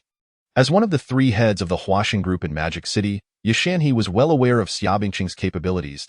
The woman who had climbed to such heights at a young age possessed cunning and skill beyond the imagination of ordinary individuals. However, Yashanhe harbored no fears of Gu Chang'e coming to harm. After all, a young prodigy who could maintain the upper hand in conversation with him could hardly be outmatched by a mere woman. Or so he believed. Watching Yashanhe depart, Gu Chang'e recognized that he had been misunderstood in some aspects. Yet, he was too indifferent to clarify. One misunderstanding was already enough, and adding another seemed inconsequential. As he walked along the lush, fragrant paths of the Doomsday Fortress, Yashanhe happened to brush past Xia Bingqing. The two exchanged a knowing glance before silently continuing on their respective paths. Upon seeing Xia Bingqing, Yashanhe felt no stirrings within. After all, Gu Chang'e was now a public figure, revered throughout China and the world, making his presence in such a gathering place entirely reasonable. Yashanhe was unconcerned, but Xia Bingqing was another matter. Who was Yashanhe? One of the three prominent leaders of China, with immense power stemming from his oversight of a vast organization. It was unthinkable that he would be here. Was it possible that the Chinese government was seeking to collaborate with Gu Chang'e? Realizing this, Xia Bingqing felt a tightening in her chest, quickening her pace. A few minutes later, a graceful figure knocked on the door of the study. "Enter." With that warm voice, Xia Bingqing promptly pushed the door open. "Gu Chang'e, it is a pleasure to meet you." Approaching Gu Chang'e, Xia Bingqing confidently extended her hand. Seeing her initiate the handshake, Gu Chang'e reciprocated without hesitation, even giving her hand a gentle squeeze. Cold, delicate, and soft. This was the sensation Xia Bingqing's hand imparted to Gu Chang'e. Feeling Gu Chang'e's subtle gesture, Xia Bingqing instinctively wanted to say something. "What is it, Ms. Xia?" But upon meeting Gu Chang'e's innocent expression, she ultimately swallowed her words. "It's nothing." Xia Bingqing waved her hand dismissively. Gazing at the enchanting woman before him, Gu Chang'e felt a flicker of light in his eyes. It was an acknowledgement of Xia Bingqing's beauty, as well as a reminiscence of his past life. At that moment, Xia Bingqing adorned herself in a form-fitting dress that accentuated her exquisite collarbone and smooth, fair skin, making her irresistibly alluring to the male gaze. Unfazed by Gu Chang'e's unabashed stare, Xia Bingqing casually swept her long hair behind her back, allowing him to admire her figure in her mind. She believed Gu Chang'e was captivated by her beauty. The truth was, while Gu Chang'e indeed appreciated Xia Bingqing's allure, his unwavering gaze was more deeply rooted in the memories of his past life. The recollections involving Xia Bingqing were far from pleasant in her former life as the goddess of war in China. She wielded the formidable powers of the Fire Phoenix and Ice Wind tattoos, rendering even the strongest adversaries powerless. Ironically, Gu Chang'e was among those who had faced her. Moreover, he had a rather embarrassing history with her. During an expedition, He had inadvertently smacked her backside, leading to a series of violent encounters whenever she crossed paths with him. To make matters worse, in his previous life, Gu Chang'e had been utterly powerless to retaliate. A source of deep humiliation, the indignities of his former life would surely be avenged in this one. He yearned to publicly subdue this proud and formidable woman, and the thought alone brought a smile to his lips. Clearing his throat and calming his mind with a sip of tea, Gu Chang'e resumed his composed demeanor. "Miss Xia, may I ask what brings you such a great distance to seek me out?" Observing Gu Chang'e's sudden shift to a serious demeanor, Xia Bingqing, who initially thought him to be a roguish character, was momentarily taken aback. However, she quickly resumed her smile. "Mr. Gu, I have come specifically to discuss a significant collaboration." "Collaboration?" Gu Chang'e feigned confusion. "Yes, indeed. If you, Mr. Gu, agree to partner with our Huaxing group, it would be exceedingly easy for us to grow and become a dominant force in this apocalypse, even swallowing up surrounding factions in one fell swoop." Xia Bingqing's voice was resolute, her gaze fixed intently on Gu Chang'e as she inquired, "What do you think of my proposal, Mr. Gu?" Chapter 62. Master. The trembling Xia Bingqing. A faint smile adorned Xia Bingqing's exquisite visage. She was captivating, yet, in the presence of such a commanding aura, Gu Chang'e remained unfazed. He was not a foolish dog driven by lust. In terms of unparalleled beauty from his past life, Wen Yiqing was no less than her. Even in terms of mere appearance, Yi Ruai surpasses her by several degrees, not to mention Yi Ruai's soft, adorable, and gentle demeanor. Xia Bingqing, with her excessively domineering persona, pales in comparison. The current demeanor Xia Bingqing displays is merely a result of her forced restraint to achieve her objectives. Were she to abandon this restraint, her icy countenance would evoke the impression that one had just slain her parents. After all, having endured numerous beatings, Xia Bingqing's true nature is better understood by Gu Chang'e than by her own self. However, at this moment, Xia Bingqing's ambitions extend far beyond a simple desire for collaboration with him. Gu Chang'e's lips curled into a faint smile as he remarked, "Not particularly." Upon hearing this, Xia Bingqing's delicate brows furrowed momentarily before swiftly returning to their usual state. "Mr. Gu, do you believe our Huaxing group is unworthy? To speak candidly, our Huaxing group has already assimilated a substantial portion of the power within the entirety of Modu.at this pace, within half a year. The entire Modu will be at the mercy of our Huaxing group. Subsequently, our influence will extend to the surrounding provinces, and our power will continue to expand relentlessly." Gu Chang'e paid no heed to Xia Bingqing's assertions. And after she finished speaking, he took a sip of his tea and slowly replied, "Ms. Xia, according to your plan, should I agree to collaborate with you, would it not be incumbent upon me to resolve the conflicting energies of the two tattoos within you due to the alliance?" The moment these words were uttered, the previously composed demeanor of Xia Bingqing underwent a stark transformation. Her enchanting phoenix eyes fixated on Gu Chang'e as she questioned in a grave tone, "How do you know about this?" As her cold voice resonated, an ominous aura began to emanate from her being. "Is it necessary for me to disclose this to you?" In the face of Xia Bingqing's oppressive aura, Gu Chang'e remained unfazed, his expression unchanged. 3 seconds later, he lowered his gaze and took another sip of tea. He then cast a cold glance at the kneeling Xia Bingqing. The mark on his forehead began to glow, and the boundless divine power concealed within surged forth like a volcano erupting, overwhelming the air with a pressure so immense that it rendered it as viscous as water, mercilessly trampling down upon Xia Bingqing's increasingly agitated form. Boom! The two energies clashed violently. Without a moment of stalemate, the might unleashed by Gu Chang'e swiftly obliterated Xia Bingqing's gathered strength. Centered around Xia Bingqing's jade-like legs, the floor shattered in layers. Bang! Under the oppressive force of Gu Chang'e, Xia Bingqing was sent hurtling backward, her garments torn in multiple places, revealing tantalizingly smooth-skinned.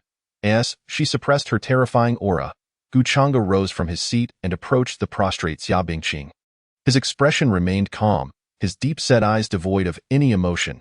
He extended his hand, firmly grasping Xia Bingqing's slender neck. With a powerful grip, he lifted her effortlessly.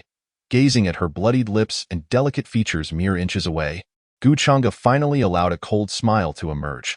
"Xia Bingqing, who do you think you are? Do you believe that just because you possess a wealthy conglomerate, you can wield power and employ any means necessary to obtain what you desire?" Regrettably, in this world, strength reigns supreme, and I am the man you shall forever look up to. If you have needs and require assistance, then you must adopt a humble attitude. If you can kneel and refer to yourself as a servant, I might consider extending my help." Before he could finish, a furious voice interrupted him. "You bastard, you wish for me to call myself a servant? You dare. If you have the audacity, then kill me."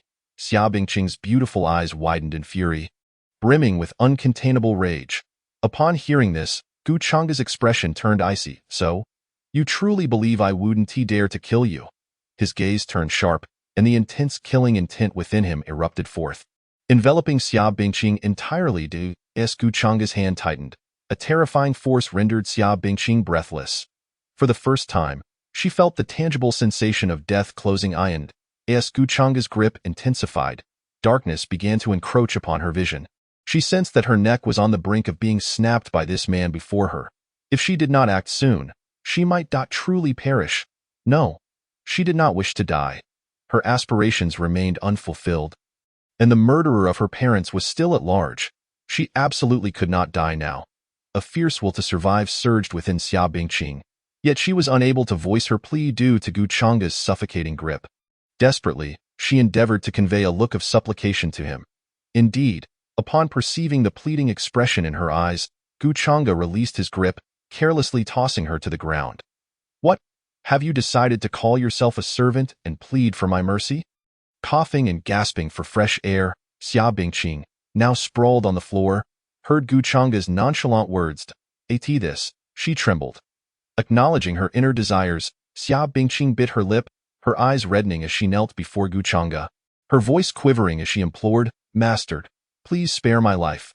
At this moment, Xia Bingqing dared not hope for Gu Chang'e to help her eliminate the conflicting energies of her tattoos.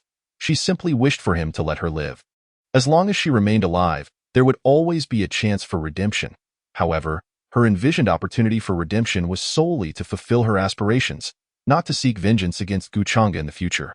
Just as he had stated, Gu Chang'e might indeed be the man she could only ever look up to. This man was shrouded in mystery, and the power he displayed was far beyond what had previously been revealed in front of others, such as the martial Saint Guan Yu or the suffering Tang Song. Merely a fragment of his aura rendered her own proud fire phoenix and ice phoenix unable to rise, filling her with a sense of submission. What does this signify? It is no exaggeration to say that, including the powers of the tattoos within her, the so-called martial Saint Guan Yu or the suffering Tang Song were not even worthy of carrying his shoes in the face of such overwhelming strength. Chapter 63. Awakened in shock from deathbed, the villain turns out to be myself? Master, please spare my life.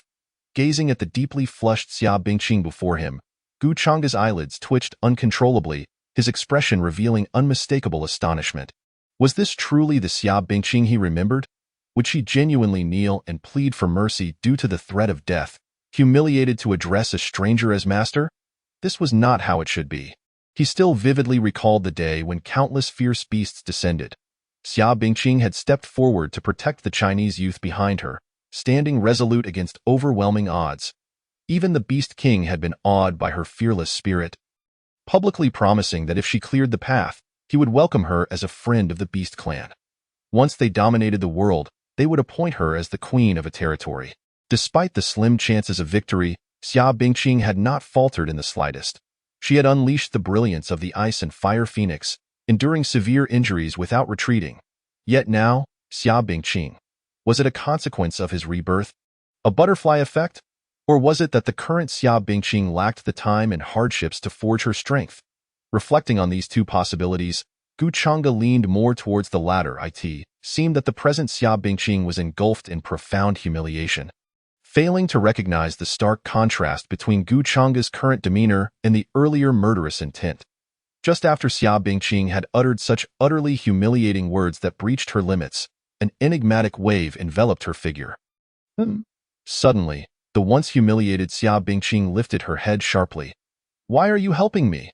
Meeting the gaze of the handsome yet cold face before her, Xia Bingqing's exquisite features were marred with confusion, as the mysterious energy enveloped her.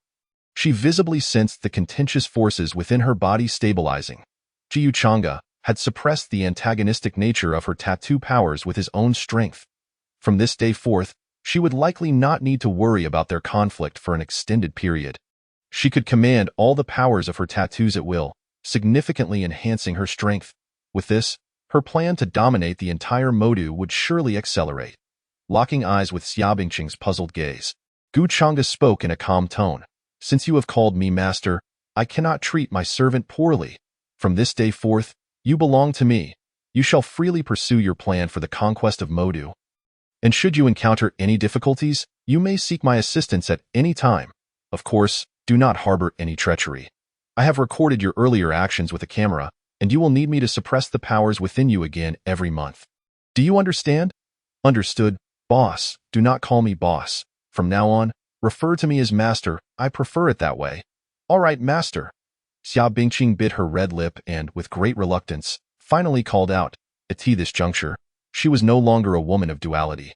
If Gu Chang'e could truly remain exalted, gazing down upon the world as his handmaiden, what of it? As long as she could harness his power to fulfill the long-held desires of her heart. The worst that could happen was that she would take her own life once the task was accomplished. Good. Gu Chang'e reached out and gently ruffled Xia Bingqing's hair. All right, you may leave now. Yes. With a gaze filled with complex emotions, Xia Bingqing cast a hurried glance at Gu Chang'e before swiftly departing from the Doomsday Fortress. The moment Gu Chang'e caressed the top of her head, a surge of mysterious energy flowed into her body, healing all her wounds completely. Exiting the Doomsday Fortress, she stepped into the Rolls-Royce. Upon seeing her master in disarray, clad in a man's clothing, the female driver could not help but voice her concern. Boss, are you all right? With a long exhale, Xia Bingqing replied, I'm fine, just drive. The driver, wanting to inquire further, caught sight of her master's icy expression returning and, with a shiver, swallowed the words that had reached her throat. As an astute subordinate, one must learn to read the room. During the drive, as she watched the scenery shift outside the window, the complexity in Xia Bingqing's beautiful eyes was indescribable. The events of the day had sent her emotions into a frenzied turmoil. Everything that had transpired was beyond her imagination. Gu Chang'e. Xia Bingqing gazed out the window, repeatedly murmuring this name. Meanwhile, within the Doomsday Fortress, in the study, Gu Chang'e, having just enjoyed the attentive service of Wen Yiqing, found himself in a sage-like state. His mind replayed the moment when Xia Bingqing had compromised at his feet and recalled the fierce and aloof figure she had been in his past life, mercilessly thrashing him. Strangely, this stark contrast brought Gu Chang'e an indescribable thrill. Was this the so-called male desire for conquest? No. Suddenly, Gu Chang'e shook his head and asked Wen Yiqing, who lay like silk in his arms. Yiqing, do I seem like a villain? Huh. Surprised by his sudden question, Wen Yiqing was momentarily taken aback, unsure of what her master was thinking. Don't overthink it.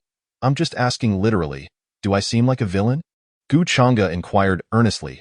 To be honest, he felt as though his actions were akin to those of a villain in a novel.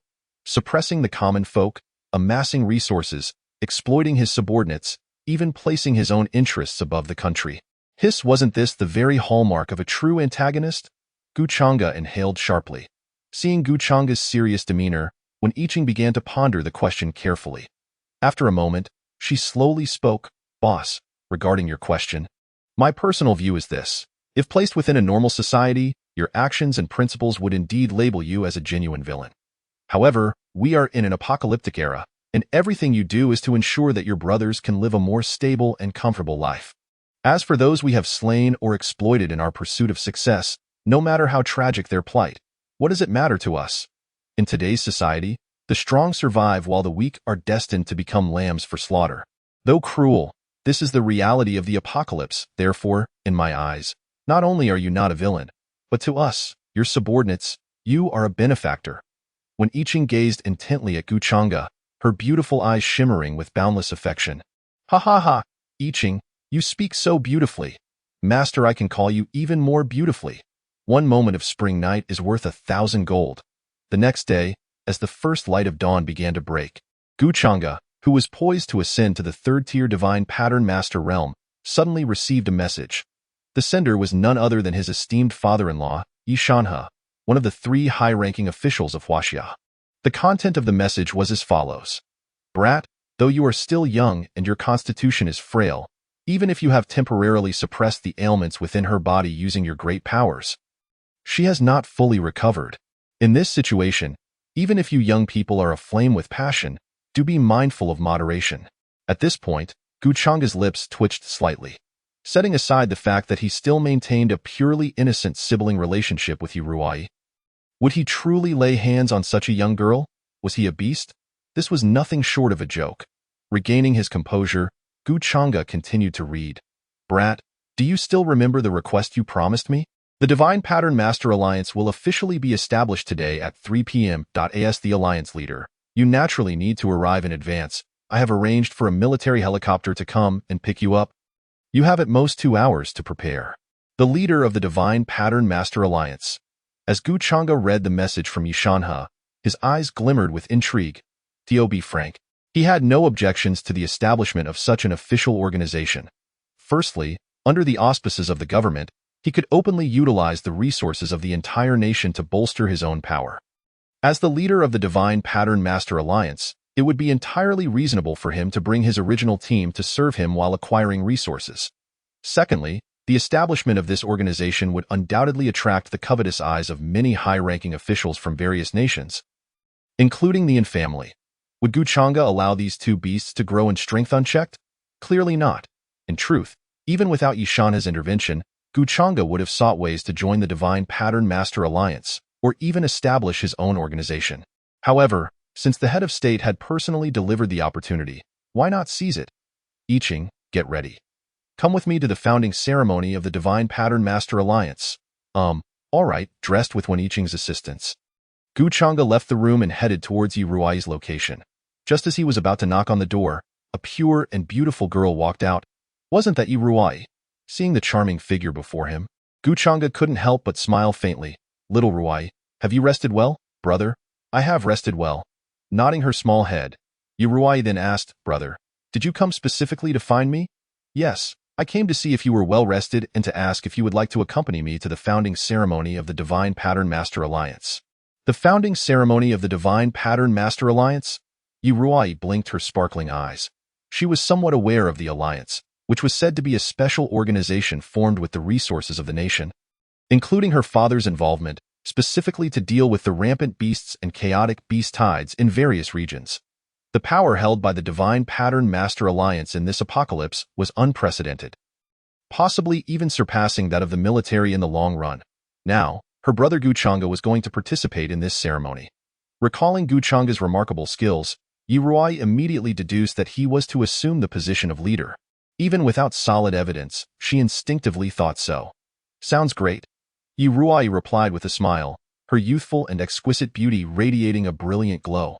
For a moment, she captivated all who beheld her, including Guchanga, who found himself momentarily entranced. It wasn't mere infatuation with her looks. It was that Yuruai's smile had been a familiar sight during his past life when he was gravely injured.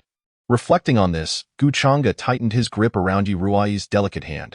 Sensing the sudden firmness of his grasp, a fleeting look of surprise crossed Yuruai's beautiful eyes. However, she quickly regained her composure and reciprocated the grip on Guchanga's slender hand. Before long, Guchanga held one Iching with one hand and Yuruai with the other as they slowly made their way to the apex of the Doomsday Fortress. Following behind them were 2 single men. Oh no, 3 single men in tow. It was none other than Dandan, Zhanghu, and Gubushu. Observing the harmonious trio ahead, Dandan remained unfazed. However, Zhanghu was not as composed, incessantly muttering, Women only slow down the boss's draw speed. All vixens in the world are not to be trusted. Their hearts are greatly corrupted. Woof woof. I think so too. Upon hearing Gubushu's agreement, Zhanghu shot him a rare appreciative glance. Truly, he had found a brother who shared his sentiments. He was not alone in his path. Zhanghu felt a mix of embarrassment. With a howl, a giant military helicopter descended before them. Iu Dalao. Please board. The pilot opened the window, his gaze fixed on Guchanga with a hint of fervor, calling out.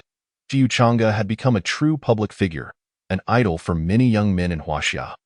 The guardian spirit in the hearts of countless citizens. Though this driver is a member of the military, he equally admires and envies the power possessed by Guchanga.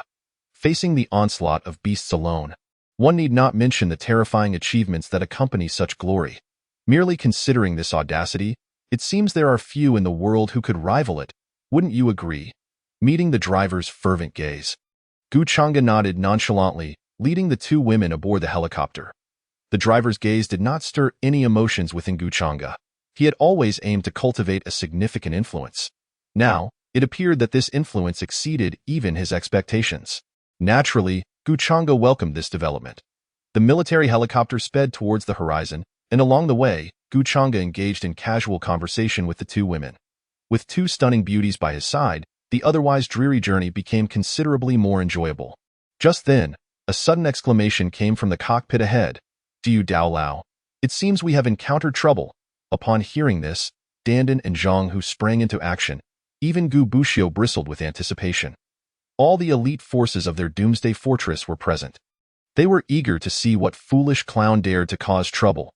If they were caught, they would certainly endure a world of suffering. Chapter 65. The Might of the Dog Lord. In an instant. Although Zhang Hu and Dandan had maintained a stoic demeanor aboard the helicopter, not having spoken a word, it did not mean they were devoid of boredom. Now that a disturbance had arisen, they were keen to take action. However, just as the two were preparing for a confrontation, a familiar, gentle voice resonated in the cabin. It was Gu Chang'e's voice. Casting a sidelong glance at the two, Gu Chang'e admonished, "Why are you two standing up? We are still several thousand meters in the air. Do you really think that mere pinnacle second-tier runesmiths can fly?" Upon hearing this, Zhang Hu's expression faltered, resembling a frostbitten eggplant as he dejectedly returned to his seat. Dandan, while not as overtly dramatic, also appeared somewhat disheartened. Observing these two combative souls, Gu Chang'e shook his head in resignation. He then commanded, "Bushu, eliminate those two foolish creatures." At Gu Chang'e's words, the helicopter pilot was the first to react. "Bushu, but all of Gu Daolao's subordinates are just sitting here. Who is he asking to act?" The pilot wore a puzzled expression. Just then, a resounding bark erupted within the helicopter. "Woof woof! Leave it to me."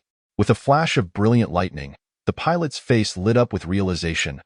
Goodness, Gu Daolao's companion is even fiercer than many of our military members. Boom, boom. Just 2 minutes after Gubushu had left the cabin, everyone present heard a tremendous noise in the distance. Thunder roared, and lightning ravaged the skies. The two ferocious beasts that had intended to attack the helicopter carrying Gu Chang'e did not even have time to react before being instantaneously obliterated by a thunderous dog. Whoosh! A bolt of lightning returned and re-entered the slightly ajar cabin. It was none other than Gubushu. Woof woof. Boss, mission accomplished. As the lightning subsided, a large yellow dog, wagging its tail, approached Gu Chang'e with an eager expression. However, before Gubushu could close the distance, delicate hands suddenly lifted it into the air.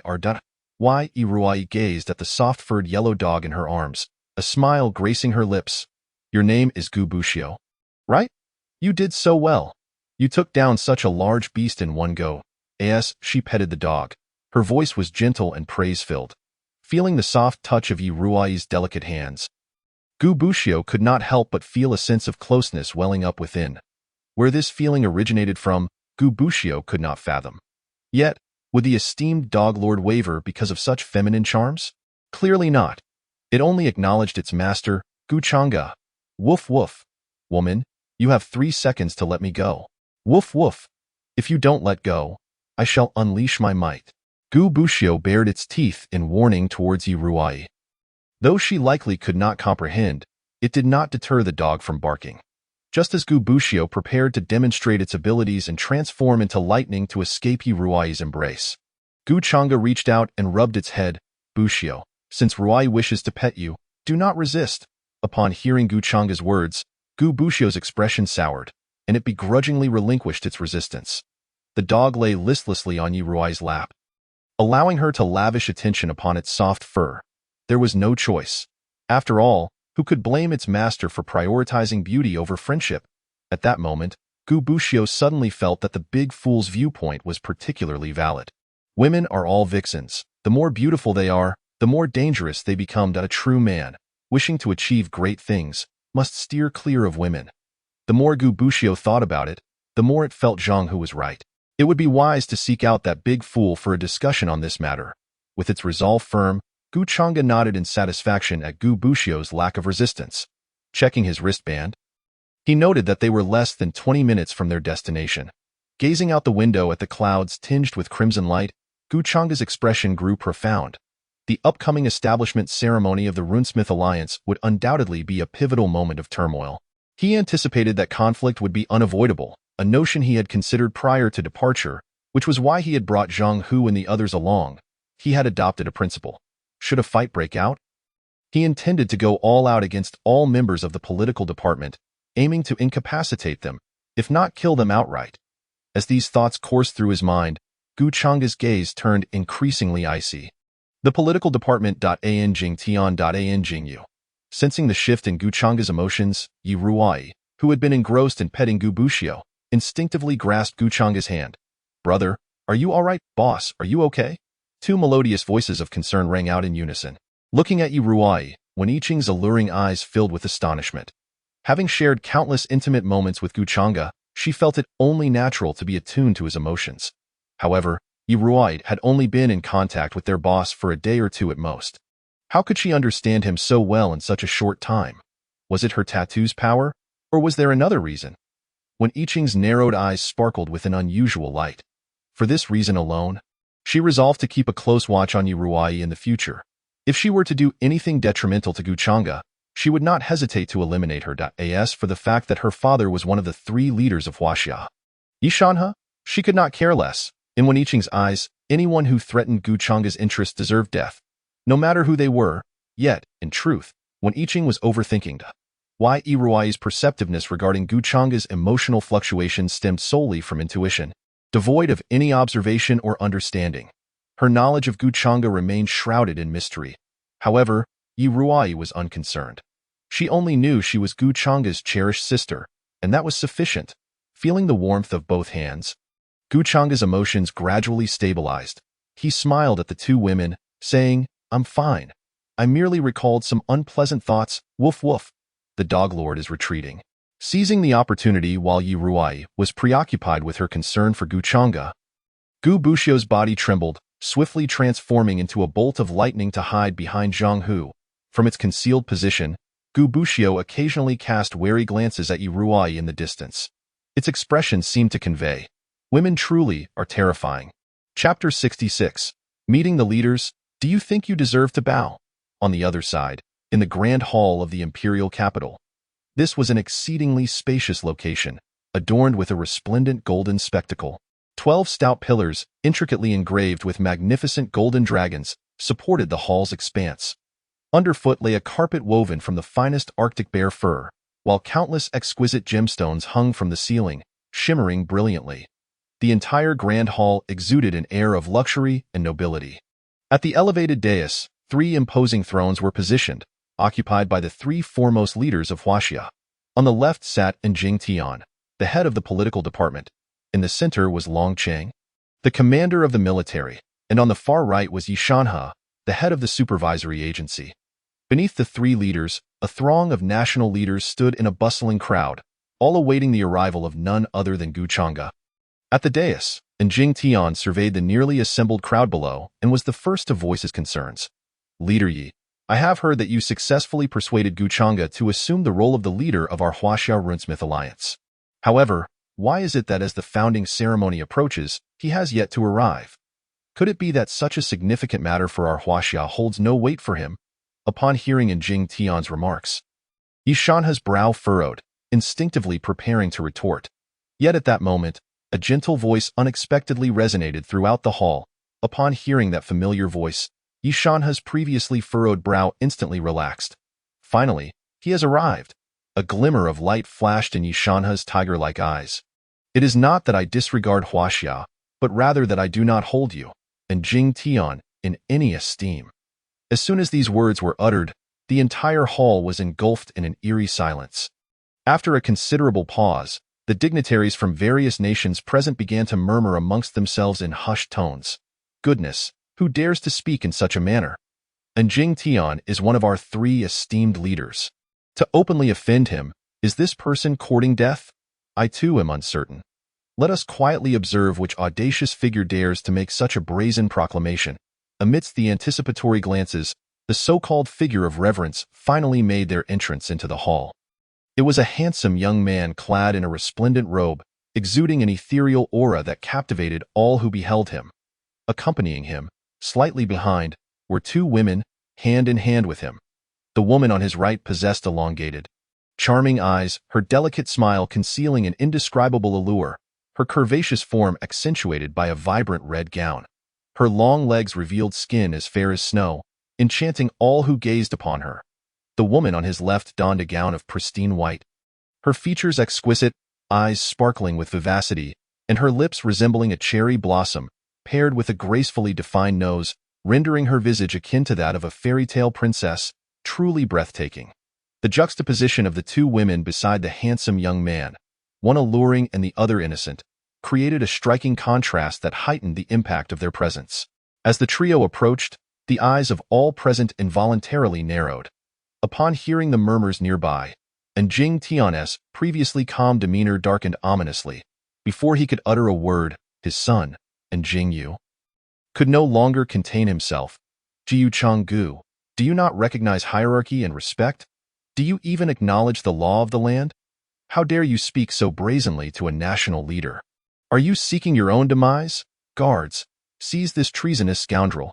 Just as Jing Yu's furious words fell, an overwhelming aura suddenly filled the room.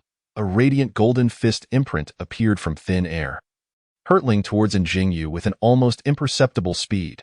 The might of the golden fist was unmatched. In a single blow, Jing Yu was sent reeling, crashing into a wall several meters away. Blood spewing from his mouth. Seize me? Do you even have the right? With a look of utter disdain, Gu Changgu cast a glance at the fallen Jing Yu, then broke into a cold laugh. Subsequently, Gu Changgu's expression returned to normal as he lifted his gaze upwards. Young man Gu Changgu, I pay my respects to Leader Yi and Leader Long. Though his words were humble, the many high-ranking officials of Long Country present did not witness any sign of deference from Gu Changgu. He not only met the gaze of the leaders on the platform directly, but also showed no semblance of bowing as he spoke his greetings. Arrogant, utterly arrogant. Such was the first impression Gu Changgu left on all the high-ranking leaders of Huaxia. Despite their thoughts of his hubris, not a single person dared to voice their disapproval. The reason was simple. They did not have the courage. Who could forget that the last insolent young man had been beaten to the ground, bloodied? However, they were keen to observe how the three leaders on the platform would react to Gu Changji's behavior, especially Jing Tian, who had been targeted by Gu Changgu's words. As expected, just as Gu Changgu finished his greetings, an agitated roar erupted. While he could begrudgingly tolerate Gu Changgu's earlier remarks, now, with the public humiliation of his eldest son, and the deliberate omission of his name during the greeting, it was too much to bear.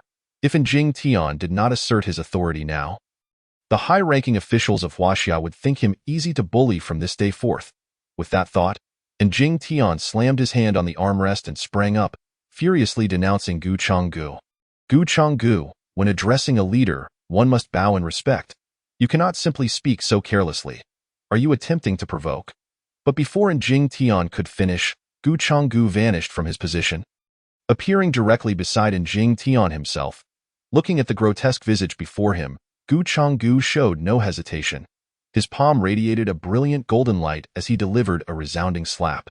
The dull thud echoed as Jing Tian, like his son, was sent flying backward, crashing heavily to the ground. After striking Jing Tian, Gu Changgu showed no concern, even producing a handkerchief to wipe his hands with a look of disgust. You wish for me to kneel? Do you even have the right? An open humiliation. Chapter 67. The leader of the Divine Pattern Masters Alliance. Gu Changgu's scornful voice reverberated throughout the grand hall of the imperial capital.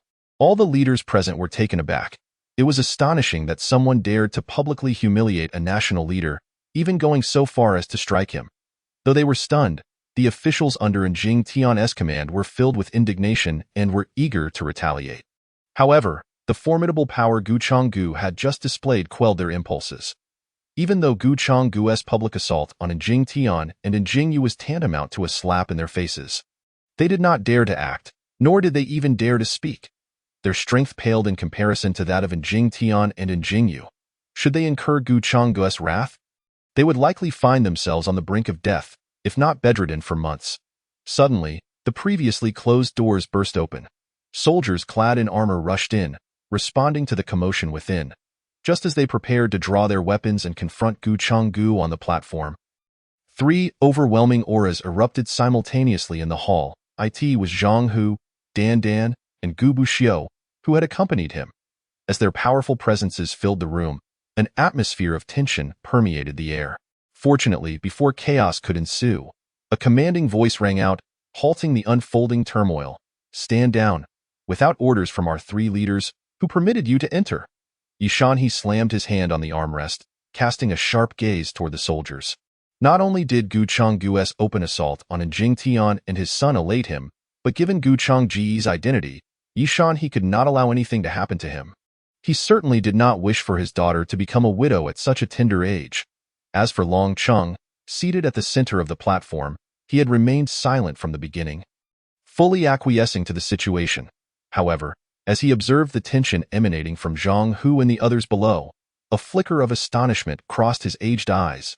In his perception, both Zhang Hu and Dan Dan were peak second-tier divine pattern masters, demonstrating formidable strength.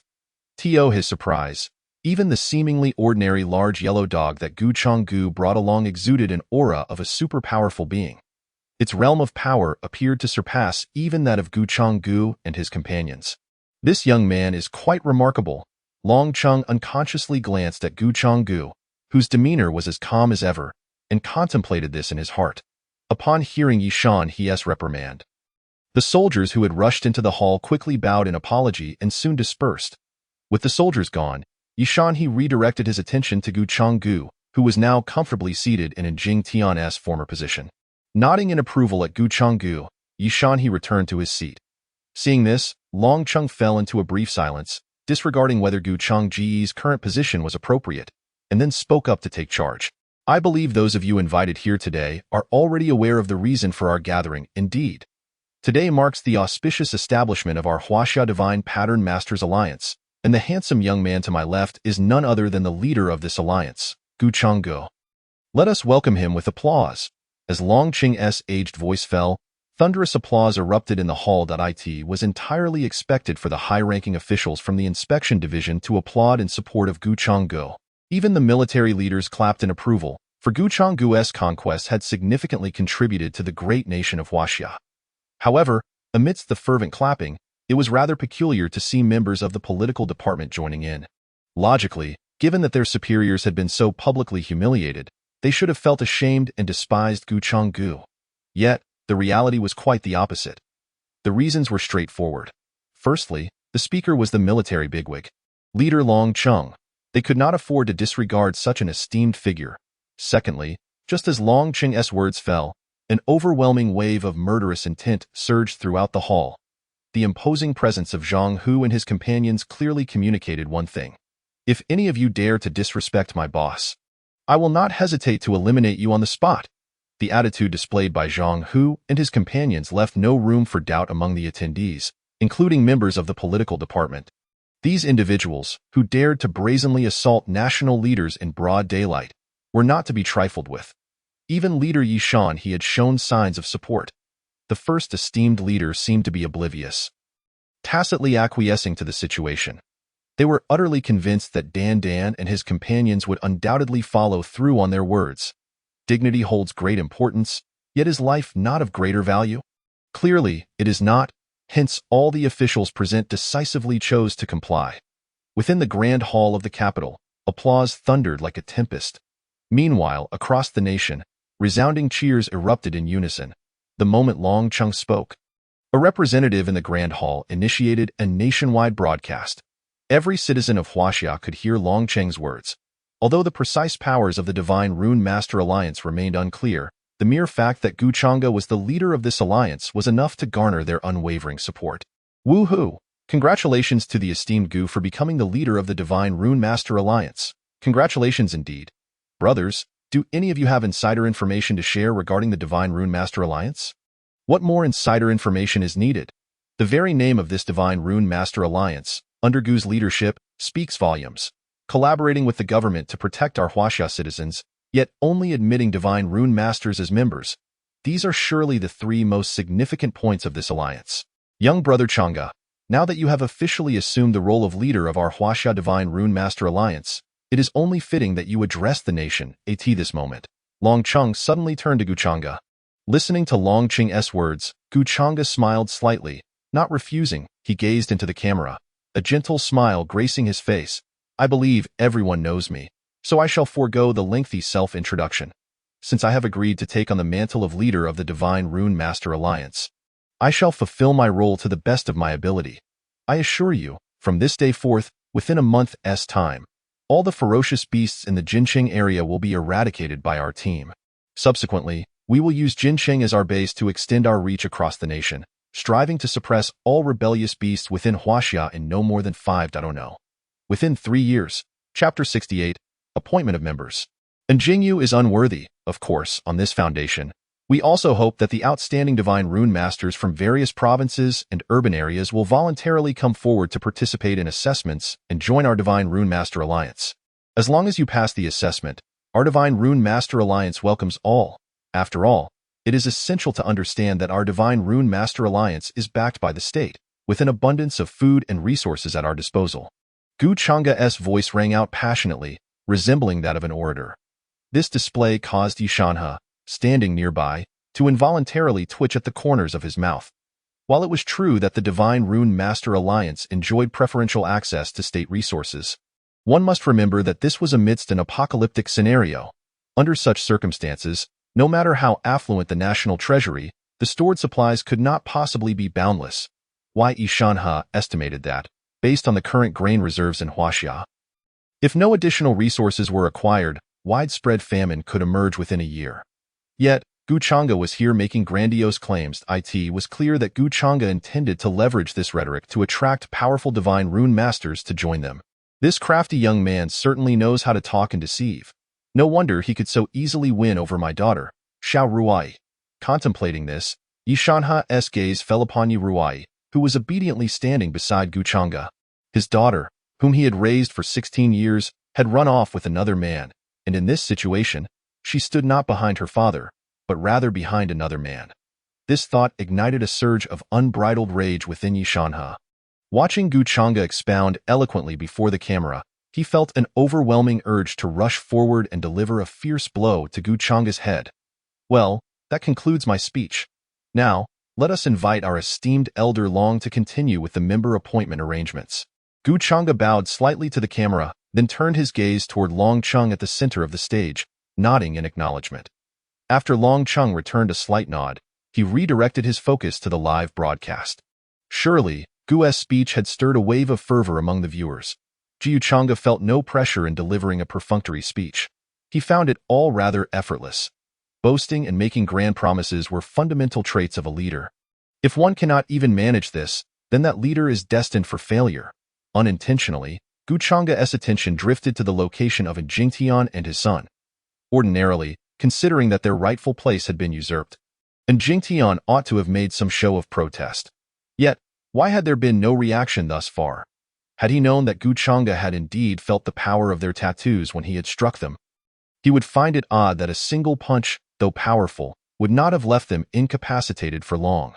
Just as Gu Chang'e's gaze wandered into the distance, he was met only with a pile of rubble. As for Jingtian and his son, they had mysteriously vanished without a trace. Observing this, Gu Chang'e's brow furrowed slightly, and he instinctively wished to inquire of Wen Yiqing and Yi Ruai if they had noticed the movements of Jingtian and his son. However, he quickly relaxed his brow and suppressed the urge to ask. He knew that even if he inquired, it would be in vain. After all, Jingtian and his son could escape quietly beneath his very nose. Their means of departure must surely be quite sophisticated, making it unreasonable to expect Wen Yiqing and Yi Ruai to have noticed. Those two scoundrels, enduring humiliation before making a sudden exit, undoubtedly had ulterior motives. Yet, it mattered not. He would respond to their moves as they came. Gu Chang'e shook his head, dismissing further thoughts. At this moment, he could formally step into the realm of a third-level Divine Rune Master at any time. With his newfound power, he would be more than capable of overcoming any obstacle, thus he need not worry about such matters prematurely. Just as Gu Chang's thoughts were returning to focus, one of Long Qing's statements caused his expression to sharpen. The leader of the Divine Rune Master Alliance shall naturally be our young brother Changji.as for the position of deputy leader. Our national leaders have deliberated extensively. Ultimately, it has been decided to appoint the eldest son of Director An and Jingtian to this role, so let us all applaud and congratulations. Before Long Cheng could finish his statement, Gu Chang'e interjected, "Wait, Elder Long. As the leader of the Divine Rune Master Alliance, I declare that Jingyu is unworthy to hold the position of deputy leader." This declaration sent shockwaves through the crowd. Had Gu Chang'e previously publicly insulted or even assaulted Jingtian and his son in front of numerous national leaders, there might have been room for reconciliation. But now, they were in the midst of a nationwide broadcast. To openly disparage Jingtian's legitimate son, Jingyu, seemed to disregard the dignity of a national leader. To put it more seriously, it even felt like a slight against the authority of the state.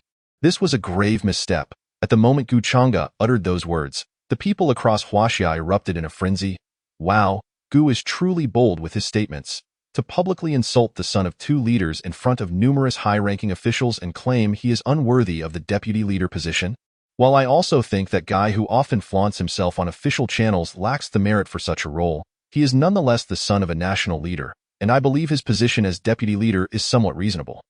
Even if I want to argue against it, I can't, since he has a leader father. Let us not discuss the implications of openly insulting the son of a leader. Did you all not notice that Director N is not even present today? No, wait. If you look closely, it seems that Gu is currently occupying the very seat that belongs to Director N. No way. Could it be that Director N has been ousted from his position by our Gu? To be frank, I believe that if Gu were to assume the role of a national leader, Huaxia's development might indeed flourish even more. Amidst the fervent discussions among the citizens, Long Cheng's expression in the Grand Hall visibly darkened. Previously, Gu Chang'e had suppressed Jingtian and his son with overwhelming strength, and he could turn a blind eye. However, now, Gu Chang'e's actions could potentially jeopardize their future governance. This was something he could no longer ignore. Gu, this decision was made collectively by our national leaders after much deliberation. If you truly oppose it, please provide a concrete explanation for your dissent. Long Qing's face was grim, and even he, with his temperament, had yet to explode. Instead, he subtly reminded Gu Chang'e of the involuntary nature and strategic factors behind this arrangement. However, it seemed Gu Chang'e was oblivious to Long Qing's underlying intentions. To Long Qing's profound words, Gu Chang'e acted as if he had not heard them at all. He continued unabashedly, "What concrete explanation is needed to oppose Jingyu's ascension? Since the Divine Rune Master Alliance has been established, both the leader and deputy leader must truly be exceptional individuals. Otherwise, how can we ensure the allegiance of our members? How can we consolidate our team's strength and focus all our efforts on eradicating the ferocious beasts? Elder Long, do you truly believe that Jingyu, who could not even withstand a casual punch from me, deserves to be called an exceptional individual?" As soon as these words were uttered, the entire venue fell into a profound silence. In truth, they longed to retort, asserting that it was not Jingyu's lack of strength, but rather Gu Chang'e's unparalleled prowess that was truly remarkable. When you claim that a casual punch could fell anyone, I ask, how many in all of Huaxia could withstand such a blow? It is already commendable that Jingyu is not dead from your strike. Yet, these thoughts could only linger in their minds. To voice them aloud would be an act of sheer audacity, and my goodness, is Gu Laodao truly that formidable? I had been wondering why Director N and that conspicuous bag had not appeared at today's establishment ceremony of the Divine Pattern Masters Alliance. It turns out Jingyu was thoroughly bested by Gu Daolao. Brothers and sisters, do you think that Director N's absence might also stem from being overwhelmed by our Gu Daolao, now recuperating in a hospital? To the one above, while I hold great respect for Gu Daolao, I cannot endorse your perspective. One must remember that Jingtian is, after all, the leader of our nation, embodying its authority, and no matter how formidable Gu Daolao may be, he would never dare to cross the line and attack a national leader. My friend, your analysis carries weight, yet I remain unconvinced. Regardless of your belief, I stand firm in my assertion. Should Director N have fallen to Gu Daolao, I would gladly perform a handstand right here. As the live stream erupted into fervent debate, Long Cheng's countenance had darkened to the hue of a charred pot. though Gu Changa's talent and remarkable strength were undeniable. His demeanor was far too impulsive, lacking the contemplative nature required for such weighty matters, a quintessential example of youthful exuberance run amok. This was Long Cheng's appraisal of Gu Changa. With Gu Changa having spoken so boldly, Long Cheng found himself unable to counter, instead opting to follow his lead and inquire. So, Guild Leader Gu, do you have a suitable candidate to recommend? Of course, Gu Changa affirmed with a nod. Pausing momentarily before continuing, rest assured, the candidate I wish to recommend as Deputy Guild Leader is not from our Doomsday Bastion. My acquaintance with her is merely superficial. Upon hearing this, the leaders of the nations present collectively sighed in relief. At this juncture, had Gu Changa attempted to nominate someone from his own faction for the deputy position, it would have been nearly impossible to prevent. But should both the Guild Leader and Deputy Guild Leader be from the Doomsday Bastion? It was evident that with Gu Changa's current influence, he could swiftly expand his power under the guise of official sanction, potentially leading to a monopolistic situation where the entire Divine Pattern Masters Alliance became his private domain. If such a day were to come to pass, it would undoubtedly result in a seismic upheaval within the upper echelons of Huaxia. They certainly did not wish to witness such a scenario. It appeared that Gu Changa harbored a deeply entrenched conflict with the Njingtian father-son duo. Seeing Gu Changa voluntarily clarify that the person he intended to recommend was not one of his own, many high-ranking officials breathed a sigh of relief. They promptly inquired, Guild Leader Gu, may we ask who you wish to nominate for the position of Deputy Guild Leader of the Divine Pattern Masters Alliance?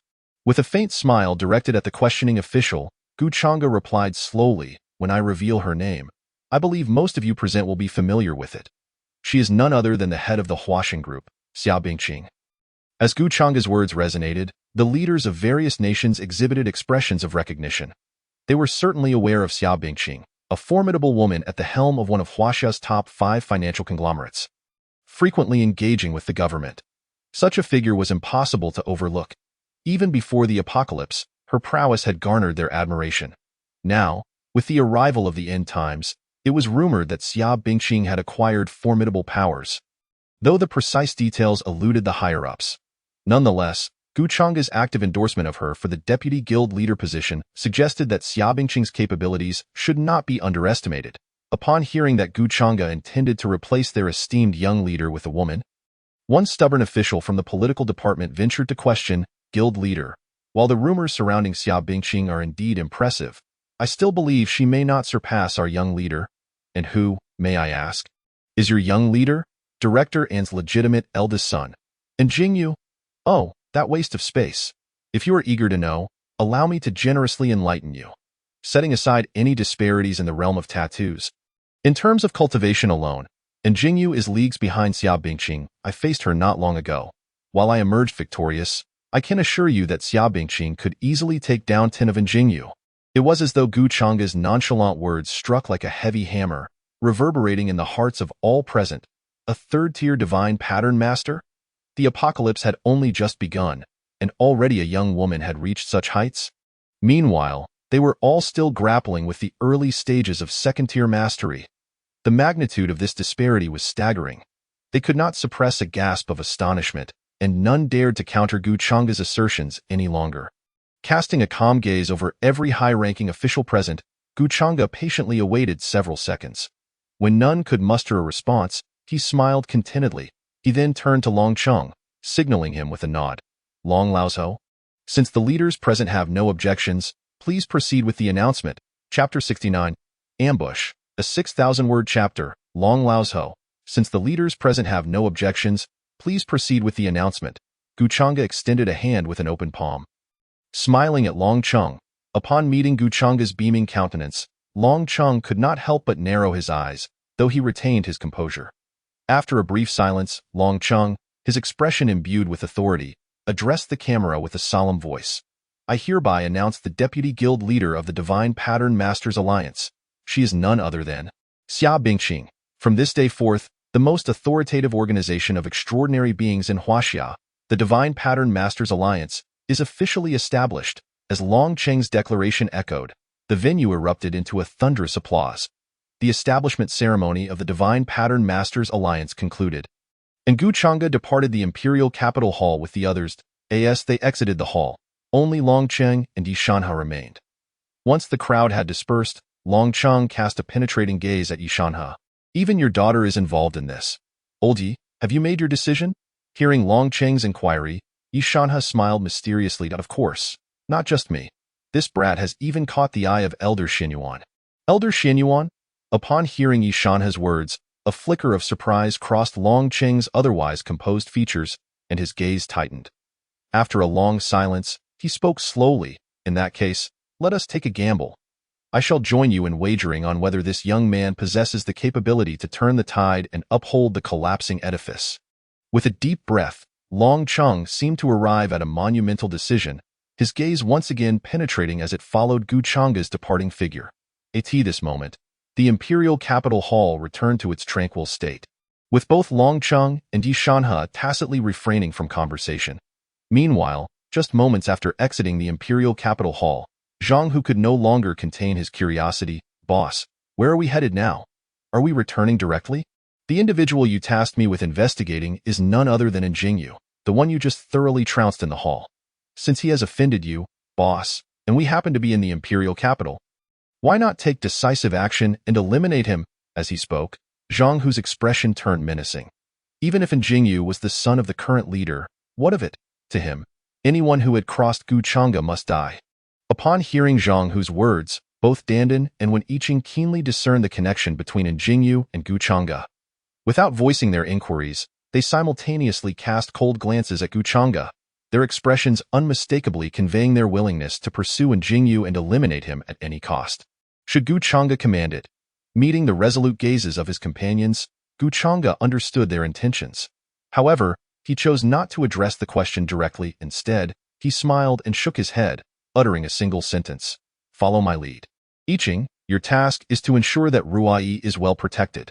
As for Huzi and Dandan, be ready for battle at all times. If I am not mistaken, we should soon have the opportunity to stretch our legs. Upon hearing this, the expressions of all present turned serious, and they ceased their chatter. They obediently followed Guchanga's lead, proceeding toward a specific direction. Just as Guchanga and Wen Yiqing were about to leave the imperial capital hall, several men in black atop a high-rise building were keenly observing Guchanga and his entourage through binoculars. As soon as they saw Guchanga and his subordinates depart, one of the men swiftly retrieved a walkie-talkie. My esteemed superior, Guchanga, whom you have tasked us to monitor, has just departed from the Dijing building mere moments ago and is now preparing to exit via the main thoroughfare. On the other end of the intercom, Jingtian listened to the voice of his subordinate. A cold smile crept upon his lips. Jiuchanga had publicly accused Jingyu of incompetence, declaring him unfit to hold the position of vice leader of the Divine Pattern Alliance. He was acutely aware of this. Not only had Guchanga brazenly assaulted him and his eldest son, but he had also forcefully stripped his son of the vice leadership position under such circumstances. Not a shred of leeway had been afforded to them. One must remember that he is a leader of a nation, subjected to such humiliation by his own subjects. All these factors combined rendered it impossible for Jingtian to swallow his indignation. Even if Guchanga possessed extraordinary power and was the hope of the entire nation of Huaxia, what of it? Having dared to offend Jingtian and encroaching upon his fundamental interests, he regarded him with disdain.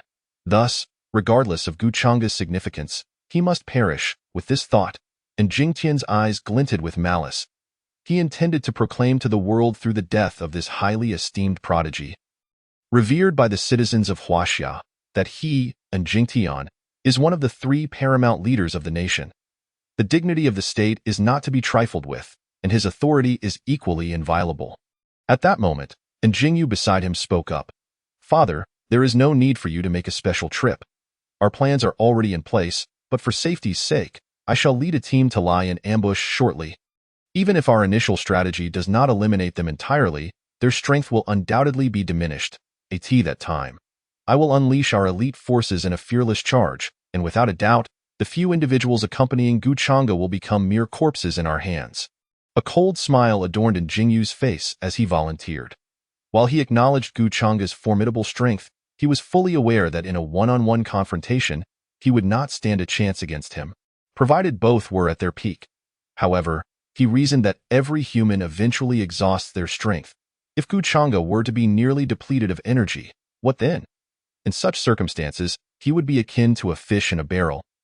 With no possibility of escape or victory, his vigilance was commendable. He chose to traverse the central avenue, believing that within the capital, no one would dare to instigate chaos. Jingyu chuckled softly, his eyes filled with a brutal, murderous intent. Yet, unfortunately for him, among those who would not dare to cause disturbance, he, Jingyu, was not included. Having seized what rightfully belonged to him, the position of leader, he was not content and even stripped his father of the vice leadership. Guchanga. How amusing, but fret not, you shall soon pay a bloody price for all you have done. And Jingyu gazed out the window, his face shadowed with darkness. Meanwhile, Guchanga, accompanied by Zhang Hu and others, continued down the central avenue, walking serenely. Despite having walked for over 10 minutes without encountering any anomalies, neither Zhang Hu, Dan, nor Wen Yiqing displayed any signs of impatience. Since their leader had spoken, they believed unconditionally. Just as Guchanga and his companions rounded a corner, an unexpected disturbance erupted. A cacophony of savage roars echoed from afar. It was the beasts. Upon hearing the familiar growls, Guchanga squinted. Logically, as the capital of Huaxia, this area was fortified with the strongest defenses. Rarely did fierce beasts cause havoc or slaughter countless citizens.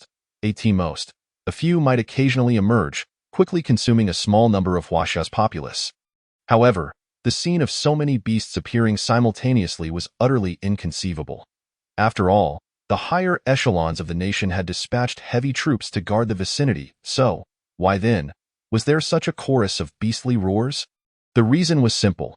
A soldier assigned to guard the area, obeying his superior's orders, had deliberately opened a breach to allow the beasts to enter. Since the onset of the apocalypse, these beasts had become savagely aggressive, attacking humans on sight rather than merely targeting them directly. It appeared that Jingtian was indeed willing to go to any lengths to kill me, even if it meant enduring the scorn of the populace. Allowing a horde of beasts to enter, with a sigh of realization, Guchanga swiftly discerned the situation. Boom! Roar! Roar! Although he had yet to witness the beast's forms, the overwhelming scent of blood and the deafening roars had already reached them. All present were veterans of battle, well acquainted with the nature of these beasts. Observing this, Zhang Hu frowned and couldn't help but inquire, "Boss, is this not the capital? How could there be a beast horde of such magnitude?" In contrast to Zhang Hu's proactive questioning, Dan remained somewhat silent. Yet he too furrowed his brow, clearly puzzled and eager for answers. Just as Zhang Hu's question hung in the air, without Guchanga needing to speak, Wen Yiqing's cool voice resonated.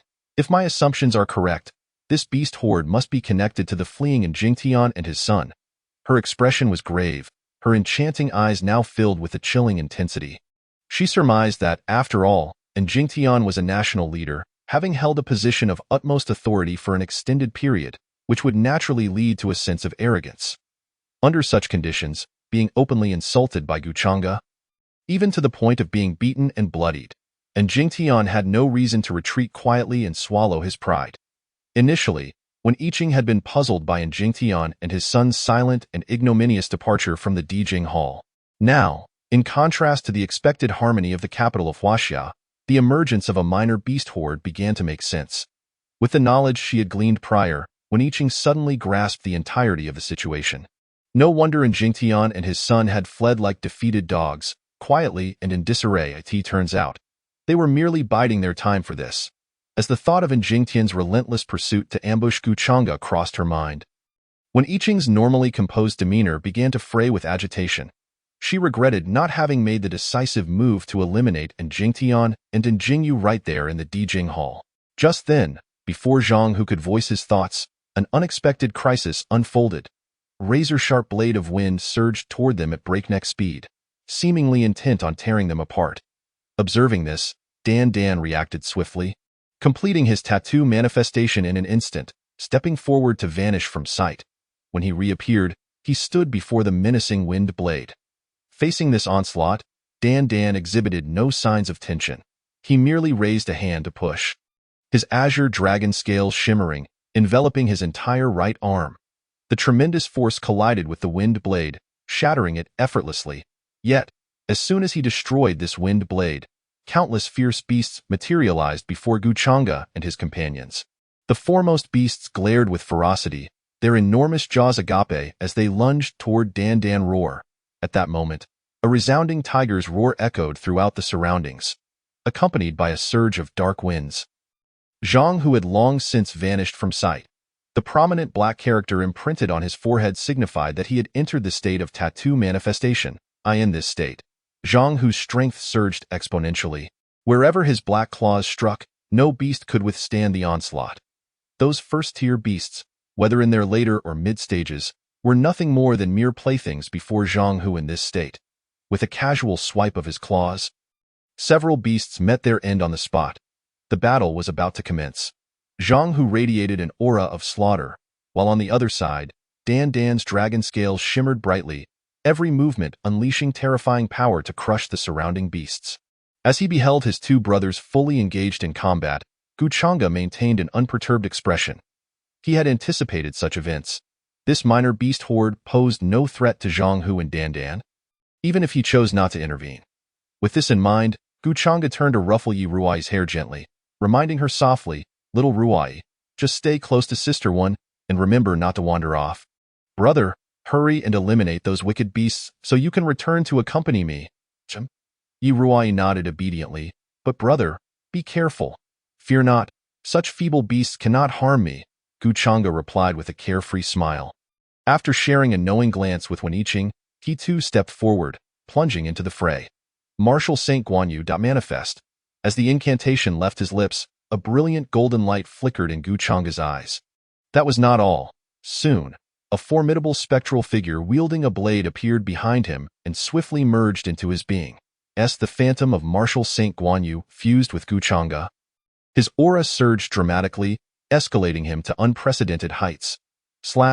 Guchanga's gaze narrowed slightly, his palm shimmering with a brilliant golden light, and with a swift stroke, he unleashed a sharp blade of energy that swiftly dispatched over a dozen ferocious beasts. Remarkably, Guchanga's efficiency in slaying the beasts surpassed that of Zhang Hu and Dan Dan by a considerable margin. Amidst the tide of beasts, three figures were not advancing but rather retreating. Indeed, they were Guchanga and his companions in their tattoo-imbued state. The trio resembled divine warriors descending upon the earth, each movement leaving a trail of crimson blossoms in their wake. The once formidable beasts, which seemed invincible in the eyes of ordinary people, now appeared as fragile as mere paper before Guchanga and his companions. Guchanga, Zhang Hu, and Dan Dan wreaked havoc on the battlefield. When Iching had also entered her tattoo-imbued state, her graceful form enveloped in a hazy white light. This ethereal glow added an element of sanctity to her already alluring presence, merging the contrasting qualities of seduction and purity into one captivating entity. Yet, despite Weniching's transformation, she refrained from joining the fray to assist the fiercely battling Guchanga and his companions. This minor tide of beasts was merely a matter of numbers, capable of causing some delay. She could not fathom that Guchanga and his companions would struggle against such a trivial horde. Given their prowess, why should she further intervene? Being a wise woman, she believed it sufficient to fulfill the task entrusted to her by Guchanga. If her attempt to slay a few beasts endangered Yi Ruai, it would undoubtedly distract Guchanga, potentially leading to injury, an outcome she was keen to avoid. Thus, when Iching remained vigilant, her focus solely on safeguarding Yi Ruai, ever alert to the possibility that Jingtian's subordinates might attempt to seize her as a hostage amidst the chaos. Indeed, as long as Weniching protected Yi Ruai, she was already rendering significant assistance. Meanwhile, Yi Ruai, observing the fierce battle of Guchanga and his companions, silently bit her red lips, gripping the hem of her garment tightly. She was not naive. She understood why Weniching refrained from joining the battle, choosing instead to remain by her side for her protection. This realization made her feel like nothing more than a decorative vase. That moment, Yi Ruai made a silent vow. Even if she could not contribute significantly to Guchanga's efforts, she would not be a hindrance in situations such as this. It would be best for her to refrain from accompanying them.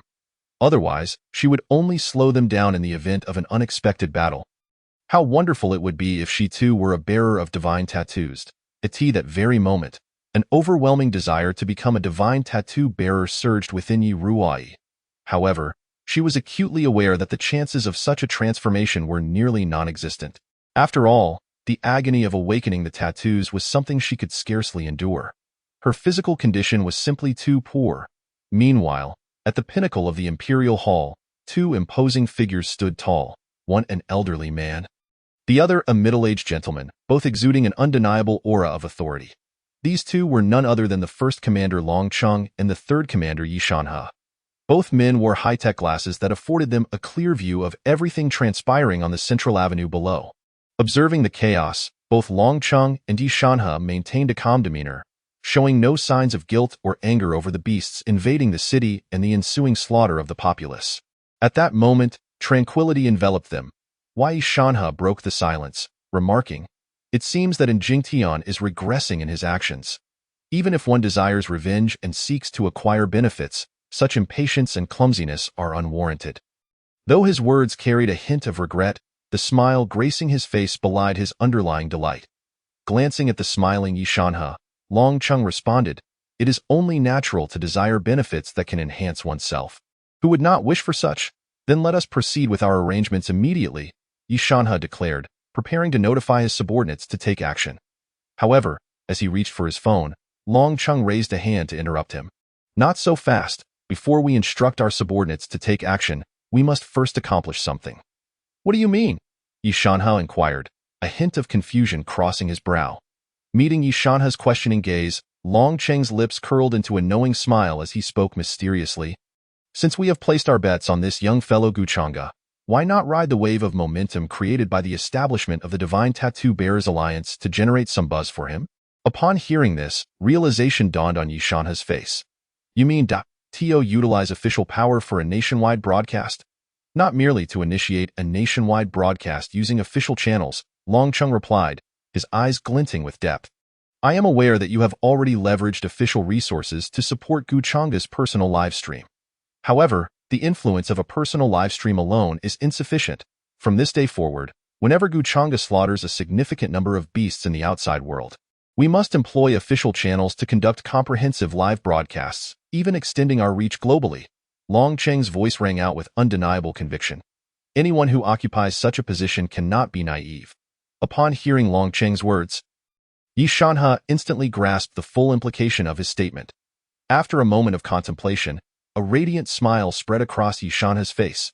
"Indeed, experience prevails, Commander Long."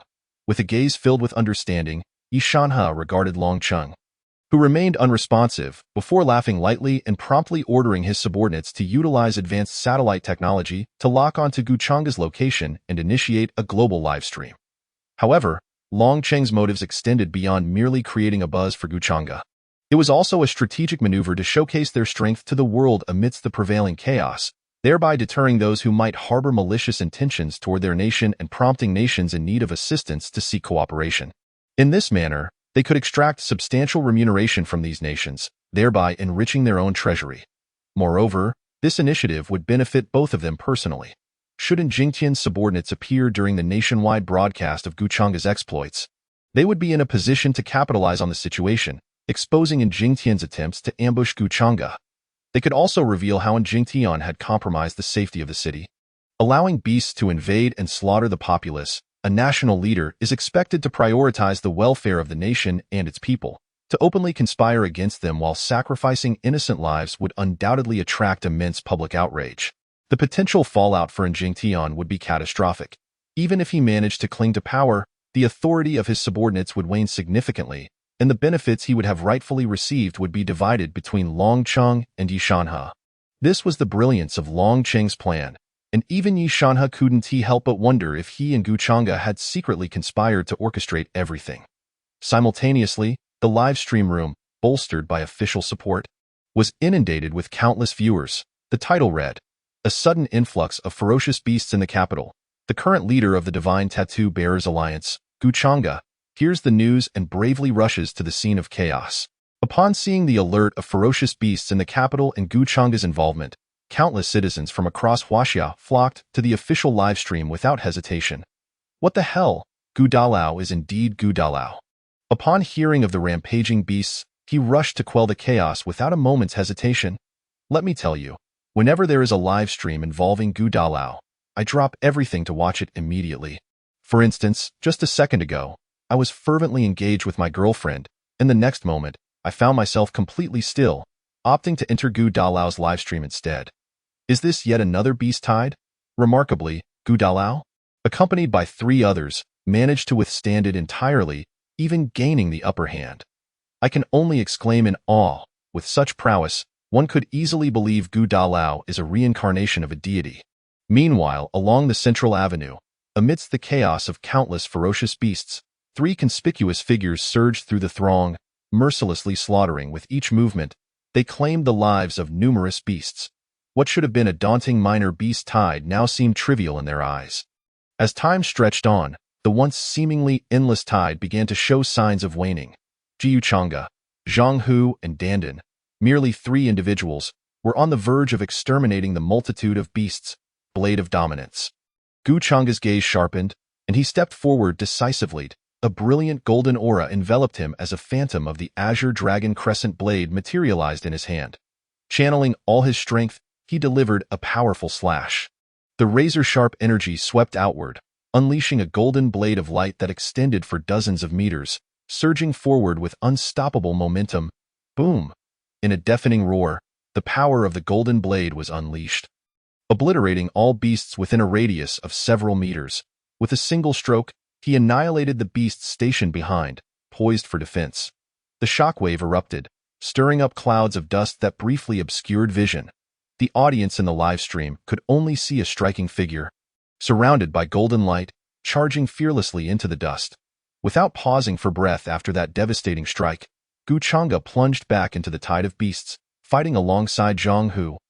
Azure Dragon's roar. At that moment, a thunderous shout rang out. It was Dandan's voice. Under the relentless assault of numerous ferocious beasts, Dandan could no longer hold back, even resorting to his most taxing techniques. Roar. The resounding roar of a dragon echoed throughout the area, altering the very atmosphere. Under Dandan's control, both Gu Changa and Zhang Hu, who were in the midst of battle, remained unaffected, as did Weniching and Yiruai not far off. However, the beasts surrounding Dandan were not so fortunate. The innate bloodline advantage of the dragon clan severely diminished their strength. The terrifying sound waves struck their minds, leaving them no time to resist. Instantly, at least 100 beasts surrounding Dandan dropped dead on the spot. Nearby, the windows of towering buildings shattered under the force of Dandan's sudden dragon's roar. The might of a single technique was evident. As the dragon's roar faded, a savage howling sound erupted once more. At this moment, Zhang Hu was enveloped in magical runes, his claws razor-sharp, resembling a peak predator as he plunged into the tide of beasts. Zhang Hu's speed had increased exponentially, and shadows darted through the swarm. The beasts, only now realizing the danger, collapsed lifelessly, their throats or foreheads marked by fatal wounds. Undoubtedly, this was the work of Zhang Hu. Time passed, and with a resounding thud, a massive head fell to the ground. The once tumultuous tide of beasts was completely eradicated by Gu Changa and his companions, restoring tranquility to the central avenue. Observing the blood-soaked, panting figures of Gu Changa, the audience across Huaxia couldn't help but spam 666 in the livestream. To be fair, Gu Dalao and his 2 brothers truly embody the essence of invincibility. I must ask, among the countless practitioners of divine runes across the realm, who possesses even 1% of Gu Dalao's strength? Who dares confront the beast tide? Who is willing to risk their life for the safety of the people against such a tide? To the brothers upstairs, no need to ask. I shall answer. It is likely only our Gu Dalao. Just as the audience was fervently praising Gu Changa for his slaughter of the beasts, a sudden emergence of a dozen figures appeared on the central avenue. These unexpected visitors bore grim expressions, clearly harboring ill intentions. What the hell, brothers? Look quickly. What are these people here for? They certainly don't look like good folks. Be confident. Disregard your feeling. Focus on their malevolent expressions. These individuals are clearly plotting to take advantage of the situation to harm our Gu Dalao. Gu Dalao has just vanquished the beast horde. How could he possibly fend off external threats now? This is disastrous. Gu Dalao is in danger. Where are the higher-ups of the nation? Why have they not shown up even after Gu Dalao has been here for so long? The sudden appearance of these mysterious men sent a chill through the hearts of the audience watching the livestream. Jiu Changa was their only hope for survival in this apocalyptic world, and they could not bear the thought of him coming to harm. Meanwhile, on the central avenue, Zhang Hu and Dandan's expressions grew icy at the sight of the uniformed men. Simultaneously, Gu Chang's gaze fell upon the slowly approaching Jingtian from the shadows. Jingtian surveyed the bloodied Gu Changa, a cold and derisive smile etched upon his face. "Ahahaha! You foolish brat, no matter how boundless your combat prowess, how can you continue fighting after your lengthy battle with the beasts?" With a disdainful chuckle, a figure stepped forward. It was none other than Jingyu, who had been thoroughly defeated by Gu Changa in the grand hall of the imperial capital. His eyes glinted with murderous intent as he gave no chance for Gu Changa to speak. He immediately ordered his subordinates to attack. "Charge! Put forth your utmost effort to eliminate these accursed beings. Leave no survivors. If you can kill them on the spot, do it." Upon hearing their master's commands, the dozen or so men in suits transformed, their faces radiating murderous intent. Before launching their assault, they felt the need to emphasize, "We sincerely apologize, Gu Mingzhu. We truly respect your heroic deeds for the nation and the people. However, we cannot overlook that you have foolishly offended our young master and Lord. In this realm of Huaxia, regardless of the apocalyptic circumstances, if one dares to offend the family, they must face death." Notably, ever since Long Cheng and Yi Shanhe issued their orders, officials had discreetly made their way to the central avenue where Gu Changa was located, promptly setting up surveillance devices. Thus, every sound from Gu Changa's location was clearly audible to the audience in the live stream. The moment these words were spoken, the viewers across Huaxia erupted in outrage. What the hell? In these dire times of apocalypse and suffering, one of our three leaders is so sinister. Seeking personal gain in a chaotic world is one thing, but now he actually desires to murder our Gu Dalao. I can no longer remain silent. How dare these people claim to respect Gu Dalao's actions while simultaneously plotting to murder him? They are nothing but traitors to Huaxia. Not only are these suit-clad men traitors, but Jingtian and his son Jingyu, who are only concerned with gilding themselves, are also traitors. I strongly propose we execute Jingtian and his son. Agreed. I too strongly propose we execute Jingtian and his son. Execute Jingtian and his son. Following the remarks of the men in suits, the live stream descended into chaos. A deluge of comments flooded the screen, igniting a wave of outrage among the populace, as more and more individuals flocked to the live stream to denounce Jingtian and Jingyu's crimes. Meanwhile, far away in the grand hall of the imperial capital, Long Cheng and Yi Shanhe wore radiant smiles. Downing a cup of fine Longjing tea, Yi Shanhe exclaimed with delight, "Ha ha ha! I never expected this foolish brat to fall right into our trap. To murder the leader of the Divine Runes Alliance and the current champion of society. Was this not pure folly? Old Long, your scheme appears to be remarkably successful. You are too kind. We are now allies. No need for formalities. I have long believed that Jingtian is unworthy of his position as our Huaxia leader." Long Cheng, filled with a spring-like joy, clearly relished the unfolding events. Inciting public outrage was something he had anticipated. However, one aspect surprised him. Gu Changa's standing in the hearts of the people was far more substantial than he had imagined. Initially, he thought that witnessing this scene would merely lead to protests calling for Jingtian's dismissal. Yet, the public, upon realizing the truth, disregarded Jingtian's position and instead demanded the immediate execution of Jingtian and his son. The outcome has considerably surpassed Long Cheng's expectations. However, this is of no concern. The more intense the public's reaction becomes, the more advantageous it is for him and Yi Shanhe. Seems that additional personnel will need to be arranged for seizing Jingtian's territory and power. Long Cheng contemplated this in his heart. Meanwhile, beyond the borders of Huaxia, in the First Empire, several high-ranking officials from various nations gathered, their gazes firmly fixed on the grand screen before them. What they beheld was a live broadcast from Huaxia's official channel. Is this Huaxia? Internal strife has already commenced. It appears that after the apocalypse erupted, the latent dangers within their nation have fully manifested. Was I not correct in asserting that a triad of governing powers could hardly flourish? In times of chaos, to stifle the nation's top-tier talents? Ha ha ha! If this trend continues, it seems our glorious First Empire's annexation of Huaxia is merely a matter of time. Observing the scenes from the Huaxia official broadcast, it was not only the high-ranking officials of the First Empire who scoffed in unison. At this moment, nations around the globe were equally struck with incredulity. It is commonplace for national leaders to resort to the murder of their own citizens for personal gain. Yet, this behavior was traditionally confined to the period before the apocalypse. In times prior to the apocalypse, order among nations was relatively stable, with no significant threats looming, as they focused solely on enhancing their national strength. However, now that the apocalypse has arrived, with beasts ravaging the lands and resources dwindling, the plunder of other nations' assets has become almost inevitable. Under such external and internal pressures, the fact that some national leaders would resort to the murder of their own citizens, or even the assassination of their nation's strongest spirit users, is sheer madness. As he gazed at the grand screen, Smith Harold, the reigning sovereign of the First Empire, could not help but inquire, "Miller, this so-called strongest spirit user of Huaxia has just endured a fierce battle against a horde of beasts, and now faces a siege from over a dozen elite individuals. Do you believe he will perish on the spot?" Upon uttering these words, the attention of everyone in the conference room shifted to the striking blonde youth depicted on the screen. The individual ensnared in this deadly trap was Huaxia's strongest warrior, while beside them stood the mightiest of the First Empire.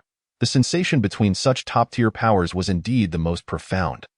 Thus, they collectively redirected their focus towards Smith Miller, eager to discern his perspective.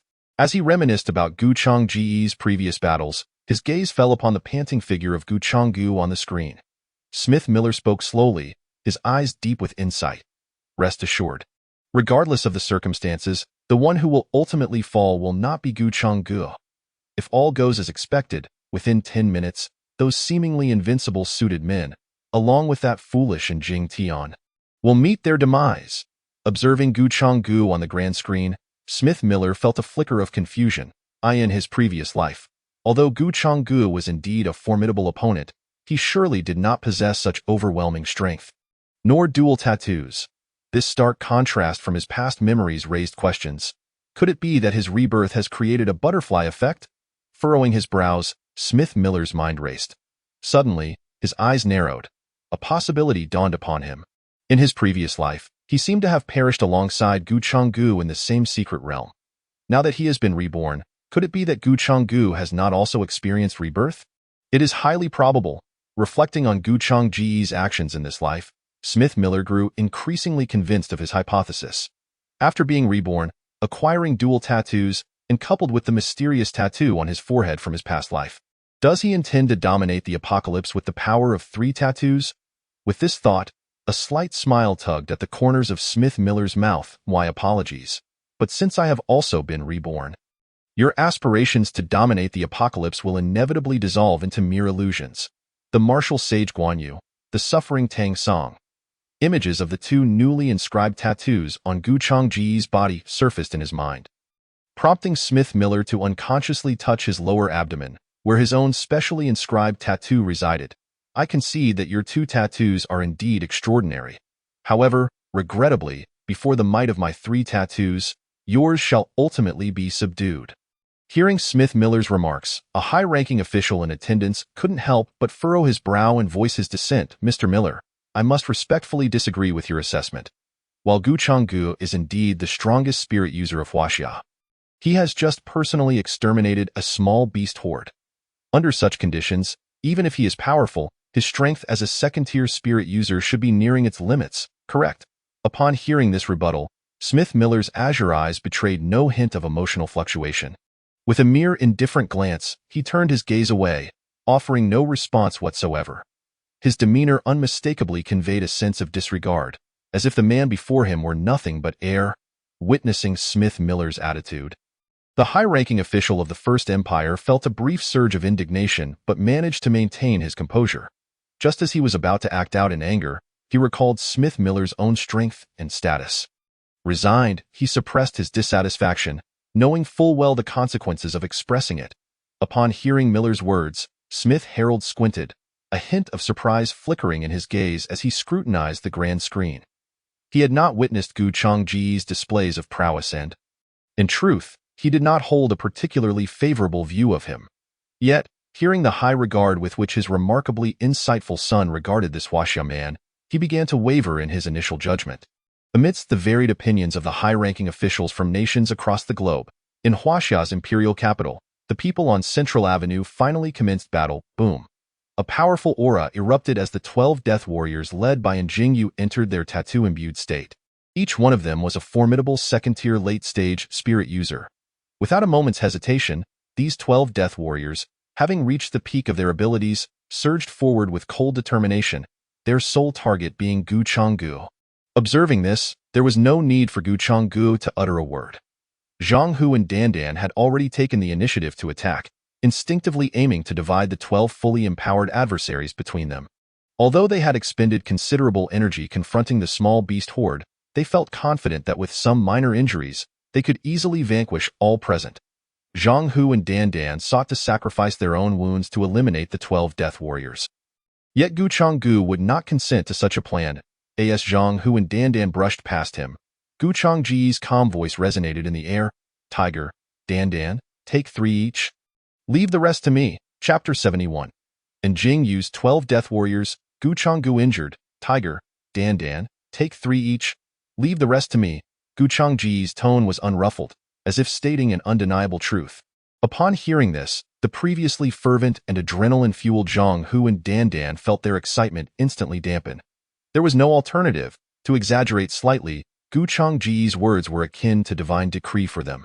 They dared not defy, of course, the instinctual desire of Dan Dan and Zhang Hu to single-handedly take on the 12 Death Warriors was not born of concern for Gu Changji's safety during battle. They were acutely aware that Gu Changji's strength far surpassed their own, a fact evident to all. Their motivation to confront the 12 Death Warriors stemmed simply from their anger at the warriors' earlier threats against Gu Changgu. They were eager to personally exact vengeance on these arrogant foes. Bang, bang, bang. No sooner had Gu Changji's words left his lips than Dan Dan and Zhang Hu had engaged in fierce combat with 6 of the Death Warriors. While it was true that they had exhausted much of their strength during their prior confrontation with the Beast Horde, they were not immediately overwhelmed by their opponents. As Dan Dan and Zhang Hu battled fiercely, the remaining 6 Death Warriors closed in on Gu Changgu, now only a few meters away. Crossing that distance, against the fully committed second-tier late-stage spirit users, would take but a mere blink. Yet, before the imminent threat approaching him, Gu Changgu displayed neither tension nor alarm. His expression remained as tranquil as still water, unperturbed by the winds of change.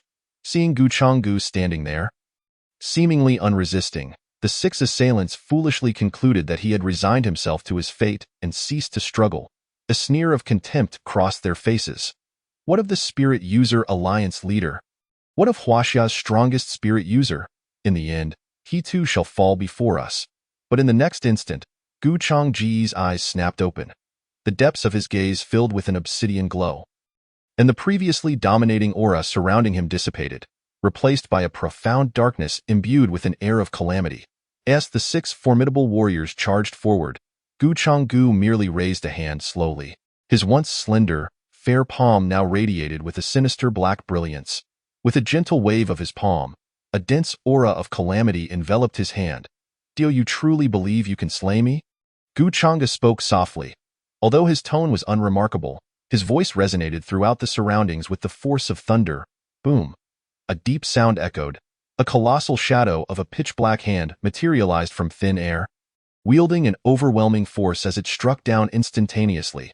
The sudden turn of events caught the 6 individuals present completely off guard.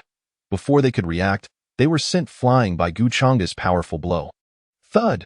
They crashed heavily to the ground, each of the 6 elite assassins spitting blood in unison. With a single, effortless strike, Gu Changgu had already inflicted injuries upon them. Damn it! This guy was supposed to be on the verge of exhaustion. How can he still possess such strength? One of the assassins shouted in confusion. Stop your incessant howling. It's futile. Let us use all our means and see if we can take him down. Agreed.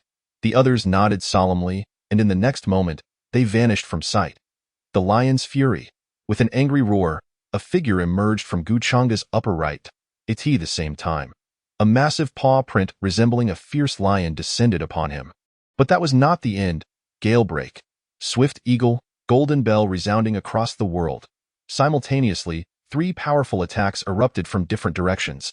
Each strike contained their utmost strength, despite being besieged by such a multitude of assaults. Gu Changgu remained unfazed. He slightly raised his gaze and softly intoned, "The water once spilled cannot be recovered." The four-word incantation escaped his lips, in an instant. A torrent of black energy surged across the battlefield. A deep, dark wave materialized, rising to confront the four incoming attacks. This sudden appearance of the black wave was suffused with a terrifying aura of annihilation. As soon as it emerged, the once magnificent attacks lost all semblance of grandeur. The black wave swiftly engulfed the attacks of the four assassins, even consuming their very bodies, rendering their strikes utterly ineffectual against Guchanga. But what of the other two assassins? Were they not supposed to join their six-member assault against Guchanga? Why had only four of them appeared? Could it be that the remaining two had fled in the face of danger? Surely not. As assassins under Injingyu, their ultimate fate was only to die in battle. Guchanga had just launched an attack against the four airborne assassins when, seizing the moment of his movement, two shorter men in suits suddenly appeared behind him like phantoms. Without hesitation, they gripped their daggers tightly, channeling their entire strength into their arms, and lunged fiercely toward Guchanga. Die, you bastard. Seeing their four comrades swallowed by the black tide, they screamed in fury. PSHH! PSHH! Guchanga appeared momentarily caught off guard as the two assassins emerged from behind and initiated their assault. His back was almost entirely unprotected, save for a thin layer of black light that flickered briefly in an attempt to shield him. Yet, how could such a feeble barrier withstand the full force of their attack? The two daggers, infused with different powers, plunged into Guchanga's body, leaving two splashes of blood.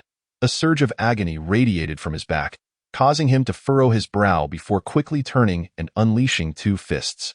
The terrifying force, enveloped in black light, sent the two ambushers flying several meters away, crashing heavily to the ground, leaving them lifeless and unknown to the world. Drip, drip.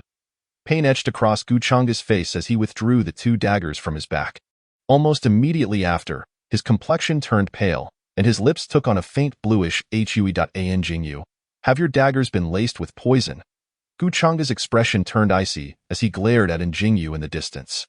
Seeing Guchanga's countenance and expression, Injingyu could no longer contain his laughter. I truly did not expect that after you annihilated an entire minor beast tide, you would still possess such combat prowess. I, Injingyu, acknowledge your strength, but this is where it ends. I am the favored one of this era. Prepare to die. With a slightly mad grin, Injingyu unleashed his full power, charging toward Guchanga with the swiftness of a specter. Chapter 72. The Bear Country sovereign intended to marry off his daughter? You can rest assured in your demise. With a slightly deranged smile, Injingyu unleashed his full strength, rushing at Guchanga with blinding speed. At this moment, Injingyu had released all of his power. He was indeed a genuine Pinnacle Second-Tier Rune Master. A fully empowered Pinnacle Second-Tier Rune Master, launching a relentless assault against the currently weakened Guchanga. Logically speaking, the outcome was hardly worth pondering, was it, brother? Observing Guchanga in a perilous situation, Yiruai's complexion drained of color, and she exclaimed in alarm, instinctively wanting to rush forward to shield him. But just as she took 2 steps, a delicate hand firmly grasped her tender arm. Seeing that when Iching was preventing her from advancing, Yiruai became frantic. Isn't your brother his boss? Can't you see he is facing life and death? Go save him. The usually gentle and composed Yiruai, witnessing her savior, someone she felt an inexplicable bond with, facing life-threatening danger, lost her composure entirely. Observing Yiruai's genuine concern for Guchanga's safety, her eyes brimming with near tears, when Iching's acceptance of her soared immensely in that moment. Her tone softened. Ruai, dear sister, there's no need to panic. Please calm down and think clearly. Do you truly believe that your brother Gu would be gravely wounded by these mere minions? Although Yiruai had been frail since childhood, her intelligence was remarkable. Having mastered medicine to an extraordinary level over more than a decade, she possessed keen insight. Upon hearing one Iching's words, Yiruai, who had been in a state of acute anxiety, suddenly regained her composure. The image of Guchanga in her memory was one of invincibility, an unstoppable force. He had previously slain hundreds of ferocious beasts with a single sword, repelling the beast tide. How could he possibly be harmed by 6 insignificant lackeys after merely facing a minor beast tide? Her brother Gu was laying a trap for Injingyu, a deadly snare. Yiruai's bright eyes sparkled with realization, and she ceased her cries to save Guchanga. She understood why he had endured those 2 stabs. Had he not braved those 2 attacks, effortlessly dispatching the 6 assassins without sustaining a scratch, and Jingyu would have undoubtedly fled, planning to strike another day. Now, by withstanding those 2 blows and feigning weakness, Guchanga was tempting Jingyu into believing he could secure an easy kill, thus committing fully to the assault. It was Jingyu who had sought to take his life, providing Guchanga the perfect opportunity to retaliate. Which was entirely reasonable. Yuruai grasped the entirety of the situation with Wen-Iching's guidance. However, the viewers in the live broadcast room were less enlightened. They had only witnessed the infamily sacrificing countless innocent lives to incite a minor beast tide against Guchanga. Even now, after Guchanga had exterminated the feral beasts, and Jingyu had personally led 12 assassins to exploit the situation and finish him off. More importantly, their esteemed Gu had been injured in the process. How could they possibly contain their outrage? In the official Huaxia live stream, I curse your ancestors for 8 generations, and Jingyu, if you dare to kill my esteemed Gu, I, Li Ritian, vow to pursue you to the ends of the earth. Damn it! You didn't show such zeal during the beast tide. Now, seizing the opportunity, you turn into a tiger? You deserve to die. Whereas the official support. Even if it's acknowledged that Gu can handle the beast tide alone. So be it. But Gu is right in the imperial capital. Why, after such a prolonged battle, has no one come to support him in this live broadcast? Hurry and save our esteemed Gu, if he dies. Do you realize how many lives across all of Huaxia would lose hope?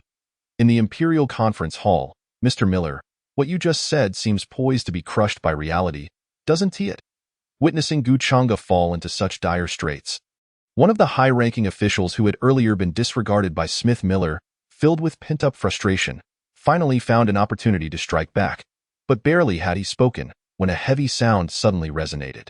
Then, a scream echoed throughout the conference room. My nose! The crowd gasped, looking up to see the once skeptical official now lying on the ground, bloodied and howling, with a broken nose, the instigator of this act. Smith Miller, who had casually thrown a cup to shatter the nose of his countryman, remained utterly unperturbed, his gaze fixated on the screen before him, as if murmuring to himself, so you truly have been reborn. If that is the case, let me see just how far your surface strength has reached. In the Bear Country Conference Hall, the Bear Country sovereign sat heavily in his seat, gazing solemnly at the images projected on the large screen before him. In the scene presented, Guchanga appears to be at the brink of despair, seemingly unable to escape the grasp of death. Alas! A heavy sigh escapes not only the lips of the ruler of the Bear Country, but also elicits nods of disappointment from the numerous high-ranking officials present. The Bear Country has maintained amicable relations with Huaxia for several generations, yet now, amidst the apocalypse, a remarkable figure like Guchanga emerges from Huaxia. The ruler of the Bear Country had previously resolved to send his most outstanding daughter to Huaxia to forge a marriage alliance with Guchanga, in hopes of enticing him to join their ranks. Even if that failed, such a union could strengthen their ties with Huaxia. After all, given the terrifying growth rate of the ferocious beasts, they would inevitably face dire threats from high-level beast tides in the future. With Huaxia as an ally, many of their concerns could be alleviated. Yet now, alas, the ruler of the Bear Country could not help but shake his head. He had finally found a suitable son-in-law, only for him to face an untimely demise due to the chaotic governance of Huaxia. What a pity! In the conference hall of the Eastern Country, they have long been the lapdogs of the First Empire, displaying an attitude towards Huaxia that is virtually indistinguishable from that of the First Empire. They eagerly wish for Huaxia's further decline, for that would present them with the perfect opportunity to invade, seize land and resources, and pillage women. Hehehe, Guchanga, may you meet your end swiftly. Only with your swift demise can our great Eastern Country dispatch its subordinates to create chaos in Huaxia. Chapter 73. A Desperate Fight. A 4-star Rune Master. Ha ha ha, Guchanga, go die already. Amidst the maniacal laughter, a spectral blue wolf materializes behind Jingyu, its claws glistening with a sharp, cold light, lunging fiercely towards the feeble Guchanga. Clang! A sound akin to the clash of metal abruptly resonates as Jingyu's claw strikes Guchanga, failing to yield the expected sensation of shredding flesh. On the contrary, upon impact, Jingyu feels as though he has struck a steel plate. This leaves him utterly perplexed. What is happening? Still in doubt? Fear not, take a deep breath, for you shall soon meet your demise. At that moment, a familiar, soothing voice suddenly emanates before him. Gu Changa's voice. Hearing this, Jingyu's pupils constrict as he looks down, only to find Gu Changa unharmed, effortlessly blocking the colossal paw shrouded in blue wolf energy. Gu Changa's palm is enveloped in a dense black glow, conferring upon it formidable defensive strength, leading Jingyu to feel as if he has struck a solid steel plate. You are already gravely injured and poisoned, are you not? Indeed, I am poisoned. But why would you think that mere 2 strikes could wound me significantly? And why would you believe your dreaded poison, which has never failed you, would have any effect on me? What upon hearing Gu Changa's words, Jingyu is filled with shock, instinctively wanting to retreat. Yet, it is too late. A mass of dark energy has swiftly enveloped his entire being. The aura of calamity saturates him, and at this moment, Jingyu feels as though countless ants are crawling over his skin. To his horror, his flesh begins to rot inch by inch as the dark energy corrodes his body. Terror grips Jingyu's heart, and he unleashes all his remaining strength. The wave of turquoise energy surges from within him, creating a tremendous shockwave. Harnessing this force, Jingyu forcibly breaks free from Gu Changa's grasp, distancing himself by several dozen meters. Although Jingyu manages to create distance in the nick of time, he cannot dispel the dark energy encircling him. Even with all his might, he can merely mitigate the damage it inflicts. Mitigating damage, yet with time stretched, he can only await death, and Jingyu never anticipated that the lethal trap he had meticulously prepared for Gu Changa would ultimately ensnare himself. Enduring the excruciating pain of his rotting flesh, Jingyu gazes at Gu Changa's position. To his astonishment, the once feeble figure, seemingly on the verge of collapse, now exudes vitality and vigor. Realizing this, Jingyu comprehends the unfolding situation. Gu Changa had been laying a trap from the very beginning, seeking to lure him into a position where he could strike. From the killing of the 6 death warriors he had summoned to the audacious acceptance of 2 strikes. All had been a ruse to lower Jingyu's defenses, enticing him to strike, believing he could extinguish Gu Changa's life. In light of this, Gu Changa had every justification to counterattack. Understanding the gravity of the situation, Jingyu's teeth nearly grind to dust. Jingyu's expression turns ferocious, his eyes filled with resentment as he glares at Gu Changa. Yet Gu Changa's response completely shatters Jingyu's composure. Oh, why call for your father? Gu Changa, you shall pay for this. You don't truly believe that killing me will be effortless, allowing you to escape unscathed, do you? Jingyu realizes that there is no escape for him today. Resolving to abandon all pretense, laughing maniacally, he proclaims, "Ha ha ha, a pinnacle 2-star rune master. What if I told you I could wield the strength of a 3-star rune master? Gu Changa, how will you respond to a fatigued opponent like me, who has expended the majority of his strength?" At that moment, Jingyu feigns madness. Without waiting for Gu Changa's reply, he suddenly bites his tongue, his eyes bloodshot as he activates his life-burning secret technique. By sacrificing his life force, he forces himself into a state of extreme enhancement, elevating his power for one final battle. Boom! A dense wave of energy erupts around Jingyu, kicking up clouds of dust. Amidst the howling winds, Jingyu's aura begins to rise exponentially. In an instant, he ascends to the realm of a 3-star rune master, and his power continues to surge at an alarming rate. Mid-level 3-star rune master. Late stage 3-star rune mastered. Pinnacle 3-star rune master. Finally, at the climactic moment, he shouts, "Break for me."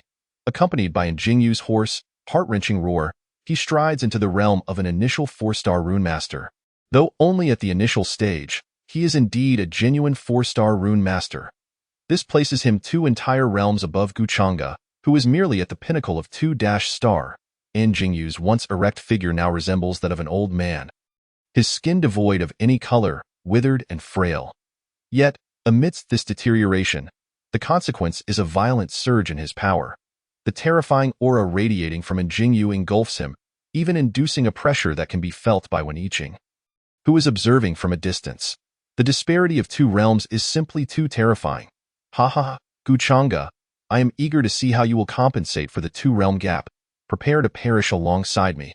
Just as Jingyu is about to strike, Gu Changa's words cause him to hesitate. A difference of 2 realms. My apologies, it should be a difference of merely 1 realm. Gu Changa displays no trace of fear. Under the immense pressure, A captivating smile graces his handsome features. As soon as those words leave his lips, Guchanga steps forward. With that single stride, an overwhelming aura erupts from his towering frame. Buzz! With this single step, Guchanga instantly ascends to the realm of a 3-star rune master. This unexpected breakthrough leaves Jingyu momentarily stunned, but once he regains his composure, he remains convinced of his inevitable victory. Even if Guchanga has reached the realm of a 3-star rune master, he is still a bona fide 4-star rune master. Prepare to die, Guchanga. With a fierce shout, Jingyu, enveloped in a fierce, cutting wind, charges towards Guchanga at this moment. Jingyu's speed has increased by at least 100-fold, moving at such a velocity that the human eye can scarcely perceive it. Yet, even in the face of the terrifyingly enhanced Jingyu, Guchanga maintains a faint smile. Chapter 74. A forceful suppression. Jingyu's demise. You wish for my death?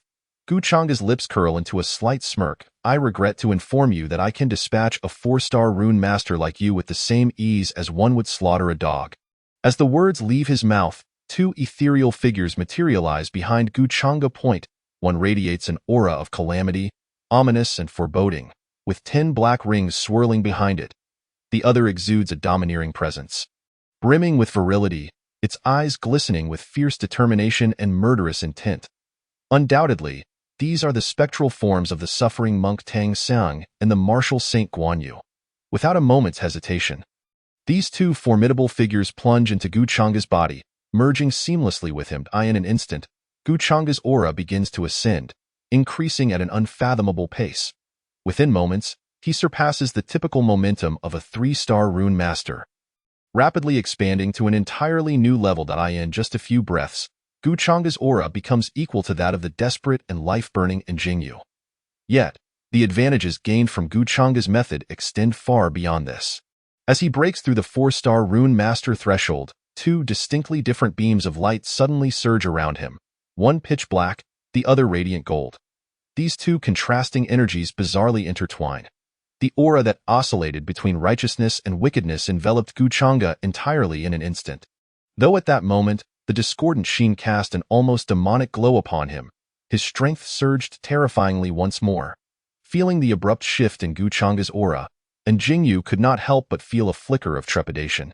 Even with his desperate attempt to enhance his own power through the life-burning technique, he still found himself incapable of subduing Guchanga, a notion that was utterly intolerable. No, impossible.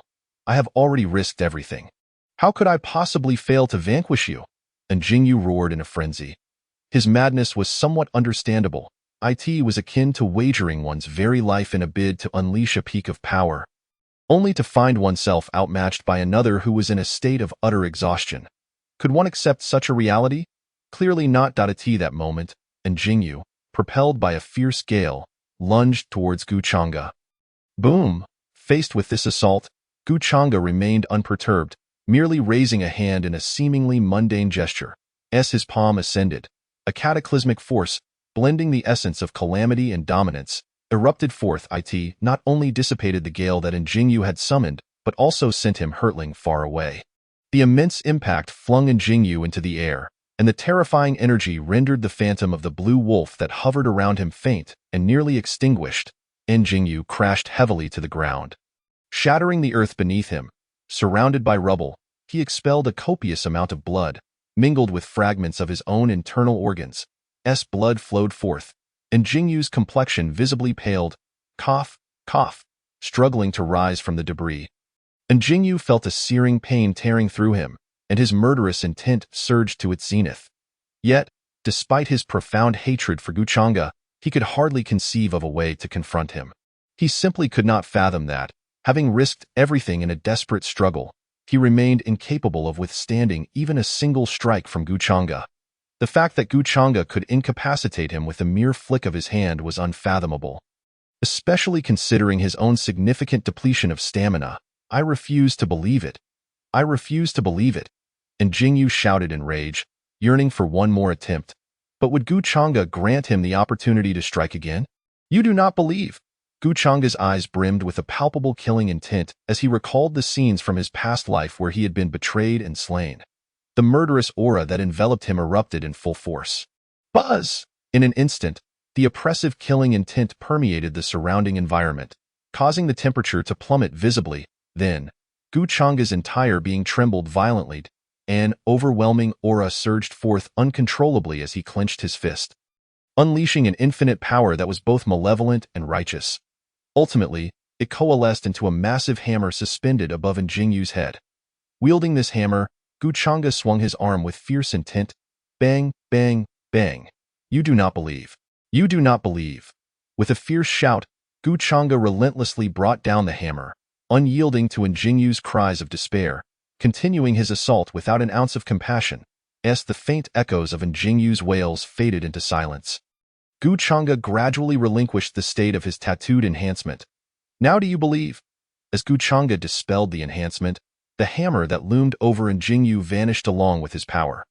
All that remained in the cratered ground was a pool of blood.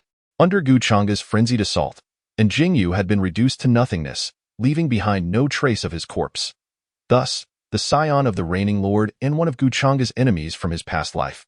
Jingyu perished. Casting a glance at the devastation he had wrought, Gu Changa's gaze remained serene, not betraying a hint of tumult. In fact, after personally delivering Jingyu's demise, a subtle sense of pleasure welled up within him. Simultaneously, upon witnessing Gu Changa's dissipating power and the complete eradication of their foe, Iruai and Wen Yiqing rushed to his side. The already triumphant Dandan and Zhang, who also joined Gu Changa. Just as Iruai prepared to treat Gu Changa's back wounds, fumbling for tools, a swirling green mist suddenly enveloped his form. It was Dandan embodying the spirit of Hua Tuo, providing healing for Gu Changa. Meanwhile, the citizens of Huaxia watching the official livestream were momentarily rendered speechless, the entire stream descending into a brief silence. The rapid fluctuations in the live broadcast were so swift that they struggled to comprehend the situation. The once seemingly weakened Gu Changa had suddenly unleashed a terrifying force, decisively overpowering Jingyu, who possessed the strength of a fourth-tier rune master. Once they regained their composure, the citizens erupted in cheers. What the hell? I told you Gu Changa was invincible, didn't I? He stands here. Does he need any official support? Gu Changa alone can defy 1,000 troops. Honestly, why not let Gu Changa take his place and become the head of state? With such valor and invincibility, Gu Changa would slay ferocious beasts and benefit the people of Huaxia. Who among us agrees? Who supports this? I raise both hands and feet in agreement. I even raise 3 legs to express my support. Chapter 75. The reactions of foreign nations. Meanwhile, watching the rapid changes on the big screen in the conference room of the First Empire, an eerie silence enveloped the space. Mr. Miller was indeed correct. All the high-ranking officials of the First Empire were astonished by Smith Miller's astute assessment and equally shocked by Gu Changa's sudden eruption of terrifying power. This strongest rune master of Huaxia truly lived up to his reputation. Observing Gu Changa standing tall on the screen, Smith Harold, the ruler of the First Empire, wore a solemn expression. As someone who aspired to annex Huaxia and dominate the world, he certainly did not wish to see such a formidable adversary emerge from his target nation. Though he himself was a rune master of considerable prowess, merely watching Gu Changa's battle instilled in him a profound sense of inadequacy.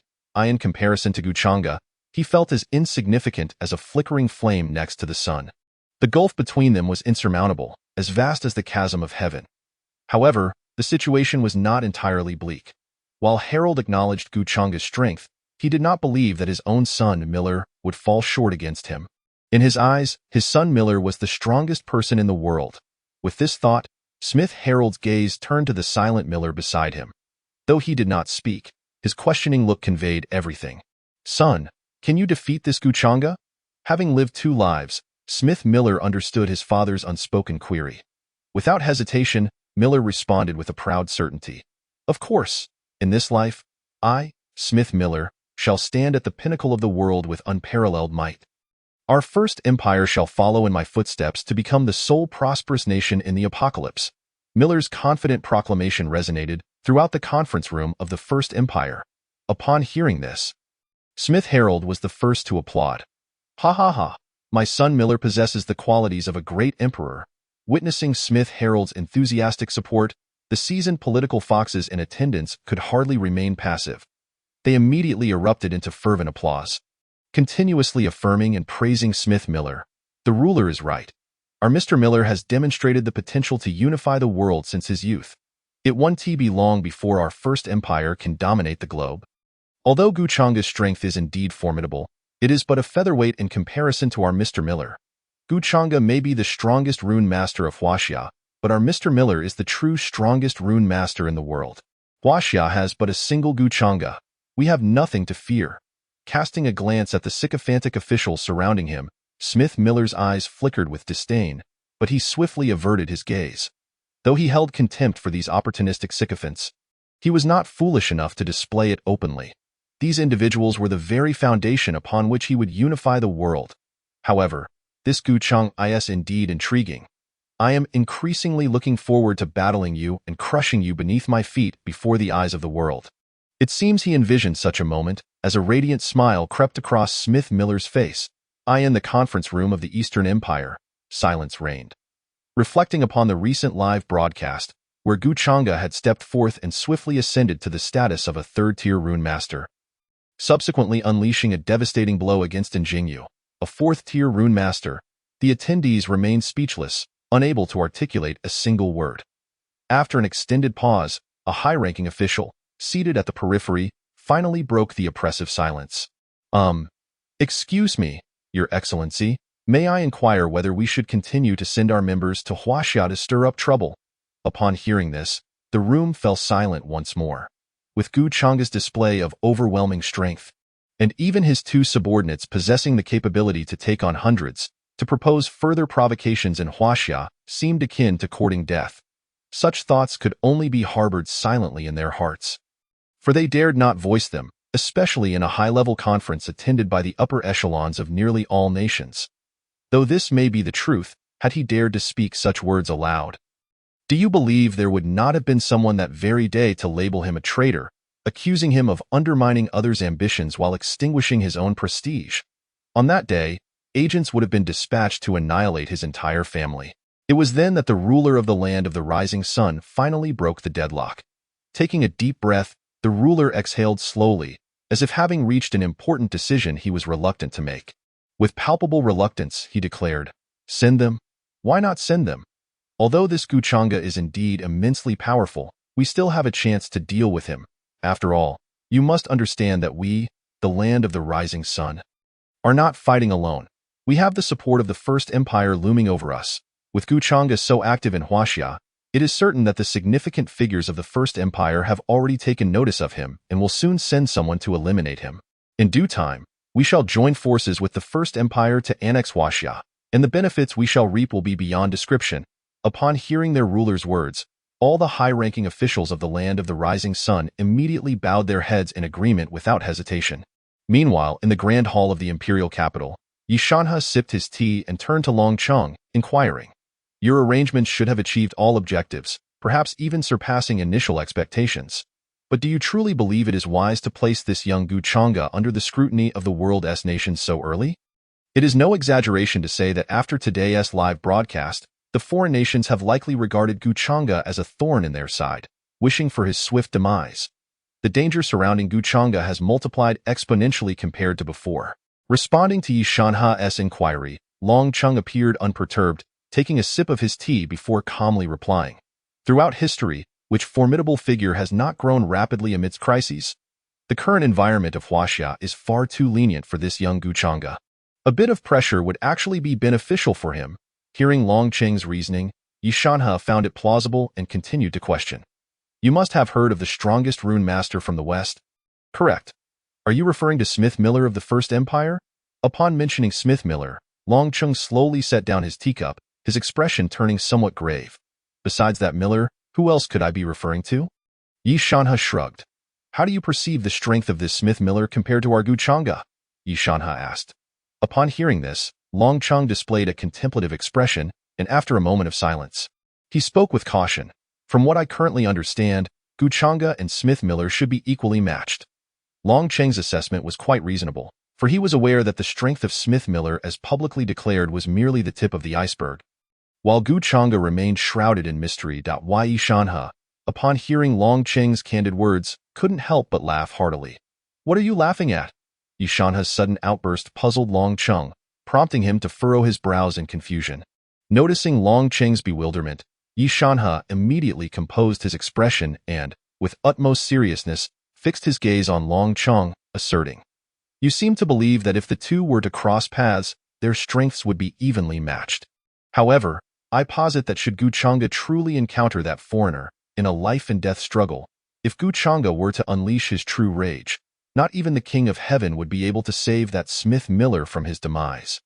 Yi Shanhe's tone was saturated with conviction, as if he were stating an undeniable fact. As he spoke, images of that day in the Apocalypse Fortress flashed through his mind, when Gu Chang'e unleashed the power of the mark on his forehead. The overwhelming pressure surpassed Yi Shanhe's comprehension. Under that immense aura, he felt as though he were but a leaf adrift on the water. No.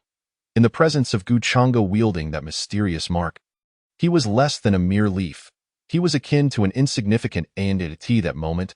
Had Gu Chang'e desired to eliminate him, even if he employed all his means, akin to Injingyu burning his entire life force in resistance, he would have stirred not a single ripple.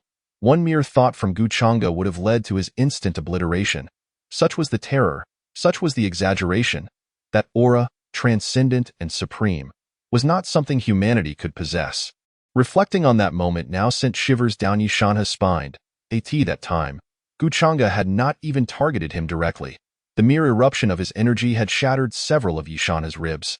Had Gu Chang'e aimed to confront him, even the oppressive aura alone would have rendered him powerless to resist, leading to his immediate demise. Furthermore, given Gu Chang'e's temperament, how could he possibly lay all his cards on the table so easily? Gu Chang'e's resolve was no less formidable than his own, perhaps even subtly superior. Thus, it seemed evident that Gu Chang'e's hidden capabilities extended far beyond the mere surface.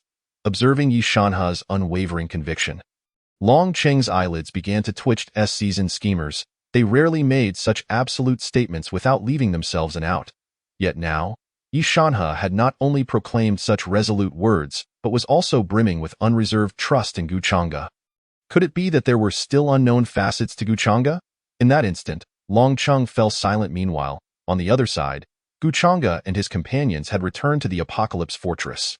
Whether it was a stroke of misfortune or fortune, they encountered not a single beast looking for trouble during their journey home, much to Gubushu's discontent. By the way, it is worth noting that Gubushu had only returned just as Gu Chang'e and his party were about to depart. This fortunate dog left everyone speechless.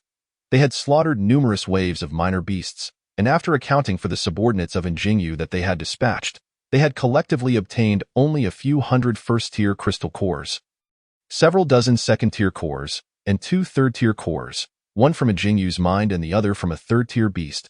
However, Gubushu, upon reappearing shortly after entering the Grand Hall of the Imperial Capital, had not only elevated his cultivation directly to the late stage of the 3rd tier, but had also brought back a gleaming 4th-tier crystal core for Gu Chang'e.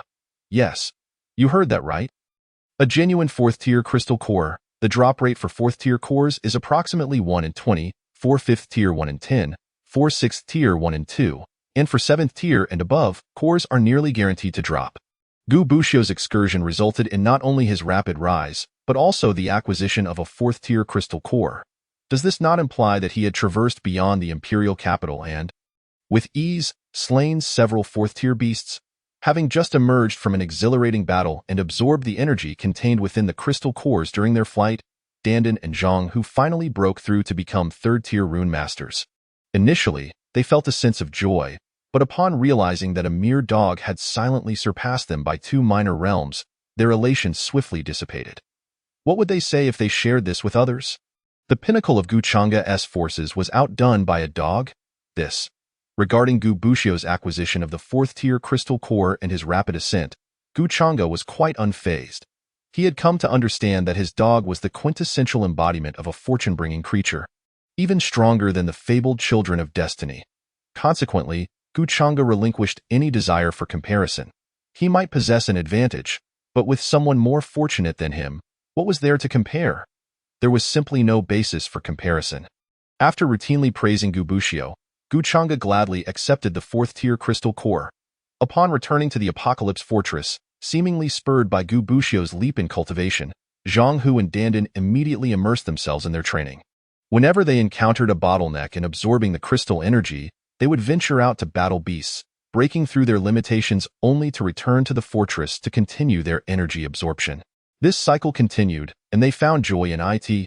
Jiuchanga, observing their behavior, did not intervene. In his view, such healthy competition was not without merit. At the very least, Zhang Hu and the others were rapidly advancing. Were they not? Guchanga, upon returning to the Apocalypse Fortress, engaged in casual conversation with Yu Ruai, indulging in a moment of tenderness before entering seclusion himself. He aimed to utilize a plethora of crystal cores and that fourth-tier core as a catalyst to break through to the mid-stage or even late stage of the third tier in one go. With this goal in mind, Guchanga slowly closed his eyes, commencing the absorption of crystal energy to initiate his breakthrough. 3 days later, at dawn, Guchanga sat in his chamber, his aura solidifying like a volcano on the verge of eruption. Boom! In the next moment, accompanied by a soft exclamation, break. A powerful wave of energy erupted from Guchanga's body, sweeping outwards in all directions. As the wave of energy dissipated, Guchanga felt a surge within him, as if a valve had been opened. His aura rapidly ascended, and in a short span, he successfully broke through to the mid-stage of a Tier 3 Rune Master. Yet, the transformation was not complete. Even after attaining this new level, his aura continued to swell, fiercely pushing towards the late stage of a Tier 3 Rune Master. Gradually, Guchanga's energy climbed, reaching the threshold of the late stage in the blink of an eye. He was on the cusp of a breakthrough, however. At that moment, Guchanga suddenly opened his eyes. A glint of brilliance flashed in his deep gaze as he forcibly calmed the tempestuous power within, allowing the excess energy to refine his foundation. With a sigh, the breakthrough was complete. Aided by the Tier 4 crystal core brought back by Gubushu, he successfully ascended to the mid-stage of a Tier 3 Rune Master. He was merely a step away from directly entering the late stage. In truth, Guchanga could have seized the opportunity to forcefully leap into the late stage of Tier 3, but he restrained this overwhelming desire. He understood well that haste makes waste. Were he to pursue a rapid ascent now, the challenges he would face in striving for the King tier later, or even beyond, would multiply exponentially. Such an outcome was something Guchanga fervently wished to avoid. Who would willingly seek trouble and jeopardize their future? He was no fool, and thus would not act recklessly. With his tempestuous aura reined in, Guchanga stepped out of the room. Upon exiting, he beheld the idyllic scenery of his doomsday fortress. Akin to a hidden paradise, which instantly lifted his spirits. At that moment, the fortress was operating seamlessly. There were dedicated individuals tending to the crops and ensuring defense rotations. The entire fortress was in a state of meticulous order. Even though they could not venture into the outside world, simply residing within the Doomsday Fortress allowed them to achieve endless self-sufficiency. The fortress was Guchanga's ultimate trump card. Should the ferocious beast rise in power and invade Huaxia? Overwhelming even the combined might of all its champions, survival within the fortress would represent his last refuge. Of course, with the 9 forbidden tattoos adorning his body, it was highly improbable that he would ever find himself in such a dire situation.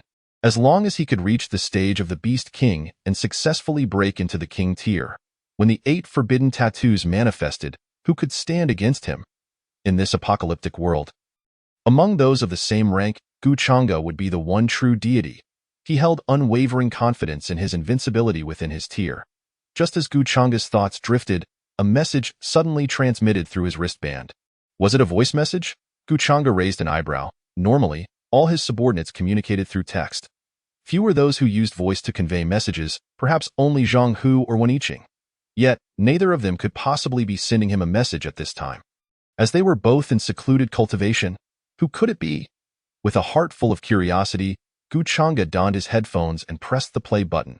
As his finger barely touched the button, a slightly trembling, cool voice reached his ears. It was none other than Xia Bingqing's voice. Master, I require your assistance. If you have the time, please do come to Magic City. If you truly cannot make it, that is also acceptable. Though her words were brief and did not elaborate on the nature of her predicament, Guchanga felt no dissatisfaction. In fact, the corners of his mouth involuntarily lifted. Given his understanding of Xia Bingqing, for her to call him master and express herself in such a manner was already beyond her limits. The once great goddess of war from the great Xia, now my obedient little maid? The stark contrast brought a wave of comfort to Guchanga's heart. In the midst of his elation, he pondered, If I were to force my will upon her at this moment, she might not even refuse. Would she, however? He quickly dismissed the thought. He was not inclined to impose upon her. The truth was, he felt no resistance to his somewhat villainous tendencies. His reluctance to forcefully claim Xia Bingqing's body stemmed solely from the fear of losing the narrative. Nothing more, well, since my little maid has proactively sought my aid, if I, as her master, do not respond, I might truly fail to tame this little wildcat's heart. Stretching lazily, Guchanga's feet moved, and in an instant, he vanished from his location. Meanwhile, far away in Magic City, Xia Bingqing sat atop the highest floor of the Huaxing group, her expression solemn as she reviewed the messages presented by her subordinates. According to her original plan, she intended to sweep through and subdue all factions within a week. Yet now, on the 6th day, she found that her progress was still less than halfway complete. How could she accept this? She had more resources at her disposal now than 3 days prior. The inexplicably bestowed position of deputy leader of the Rune Master Alliance by her so-called master had indeed provided significant assistance. Yet it also came with its share of troubles. Eager to showcase her prowess, she had boldly declared during her speech that under her command, the Huaxing group would unify the various factions of Magic City within a week. But now as the plan unfolded, she realized she had underestimated the deeply entrenched underground forces and prominent groups of Magic City. After resolving the internal conflict of her tattooed powers, her strength was indeed formidable. However, the challenge lay in the fact that many of those she sought to subdue were top-tier warriors. While they could not match her, they employed evasive tactics, dragging out the confrontation. It seemed they were aware of her ambitious declaration made 7 days prior. Chapter 78. Guchanga arrives, ready to strike. In this scenario, it was not that she could not successfully unify the factions of Magic City. If she disregarded the cost of time, she could achieve total unification within a month. However, the crucial point was that taking a month to unify Magic City would far exceed her promised timeline. The numerous unfamiliar rune masters who had flocked to her side would inevitably develop doubts about her capabilities. If she could not even conquer her subordinates, how could she hope to realize her grand ambitions? Such a situation was absolutely intolerable for her. Thus, in order to avert such a predicament, she had reluctantly swallowed her pride and sought Guchanga's assistance. But would this man actually come? Xia Bingqing herself could not ascertain whether Guchanga would indeed lend a hand. If he chose not to help, it was quite possible that she would be unable to fulfill the oath she had made to her followers on her own.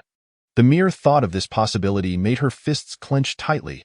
If only she could grow stronger. If she were powerful enough to match Guchanga, no matter how numerous or strong her opponents were, they would merely be a pack of weaklings, easily vanquished at her whim. Then she would not find herself ensnared in the current deadlocked that moment. Amidst her tumultuous thoughts, a familiar, soothing voice suddenly reached Xia Bingqing's ears.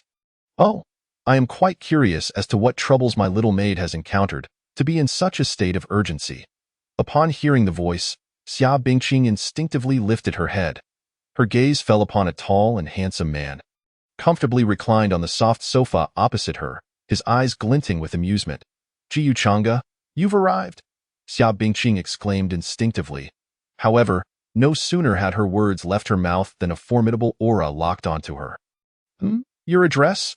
Guchanga narrowed his eyes slightly, fixing his gaze on the pleasantly surprised Xia Bingqing.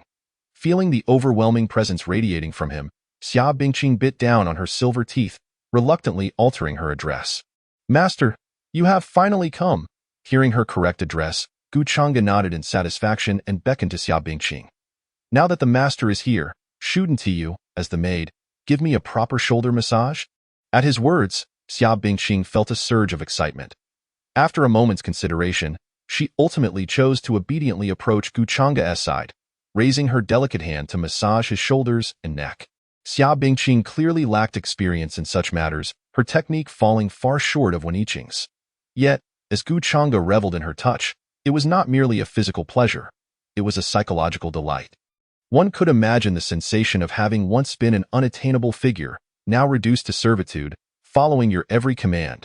This was precisely what Guchanga was experiencing, as he enjoyed Xia Bingqing's massage. He slowly spoke. "Now, speak up, little maid. What exactly has transpired?" Upon noticing Guchanga's proactive inquiry into the situation, Xia Bingqing refrained from being coy and promptly divulged all the difficulties she had encountered to him. After listening to her account, Gu Chang'e couldn't help but raise an eyebrow. Oh? It appears that even in our prosperous city of magic capital, there are numerous foreign vermin lurking in the shadows? Gu Chang'e felt a twinge of astonishment. He had previously assumed that it was entirely normal for foreign collusion to occur within the top companies of Jinsheng. However, after hearing Xia Bingqing's report on the circumstances in Magic Capital, he sensed something amiss. While it was perfectly normal for companies to introduce foreign investment during financing, the emergence of foreign nationals as the controlling figures of the top companies or groups within Huaxia was decidedly abnormal. Logically, even if the current Huaxia officials were ineffectual, they would never permit such rampant foreign influence within their borders, as it was clearly a tactic employed by enemy nations to undermine Huaxia's comprehensive strength. Yet, the fact that the Huaxia officials had not intervened, and had even allowed these foreign entities to accumulate a significant amount of divine power during this apocalypse, indicated a deeper issue at hand. This was evidently a scheme orchestrated by an adversarial state, with intentions far beyond merely diminishing Huaxia's overall strength. They sought to amass power from within to ultimately destroy Huaxia when the opportune moment arose. Contemplating this, Gu Chang'e's gaze grew icy. Although he was not particularly patriotic and had never harbored intentions of contributing to his country, he could not tolerate the audacity of these foreigners encroaching upon his territory. The current state of Huaxia was almost becoming a dictatorship under his sole influence, with the populace supporting him, rendering the entire nation a reservoir of resources at his disposal. And now, foreigners dared to threaten this reservoir of potential. Such an affront was intolerable to Gu Chang'e. With this thought in mind, he grasped Xia Bingqing's jade-like hand, which he had been massaging incessantly. He declared, "No need to continue. Since tomorrow marks the deadline for your grand aspirations, let us expedite our preparations. We shall commence with the most formidable underground forces in Magic Capital." Without awaiting Xia Bingqing's response, Gu Chang'e rose and strode purposefully towards the door, an ominous aura of murderous intent enveloping him. Witnessing Gu Chang'e's decisive demeanor, even Xia Bingqing was momentarily taken aback. "I haven't even pressed you to hurry, and you are already anxious?" Moreover, what was this palpable aura of terror surrounding him? Was it perhaps because of me? A look of astonishment adorned Xia Bingqing's flawless visage. However, after a moment of fruitless contemplation, she quickly regained her composure and followed in Gu Chang'e's footsteps. Why dwell on such matters? All she needed to know was that Gu Chang'e was willing to take action. Having witnessed Gu Chang'e's terrifying prowess, any thoughts of distancing herself from him had been swiftly abandoned. Though be fair, having Gu Chang'e as her unwavering protector might not be such a bad proposition. Although they had yet to engage in battle, for reasons unbeknownst to her, the instant Gu Chang'e stood up, Xia Bingqing felt an inherent confidence that the issue was already resolved. It was not a matter of other emotions. To her, it was simply an absolute trust in Gu Chang'e's capabilities. Chapter 79. Black Dragon Gang. Who told you there would still be living people? In the magic capital of Huaxia, once a bustling economic hub, the sudden onset of the apocalypse had turned it into a scene of chaos and desolation. Even with official forces intervening to suppress the unrest, fierce beasts still roamed freely, preying upon the citizens of Huaxia. Within the Black Dragon Gang, a top-tier underground organization that Xia Bingqing could contend with for a considerable time, the atmosphere in their conference hall was thick with tension. Sensing the oppressive environment, their leader, the Cyclops, took the initiative to speak up. "Oh, what if we've received internal news that little wench Xia Bingqing intends to personally assault our Black Dragon Gang? It's hardly a monumental issue. Why do you all look so frightened?" The Cyclops was displeased by the cowardly demeanor of his subordinates, berating them incessantly. "Boss, although we have the backing of the Jinghai group and have cleverly deflected Xia Bingqing's previous assaults, this time is different. We cannot overlook the fact that our brothers have sustained significant casualties in prior encounters, and this time, Xia Bingqing has brought reinforcements. Oldly is right. You may have unconsciously overlooked a crucial detail. Boss, according to intel, the ally Xia Bingqing has recruited is likely the renowned Gu Chang'e." Upon hearing this, the Cyclops fell silent, his previous tirade abruptly halted. Who in Huaxia could possibly be unaware of Gu Chang'e's illustrious reputation? Even small children knew of his formidable name. If Xia Bingqing had indeed enlisted Gu Chang'e's assistance, then despite their alliance with the Jinghai group's elite, it seemed impossible to withstand such might. It was well known that Gu Chang'e could single-handedly annihilate entire waves of beasts, and even at the initial stages of the third tier, he could contend against fourth-tier divine masters. It was evident that even the top-tier experts of the Jinghai group had not surpassed the fourth tier. If Gu Chang'e were to accompany Xia Bingqing to their Black Dragon Gang, even a multitude of men would likely fall short against him. Contemplating this, the Cyclops' thoughts raced as he weighed the pros and cons, leading him to make a swift, wise decision. Exiting the conference hall, he addressed his anxious subordinates, everyone prepared to flee. Hearing their leader's proclamation, a few subordinates voiced their confusion. Boss, if we run now, won't the sacrifices of our fallen brothers be in vain? Moreover, we won't even receive our task rewards. Indeed, boss. Why not hold out for a few more days to collect our rewards from the Jinghai group before we leave? A single remark incited a wave of dissent, and soon many of the Black Dragon Gang's subordinates were echoing their agreement. Before their words could settle, the Cyclops became irate. He dashed to the forefront and, without a moment's hesitation, delivered a resounding slap. Slap! The sharp sound reverberated around them. The remaining eye of the Cyclops was filled with bloodshot fury. Though you think I am unaware that fleeing first means our brothers have died in vain? What we have endured these past few days will amount to nothing. But the real issue is, if we do not run now, when Gu Chang'e and that foul wench Xia Bingqing arrive, we won't even have a chance to escape. Gu Chang'e, the legendary Gu Chang'e, is coming to besiege our Black Dragon Gang. At this revelation, all the subordinates present turned pale, abandoning any thoughts of securing their rewards. Previously, they had risked their lives for a 50-50 chance, hoping to earn enough resources to ensure their future livelihoods. After all, Xia Bingqing had already attempted to attack them twice before, despite the heavy losses. They had managed to repel her. However, now that their leader had revealed that Gu Chang'e would accompany Xia Bingqing, it signified not merely a 50-50 risk, but rather an absolute 10-0 certainty. Gu Chang'e could effortlessly slaughter third-tier beasts as if they were mere vegetables. And dealing with these generally second-tier minions was nothing more than a flick of his wrist. Gamblers take risks when there is even a sliver of possibility. However, if there were no chances at all, continuing to gamble would only brand one as a true fool. Remaining here would equate to seeking death. Brothers, if you do not wish to meet your ancestors, pack your bags and flee with that. No one dared to oppose the Cyclops' words, each hastily scrambling to gather their belongings and leave their base.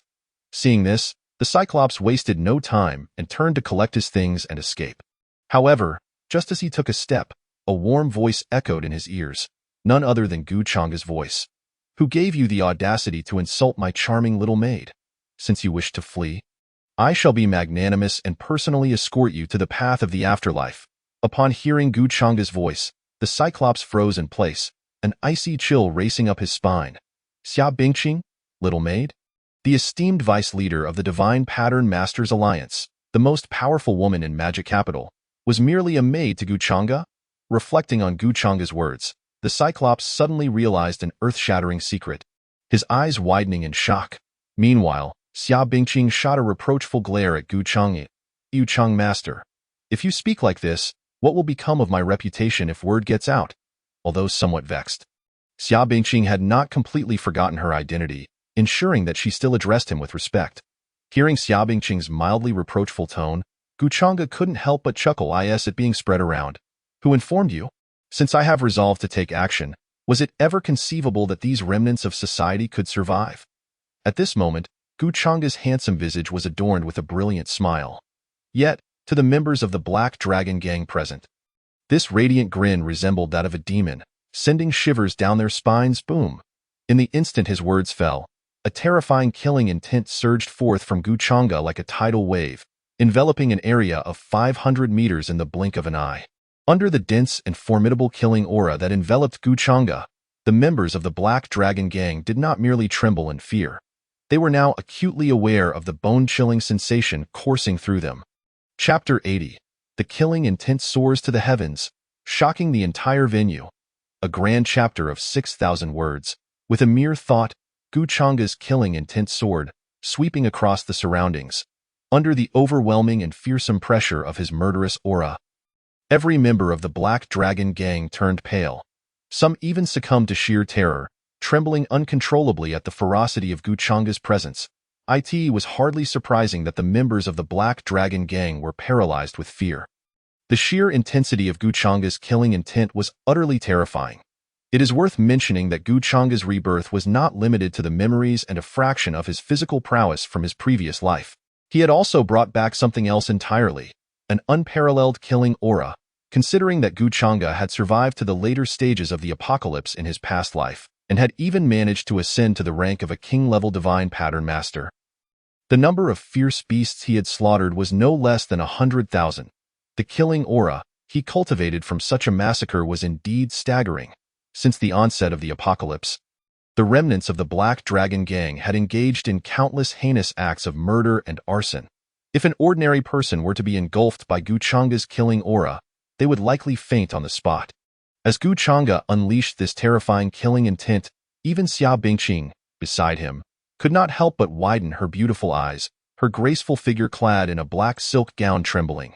The sheer magnitude of the murderous aura emanating from Gu Chang'e was beyond comprehension. Even Xia Bingqing, a master of the Ice Phoenix and Fire Phoenix tattoos, felt a sense of dread creeping into her heart. Just how many lives had he taken? How many ferocious beasts had he slain to cultivate such an appalling killing intent? At the moment Xia Bingqing was engulfed in her shock, the overwhelming killing intent gradually receded, eventually dissipating. The members of the Black Dragon Gang, who were on the verge of exhaling a sigh of relief, soon realized that it was far from over. After Gu Chang'e unleashed that terrifying aura, a brilliant golden light flickered in his eyes, which then flared up magnificently. The intense golden radiance illuminated the entire venue. Amidst the dazzling brilliance, a voice, devoid of emotion, resonated through the air. "I possess a blade, capable of slaying dragons." As the voice echoed, an immense sword intent filled the space. At that moment, Gu Chang'e's eyes glimmered with resplendent golden light, his entire being exuding an unrivaled aura. Under the astonished gazes of the crowd, Gu Chang'e's arm, raised high, swiftly descended. In an instant, the dominating sword intent entwined with the brilliant golden light erupted like a volcano. Radiating in all directions in the blink of an eye, this fearsome sword intent enveloped a significant portion of the venue. With a single stroke, the heavens themselves seemed to change color, as Gu Chang'e's long blade descended. The world appeared to be drenched in gold. What was even more extraordinary was that at the moment the enormous, magnificent golden blade mark struck, a resounding and piercing dragon's roar erupted from the depths of the Black Dragon Gang's stronghold. Boom! The blade mark descended, and whether it was due to the sudden dragon's roar or not, the entire venue fell into an eerie silence, devoid of any desperate cries or defiant shouts. With the blade's descent, the atmosphere became utterly stilled as the thick clouds of dust gradually cleared. A horrifying scene unfolded. The blade light that Gu Chang'e unleashed had directly reduced 90% of the Black Dragon Gang's members to mere fragments. Blood soaked the ground, and at the epicenter of the impact, a deep chasm yawned, filled with unfathomable darkness. It was impossible to gauge how deep the earth had been cleaved by Gu Chang'e's strike. This single blow had decimated the majority of the Black Dragon Gang's forces. Although a few individuals managed to survive, none entertained the notion of escape at that moment. They sat helplessly on the ground, their gazes vacant, staring blankly at the blood-soaked scene before them, their faces devoid of color. After witnessing the might of Gu Chang'e's blade, they collectively lost all hope of fleeing. Where could they possibly run? Did they not see Gu Chang'e's calm demeanor, unflustered even after executing such a world-shattering blow? Gu Chang'e was clearly still in peak form, fully capable of unleashing another cataclysmic attack at any moment. In light of this, none of them were willing to expend their efforts on an impossible endeavor. Rather than futilely resist, they chose to accept the inevitable approach of death with resignation. At that moment, countless memories flowed before their eyes. As the blade fell, claiming numerous vibrant lives, Gu Chang'e's expression remained unchanged. Subsequently, Gu Chang'e coldly advanced, each step emanating a radiant golden light from beneath his feet. This was not merely an effect. It signified the eruption of his power. With each burst of dazzling golden light, an overwhelming sword intent surged forth, crashing into the nearby surviving members of the Black Dragon Gang. Puff, puff. As Gu Chang'e walked slowly, several more lives were extinguished with each step. By the time he reached within 20 meters of the one-eyed dragon, every member of the Black Dragon Gang had perished. Gazing at the receding figure of Gu Chang'e, Xia Bingqing could no longer maintain her previously aloof demeanor. Her beautiful eyes surveyed the surroundings, reflecting her profound shock. How had his strength surged to such heights in just a few days? Amidst her astonishment, Xia Bingqing felt an overwhelming sense of confusion. She had personally experienced Gu Chang's terrifying power when he invoked the mark on his forehead, aware of just how unfathomable his strength truly was. However, therein lay the dilemma. Yu Chang'e had only employed a single tattoo's power thus far. He had not even drawn upon the mysterious mark on his brow, merely relying on the martial Saint Guan Yu tattoo. Gu Chang'e had unleashed such exaggerated power? How could this be possible? This was simply beyond comprehension. Xia Bingqing was filled with doubt. In her mind, neither the suffering monk nor the martial Saint Guan Yu were capable of such extreme prowess. They were, at most, of the highest caliber in the world. Though she possessed tattoos of that same pinnacle quality, even after temporarily resolving the conflicting energies of the Ice Phoenix and Fire Phoenix tattoos within her, she did not believe she could unleash the level of power Gu Chang'e had just demonstrated. What could be the reason for this? Xia Bingqing fixed her gaze on Gu Chang'e's retreating figure, her eyes shimmering with uncertainty. The answer was straightforward. While it was true that neither the suffering monk nor the martial Saint Guan Yu could be deemed taboo tattoos that exceeded ordinary imagination, Gu Chang'e also harbored 6 additional taboo tattoos, and each of those remaining 6 was more terrifying than the last. With the combined power of the 9 taboo tattoos, who in the world could contend with Gu Chang'e? Because of the existence of these 9 taboo tattoos, the energy required for Gu Chang'e to advance through each realm was significantly greater than that of an ordinary person, and his speed of progress was vastly accelerated as well. However, with great fortune comes great peril. In this accumulation of strength, Gu Chang'e's foundation would become unfathomably profound. Even the weakest among the 9 taboo tattoos, the suffering monk and the martial Saint Guan Yu, would find their power elevated to a higher level due to Gu Chang'e's immeasurable depth of strength. All of this was the fundamental reason why Gu Chang'e could unleash such horrifying power with merely the suffering monk and the martial Saint Guan Yu tattoos. Tap, tap, Gu Chang'e's polished shoes lightly struck the rocky ground as he approached the one-eyed dragon. Buzz, buzz. The sharp golden blade light continued to emanate with each of Gu Chang'e's steps, relentlessly extinguishing the lives of the remaining members of the Black Dragon Gang. By the time Gu Chang'e arrived before the one-eyed dragon, there was not a single soul left alive in the venue, save for the one-eyed dragon. As for the so-called second and third in command of the Black Dragon Gang, these minions had long since perished at the hands of Gu Chang'e's earlier strike, the blade that could slay dragons. Looking at the calm and indifferent face of Gu Chang'e, whose eyes bore no hint of humanity, the one-eyed dragon's complexion turned pale. He collapsed to the ground, instinctively summoning every ounce of strength to retreat from Gu Chang'e. But how could a coward, paralyzed by fear, ever hope to escape the grasp of a man filled with murderous intent? Gu Chang'e, having exhausted his patience, took a step forward, effectively blocking the one-eyed dragon's path of retreat. Witnessing Gu Chang'e's seemingly instantaneous arrival behind him, the one-eyed dragon lost any semblance of his previous ferocity. His eyes now reflected pure terror. Gu, Lord Gu, no, please, I beg you, spare my life. I, the one-eyed dragon, never intended to oppose Xia Bingqing. The entire Black Dragon Gang obstructed the progress of Boss Xia, driven by the coercion and enticement from the Jinghai group. This led us to relentlessly target the Huaxing group under Boss Xia, regardless of the cost. Master Gu, if only you would spare me, I would be willing to toil like a beast.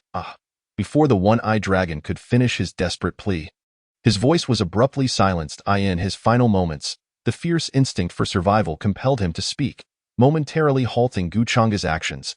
However, after divulging the pertinent information, Gu Chang'e flicked his fingers, releasing a golden flash that instantaneously severed the one-eyed dragon's carotid artery. The speed of the golden light, imbued with an irresistible sharpness, left the one-eyed dragon with no opportunity to react. His eyes widened in shock as he clutched his neck, yet he was powerless to stem the torrent of blood gushing from the wound. With a resounding thud, the one-eyed dragon succumbed to the ground, lifeless.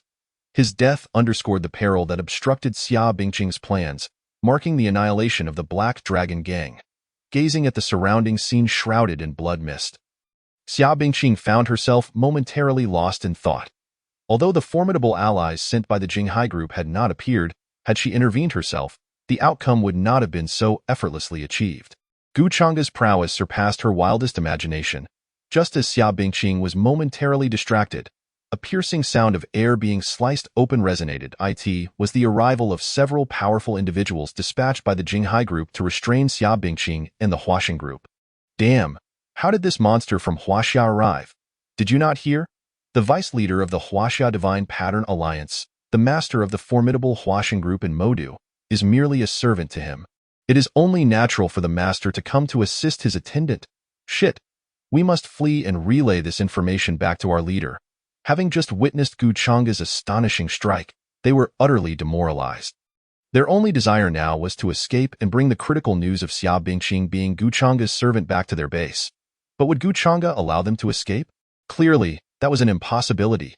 The moment the Jinghai group's powerhouses prepared to depart, Gu Chang'e sensed their intentions. The hidden mice had finally emerged. A slight grin crept across his lips as he murmured to himself. In an instant, golden light flickered, and Gu Chang'e vanished from his original position. Within mere breaths, propelled by an explosive speed, he appeared directly before the Jinghai group's powerful figures, as his gaze swept over the tense individuals before him. Gu Chang'e's eyes turned icy. These powerhouses were all Caucasian, entirely devoid of the bloodline of the Huaxia people.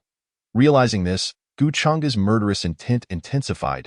A group of foreigners, unwilling to remain in their own countries to enjoy their twilight years, chose to oppose him in Huaxia. Since you insist on courting death, I shall benevolently escort you on your way. With a swift motion, Gu Chang'e did not hesitate. As his voice resonated, he swung his arm, releasing a resplendent golden blade of light that cascaded down like a waterfall of stars. With immeasurable force, it surged towards the group as the dazzling blade approached at a terrifying speed. A chilling dread coursed through the spines of all the Jinghai group's powerhouses. Penetrating their very minds, in that instant, they felt an overwhelming sense of impending doom. Everyone, unleash your full strength. I refuse to believe that we cannot withstand a mere casual strike from this East Asian sick man. Count me in, everyone, charge. Roaring in unison, the foreign powerhouses of the Jinghai group unleashed their full capabilities, simultaneously deploying their most potent techniques to counter Gu Chang'e's massive golden blade of light. Boom. The two forces collided, erupting into a breathtaking wave of energy. The force of the explosion sent shockwaves that overturned buildings in its wake. Chapter 81. Storming the Jinghai group, the First Empire's elites. A 6,000-word chapter. As Gu Chang'e walked along, his expression was as frigid as ice. Based on all the information he had gathered, the ambitions of foreign nations to manipulate Huaxia, even striving for global dominance, had become glaringly evident. This scenario starkly contrasted with the apocalyptic situation of his previous life. The overwhelming feeling of being beyond control vexed Gu Chang'e. Though he harbored doubts, he was not prepared to seek the truth immediately. After exterminating the Jinghai group, he would then pursue the underlying reality. His deep-set eyes gleamed with a sharp light as he gazed at the towering edifice ahead, a cold smile creeping onto his lips. Jinghai group. Meanwhile, just as Gu Chang'e and Xia Bingqing rapidly approached the Jinghai Tower. In the conference room on the top floor, 5 foreign individuals with golden hair and blue eyes were engaged in animated discussion. These 5 foreigners were the agents sent by the First Empire to lurk in Huaxia's Modu, disrupting the stability of this region.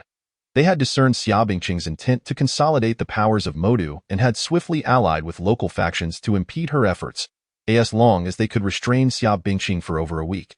Not only would she suffer a loss of face, but reinforcements from their great First Empire would also arrive. At that point, they would not only be free from Xia Bingqing's threat, but could also attempt to annex her Huaxing group and its affiliated powers. If they could integrate all the factions in Huaxia's Modu, the First Empire's plan to conquer Huaxia would advance significantly. Once the First Empire had swallowed Huaxia, they would possess the strength to crush the Bear Country. With Huaxia under their control, they could then conquer the Bear Country. In this vast apocalypse, humanity would be at the mercy of the First Empire, as the executors of their nation's unification plan. They would undoubtedly be revered by the masses and earn unparalleled glory. In this chaotic, beast-ridden world, they stood to gain what ordinary people could only dream of in a lifetime. Contemplating this, the 5 foreign individuals could not help but break into broad smiles. Given the current trajectory, not only would they succeed in delaying Xia Bingqing's plans for a week, but they were also confident in extending it to a full month. Ha ha ha. These money-hungry Waxians are truly foolish. They cannot genuinely believe that by completing our assigned tasks, they will receive the generous supplies and rewards we promised. I suspect these stupid Waxians think just that. Let them think so. When they are left with dwindling numbers, we shall strike and eliminate the remaining survivors. I concur with Mr. Jones. Those not of our kind will inevitably harbor ill intentions. Keeping these Huasian wastrels around would be an affront to the great populace of our first empire. Indeed, that is certain. The 5 senior members of the Jinghai group, all Westerners, remained oblivious to the impending crisis looming over them. Little did they know, death was gradually closing in on their 5 lives. As Xia Bingqing and Gu Changge approached the Jinghai Tower, the security personnel stationed outside became alert, drawing their weapons and sternly warning, "Who goes there?" Without orders from the upper echelons, entry is strictly prohibited. As they spoke, a faint aura began to rise from the guards. While not particularly strong, they were indeed genuine divine pattern masters, and there was no need to discuss their ranks. Glancing at the guards who regarded them with vigilance, Gu Changge did not respond but merely nodded at Xia Bingqing. Understanding his silent cue, Xia Bingqing swiftly raised her snow-white arm, unleashing a flurry of icy brilliance that instantaneously silenced the guards. With a resounding crash, Gu Changge effortlessly kicked the titanium alloy door, shattering it entirely. Trying to escape, a faint smile curled at the corners of Gu Changge's lips as he snapped his fingers. A beam of resplendent golden light shot forth like a laser, piercing through the back of a fleeing individual and erupting from their chest, in a mere heartbeat. A divine pattern master was annihilated without effort. Amidst the chaos of Gu Changge and Xia Bingqing storming into the Jinghai Tower, urgent alarms blared throughout the top-floor conference room. Their subordinates, sensing something amiss, hastily pressed the emergency alert button. As the alarm echoed, a large projection screen descended from the ceiling. The image displayed a handsome young man clad in traditional attire, relentlessly ascending the building. With each floor he conquered, employees fell victim to his slaughter. Though they attempted to resist, their efforts were laughably futile, akin to an ant attempting to shake a tree. Their relentless assault was no match for the formidable strike instigated by Gu Changge with just a flick of his fingers. Gu Changge ascended towards the heights of the Jinghai building with a deliberate and measured pace, seemingly granting the Jinghai group ample time to react. Suddenly, he sensed something amiss, turning his gaze back to fixate intently on a specific point. Under the watchful eyes of 5 senior executives from Jinghai Group, Gu Changge's countenance broke into a brilliant smile. Simultaneously, he extended his slender hand towards the camera. Just as the executives were engulfed in confusion, Gu Changge's hand performed an unexpected gesture. 4 fingers tightened into a fist, leaving only the thumb raised skyward. Then, he slowly lowered the thumb. Bang! A muffled sound erupted as Gu Changge, with a mere thought, obliterated the camera directed at him. With the destruction of the camera, the scene in the conference room atop the Jinghai building was irrevocably frozen at the moment Gu Changge made his provocative gesture. Witnessing this, a hot-tempered foreigner erupted in fury, exclaiming, "Fuck! A mere East Asian invalid dares to provoke us. He must be tired of living." In a fit of rage, he stormed towards the door, intent on confronting Gu Changge. With one leading the charge, the other 3 executives could no longer contain themselves and rose in unison, eager to ambush Gu Changge and quell his arrogance. Well said. I am determined to eliminate this little brat. After dealing with him, we shall hang his corpse alongside that of that insane woman at the entrance of Jinghai building and see if they dare to act so brazenly again.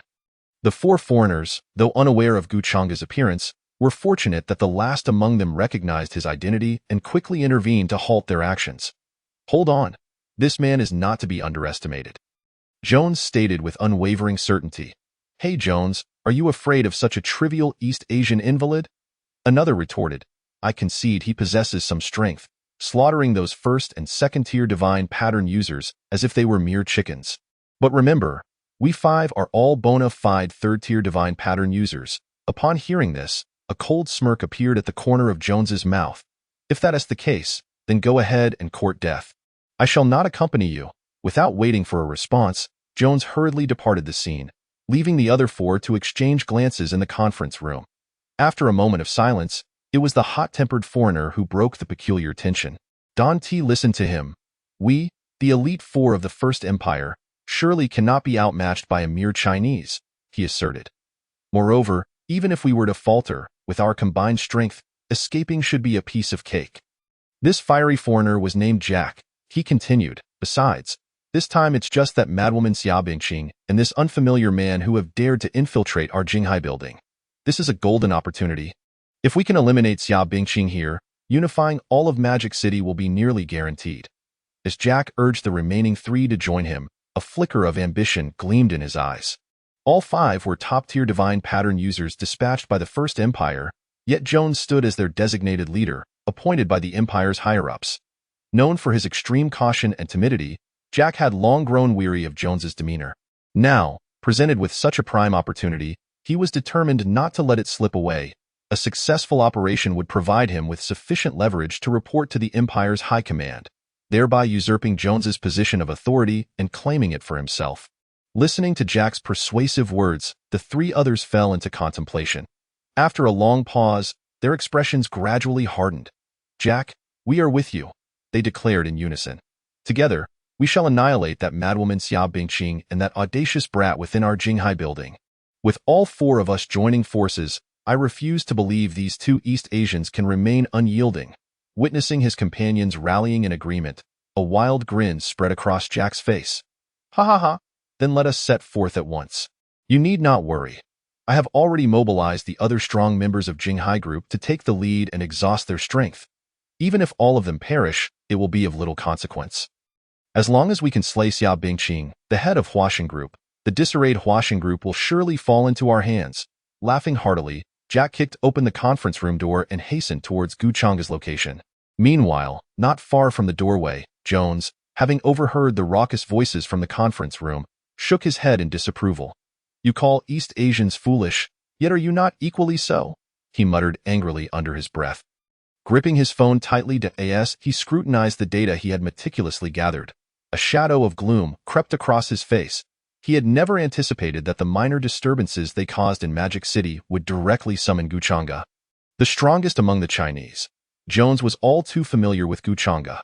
The Empire's higher-ups had explicitly instructed that in the event of encountering Guchanga during their operations, they were to cease all actions and retreat immediately. It was evident that anyone regarded with such importance by the formidable Empire could not be weak. Guchanga had been capable of slaying 4th-tier divine pattern users even while at the 3rd tier. Now, one could only imagine how effortlessly he could dispatch them, mere 3rd-tier late-stage users, like cutting through vegetables. Damn it. Since you wish to disrupt my plans, do not blame me for exacting ruthless vengeance. However, rather than retreating in the face of Guchanga's overwhelming strength, Jones was invigorated. He had formulated an exceptional countermeasure based on the myriad of information he had collected during the month since the apocalypse descended upon Magic City. Yet, to execute this plan, he needed to buy time for both Guchanga and Xia Bingqing. How to delay them?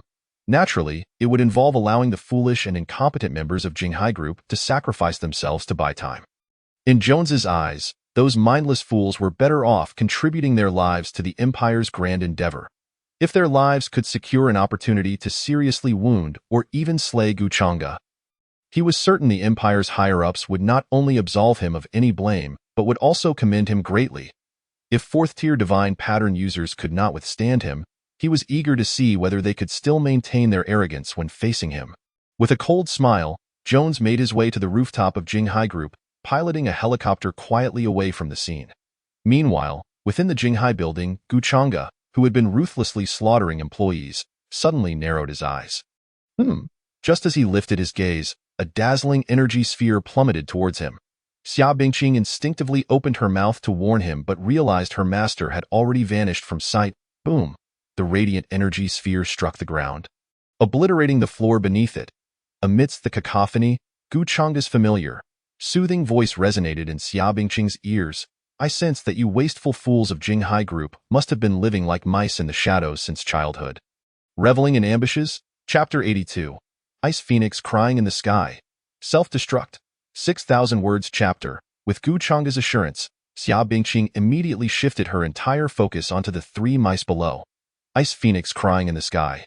As Xia Bingqing's cold voice echoed, a terrifying chill surged forth from her graceful form, causing the temperature to plummet sharply. The piercing cold wind transformed into a fierce gale, sweeping through the area like a steel blade. chilling to the bone and exuding lethal sharpness. The bone-chilling wind engulfed the 3 third-tier late-stage divine pattern users from Jinghai Group in an instant, reducing their meticulously prepared assault to nothingness without even a ripple. As the blizzard consumed the 3, another fireball continued its rapid descent at an exaggerated speed. Just as it was merely dozens of meters away from Xia Bingqing's delicate form, a brilliant golden light suddenly materialized and sped towards the massive fireball at an inconceivable velocity. Though the golden light was small in size, the power it contained was extraordinarily formidable. The moment the golden light collided with the colossal fireball, it unleashed the full force contained within, had it not been witnessed by the naked eye. One might have found it hard to believe that such a massive and searing fireball could be so effortlessly obliterated by an unassuming golden beam of light. The explosive force of the fireball was unexpectedly countered by the minuscule power contained within that slender beam of light. Thunderous roars echoed, a dazzling golden radiance surged forth, and flames erupted wildly. The menacing fire seemed unyielding, attempting to spread downwards. At that moment, a figure suddenly ascended with incredible speed, wielding a sword of light and shadow. With a swift motion, a fierce blade gleamed and instantly sliced through all remaining embers. The casual strike from Guchanga eradicated the residual power of the massive fireball, yet it did not dissipate entirely. The lingering, domineering blade aura surged forth with an unmatched might, shooting skyward. The blade's brilliance was awe-inspiring, enveloping the air with an indescribable sharpness. Just as the resplendent golden blade seemed poised to split the Jinghai Tower from within, four figures abruptly appeared. They fixed their unwavering gazes upon the soaring golden blade, their faces devoid of any fear. However, they did not overestimate their strength, refraining from acting individually. In that very moment, Jack, leading the quartet, felt a surge of energy as they completed their tattoos in an astonishingly brief span. Simultaneously, they pressed their palms together, forcibly extinguishing the power contained within the golden blade. Boom! The shockwave dispersed, and although Jack and his companions were hurled backwards several meters by the aftershock, they successfully obliterated Guchanga's golden blade. Regaining their footing, Jack and his companions could hardly conceal their astonishment. Having merely countered Guchanga's nonchalant strike, Jack's initial resolve to eliminate both Guchanga and Xia Bingqing on the spot began to waver. Why did Guchanga's seemingly unremarkable strike not only extinguish the full force aftermath of his fireball, but also exude such a terrifying oppressive aura? This enigma baffled Jack and his companions. They had clearly sensed that Guchanga's realm was, in fact, inferior to theirs at the moment he struck. Presently, Guchanga was at best a mid-level third-tier god pattern master. How could an attack from a mid-level third-tier god pattern master send 4 late-stage third-tier god pattern masters into a flurry? Who would dare believe such a tale? Would you believe it? Certainly, Jack and his companions were unwilling to accept it. Everyone, do not panic. It is possible that the previous strike was the full might of this Huaxia individual, and he may have exhausted his combat capacity after that blow. Let us rally together and swiftly eliminate this damned Huaxia man, Jack bellowed, taking the lead to once again conjure a fireball aimed directly at Guchanga below. However, before Jack could even raise his hand, a melodious voice resonated throughout the vast expanse of the tower. Oh, is that so? Swish, swish, swish. As Guchanga's voice echoed, a series of slicing sounds followed. Wherever his gaze fell, golden blades of light surged forth like a tempest, brimming with lethal intent. These newly manifested golden blades were evidently more concentrated and far more formidable than the previous casual strike. The blade aura swept through the air. It produced explosive sounds. Witnessing this, Jack and his 3 elite compatriots felt their pupils constrict to the size of pinholes. In that instant, without needing any prompting, they instinctively fled the scene, desperate to evade the onslaught of these razor-sharp blades. Although Jack and his companions initially opted to dodge, how could Guchanga's assault be so easily evaded? Boom. While they indeed managed to avoid the sharp golden blades in an objective sense, the fierce intent unleashed upon contact with Jinghai Tower was beyond what Jack and his companions could escape. Buzz, buzz. The deafening roar reverberated as the cutting blade intent rampaged uncontrollably. Splutter, splutter, the 4 of them, affected by the blade's aura, knelt on the rooftop of Jinghai Tower, spitting blood. That moment, Jack's face was etched with horror. He finally comprehended why Jones had disregarded the peculiar gazes of the onlookers and hastily departed upon witnessing the projection. Recalling Jones's earlier words, Jack felt a surge of frustration. This young man named Guchanga was not merely exceptional. He was a living monster. They were utterly outmatched. Guchanga was not an adversary they could contend with. After merely 2 exchanges, Jack and his companions had come to a stark realization of their predicament. Instinctively, they yearned to escape at all costs. Run, brothers. This Huaxia man is no ordinary East Asian weakling. He is a monster. Jack's complexion fluctuated with fear as he turned to flee. Just as Jack pivoted, a dashing figure clad in opulent robes materialized before him. The handsome man was none other than Guchanga. Observing the fearful expressions of Jack and his companions, Guchanga's eyes sparkled with amusement, and a slight smirk graced his lips. You thought you could sneak away after a surprise attack? Do you truly believe the world operates so favorably? As his words fell, Guchanga vanished from sight. When he reappeared, he had firmly blocked the path leading to several helicopters. With Guchanga obstructing their escape, Jack gritted his teeth and could not refrain from speaking. Huaxia man, we are the elite sent by the First Empire. If you dare to lay a hand on us here, I assure you, powerful individuals will continuously come seeking you.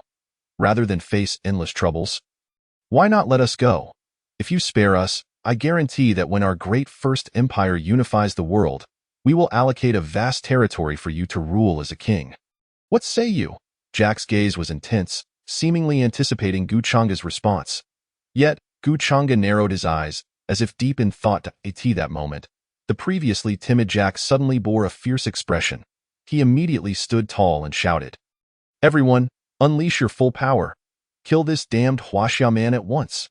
Jack's sudden roar startled his companions, who quickly regained their composure and summoned all their inner strength, in the blink of an eye. Under Jack's frenzied energy release, 4 terrifying attacks converged, launching toward Guchanga. Boom! The 4 forces coalesced and erupted in a tremendous explosion. The overwhelming energy even caused the rooftop of Jinghai Tower to crack and splinter. As if it might shatter at any moment, Guchanga faced their sudden onslaught unscathed. Jack could hardly believe he would emerge unscathed. Gazing intently at the thick smoke, a voice echoed in Jack's mind. This man must die. He must die. With Jack's anticipation mounting, several seconds passed without any sign of movement from within the thick smoke. It was evident that their sudden, all-out assault had caught Guchanga off guard. Realizing this, Jack's taut nerves relaxed momentarily. Ahahaha. Foolish Huaxia man, do you truly think our great First Empire will tolerate the existence of your kind? Jack proclaimed, unable to contain his maniacal laughter. His laughter echoed throughout Jinghai Tower. Reaching Xia Bingqing, who had just dispatched 3 adversaries. Upon hearing Jack's raucous laughter, Xia Bingqing frowned, instinctively feeling a wave of nausea. Even in her mind, she believed these foreigners deserved their fate. However, Xia Bingqing's frown stemmed solely from her distaste for Jack's remarks. She could not entertain the notion that he had slain Guchanga. She held a million doubts about that claim. Although Jack and his companions possessed remarkable strength, even among the rare god pattern masters today, Guchanga was certainly not included in that list. After all, Guchanga was capable of annihilating countless god pattern masters with a single stroke. Indeed, even under the condition of utilizing the power from his brow, she could not muster the will to resist. In such circumstances, who in the world would dare claim they could kill Guchanga? If they knew the true extent of Guchanga's power, Xia Bingqing was confident no one would dare. Even she herself was unaware of the true terror of Guchanga's current abilities. Lost in thought, a smile of astonishment crept onto Xia Bingqing's beautiful face as she recalled Jack's arrogant laughter. Not only Guchanga, but even she, an observer, found Jack to be nothing more than a foolish jester. As if in response to Xia Bingqing's sentiments, the cacophony of laughter reverberating through the ruined Jinghai Tower abruptly ceased. Simultaneously, on the rooftop, a hand enveloped in a shroud of darkness suddenly emerged from the thick smoke. So swift was its movement that Jack barely had time to react before it seized him by the throat. With measured steps, a pristine figure clad in luxurious robes emerged from the dense blackness.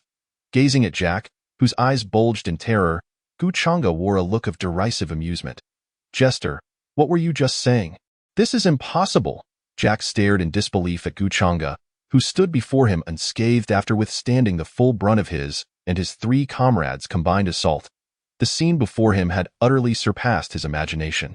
After all, they were genuine late-stage, third-tier god pattern masters, before the individual from Huaxia, seemingly unguarded, was unexpectedly subjected to the assaults of several adversaries. How could he possibly remain unscathed? To withstand such force head-on would surely leave even a true 4th-tier rune master severely injured. Would it not? In Jack's incredulous gaze, Gu Chang's lips slowly curled into a smile, his eyes shimmering with a chilling radiance. I beg your pardon, but nothing is impossible. Your skepticism stems solely from your own inadequacy. At the instant his words fell, an overwhelming aura erupted from Gu Chang's being, resonating outward with a thunderous force. The oppressive pressure enveloped the surroundings, instilling terror. Simultaneously, Gu Chang'e clenched his hand tightly, a dark radiance, imbued with malevolent energy, swiftly ensnared Jack's entire body. As the sinister glow enveloped Jack, an excruciating sensation of corrosion surged into his mind. In that fleeting moment, his screams echoed relentlessly.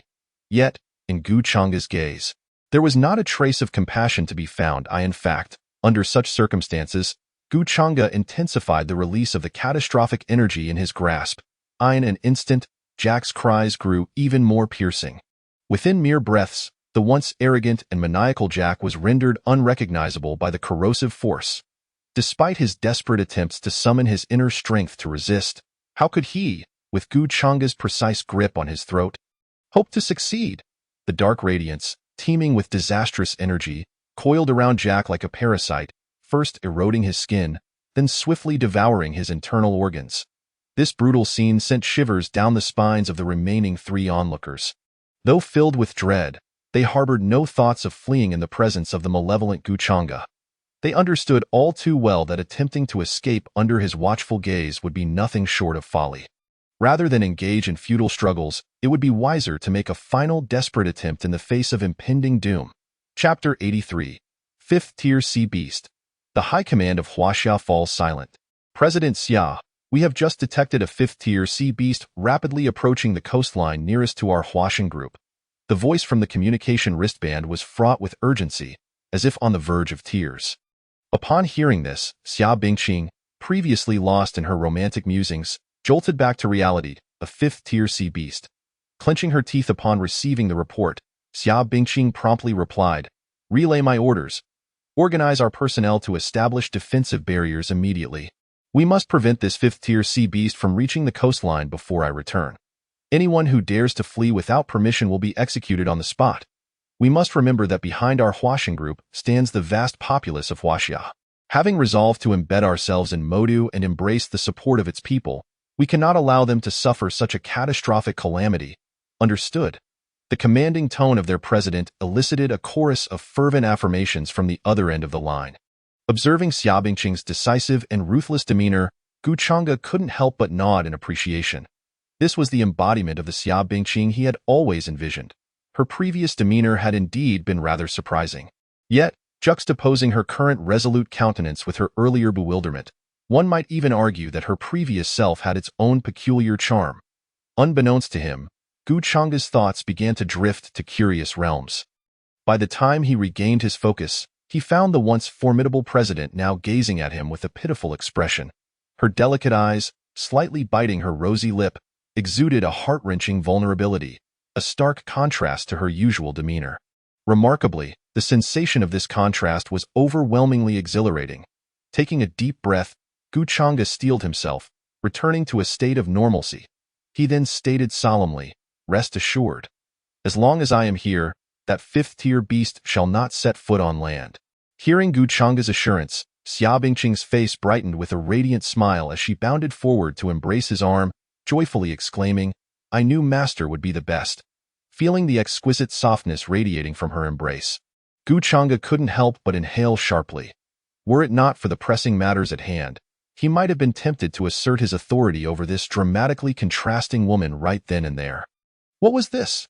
A chance to atone for past transgressions in this life? Shaking his head and casting aside those bizarre thoughts, Gu Chang'e spoke, "Enough of this. Let us proceed." "Yes, Master," Xia Bingqing replied with a smile. Yet her grip on Guchanga's arm showed no signs of loosening. Observing her natural demeanor, Guchanga relished the moment, choosing not to speak further. With determined strides, he and Xia Bingqing raced toward the coastline of Modu. Meanwhile, in the capital, at the Grand Hall of Emperor Capital, the place was teeming with high-ranking officials from various nations.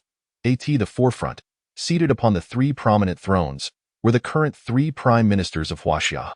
Notably, the second-in-command remained Jingtian, unchanged, however. Following the previous assassination attempt on Guchanga, his reputation and standing among the elite of the capital had plummeted, along with a significant reduction in his authority. Nonetheless, a loss was better than a complete forfeiture of his position. Dragon Cheng, occupying the central throne, surveyed the assembly, his gaze imbued with an overwhelming pressure.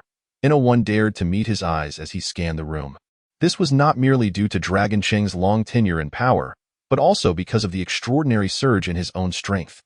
After surveying the assembly, Dragon Cheng gradually withdrew his gaze and spoke. As you are all aware, we find ourselves in a grave situation. A fifth-tier sea beast has appeared unexpectedly along the coastline of our prosperous economic center, Modu. A fourth-tier beast can slaughter standard third-tier rune masters with ease. And the power of a fifth-tier beast far surpasses that of its fourth-tier counterparts.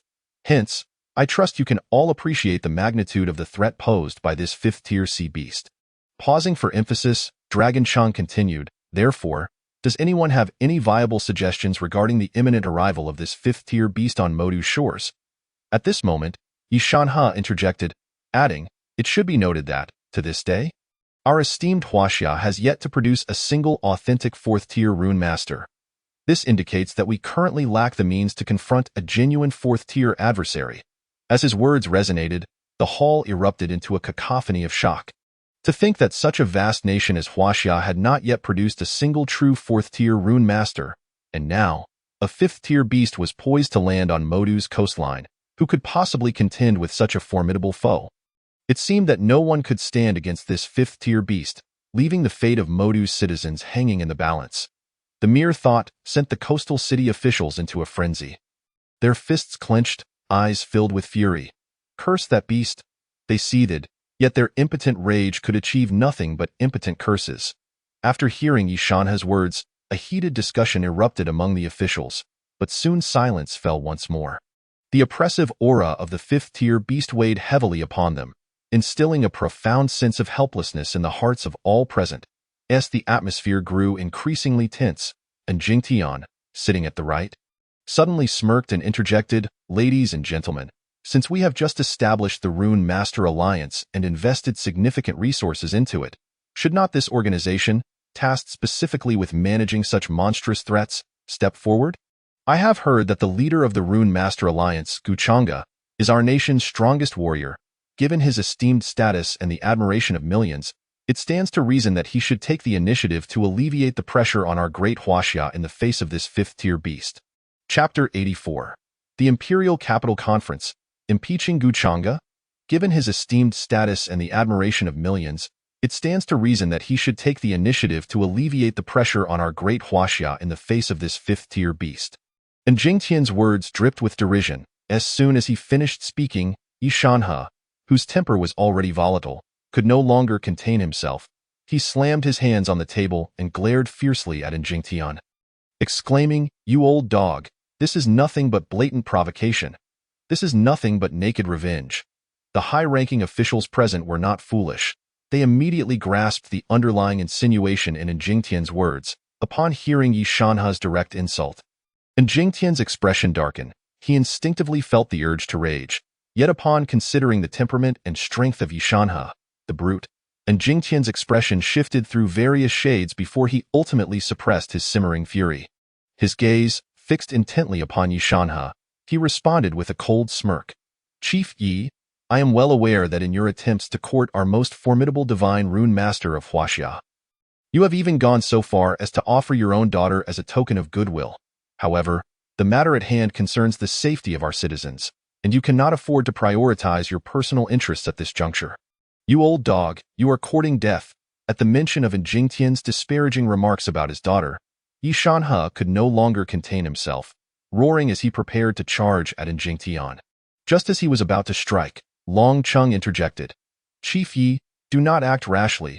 We are in the great hall of the imperial capital, convening a meeting. With those words, the furious Yi Shanhe began to regain his composure. Long Cheng's subtle reminder had forcibly pulled him back from the brink of rage. If he were to engage in a brawl in the great hall of the imperial capital during such a high-level national conference, even as a head of state, he would undoubtedly face impeachment, jeopardizing numerous interests. As someone who shared the same boat as Yi Shanhe, Long Cheng was keen to prevent him from making a foolish mistake. Upon reflection, Yi Shanhe suddenly grasped the intricacies of Jingtian's earlier remarks regarding the impeachment of Guchanga. The Divine Rune Master Alliance of Huaxiao had been established primarily to address issues such as the rampancy of ferocious beasts. Given that their alliance would be utilizing national treasury resources to bolster the strength of its members, it was only natural for them to step forward during times of national crisis. Thus, Jingtian's comments about impeaching Guchanga indeed held considerable merit. As for Jingtian's mention of his daughter, it was likely a ploy to provoke him into a public display of wrath, thus allowing Jingtian to reclaim the rights and benefits that were rightfully his. Thankfully, Long Cheng had reminded him. Gratefully casting a discreet glance at Long Cheng, Yi Shanhe once again fell into silence. Noticing that all the nation's leaders had once more lapsed into silence, Jingtian spoke up again. I have finished my remarks. Now, in the capacity of a head of state, I propose that we call Guchanga publicly and inform him of the impending peril threatening the coastal city of Magic Capital. Whether he chooses to personally venture into the danger zone to attempt to suppress the fifth-tier sea beast is entirely his decision. However, given that this is the most terrifying crisis involving ferocious beasts that Huaxia has faced to date, I suggest that we conduct a nationwide live broadcast of our efforts to combat the fifth-tier sea beast. Only by demonstrating our commitment to protecting our citizens can we foster a greater sense of reliance among the populace. Jingtian's words were laced with an intent to push Guchanga into the position of confronting the fifth-tier sea beast in Magic Capital. Nevertheless, even though Jingtian's motives were as transparent as the intentions of Sima Zhao, none of the nation's leaders present found anything amiss. Even the members of the inspection faction aligned with Yi Shanhe couldn't help but acknowledge the validity of Jingtian's assertions.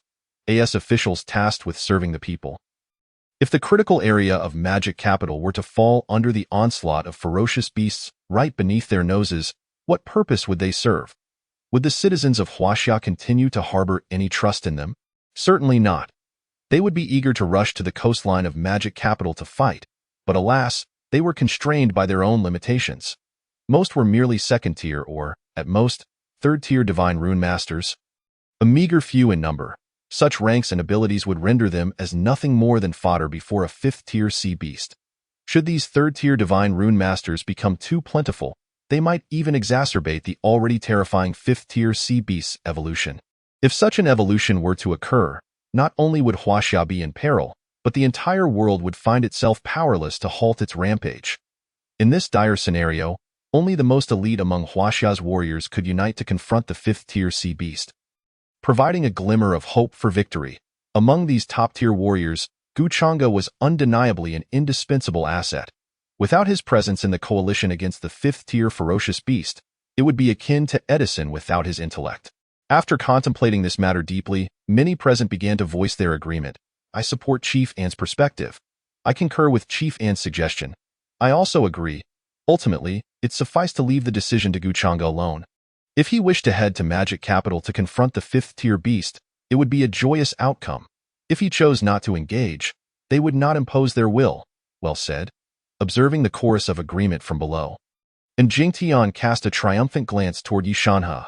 Following his gaze, Jingtian's eyes turned distant, shrouded in shadow. Internally, he reveled in the thought. Guchanga, how dare you slay my son? This time that I shall ensure you cannot escape. Since public opinion favors it, I too shall consent to connect with Chief Gu. With Long Cheng's voice joining the chorus, Yi Shanhe, after a moment of silence, also expressed his agreement. I concur. Thus, it was nearly unanimously approved. Under the arrangements of all the high-ranking officials of Huaxia present, a video call controlled by military resources was promptly initiated to Guchanga's communication device. Dingling, the originally hastening Guchanga heard the sudden video call request from the official channel of Huaxia. With a slight furrow of his brow, he ultimately chose to connect. Hello, this is Guchanga. What is the purpose of this sudden video call from the Huaxia officials? He inquired proactively. As the handsome figure appeared on the large screen before them. All the high-ranking officials present turned their gazes toward him in unison. Clearing his throat, Long Chung slowly began, Chief Gu, not long ago, our satellites detected a fifth-tier sea beast rapidly approaching the coastline of Magic Capital, intent on slaughtering our Huaxia compatriots. Hence, Chieftain proposed. Before Long Chung could finish, Gu Chang'e raised a hand to interrupt, so that Old Dog and is suggesting I head to Magic Capital to confront the fifth-tier sea beast. Is he? At this declaration, all present raised their eyebrows in surprise. While Gu Chang'e's words were indeed shocking, they were not entirely taken aback, for they had witnessed far more astonishing events just days prior. Now, mere disrespectful remarks hardly registered as significant. Who among the 5 millennia of Huaxia's history had dared to strike a head of state and his heir? Only Gu Chang'e had the audacity. Indeed, that was my proposal, and Jingtian replied, his demeanor unfazed by Gu Chang'e's choice of words, instead smiling as he continued, by the way, allow me to remind you, in 1 hour's time, our nation's high-ranking officials will organize forces to resist the fifth-tier sea beast at the coastline of Magic Capital. The entire process will be broadcast live. Upon hearing in Jingtian's words, Gu Chang'e couldn't help but smirk slightly. He instantly grasped the implications of Jingtian's message. This was nothing less than an attempt to coerce him into joining the fight against the fifth-tier sea beast at the coastline of Magic Capital. And Jingtian seemed to believe that the fifth-tier sea beast was invincible, and that agreeing to confront it would mean certain death. How unfortunate. While the fifth-tier sea beast was indeed formidable, even now, he would struggle against it using only the powers of the 2 tattoos, the suffering Tang Sang and the martial Saint Guan Yu. However, if he sought to swiftly slay the fifth-tier sea beast, harnessing the forbidden power of the mysterious mark on his forehead would make it a relatively easy task. Yet, utilizing this forbidden power would undoubtedly leave him in a weakened state for several days afterward. Moreover, if he merely employed a fraction of that forbidden power to enhance his abilities, he might overcome the fifth-tier sea beast without sustaining significant harm. Such outcomes remained uncertain. Only in the throes of battle would the truth reveal itself. One thing was certain, however. He could undoubtedly emerge victorious in a one-on-one confrontation with the fifth-tier sea beast. With this thought, a smile crept onto Gu Chang'e's lips. Thank you for the reminder. Chieftain, however, I believe starting the worldwide broadcast 1 hour from now is rather too late. Let us advance that timeline by 40 minutes. After all, I have already made my way to Magic Capital and should reach the coastline shortly. If you, Old Dog, do not waste my time, I should arrive well ahead of schedule. Upon hearing Gu Chang'e's irreverent remarks, and Jingtian not only refrained from anger but instead wore a broad smile. So, Chief Gu, does this mean you agree to head to the coastline of Magic Capital to confront the fifth-tier sea beast's incursion? Old Dog, are you not only ugly in appearance but also lacking in intellect? If that is the case, I suggest you swiftly step aside and allow someone more capable to take your place, lest our Huaxia compatriots suffer further due to your incompetence. Gu Chang'e spoke without leaving a shred of leeway. Seizing every opportunity to castigate and Jingtian, witnessing Gu Chang'e so readily acquiesce, Yi Shanhe could not help but interject a cautionary remark. Chief Gu, the sea beast that is about to land on the shores of Modu is not an ordinary fourth-tier ferocious beast. It is a genuine fifth-tier monstrosity. You must prepare adequately. Should our esteemed Huaxia lose such a formidable general, it would be an unparalleled loss. Upon hearing Yi Shanhe's words, Gu Chang'e bestowed a gentle smile towards the camera. Rest assured, Chief Yi, I will exercise prudence. With this declaration, the nation's high-ranking officials fell into a stunned silence. They sincerely clasped their fists towards the large screen, exclaiming in unison, Chief Gu's righteousness. Acknowledging the fervent support from the dignitaries, Gu Chang'e seized the opportunity to cultivate his heroic image. He promptly responded to the camera with a respectful gesture, declaring, in the face of national peril, as a son of Huaxia, I shall strive for peace for our people. His voice resonated powerfully, echoing throughout the venue. Listening to Gu Chang'e's resounding reply, many military leaders felt a surge of fervor, yearning to rush to the battlefield and stand alongside him against the fifth-tier beast. Even to slay it. After his words, Gu Chang'e lowered his hands from the gesture of respect. In that case, I shall not squander any more time. I will expedite my journey to the shores of Modu immediately. With that, he prepared to end the video call. However, at that moment, Yishanha urgently interjected with an added remark. Chief Gu, just now, Chiefin publicly mentioned that I recently gifted you that girl, Yuruai. For your enjoyment, that single utterance caused Gu Changa's previously warm demeanor to turn as frigid as an eternal glacier. His finger, which was poised to end the call, froze in midair. After a prolonged silence, Gu Changa finally raised his gaze to the camera, breaking into a radiant smile.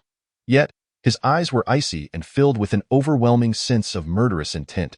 Just before hanging up, a distinct voice emanated from the large screen, resonating in the ears of all high-ranking officials in the Imperial Hall. Old dog once I slay the 5th-tier sea beast, I shall sever your arm. The image froze on Gu Changa's brilliant smile, juxtaposed with his fierce declaration. What should have appeared as a sunny smile now sent chills down the spines of all present. Even from a great distance, they could sense the palpable aura of menace emanating from Gu Changa. Their trust in his words reached an astonishing 80%. If Gu Changa dared to speak such threats, there was a strong possibility he would indeed act upon them. At that moment, and Jing Tian found himself in serious trouble. Yipifu, casting a fiery glare at the distance where Yishanha stood, and Jing Tian seethed with rage. He was acutely aware that Yishanha had exaggerated the situation, seeking to provide Gu Changa with a convenient outlet to unleash his fury upon him. Chapter 86. Movements from all sides. Miller possesses accurate data. However, Jing Tian was not the slightest bit concerned about this. Did he wish to vent his anger through Gu Changa? But what if Gu Changa faced the 5th-tier sea beast and perished on the shores? If Gu Changa were to die there, what would Yishanha do? Ignoring the profound gaze of Jing Tian, Yishanha merely chuckled inwardly. Both Yishanha and Jing Tian found amusement in the situation. Jing Tian mocked Yishanha for his reckless bravery, while Yishanha scoffed at Jing Tian's ignorance regarding Gu Changa. The warning he had given Gu Changa was twofold. First, to ensure Gu Changa's safety, urging him to flee if he could not win. Second, to gauge Gu Changa's confidence. Yet, from his probing and Gu Changa's response, it appeared this scoundrel truly possessed the strength and confidence to confront the 5th-tier sea beast. Although a mere 3rd-tier rune master attempting to confront a 5th-tier beast seemed far-fetched, if the individual in question was Gu Changa, Yishanha would always choose to place his unwavering trust in him. You must succeed, my friend. I am eagerly awaiting your return to deal with that old dog and Jing Tian. Yishanha's gaze drifted towards the horizon, his eyes shimmering with deep resolve. Simultaneously, a global broadcast was initiated from the Imperial Hall, delivering an imperative message to the world. A 5th-tier sea beast is poised to land on the shores of Modu, placing the citizens of Huaxia in grave peril. The leader of the Huaxia Rune Master Alliance, Gu Changa, has immediately set forth to the Modu coastline. With the backing of official resources, this broadcast swiftly captured the attention of people worldwide. Viewing the striking headline, hearts raced across the globe at a 5th-tier ferocious beast. Setting aside Gu Changa's impending journey to the coastline, the mere news of a 5th-tier beast was enough to draw countless gazes. Goodness, a 5th-tier beast. Does this apocalypse truly wish for the extinction of our race? It seemed that Huaxia had yet to witness a genuine 4th-tier rune master, and now a 5th-tier beast was emerging. This was simply, damn it, a 5th-tier beast is a 5th-tier beast. Since Chief Gu is willing to step forward for us, I too must do my part. I've decided to head to Chief Gu's bastion of survival, ready to toil and contribute to his cause. Brothers and sisters, that is a 5th-tier sea beast. While it is undeniable that Chief Gu is immensely powerful, we must also recognize that he is merely a 3rd-tier rune master. Despite the vast disparity in strength between Chief Gu and the 5th-tier creature, I firmly believe that Chief Gu will triumph. Chief Gu will prevail, in Jincheng, at the bastion of survival. Observing the sudden emergence of the official broadcast, the recently emerged tiger and his companions wore somber expressions. Zhang Hu promptly issued directives. Relay my orders. We shall leave 50 of our 108 brothers to guard the bastion, while the rest will accompany me to support the chief. Understood. The remaining 58 young men clad in black displayed fierce determination, shouting in unison. Shortly after the official broadcast began, a fleet of aircraft ascended from the bastion, soaring towards the Modu coastline at breakneck speed. Not long after Zhang Hu and the others departed, a resounding bark echoed throughout the bastion. Woof woof. Hey, you clumsy fool, wait for me. With a crackling sound, a brilliant bolt of lightning shot forth from the bastion, pursuing Zhang Hu's helicopters at an astonishing speed. In the highest conference room of the First Empire, the assembly was filled with the Empire's high-ranking officials. This unprecedented meeting gathered nearly all the upper echelons of the First Empire, surpassing any prior assembly since Smith Harold's ascendancy. The reason for this exceptional gathering was none other than the emergence of a genuine fifth-tier sea beast off the shores of Huaxia's Modu. That was a fifth-tier beast, a colossal entity whose strength was undeniably formidable on the world stage. Yet, instead of choosing to evade and mitigate risk, the strongest rune master of Huaxia, the Beacon of Hope, chose to confront the immense pressure head-on, heading to the Modu coastline to challenge the fifth-tier beast and prevent this world-dominating creature from breaching Huaxia's borders. Smith Harold sat at the head of the table, his hands clasped in contemplation as he surveyed each national leader present, his gaze laden with pressure. After a sweeping look, Smith Harold took the initiative to pose a question. Is the fifth-tier ferocious beast reported by Huaxia genuinely real? As soon as he finished speaking, a representative immediately rose to respectfully respond. Your Excellency, the information released by Huaxia is indeed accurate. Through our espionage channels, we have obtained satellite monitoring data confirming that a fifth-tier sea beast is rapidly approaching the Modu coastline. As he spoke, the high-ranking official gestured, and a massive screen materialized before the assembly. The collective gaze turned towards the screen, which illuminated with a dark image in the midst of a vast azure ocean. A massive shadow was swiftly advancing towards Huaxia's Modu coastline. Given the ominous aura it exuded, there was no doubt it was a fifth-tier ferocious beast. However, the assembly could only glimpse a mere fraction of the beast's form, unable to discern its entirety. Observing this, Smith Harold furrowed his brow, questioning, is this all the information we have? His piercing gaze bore down on the reporting official, silently conveying his discontent. The official, understanding the unspoken reprimand, immediately bowed his head in apology, bending at a 90-degree angle towards Smith Harold. Casting a glance at the bowing official, Smith Miller, who had remained silent until now, took the initiative to speak up and offer assistance. Although he may indeed be a worthless individual, he has exerted his utmost effort. Father, please do not place blame upon him. As for the detailed data regarding this fifth-tier sea beast, I possess it. Chapter 87. Miller's Scheme. Upon uttering these words, every individual present was taken aback, raising their heads in astonishment to gaze directly at Smith Miller. Just moments ago, a high-ranking official had acquired a fragment of this data through spies embedded within the upper echelons of Huaxia. Now, this Miller boldly claims to possess comprehensive details about the fifth-tier sea beast. How could this not evoke their astonishment? Meeting the incredulous gazes of those around him, Smith Miller allowed a slight smirk to grace his lips. Nonchalantly, he tossed a USB drive towards the recently chastised high-ranking official.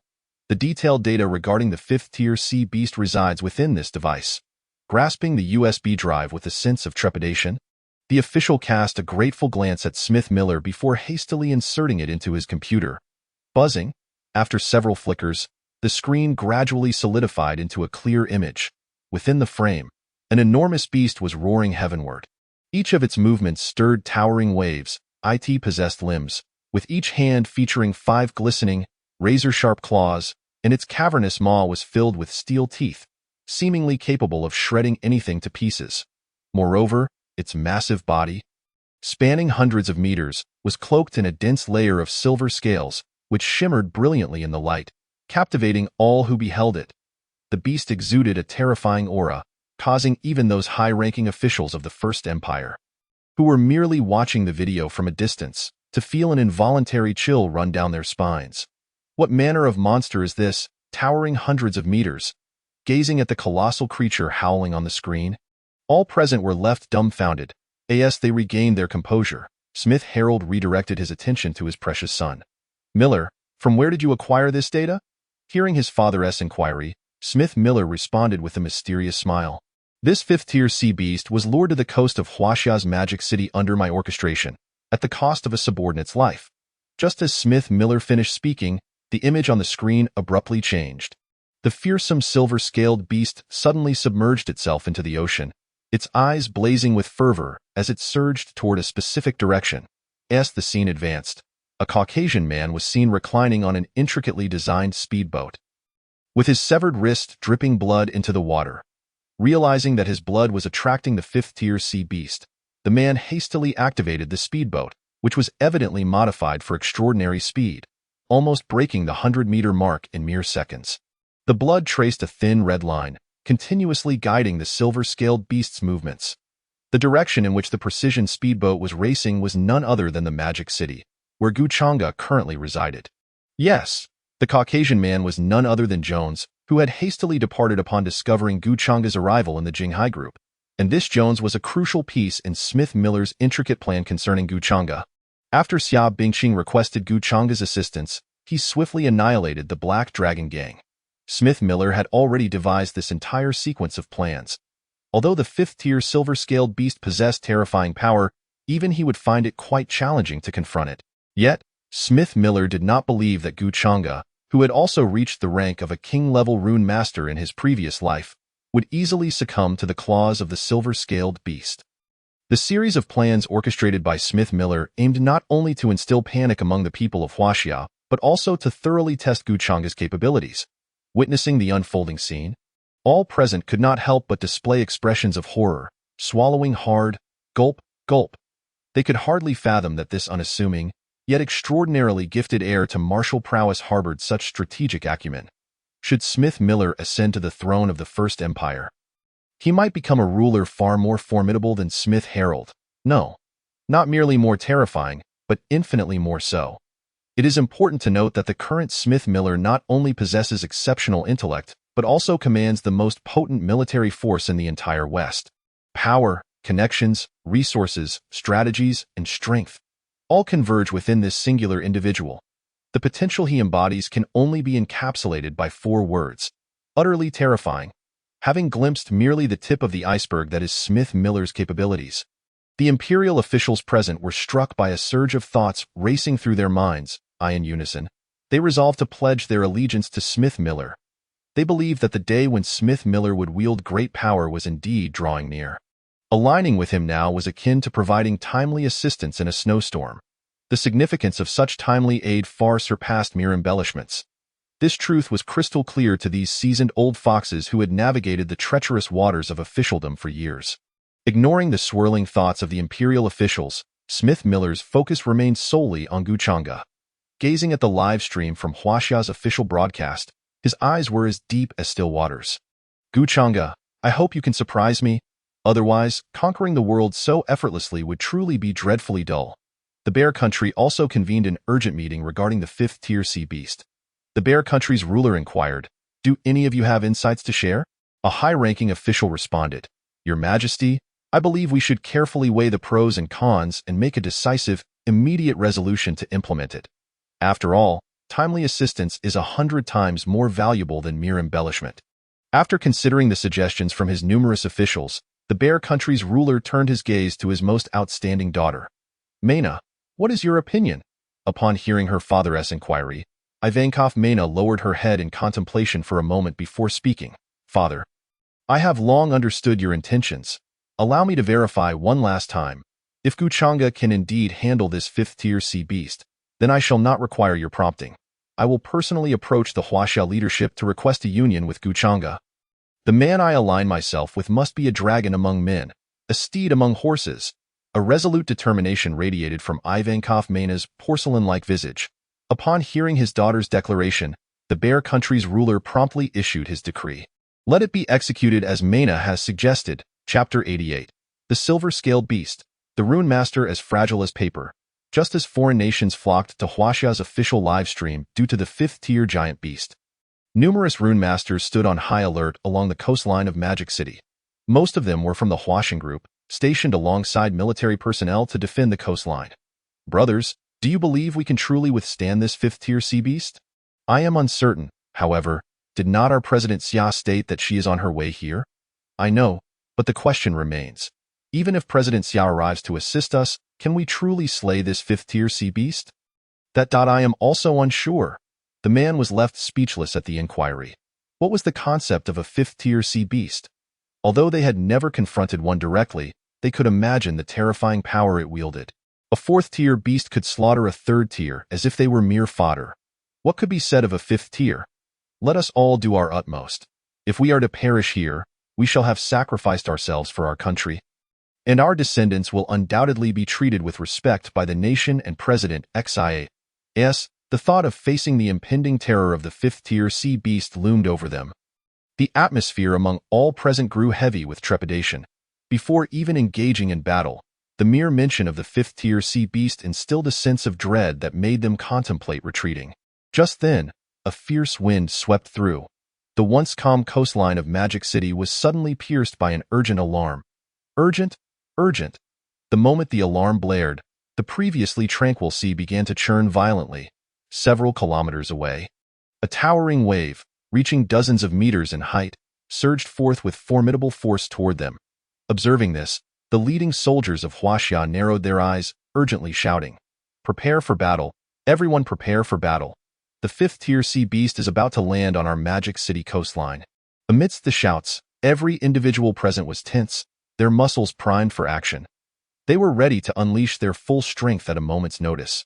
With a deafening crash, the massive wave surged forth, obliterating the formation of the stationed personnel in an instant. The stationed personnel present had barely enough time to reorganize their formation when a deafening roar suddenly erupted along the coastline. The sound was overwhelming. The eyes of all the stationed defenders widened in shock as a massive maw, exuding a rich scent of blood, came into view. This singular mouth was approximately several dozen meters wide, not to mention the formidable beast it belonged to. Before anyone could utter a cry, that gaping maw swiftly closed. Even before the fifth-tier sea beast had fully revealed itself, several defenders stationed along the coastline of Magic City had already met their untimely demise. The sea beast had landed. The crisis had arrived. Everyone, attack at once. At that moment, a booming voice rang out from an unknown source, jolting the dazed crowd back to reality. One by one, they activated their tattoos and simultaneously launched their assaults against the fifth-tier sea beast. With tattoos activated, amidst countless roars of fury, streams of attacks coalesced in their hands and were suddenly hurled toward the vaguely discernible colossal figure. Boom! An overwhelming barrage of attacks descended upon the body of the fifth-tier sea beast, stirring up waves upon waves. Had it been repelled? Someone tentatively inquired. And no sooner had the question escaped than an enraged roar echoed through the heavens. The sound was piercing, sweeping in all directions. To the astonishment of the onlookers, a terrifyingly massive shadow swiftly rose from the tumultuous waves. Its body was covered in shimmering silver scales with a mouth like a gaping abyss, constantly gnashing as it savored its meal. Blood dripped from the corners of its mouth, rendering it even more ferocious and menacing. Boom! Under the watchful eyes of the anxious crowd, the silver-scaled giant beast swiftly raised its enormous paw and accurately swatted down at the multitude of insignificant prey before it. The force of its strike descended like a mountain. The speed was astonishing, and the power tremendous. The few defenders caught in the attack had no chance to react and were instantly crushed beneath the giant's massive claws. Some managed to regain their composure and attempted to thwart the silver-scaled giant's assault with their own means.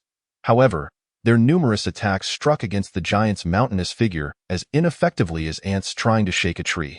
Their all-out efforts couldn't even breach the defenses of the fifth-tier sea beast.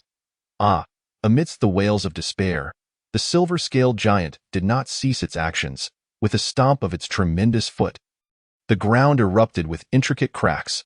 The land nearly 1,000 meters away from the silver-scaled giant fractured, sinking several centimeters. One can only imagine the terrifying force contained in the giant's casual movements. Beneath the broad paw of the silver-scaled giant, blood gushed forth in a matter of mere breaths. Numerous defenders had already perished at its hands. What on earth is this monster? Someone roared in anger before meeting their demise. A bona fide third-tier defender, he was a figure of significance across all of Huaxia. Yet before the silver-scaled giant, he felt as fragile as paper. Merely being caught in the wake of its indiscriminate attacks sealed his fate to death.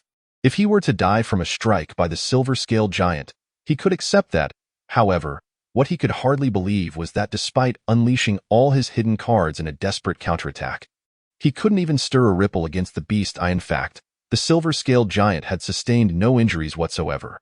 Was the disparity between a third-tier defender and a fifth-tier beast truly this vast? Observing the scene unfolding in the official livestream, all the defenders within Magic City couldn't help but swallow hard. The coastline of Magic City was supposedly guarded by numerous second-tier and third-tier defenders. The formidable presence had instilled a profound sense of security within them. Yet, in the face of the silver-scaled giant, this formidable array was utterly ineffectual. The coastline of Magic City had become a slaughterhouse for the silver-scaled giant. Witnessing the bloody carnage, the defenders in Magic City who had initially felt a surge of determination to rush to the aid of their comrades found themselves halting their advance. They harbored fervent desires to protect the citizens behind them and safeguard their families within Magic City. However, they were not fools. They would not march into an obvious dead end. Chapter 89. Not just one fifth-tier sea beast, but a massive wave of beasts. Huaxia livestream. Watching the monstrous entity wreaking havoc along the coastline of Magic City. Akin to a demon descending upon the earth, the citizens of Huaxia felt their hearts sink. Even though they held a deep-seated confidence in their country, especially after the emergence of Guchanga, they had believed Huaxia would certainly find its place in this apocalyptic world plagued by ferocious beasts. Yet now, witnessing the rampage of this silver-scaled giant, their faith began to waver. Brothers, do you truly believe that our esteemed Gu can handle this fifth-tier sea beast? They had seen that among the station personnel along the coastline, many were third-tier defenders. Did you not see? Their desperate strikes did not even budge it. It's over. Completely over. It seems Magic City is not far from destruction. Just a month into the onset of this apocalypse, how could such a monster emerge? Does the heavens not wish to leave our human race a path to survive? Many pessimistic individuals, filled with dread, even envisioned the silver-scaled giant using Magic City as its starting point to slaughter Huaxia's populace, rapidly evolving into an unstoppable terror. Where it passed, not a blade of grass would survive. Contemplating this, their expressions turned desolate. You dare to challenge me? Were there any cowardly souls among those who willingly stood guard at the coastline of Magic City, facing the fifth-tier sea beast head-on, witnessing their comrades being ruthlessly slaughtered? Their eyes bloodshot with fury, they locked their gazes upon the colossal beast. Their auras surged violently, their garments igniting into flames as they charged recklessly towards the silver-scaled giant. This was clearly a sign of self-detonation. Realizing that if they did not fight desperately, they would perish regardless, the remaining soldiers of Huaxia and members of the Washington Group felt a surge of indomitable spirit. Without any communication, they instinctively chose to self-detonate. Their energies swelled, racing towards the silver-scaled giant. You beast! How dare you challenge Huaxia? The cries of defiance resonated, echoing along the coastline of Magic City, as countless defenders responded in unison. After casting one lingering glance back at their homeland, they courageously charged forth. All the remaining defenders simultaneously lunged at the silver-scaled giant that sought to invade the heart of Magic City, initiating their self-detonation. The terrifying and vast energy radiated in all directions. Such a multitude of defenders self-detonating was akin to countless fourth-tier defenders unleashing their might in unison. The consequences of such a furious outpouring of power were self-evident. Boom, boom. The sound reverberated like thunder rolling across the heavens. As a massive black mushroom cloud surged into the sky, momentarily obscuring the colossal figure of the silver-scaled giant. Observing the brave Huaxia soldiers willingly sacrificing themselves, the citizens watching the livestream were deeply moved. They had thought these defenders would merely resist the ferocious fifth-tier sea beast, retreating at the first sign of defeat to preserve their own lives. Yet, they never anticipated that upon realizing they could not withstand the beast, these defenders would instead choose to use their lives to launch the most powerful attack of their lives, self-detonation. As the massive black mushroom cloud ascended skyward, it signified that all 200 defenders stationed at the coastline of Magic City, who had received orders to guard this place and rush to the scene, had perished. 200 defenders. What an immense force that would have been if united. Yet, they resolutely chose to perish alongside the fifth-tier sea beast at the coastline of Magic City. Their valor would be sung and celebrated. Have we won? This silver-scaled giant is a fifth-tier sea beast. Have we truly triumphed? Within the Huaxia livestream, after a brief silence, someone posed this question. While it was undeniable that the combined power of the defenders' self-detonations was terrifying, the fearsome suppression displayed by the fifth-tier sea beast left them questioning. Could such an unprecedented fifth-tier sea beast truly perish from the self-detonation of a mere group of third-tier defenders? This question warranted deep reflection. As this thought emerged, The previously lively Huaxia livestream fell once again into silence. Familiar sounds of chaos returned to the now quiet coastline of Magic City. Roar.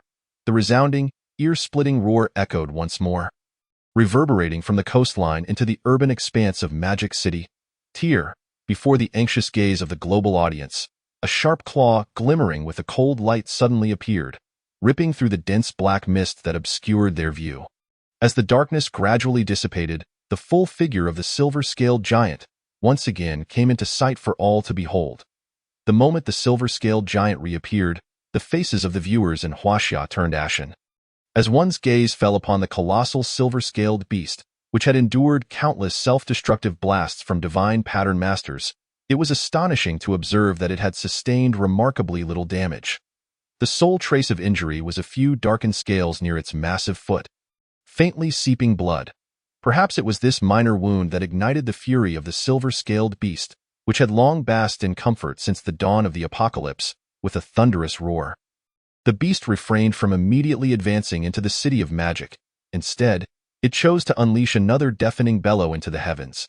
Just as the global audience was engulfed in confusion, an extraordinary scene unfolded in the live broadcast that caused their pupils to constrict in unison. The earlier furious roars of the silver-scaled beast were not mere expressions of rage, but rather a summons for its brethren. As its resonant roar echoed throughout the surroundings, a chorus of howls erupted from the ocean behind it, rising and falling in a cacophony. Before the astonished eyes of the entire world, numerous sea monsters surged towards the coastline of the City of Magic with alarming speed. There were mutated giant crocodiles, dark red crabs adorned with nearly 1-meter-wide pincers, and many other ferocious sea creatures with sharp fangs and vicious beaks. With a single roar, the silver-scaled beast called forth an untold number of oceanic predators, all converging to attack the City of Magic. Initially, a solitary silver-scaled beast posed an insurmountable challenge for the inhabitants of Huaxia.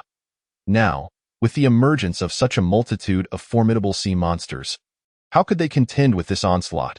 Witnessing this, the citizens within the urban district of the City of Magic turned pale, their faces reflecting despair. Chapter 90.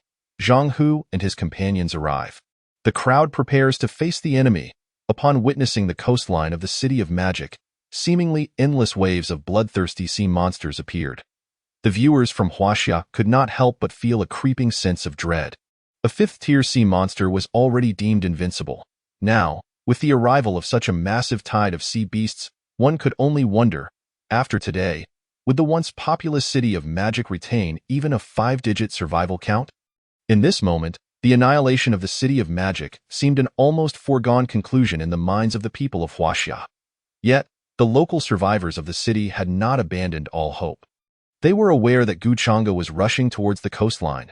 Those ordinary third-tier divine pattern masters could not withstand the advance of fifth-tier sea monsters. But what about Guchanga, their strongest champion? They believed that, upon his arrival, many powerful divine pattern masters would undoubtedly emerge as well. To that point, they did not demand Guchanga to vanquish the terrifying silver-scaled beast. They merely hoped he could drive it back. If he could exchange injury for injury and repel this fifth-tier sea monster, then the citizens of the City of Magic could survive this dire crisis. This moment was indeed a matter of life and death for them. All the divine pattern masters within the City of Magic were poised for action. Should Guchanga dare to confront the fifth-tier sea monster, they would charge forth in unison to engage the tide of beasts. Lord Gu, whether we can survive this crisis depends entirely on you. The hopes of all the citizens of the City of Magic rested upon Guchanga. Just as the silver-scaled beast ceased its roaring and prepared to step onto the shores of the city with its furious gaze, a familiar and warm voice suddenly resonated from all directions. The words of those brave brothers who had fallen before rang true. What beast dares to offend Huaxia? Upon hearing that familiar voice, the citizens of the City of Magic, previously ensnared by overwhelming pressure, felt an instant sense of relief. The once quiet Huaxia live stream erupted into a frenzy of comments. Damn it, the dog is speaking. Where were those naysayers who claimed Lord Gu would shy away from the ferocious fifth-tier sea monster? Lord Gu has finally arrived. Go, Lord Gu. As long as you can hold your ground against this fifth-tier sea monster, we can avert disaster. Lord Gu is invincible. Crush this beast. With the appearance of the leader of the Huaxia Divine Pattern Master Alliance, how far could the other members of the alliance be from appearing? Casting a sweeping glance at the multitude gathered and the emerging sea monsters, Gu Chang's attention returned to the massive silver-scaled beast before him. With a deep exhale, he narrowed his profound gaze. It appears that I must contend with more than just you, foul creature. Just as Gu Chang'e prepared to direct his focus toward annihilating the sea monsters that had surged to the forefront, a sudden bark echoed through the air. Woof woof. The dog has arrived.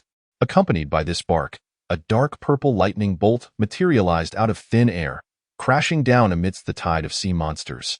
In an instant, that singular bolt of lightning claimed the lives of several sea beasts. Not ashamed. Upon hearing the familiar barking sound, Gu Chang'e turned in surprise. As he did, he spotted Wen Yiqing and her companion smiling at him. Boss, you can focus on dealing with this monster. Leave the rest to us. We guarantee that not a single sea monster will breach the City of Magic. Zhang Hu chuckled heartily while thumping his chest in assurance. Although Dandan remained silent, the determination in his eyes spoke volumes. Woof woof. The radiant yellow dog, surrounded by arcs of lightning, leaped to Gu Chang'e's side, wagging its tail affectionately against him. Master, feel free to unleash your power. Leave these little pests to me. With that, Gubushu's aura surged with electrifying energy as it bared its teeth. Glancing at the loyal dog on his shoulder and the resolute expressions of his brothers, Gu Chang'e nodded firmly. Then let us fight, brothers. With Gu Chang'e's command, the loyal Gubushu vanished from sight in an instant. A sound of slicing air filled his ears as a brilliant flash of lightning dove into the tide of sea monsters. Water conducts electricity, making this an ideal battleground for Gubushu. Woof woof. Crackle, crackle. The moment Gubushu collided with the tide of sea monsters, it immediately unleashed the thunderous power within. The chaotic lightning surged outward, decimating the sea beasts in its wake. At this moment, Gubushu had already reached the mid-4th tier realm, its power surpassing that of everyone present, including Gu Chang'e himself. Bushu has already reached mid-4th tier? Surprise flickered in Gu Chang'e's eyes. Noticing Gu Chang'e's astonishment at his loyal companion, Zhang Hu felt a pang of discomfort. He then focused his gaze intently. Black Tiger tattooed, activate. Grim Reaper tattooed, activate. With two explosive shouts from Zhang Hu, a frenzied energy surged forth from his body, radiating outward in all directions. In this state of dual tattoos activated, Zhang Hu's strength surged, enveloped in a palpable aura of destruction. The prominent king symbol on his forehead drew attention. Having reached the 4th tier Divine Pattern Master level, Zhang Hu's current state was vastly different from when he was at the 3rd tier. The black energy emanating from him was almost tangible, resembling dark armor that granted him impenetrable defense. In this condition, Zhang Hu's defensive capabilities, as well as his power and speed, experienced exponential increases. Boss, don't just focus on that lecherous dog. Your brother has also reached the 4th tier Divine Pattern Master level. With that, as if in defiance, Zhang Hu dashed forward into the tide of sea monsters without waiting for Gu Chang'e's response. As Zhang Hu left his position, Dandan immediately activated his tattoo. Azure Dragon Tattoo. Activate, roar. The resonant dragon's roar echoed as Dandan, adorned with azure scales, nodded at Gu Chang'e before charging into the tide of sea monsters. Boss is also going. Whoosh. 50 black-clad youths, with little to say, simultaneously activated their tattoos, surging forward with immense power. Observing the retreating figures of his brothers, Gu Chang'e felt a slight twitch at the corner of his mouth. Not only had Dandan and Huzi reached the 4th tier Divine Pattern Master level, but it seemed the rest of his brothers were also on the verge of breaking through to that level. Chapter 91. Soaring through the void, the shocked Miller. Not only had Dandan and Huzi reached the 4th tier Divine Pattern Master level, but it appeared that the rest of his brothers were also close to achieving the same. Indeed, as the 50 Death Warriors unabashedly unleashed their power before him, Gu Chang'e immediately discerned their current levels. Each of them stood at the pinnacle of the 3rd tier, only a step away from the 4th. Even his Death Warriors were on the brink of breaking through to the 4th tier Divine Pattern Master level, while he, as their leader, remained at the mid-3rd tier. This was quite the letdown. It seems that once I deal with you, foul beast, I shall need to devote time to my own cultivation. Gu Chang'e's gaze sharpened like a blade as he fixed it upon the silver-scaled beast, which was advancing toward Zhang Hu and the others. Despite the imminent threat posed by the silver-scaled beast, Zhang Hu and Dandan continued to ruthlessly slaughter the sea monsters before them. With each punch and kick, torrents of blood erupted. Although the sea monsters were numerous, there were very few formidable opponents among them, with most being of the third-tier beast level. Even when a fourth-tier sea monster appeared, it was swiftly eliminated by Zhang Hu or Dandan with all their might. The 50 Death Warriors, alongside Zhang Hu and Dandan, plunged into the tide of sea monsters as if they were wolves among sheep, indulging in wanton slaughter. The multitude of sea beasts present sought to harm Zhang Hu and his companions, and their only recourse lay in overwhelming them with sheer numbers, thereby exhausting their stamina. In fact, considering the current scale of the sea beast tide, if only when Iching and a few others were to confront this onslaught, it would be entirely feasible for the beasts to wear them down and ultimately prevail. After all, human strength has its limits. However, Guchanga led his brothers fearlessly against the tide of beasts and terrifying monsters, solely to protect the unrelated city behind them. How could the runesmiths within that city possibly stand idly by? If Zhang Hu and his companions were to be overwhelmed by the sheer numbers of the sea beasts, the ones who would ultimately suffer would be them. Would it not be their wives and children who would bear the brunt of the consequences? With this thought in mind, almost simultaneously, Zhang Hu and his comrades charged towards the beast tide. Regardless of whether they were first-tier or third-tier local runesmiths from Modu, they all rushed to the battlefield with a singular purpose. As they appeared on the scene, they did not forget to shout, "Brother Gu, you focus on dealing with that fifth-tier sea beast. We will take good care of your brothers. Even if we perish, we will not allow them to suffer the slightest harm." Countless local runesmiths from Modu shouted fervently. "Damn it, who the hell needs your useless care?" Zhang Hu, who had been concentrating on slaying enemies, could not help but chuckle and curse in response to the voices of the local runesmiths. "Just take care of yourselves. Don't come crying for me later when you're in trouble. Ha ha ha, Tiger Bro, we're here to support you." Unperturbed by Zhang Hu's curses, the hastily arriving local runesmiths from Modu immediately joined the fray. Amidst the battle, one local runesmith could not help but glance up at the massive paw descending from above. Feeling the terrifying power emanating from it, he could not resist exclaiming, "Tiger Bro, aren't we going to dodge?" In response to this local runesmith's question, everyone from the Doomsday Fortress, including Zhang Hu, shared a tacit understanding and remained silent, each focused intently on vanquishing the surrounding sea beasts. Seeing that Zhang Hu and his companions did not respond, the local runesmith assumed they had not heard him. Just as he was about to speak again, a resounding crash echoed nearby. Boom! Looking up, he saw Guchanga, enveloped in a dazzling golden light, poised with his weapon. An ordinary strike from him managed to compel the silver-scaled giant beast, which had withstood the self-detonation of dozens, to halt its attack. In that moment, he understood without needing to ask why when Iching and the others were not the least bit concerned about the impending disaster. With Guchanga present, how could such a formidable creature threaten their battlefield? "Damn, Brother Gu is incredible," a local runesmith exclaimed, his focus shifting back to the sea beast in front of him as he angrily attacked. "How dare you target my younger brother?" Roar. The silver-scaled giant beast, suddenly attacked by Guchanga, was forced to cease its assault in order to stabilize itself. To its astonishment, it felt a genuine pain from Guchanga's strike, leading it to fixate its wrath upon him. Among all the humans it had encountered thus far, Guchanga posed the greatest threat. Meeting the furious gaze of the silver-scaled giant beast, Guchanga could only helplessly pout. The skin of a fifth-tier silver-scaled giant beast is indeed thick, he mused, his expression suddenly turning cold. If the power of the martial Saint Guan Yu cannot breach your defenses, then how about this? Suffering Tang Sang possessed, dual tattoo state activate. A dominating golden light intertwined with an ominous dark aura, merging in an eerie fashion. At that moment, Guchanga, enveloped in a chaotic interplay of light and darkness, emanated an aura far more potent than before. Raising his hand, a long blade, half golden and half black, materialized in his grasp. With a firm grip, a terrifying pressure surged forth, commanding the space around him. Though there remained a slight disparity in strength between Guchanga and the silver-scaled giant beast, it was negligible and virtually imperceptible. As the audience before the screen watched in wide-eyed astonishment, Guchanga did not rush into battle. Instead, he tightened his grip on the long knife and approached the silver-scaled giant beast step by step. As he took his first step, the mark on his forehead began to emit a faint glow. Simultaneously, Guchanga unexpectedly manifested the ability to walk upon the air, treading upon the void as if it were solid ground. He ascended towards the silver-scaled giant beast, walking in the air. King level. The sudden display of Guchanga's abilities left Smith Miller, who had been observing with mild interest, utterly astounded. He abruptly slammed his hands on the table, uttering terms that the high-ranking officials present had never heard before. King level? What are you talking about, my son?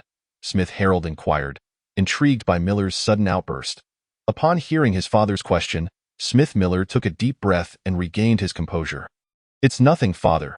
I just recalled something that excited me. Seeing that Miller was reluctant to elaborate, Smith Harold gazed at him for a moment before redirecting his attention to the large screen. Chapter 92, Divine Assistance? Thunderous Wrath. The live broadcast from the Chinese official channel depicted a dashing young man in splendid attire striding forward with purpose. Despite the apparent emptiness of the void, he created a sensation of firm footing beneath him. As they witnessed Guchanga walking upon the air, the multitude of Chinese citizens could no longer contain their excitement. Damn. Walking in the air? Brothers, is this not the apocalypse? Have I misunderstood? Have we actually entered a world of cultivation? Guchanga truly stood apart. While others strained to leap through the air with overwhelming force, he simply walked upon the void as if it were solid ground. I intended to compose poetry to extol the world. But alas, lacking in culture, I can only rely on a singular exclamation. Damn, damn. Guchanga is astounding. While the citizens were astonished by Guchanga's extraordinary display, the silver-scaled giant beast had no intention of allowing him to continue his ostentation. Roar! With a furious roar, the giant beast raised its colossal claw and aimed a devastating strike at Guchanga without hesitation. As the massive claw approached, Guchanga, suspended in the air, continued his ascent. Seemingly indifferent to the impending attack, that it was as if the glimmering claw, radiating a chilling light, did not exist at all as the terrifying claw of the silver-scaled giant beast drew ever closer to Guchanga. The onlookers could not help but hold their breath in anxious anticipation, beads of sweat forming for him. Though they were tense, they did not question Guchanga. They knew that every action he took was underpinned by his rationale. Regardless of what Guchanga did, he had never disappointed them with his astonishing combat prowess thus far. Just as the silver-scaled giant beast's claw was mere meters away from Guchanga, he finally raised his head slowly. Fixing his gaze upon the descending claw, a flicker of light danced within his deep eyes. Then, before the astonished eyes of the crowd, Guchanga drew his weapon. The peculiar long knife, half black and half golden, was firmly gripped in his hand. Guchanga's expression sharpened, and an imposing aura surged forth from him, channeling every ounce of strength into his arm. He suddenly swung the knife. With a tearing sound, the air split as the black gold blade cleaved through the atmosphere. The sound of the blade preceded its flash, a dazzling arc of light bursting forth from the knife. Imbued with an otherworldly and fierce energy, sweeping forward. The moment it collided with the descending claw of the silver-scaled giant beast, a thunderous explosion resonated. Boom! The blast rang out as the radiant black gold blade sliced through the beast's scales, piercing its massive paw instantaneously. Splurt! A tremendous wound gushed forth with blood. Unlike human blood, which is a vivid red, the blood of the silver-scaled giant beast was a peculiar silvery white. Ignoring the beast's anguished roars or the ruptured paw, Guchanga's gaze hardened as he glared at the creature before him. While others might regard the silver-scaled giant beast as merely a brute, relying on its fifth-tier cultivation and formidable strength, Guchanga, reborn, held a different perspective. The silver-scaled giant beast was among the top echelons of the beast races. Such a creature, standing nearly atop the food chain, could not possibly possess only physical combat skills. Slash, Guchanga called out, and as the first cut fell, he immediately swung again. The blade radiated with a brilliance that sent shivers down the spines of the audience, hurtling towards the giant beast's massive form. Perhaps due to the excruciating pain from the previous strike that had cleaved through its paw, the silver-scaled giant beast chose to defend rather than confront Guchanga's assault head-on, flicking its powerful, scaled tail to counter the incoming blade's arc clash. Guchanga, with his once invincible blade aura, found it lacking in destructive power when it clashed against the tail of the silver-scaled behemoth. The blade energy he unleashed met the beast's tail with a resounding clash of metal. only to be swiftly extinguished on the spot. Observing the beast's thick tail, which merely oozed a hint of blood, a flicker of helplessness crossed Guchanga's gaze. Indeed, a fifth-tier sea creature was not so easily subdued. The silver-scaled behemoth, cloaked in shimmering scales, boasted astonishing defensive capabilities. Its robust tail, far harder than its own massive body, often served as a shield against formidable attacks that threatened it. With a roar, the behemoth withdrew its tail, feeling a dull throb of pain, and shot an angry glare at Guchanga before lowering its body, raising its tail high. Upon witnessing this, Guchanga narrowed his eyes, preparing to interrupt the beast's incantation, only to realize it was too late. Rumbling sounds echoed. The once blood-red sky had, unbeknownst to anyone, become shrouded in ominous clouds. Dark clouds roiled, with dense flashes of lightning flickering within with a deafening roar. A bolt of lightning, thick as several meters, descended from the heavens, targeting the silver-scaled behemoth below. Observing this scene, many viewers in the official Huaxia live stream felt a wave of relief wash over them, their faces lighting up with joy. "Ha, this is hilarious. It seems the heavens have not forgotten us, knowing this fifth-tier sea beast is unreasonable and difficult to deal with, and have sent down this lightning to decisively obliterate it. I concede that you are indeed a fifth-tier sea beast with formidable strength, but how will you respond if I unleash the 9 heavens thunderbolt upon you? Even if such a mighty bolt does not slay this silver-scaled behemoth, inflicting severe injury should pose no significant challenge.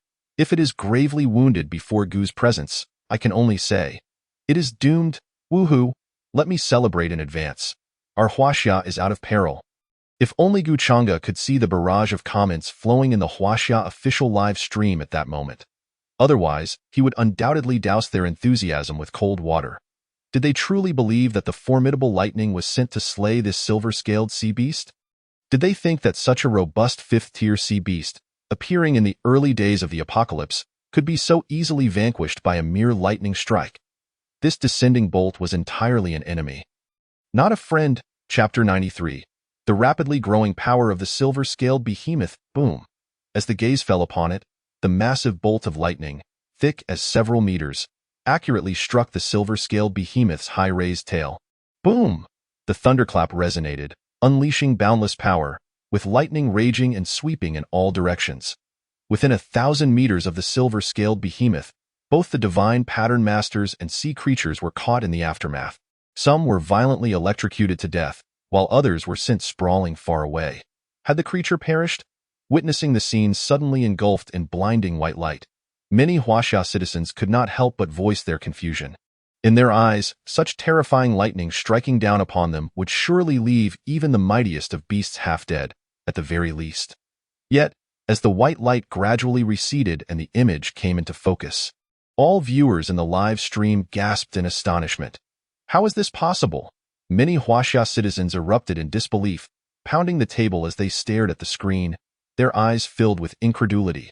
Following their bewildered gazes, one could see a colossal entity, towering like a small mountain, basking in the lightning. As the violent lightning coursed through its body, the creature showed no signs of injury whatsoever. In fact, its wounds were rapidly healing, its condition restoring to peak form, even surpassing its previous state. With the lightning flickering, illuminating the silver-scaled behemoth's previously dull silver-white scales, they suddenly gleamed with brilliance. Roar! At this moment, the silver-scaled behemoth's massive eyes sparkled with excitement as it threw its head back and roared. After being infused with the lightning's power, it felt its strength multiply exponentially. Just then, a piercing phoenix cry echoed throughout the battlefield, among the divine pattern masters fiercely battling the endless tide of beasts. Some looked up, momentarily distracted. They beheld a stunning woman, with a pair of icy wings unfurling behind her, swiftly approaching the shores of the demon city. The newcomer could only be Xia Bingqing. Upon her arrival, the ordinary sea creatures were collectively suppressed to varying degrees. As she entered the battlefield and beheld the lightning-wreathed silver-scaled behemoth, exuding an imposing aura, Xia Bingqing's expression darkened.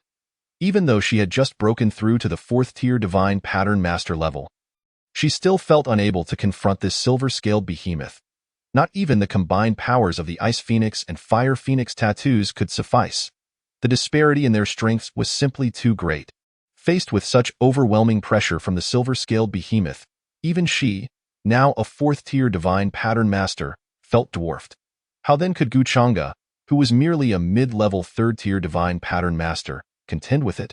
She had to join forces with Guchanga to confront this terrifying fifth-tier sea beast. However, when Xia Bingqing turned her eager gaze towards Guchanga, she was met only with a frigid stare. Confronted with Guchanga's icy gaze, Xia Bingqing's heart trembled. She understood the implication behind his eyes. Go assist them. I will handle this battle alone. Recalling the many mysteries surrounding Guchanga, after a moment's hesitation, she chose to plunge headlong into the endless tide of beasts below. All members of the Huaxing group, heed my command. Unleash your full strength to obliterate this group of oblivious sea creatures. Yes, behind her, numerous divine pattern masters of varying strengths emerged, charging into the fray against the tide of sea beasts. With the scent of blood wafting in the air, countless sea creatures were drawn to the battlefield. The divine pattern masters defending against the tide began to struggle. However, with Xia Bingqing, a top-tier powerhouse, and the might of the Huaxing group on their side, the situation stabilized, even gaining the upper hand as they pushed decisively towards the shore. Seeing that Suzi's situation below had turned secure and favorable, Guchanga breathed a sigh of relief, withdrawing his gaze and redirecting his focus to the silver-scaled behemoth before him. Although he desired to slay this fifth-tier sea beast and claim its precious fifth-tier crystal core, he could not afford to incur excessive losses among his own ranks due to his actions. The balance of benefits and losses was something Guchanga could not accept. He sought only a resounding victory. Whoosh! At that moment, a ball of wild energy surged toward him. A bolt of lightning spewed from the behemoth's mouth. Fixing his gaze upon it, Guchanga felt no trepidation. With a light step in the air, he surged forward, charging directly at the massive sphere of light. Rip! The moment he made contact with the enormous lightning sphere, Guchanga gripped his sword tightly, channeling all his power into a single, ferocious downward swing. The fierce blade energy successfully tore through the massive lightning sphere, and as the energy within erupted, Guchanga pressed on relentlessly. With his weapon raised, he aimed a powerful strike at the silver-scaled behemoth's forehead. Die! With a roar, Guchanga swung his long sword with all his might. Although his speed was extraordinary, the silver-scaled behemoth, with its attributes multiplied, was not sluggish in its response. After Guchanga cleaved through the massive lightning sphere it had unleashed, the behemoth immediately raised its claw, crackling with lightning, and swung it fiercely at Guchanga in retaliation. Clang! The sound of metal clashing rang out incessantly. Guchanga, a mere figure wielding a black-gold long knife, found himself locked in a stalemate against the colossal creature, measuring hundreds of meters in size. With a firm grip on his blade, he struggled against the behemoth's claw. Roar! Suddenly, the silver-scaled behemoth let out an enraged roar. It seemed fed up with this child's play. After a thunderous bellow, its strength surged dramatically, sending Guchanga hurtling backward. The behemoth itself only staggered back a step, sent flying by the unexpected increase in the behemoth's power. Guchanga crashed down to the ground, bang! With a resounding thud, his slender form slammed heavily onto the ground, the force creating a deep crater, with cracks sprawling outward. Humph! Pushing himself up from the ground, Guchanga could not suppress a groan as he struggled against the aftermath of the behemoth's claw strike, his breath ragged, a coppery taste flooding his throat. However, he chose not to spit out the bitter blood but forced himself to swallow it down. In the heat of battle, the worst sin was to show weakness. Chapter 94. I have a blade that can slay the divine. Taking a deep breath, Guchanga forced himself to calm the tumultuous energy surging within him. Bang! As he settled his chaotic blood flow, he slowly opened his eyes, a soft sound resonating from within him. His aura surged. Guchanga had fortuitously reached the late third-tier divine pattern master level. However, compared to the silver-scaled behemoth's genuine fifth-tier status, even with his breakthrough to the late third tier, he still seemed somewhat inadequate. In the aftermath of the clash of pure power, Guchanga lowered his gaze slightly, finally grasping the extent of his own strength. As a third-tier rune master, he was confident that he could contend against an ordinary fifth-tier ferocious beast, perhaps even emerging victorious with his keen reflexes. However, when faced with a fifth-tier beast that stood as a paragon among its kind, his third-tier abilities seemed somewhat inadequate. Although he could not win, he was still capable of making a solo escape. Having received a resounding slap, he had fully comprehended the level of his prowess. This experience was not in vain, he mused. Just as Guchanga successfully broke through to the late stage of a third-tier rune master. The silver-scaled behemoth sensed his lingering presence and immediately launched another assault. This time, the silver-scaled beast did not employ its thunderous powers or rely on its formidable strength. Instead, it slowly opened its cavernous maw. With its immense claws raised, it let out a thunderous roar. To the astonishment of onlookers, torrents of water began to manifest endlessly from the beast's gaping mouth. Subsequently, its colossal claws came crashing down, unleashing a terrifying wave of water pressure upon the scene. A water column, measuring several dozen meters in diameter, erupted violently from the beast's maw, targeting the very spot where Guchanga had landed. "Master!" The dust cloud rose without any sign of reaction. Xia Bingqing's expression shifted dramatically, and she instinctively sought to rush to Guchanga's aid. Yet, just as she prepared to move, when I Ching's icy voice rang out, "Trust him. Your interference will only displease him. Moreover, our master requires this exhilarating battle to solidify his standing in Huaxia. Should you act rashly, you will find no place for yourself within the Doomsday Fortress from this day forth." When I Ching, her alluring figure enveloped in a faint ethereal glow, was simultaneously dispatching sea beasts attempting to breach the shores of Modu while warning Xia Bingqing. Upon hearing Wen Yiqing's words, Xia Bingqing clenched her teeth and, without thinking, transmitted a reply, "But master is in great danger." Wen Yiqing's exquisite features remained unfazed by Xia Bingqing's reference to Guchanga. She had long been aware of their relationship, with an unyielding gaze. She reiterated, "I said, trust him." Seeing that Wen Yiqing's tone remained cold, Xia Bingqing hesitated, her mouth opening as she grappled with her decision, ultimately choosing to remain in place. Though she stayed to slay the sea beasts, her attention was fixated on the battle involving Guchanga. Should he truly falter, she would rush in without a second thought to save his life. Her premature departure could significantly affect the current situation, potentially causing many members of the Huaxian group she brought along to perish. Yet, Xia Bingqing cared not. At this moment, Guchanga was her paramount concern. Perhaps even she was unaware that, unbeknownst to herself, she had placed Guchanga in a position of great importance. Xia Bingqing's demeanor had unmistakably crumbled. With a thunderous roar, the water surged forward, bearing an unexplainable, exaggerated pressure, hurtling towards Guchanga's landing site. Just as the water column was about to plunge into the dust, a figure suddenly emerged from the cloud of debris. It was Guchanga, fixing his gaze upon the tumultuous water column before him. Guchanga's expression remained impassive. Unhurriedly, he lifted the long blade in his hand, and before the eyes of the world, the profound mark upon his brow erupted into brilliant radiance, as the mark shone forth. An overwhelming aura of supremacy and unrivaled might emanated from Guchanga's being, sweeping across the realm. The enigmatic energy enveloped him, and at that moment, Guchanga's eyes revealed no trace of human emotion. Gripping the long blade tightly, the dazzling golden light began to merge with the pitch-black hue, becoming blindingly brilliant. Following this, Guchanga's lips parted slightly, and a cold voice uttered, "I possess a single strike." Hearing this familiar incantation, Xia Bingqing, engaged in slaying sea beasts, could not help but glance back. Was it that strike again? This thought barely surfaced in her mind before she swiftly dismissed it. Compared to the stunning blow Guchanga had unleashed to annihilate all members of the Black Dragon Gang. This time, the technique he was cultivating seemed far more terrifying. At that moment, Guchanga slowly swung the long blade. With it came the final 4 words, "Can slay the divine, a blade of light." Interwoven with darkness, shot forth. The atmosphere surged with an eruption of power, a potent blend of calamity and dominance saturating the surroundings. This seemingly ordinary strike from Guchanga possessed the ability to unleash unparalleled might. All present, initially perplexed, were left in astonishment when, in the blink of an eye, the blade of light cleaved through the turbulent waters, carving an undeniable path through the silver-scaled beast's form. The speed of the strike was such that none present had time to react before Guchanga's divine execution had already concluded. A chilling, ghostly wail echoed through the air as the very fabric of reality seemed to distort. The light abruptly fading. It was only then that the force of Guchanga's blade fully manifested. In an instant, the scene transformed into one reminiscent of the earth-shattering. All eyes widened in disbelief. Even those watching the live broadcast globally were left utterly stunned.